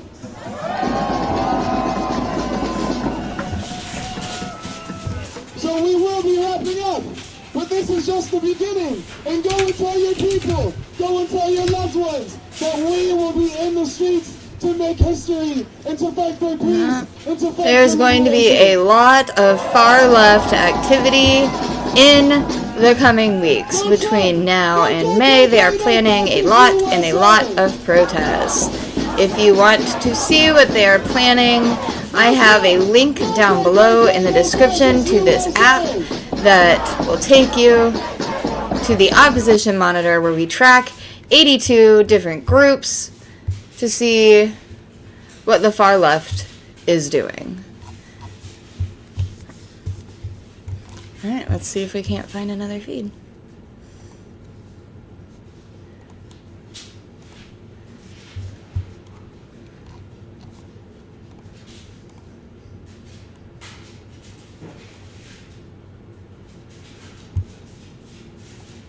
They were used to drop the bombs that took out the a nuclear site in Iran. And then we have something new there, which a lot of folks don't know. It's called the Lucas. And the Lucas drones are drone tech stands for low-cost combat aviation system, I think is what it is.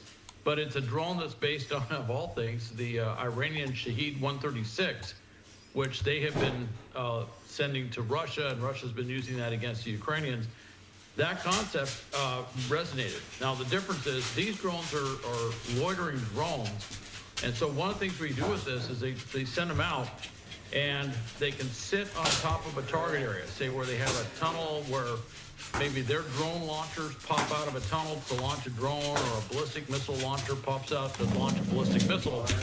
And when we see it, that Lucas drone goes in and takes it out. So it's quite a capability. Then you have, obviously air defense stuff, but you got the F-15, been around forever, obviously vastly improved, but not stealth. F-16 also vastly improved, not stealth. F-18 fighter, Maverick flew that in the last movie. So F-22s, air superiority stealth fighter, very advanced system. And of course the F-35 is our most advanced stealth fighter, so it's there as well. And then the A-10 attack jets, we thought was kind of interesting because those are close-in stuff. And then. So here I did find more footage of protests. This one is at the White House. I have not turned the volume on that one yet, because I can already see down there in that left corner there is a dude just banging away on the drums, and I know that's gonna get rolled real quick. So we might tune in there for a little bit, but for now I'm gonna have the volume on this one still. But you can at least see that there that's going on. Ships are out there, all sorts of things, refilling air tankers, we got aircraft, heavy lift aircraft, lighter lift aircraft, and then Rainbow, you're okay. Special capabilities that they can't lift. So it is a very, very impressive inventory stuff. Doesn't tell you how much of each thing, but I can tell you we're talking a lot of aircraft. A lot of aircraft are out there and a lot of ships. Are we depleting our inventory, and does that make us, for lack of a better word, does that encourage our adversaries to do things they perhaps wouldn't otherwise do? There are lots of reports. What I'm hearing is there's major concerns being voiced in the Pentagon that we're using up a lot of. Found another protest here in Portland. Surprise, surprise. Look, let's see. Let's be honest. It's been more since 4 years ago. Ukraine, and then we had all the stuff in the Middle East, and then we had. You name all these other wars, and usually somewhere if we're not actually engaged, we're supplying. We all know the strait is closed. That's been running down our war stocks quite a bit. This one is going to run down our war stocks more. And what everybody's worried about is China. What will China do with this? China. In air defense, ground attack missiles, all these other things. Would that encourage China to maybe move up its timeline to try and do something against Taiwan? That's a big question mark. A strategic question mark. It is being articulated from my understanding in Washington, D.C. But as you see, we're doing what we're doing now. And yes, depletion of weapon systems, not so much the delivery systems, but certainly the ammunition themselves. Tomahawk missile. That's one where they're very expensive. We don't have a huge inventory, and we've used up quite a few here, so there is a lot of concern about that particular system. It's a fantastic missile. I mean, it's amazing what it can do. But obviously, we're concerned we're using too many of them. So, we've been watching in recent days as Iran has retaliated in ways that perhaps we didn't expect. It's a wide-ranging retaliation impacting a number of states. As time goes on, is it becoming more clear why we're seeing Iranian retaliatory artillery ending up in a number of Gulf states? You know, it's interesting. I'm sure historians are going to write about this, but as someone pointed out, they said, you know, when this thing started, there were 3 countries. You had 2 countries, Israel and the U.S., doing strike missions in Iran. And then Iran's retaliation reached out and all of a sudden included 9 total countries by the time they got done. They struck all these countries. You know, they struck Qatar, they struck, well, we got Al Udeid Air Base there. Bahrain, they hit our naval facility in Bahrain. They struck the UAE, they struck Saudi Arabia, they struck Kuwait, they struck Iraq, they struck Jordan. Of course, they struck Israel. They struck all these countries around the Gulf, and they've now included all these countries. And what it did was, all of these countries that some of them have very, you know, fairly friendly relations with Iran, once they became the targets, once they started seeing their buildings in their major cities like hotels and other buildings being hit with Iranian drones or ballistic missiles, they all came together and they are all condemning what Iran has done. And there is a lot of speculation that one or more of these countries may actually join in these military actions against Iran, you know, in the coming days or weeks. And it's interesting. And one thing I would point out, I pointed out earlier, one of the things in the background of this, and particularly when they went after the UAE, which has always tried to maintain certain cordial relations with Iran. When they went after the UAE, and particularly Dubai, that really obviously angered the UAE. And I think that's a big mistake. There are some disputed islands. There are islands in the Persian Gulf that Iran currently controls, but the UAE claims were stolen from them back in 1971. I know, these territorial claims get a little bit complex at times. But if Iran depletes its military capability so that they can no longer defend those islands, I wouldn't be surprised if we start to see some, let's just say, some old issues suddenly come to the surface very quickly and possibly get resolved. So there's a lot of things that are going with this, and I'm expecting to see a lot more activity, particularly when things move from air superiority to what we call air supremacy. And when it's air supremacy, that means that airplanes can fly all over Iran uncontested. That's a different situation. Let's talk about the naval capabilities. I was reading from CENTCOM that 2 days ago, the Iranian regime had 11 ships in the Gulf of Oman. Today they have 0. The Iranian regime, they say, has lost all of their naval ships in that specific area, Hal. Let's talk about what the U.S. Has achieved so far. They have not been shy about the fact that they've been trying to basically hinder the Iranian capability. Jeez. Over here, these guys, they've got the whole picture up. They're memorializing him. They're mourning him. Ooh.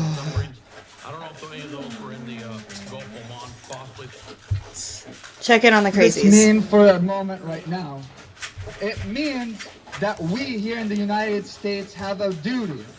We have to stand up against this war. We have to stand up against this propaganda.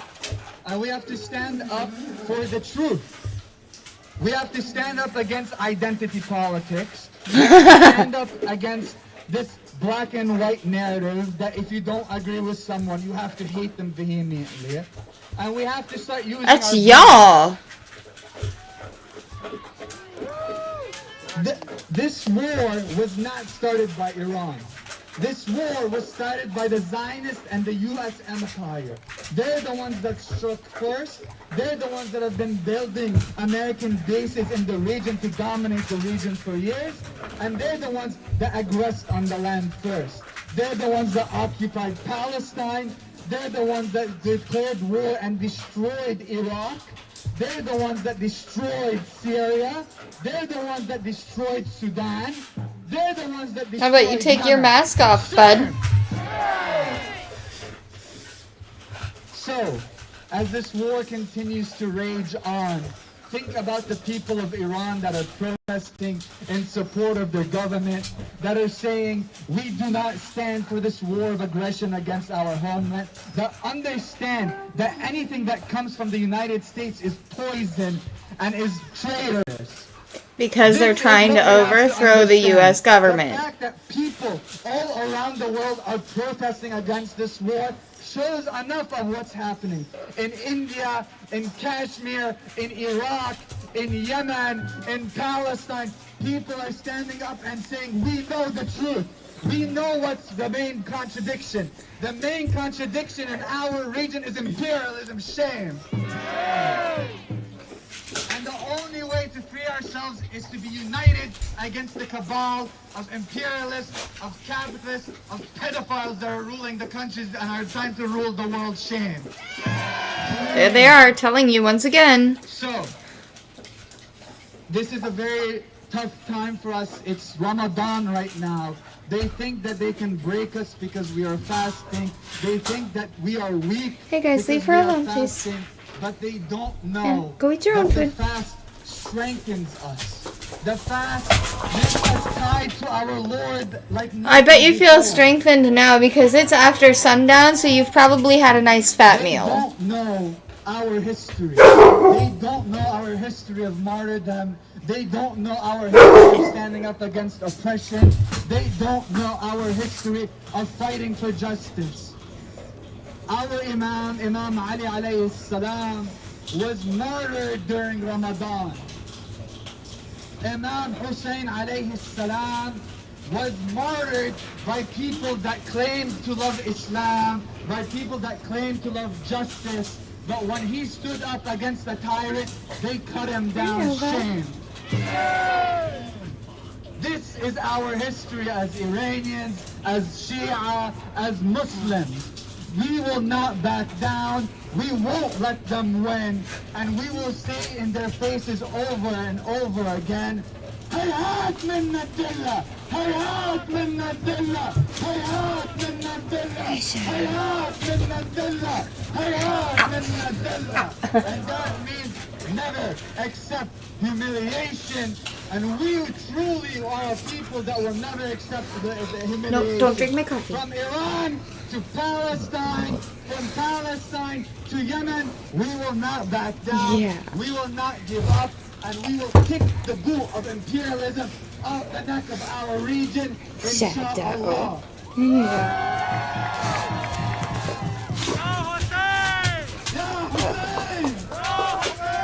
Ya Hussein! Ya Hussein!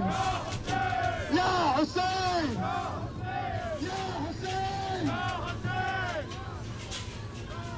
Allahumma salli ala Muhammad wa ali Muhammad. Okay. I will be right back. From the belly of the beast. From the belly of the beast. Hands off the Middle East. Hands off the Middle East. From the belly of the beast. From the belly of the beast. Hands off the Middle East. Hands off the Middle East. Settler, settler, go back home. Settler, settler, go back home. Palestine is ours alone. Palestine is ours alone. Settler, settler, go back home. Settler, settler, go back home. The Middle East is ours alone. The Middle East is ours alone. Thank you all. Assalamu alaikum wa rahmatullahi wa barakatuh. Brick by brick and wall by wall. Brick by brick and wall by wall. Zionism will fall. Zionism will fall. Brick by brick and wall by wall. Brick by brick and wall by wall. Imperialism will fall. Imperialism will fall. Brick by brick and wall by wall. Brick by brick and wall by wall. Zionism will fall. Zionism will fall. Brick by brick and wall by wall. Imperialism will fall! I need you guys to get louder than that. I want these people in the back to hear us. Let's go.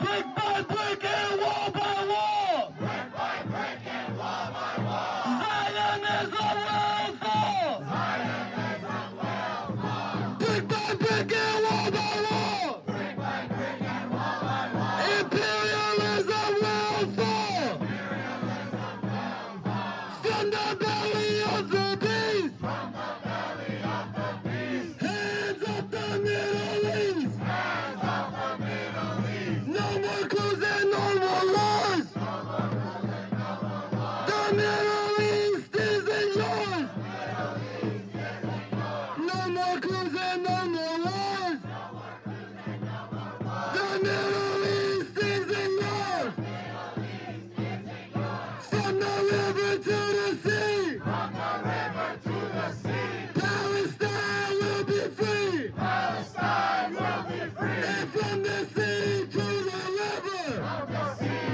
to the river. Palestine will live forever. Palestine will live forever. Hands off Iran now. Hands off Iran now. Hands off Iran now. Hands off Iran now. We will not be pushed aside. We will not be pushed aside. We stand with Gaza side by side. We stand with Gaza side by side. We will not be pushed aside. We will not be pushed aside. We stand with Iran side by side. We stand with Iran side by side. We will not be pushed aside. We will not be pushed aside. We stand with Gaza side by side. We stand with Gaza side by side. We will not be pushed aside. We will not be pushed aside. We stand with Iran side by side. We stand with Iran side by side. From the belly of the beast. From the belly of the beast. Hands up the Middle East. Hands up the Middle East. From the belly of the beast. From the belly of the beast. Hands up the Middle East. Hands up the Middle East. Since we're all feeling a little hype right now, every single flag, every single banner, every single kufiyya in the air right now. This chant translates to raise the flag of the revolution, and that's exactly what we're gonna do in all of Palestine, in all of Iran, in all of Yemen, in all of Syria, in all of Iraq, and wherever our resistance stands. Oh, Ali, Ali, Ali, Ali, Ali, Ali, Ali, Ali, Ali, Ali, Misora, Ali. Oh, Ali, Ali, Ali, Ali, Ali, Ali, Misora, Ali. From the belly of the beast. From the belly of the beast. Hands up the Middle East. Hands up the Middle East. From the belly of the beast. From the belly of the beast. Hands up the Middle East. Hands up the Middle East. Brick by brick and wall by wall. Brick by brick and wall by wall. Zionism will fall. Zionism will fall. Brick by brick and wall by wall. Brick by brick and wall by wall. Imperialism will fall. Imperialism will fall. The people united will never be defeated. Say what? The people united will never be defeated. Louder. The people united will never be defeated. Louder. The people united will never be defeated. Louder. The people united will never be defeated. Louder. The people united will never be defeated. Louder. The people united will never be defeated. Again, the people united will never be defeated. The people united will never be defeated. El pueblo unido jamás será vencido. El pueblo unido jamás será vencido. El pueblo unido jamás será vencido. El pueblo unido jamás será vencido. Okay, everybody. Up next on our program, to bring some perspective on Cuba and Venezuela and our history with sanctions, I want to introduce Ben from the Answer Coalition. Good evening, sisters and brothers. My name is Ben. I'm with the Cuba and Venezuela Solidarity Committee, and we stand toe to toe, feet on the ground bravely with our Iranian sisters and brothers. Because the people of Latin America know what kind of war that the United States is waging on Iran. Right now, Venezuela's elected president sits in a cell in New York, illegally kidnapped by United States forces in January.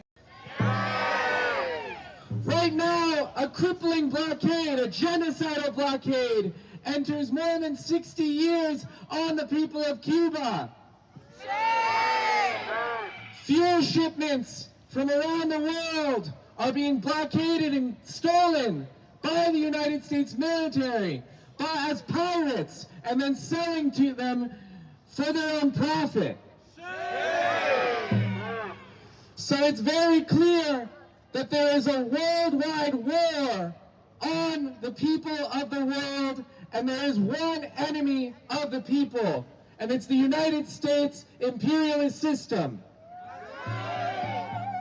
But it's very clear, and we want to make it very clear, that the people of the United States do not support this war. More than 70 cities tonight are standing with the people of Iran across the country, just like you. You know, we say all of these things, the United States government says, you know, we go in and destroy the lives of the Iranians, of the Cubans, of the Venezuelans, to defend democracy, to protect themselves from a nuclear war. The only country that has ever used offensive nuclear capabilities on a civilian population is the United States. 250,000 people in Japan perished within seconds by a nuclear holocaust. Quarter of a million people gone, their lives ended by the United States government. And the United States government, which has 5,000 nuclear warheads at the ready, pointed at poor countries, tells poor countries in this country that we should be afraid of Iran. Well, we're out here to say that that is a lie. We know that it's a lie, but we need to know not only that the wars are based on lies, but we need to know how to end the wars. Right now, the United States is doing what it's done in Iraq, what's doing what it's done in Yugoslavia, in Libya, in Syria, in Korea, in Vietnam. We know the playbook. We know that they're going to lie to us and tell us that this is for our own good. But how can it be for our own good when we see wages stay flatlining, when we see prices go up, when people have to parse out their insulin, when we see our own police, the ICE agents, gun us down in the street? This is not a system for us. We need a new system.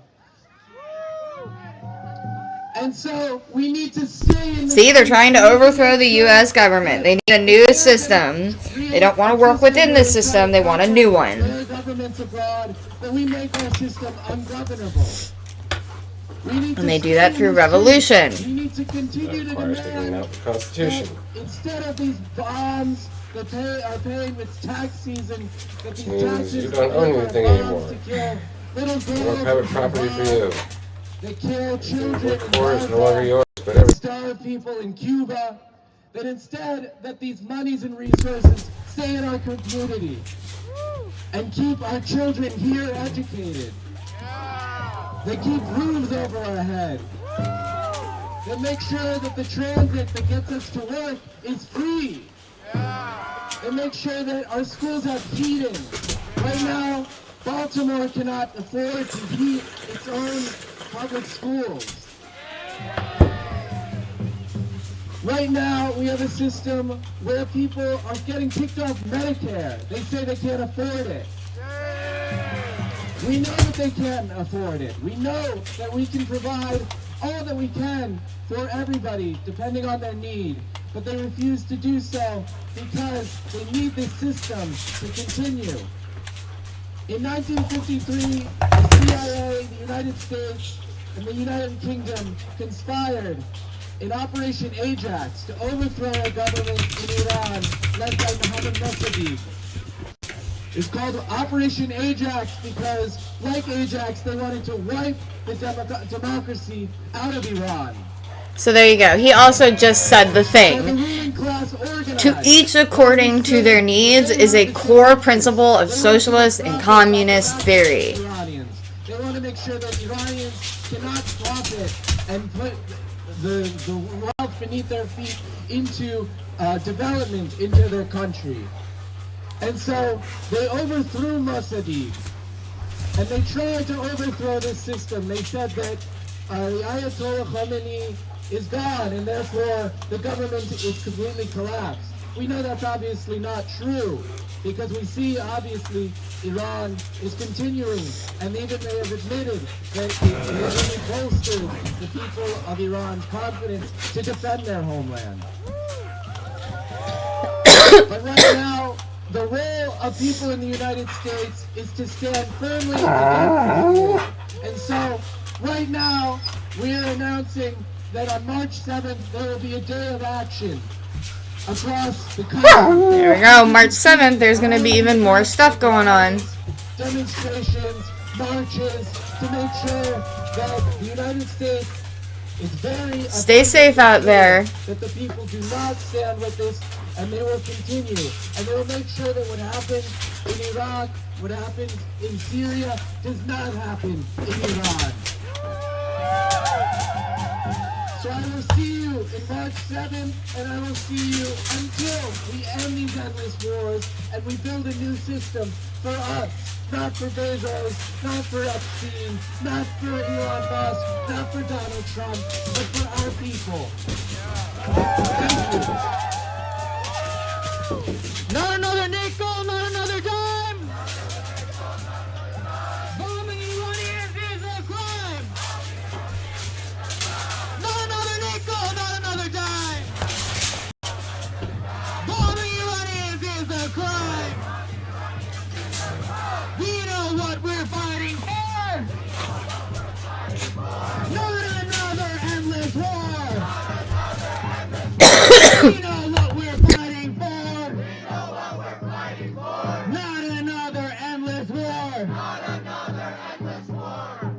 Brothers, sisters, siblings, thank you all for coming out tonight.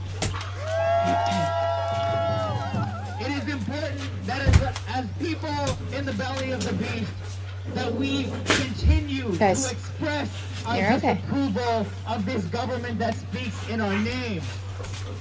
We have every responsibility to fight back and to tell people to come join us, to convince them that this is not our war, this is a rich man's war, and the working people, we have no interest in this, not at all.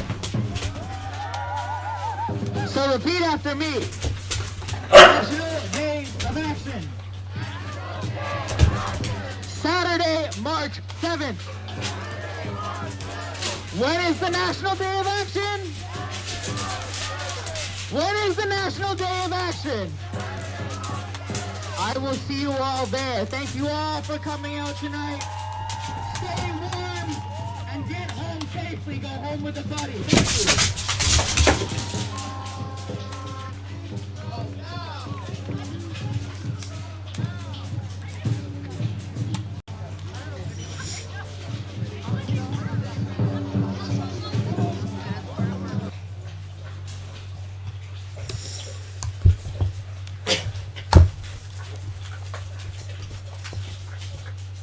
That might be all on that. As a result of everything taking place in the Middle East as well, right now, airspace largely shut down in the region. It is causing around 10,000 flight cancellations over the past 2 days. We check in with Chelsea Torres in a moment. Everybody's going to commercial.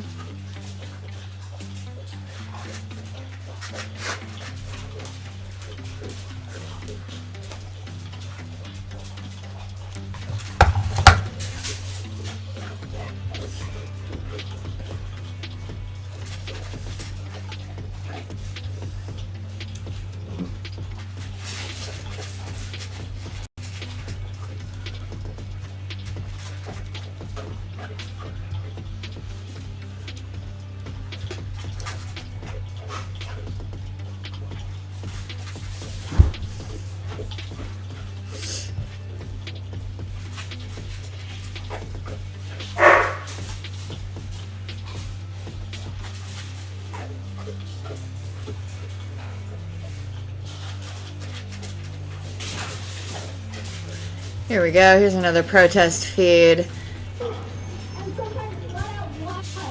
This one is another Portland feed. Alright,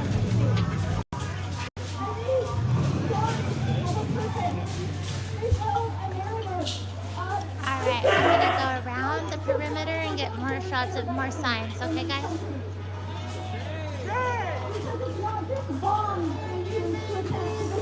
Pardon me, sorry.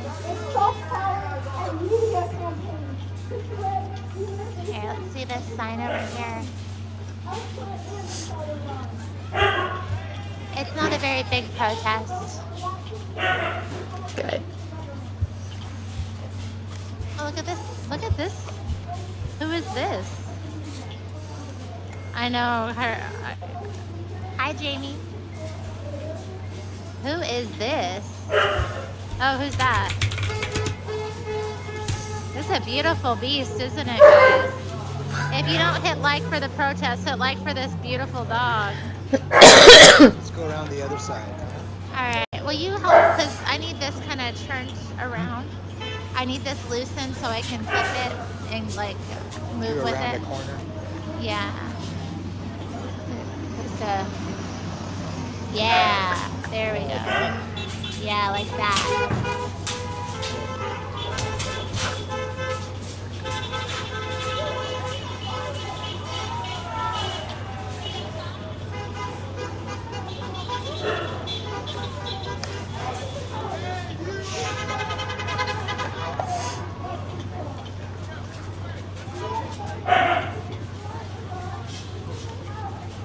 Huh? Code pink.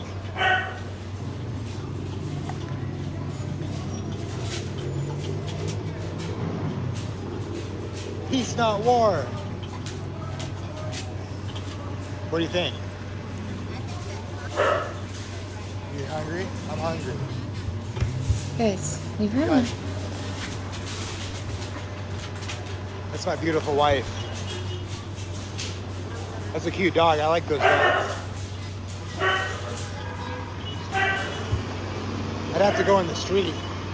I'd have to cross the street, otherwise I'm walking in the street. Yeah, I'm gonna Anyways, turn a on US official Steve told to the listen to Warzone, instead. Warzone that while the Revolutionary Guard claims they have Who closed the is Strait, somebody that everybody should go and US subscribe to monitoring if you're of not the body already of water subscribed does to. not back that up. Because his streams are amazing. gonna He is write very that. fun to watch when he gets very excited about things happening. It's breaking news. Oh, no, I can't.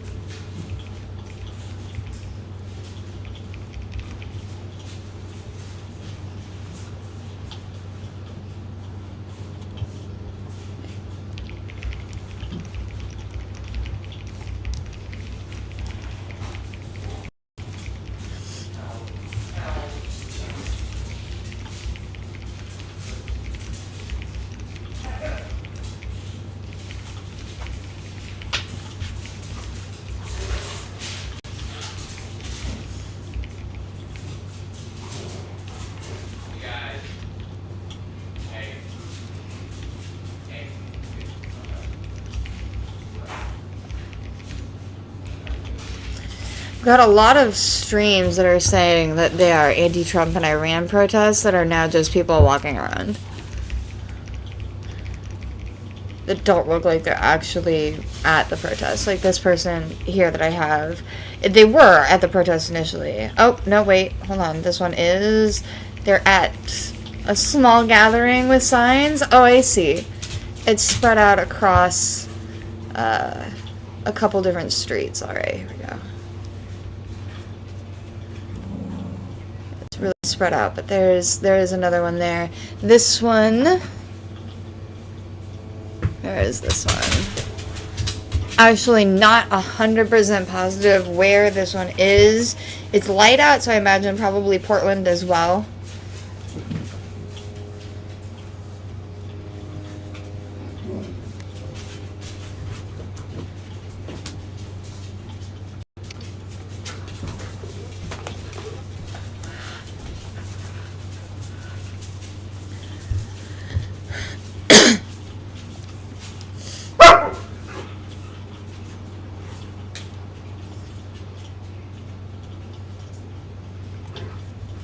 Let's see. Sorry. Did you guys move my fireplace again? You guys get all rowdy and you keep moving my fireplace.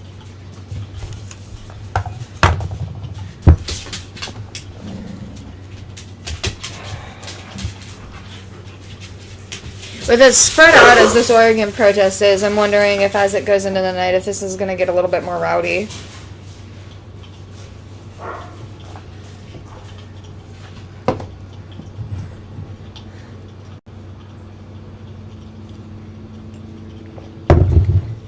Alright, I'm going to take just a little bit of a break and go grab some more coffee. Come back and see what is up.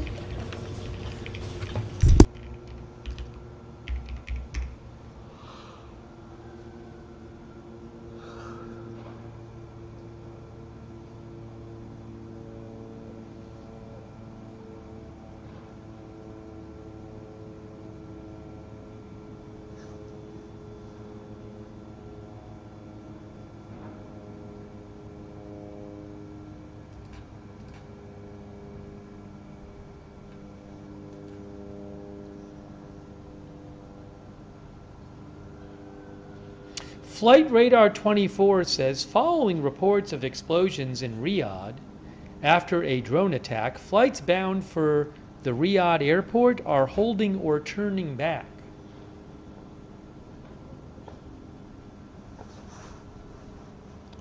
For example, this flight that they mentioned, this was from Jeddah to Riyadh, and if you look at Flight Radar 24,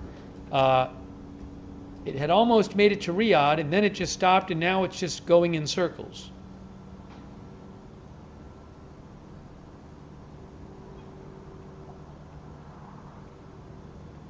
It's just flying around, or in ovals.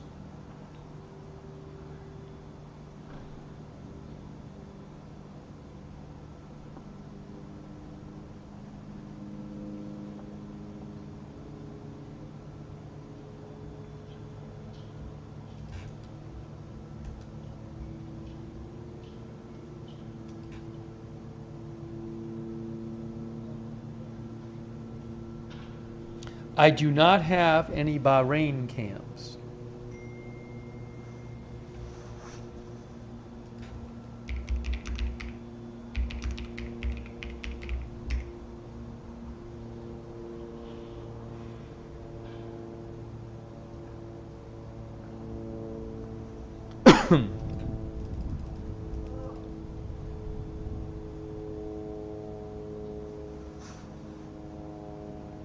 It is 5:16 a.m. Iran time. It is. Bahrain says the siren has sounded. Bahrain Ministry of the Interior. The siren has been sounded. Citizens and residents are urged to remain calm and head to the nearest safe place. That is from the Bahrain Ministry of the Interior. They just posted that 2 minutes ago.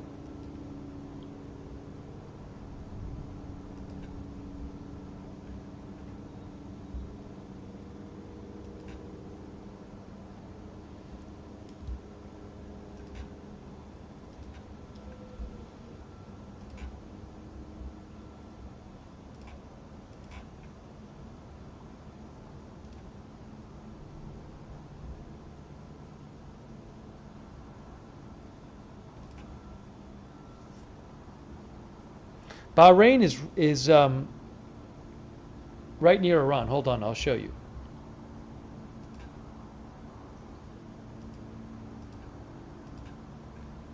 It's right across the Persian Gulf from Iran.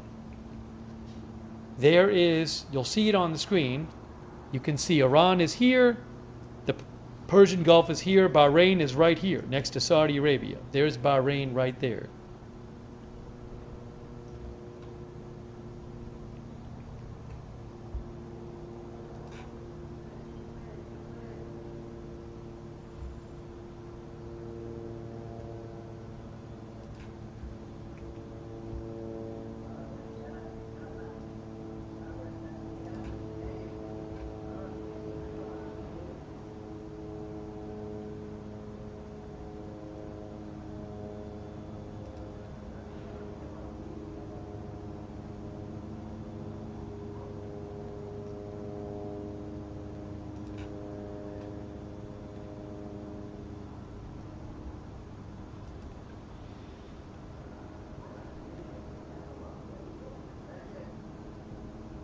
Again, the Ministry of the Interior, Bahrain, said the alert siren is going off there, or sirens.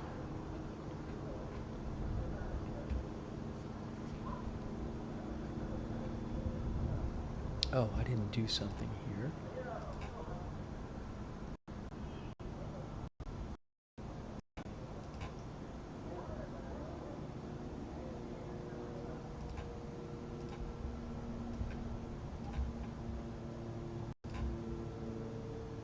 Shout out to our moderators, Leslie Ladyhawk, Beth Mythical, Roberts May Queen, all of our moderators over there on YouTube. Thank you so much.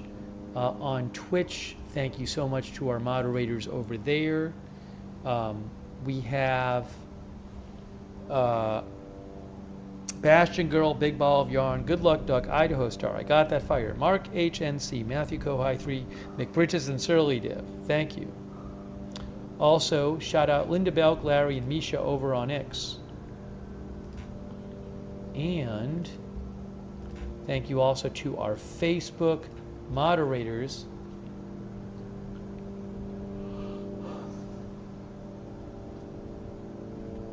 K. Lowry Body, thank you.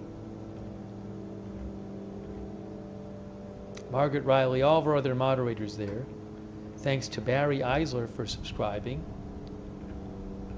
on Facebook. Give me 1 second here.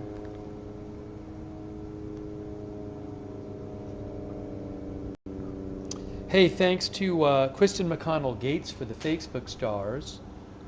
Also, thanks on Twitch to C. Hutch for subscribing. Thanks also J. Mac Daddy Funk for your support. Larry Talbot, Ralph Foys, Van Dyke's Games. Thanks, Van Dyke's Games. I appreciate that. One Act CD. Oh, One Act CD mentioned you could put a search filter in on ADSB. Maybe we'll try that. Thanks, Anthony Miller, for your support. Thanks also, United Tarps and Tatiana George and Tage from New Jersey. Very, very nice of you. Thank you. Also, Scott B8907. Yeah, he said the same. I'll check that out as well. Valerie Woodward, Rodriguez, IDR, thank you. Bapinson, Ann Ryan. Thanks so much, Ann Ryan. Good to see you, Ann Ryan. TWC, Not Vegas Media, Frosty. Chicago, Rob. Sean Harrell, thank you for watching and for supporting. Larry Talbot. Taliska Blah from Hong Kong. I have not heard anything about the South China Sea. Sam Bingley. Jeff Hubner. J.G. Marco. Simeon Peebler. Yeah, maybe I'll check that out in a second, Simeon. Thank you. Maybe in a little bit. Ratatata. Knock Knock Night.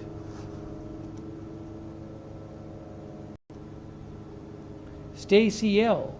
Twisted Doobie. Sophia Roman.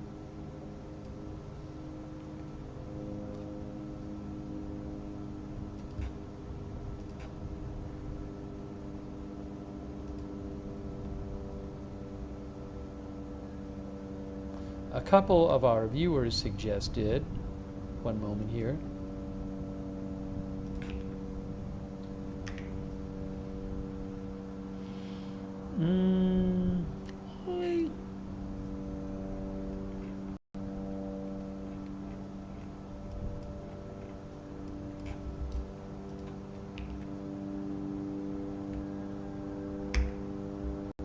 Yes, so a couple of our viewers suggested this, to search for K35R, and you'll find these tankers on ADSB exchange, the ones that are going from the US to the Middle East.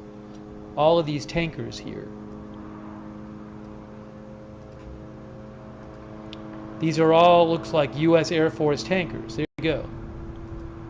This is from ADSB exchange. All of these U.S. tankers look like they're refueling tankers, I believe, flying to the Middle East. We talked about this earlier.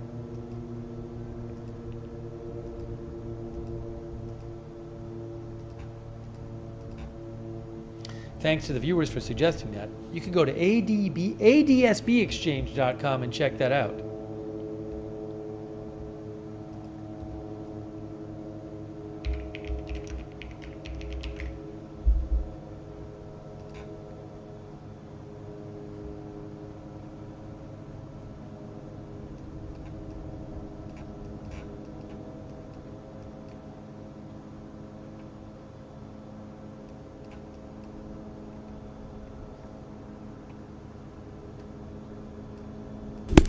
Alright, I've got just about 20 minutes left on this live stream before X decides no more live stream because I've hit the 12-hour mark.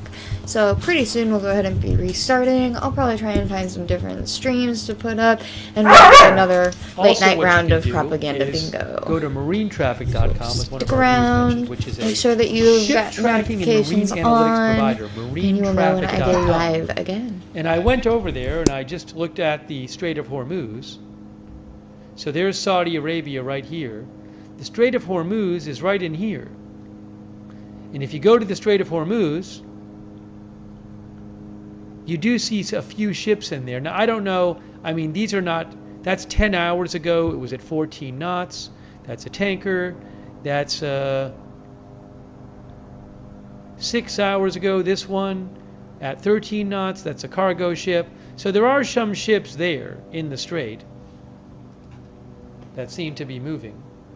Oops. Hold on. Hold on. Hold on a moment.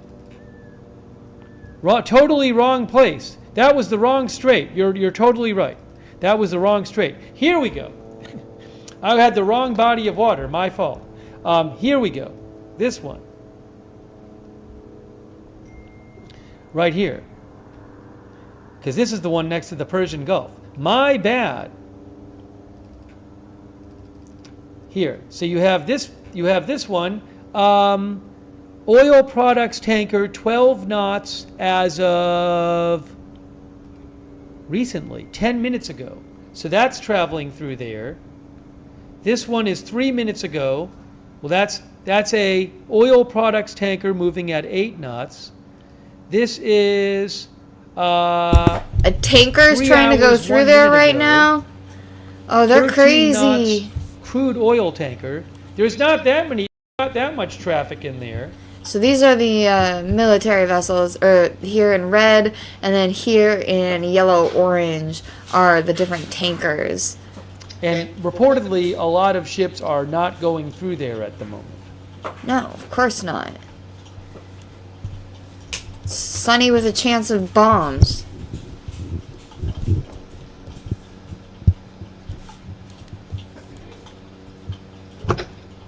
Off the coast of Iran.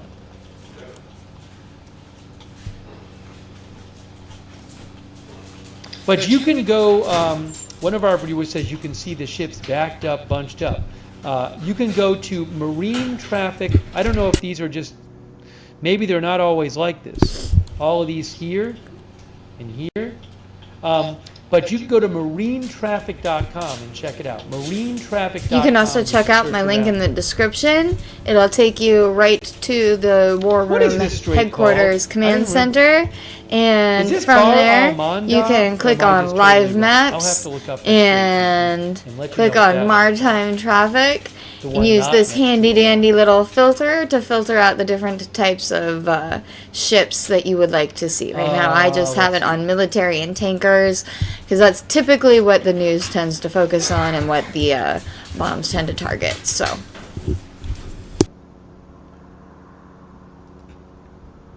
it is the one there is the Bab al-Mandab Strait. Bab al-Mandab. That's the one next to the Red Sea and the Gulf of Aden. Sorry for my error.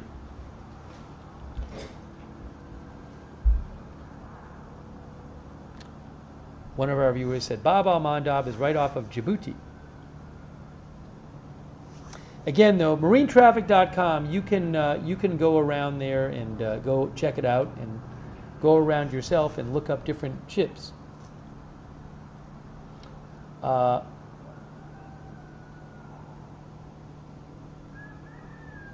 Flaps15, thanks for your support on Twitch. So it also looks like the Portland protest is getting rather large. I now have 3 live cams from that. I think on X on X there are only 2. Oh no, looks like you can see all 3 on X. One of them is just really tiny. And I got an old lady here getting rowdy. What's she shouting? In Iran, dancing in the street, and you guys are out here protesting like idiots. Free Iran of 47 years of oppression. They're literally celebrating in Iran, dancing in the street, and you guys are out here protesting like idiots. Free Iran of 47 years of oppression. They're literally celebrating in Iran, dancing in the street, and you guys are out here protesting. They're getting all kinds of in their face already.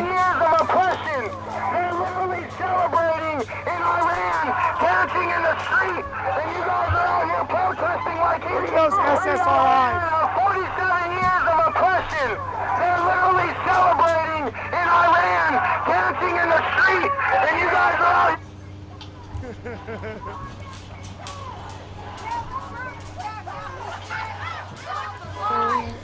What? Who? What lies? Your time go on. Which ones? Name one. Name one. When did he say that? You know you live in Oregon, right? Oregon has like the highest gas price in the world because of the state of Oregon. Because of Democratic politicians. That's why our gas prices are so high here. Thank you so much for your time. I really appreciate it. I am still in Argentina myself. Great. Very busy.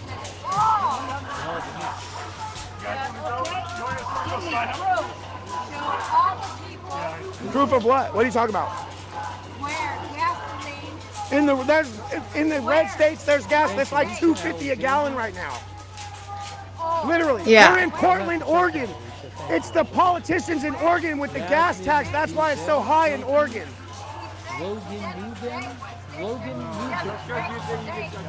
You can look up what states have each gas prices. You sure can.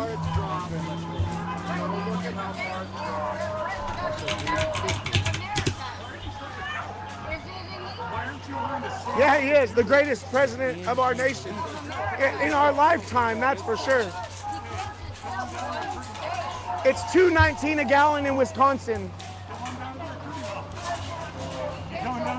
Hey, you should go take your SSRIs, bro. You should go take your psych meds, bro. You should go take your psych meds, bro. You just went about women's rights. Oh, yeah, you're fine.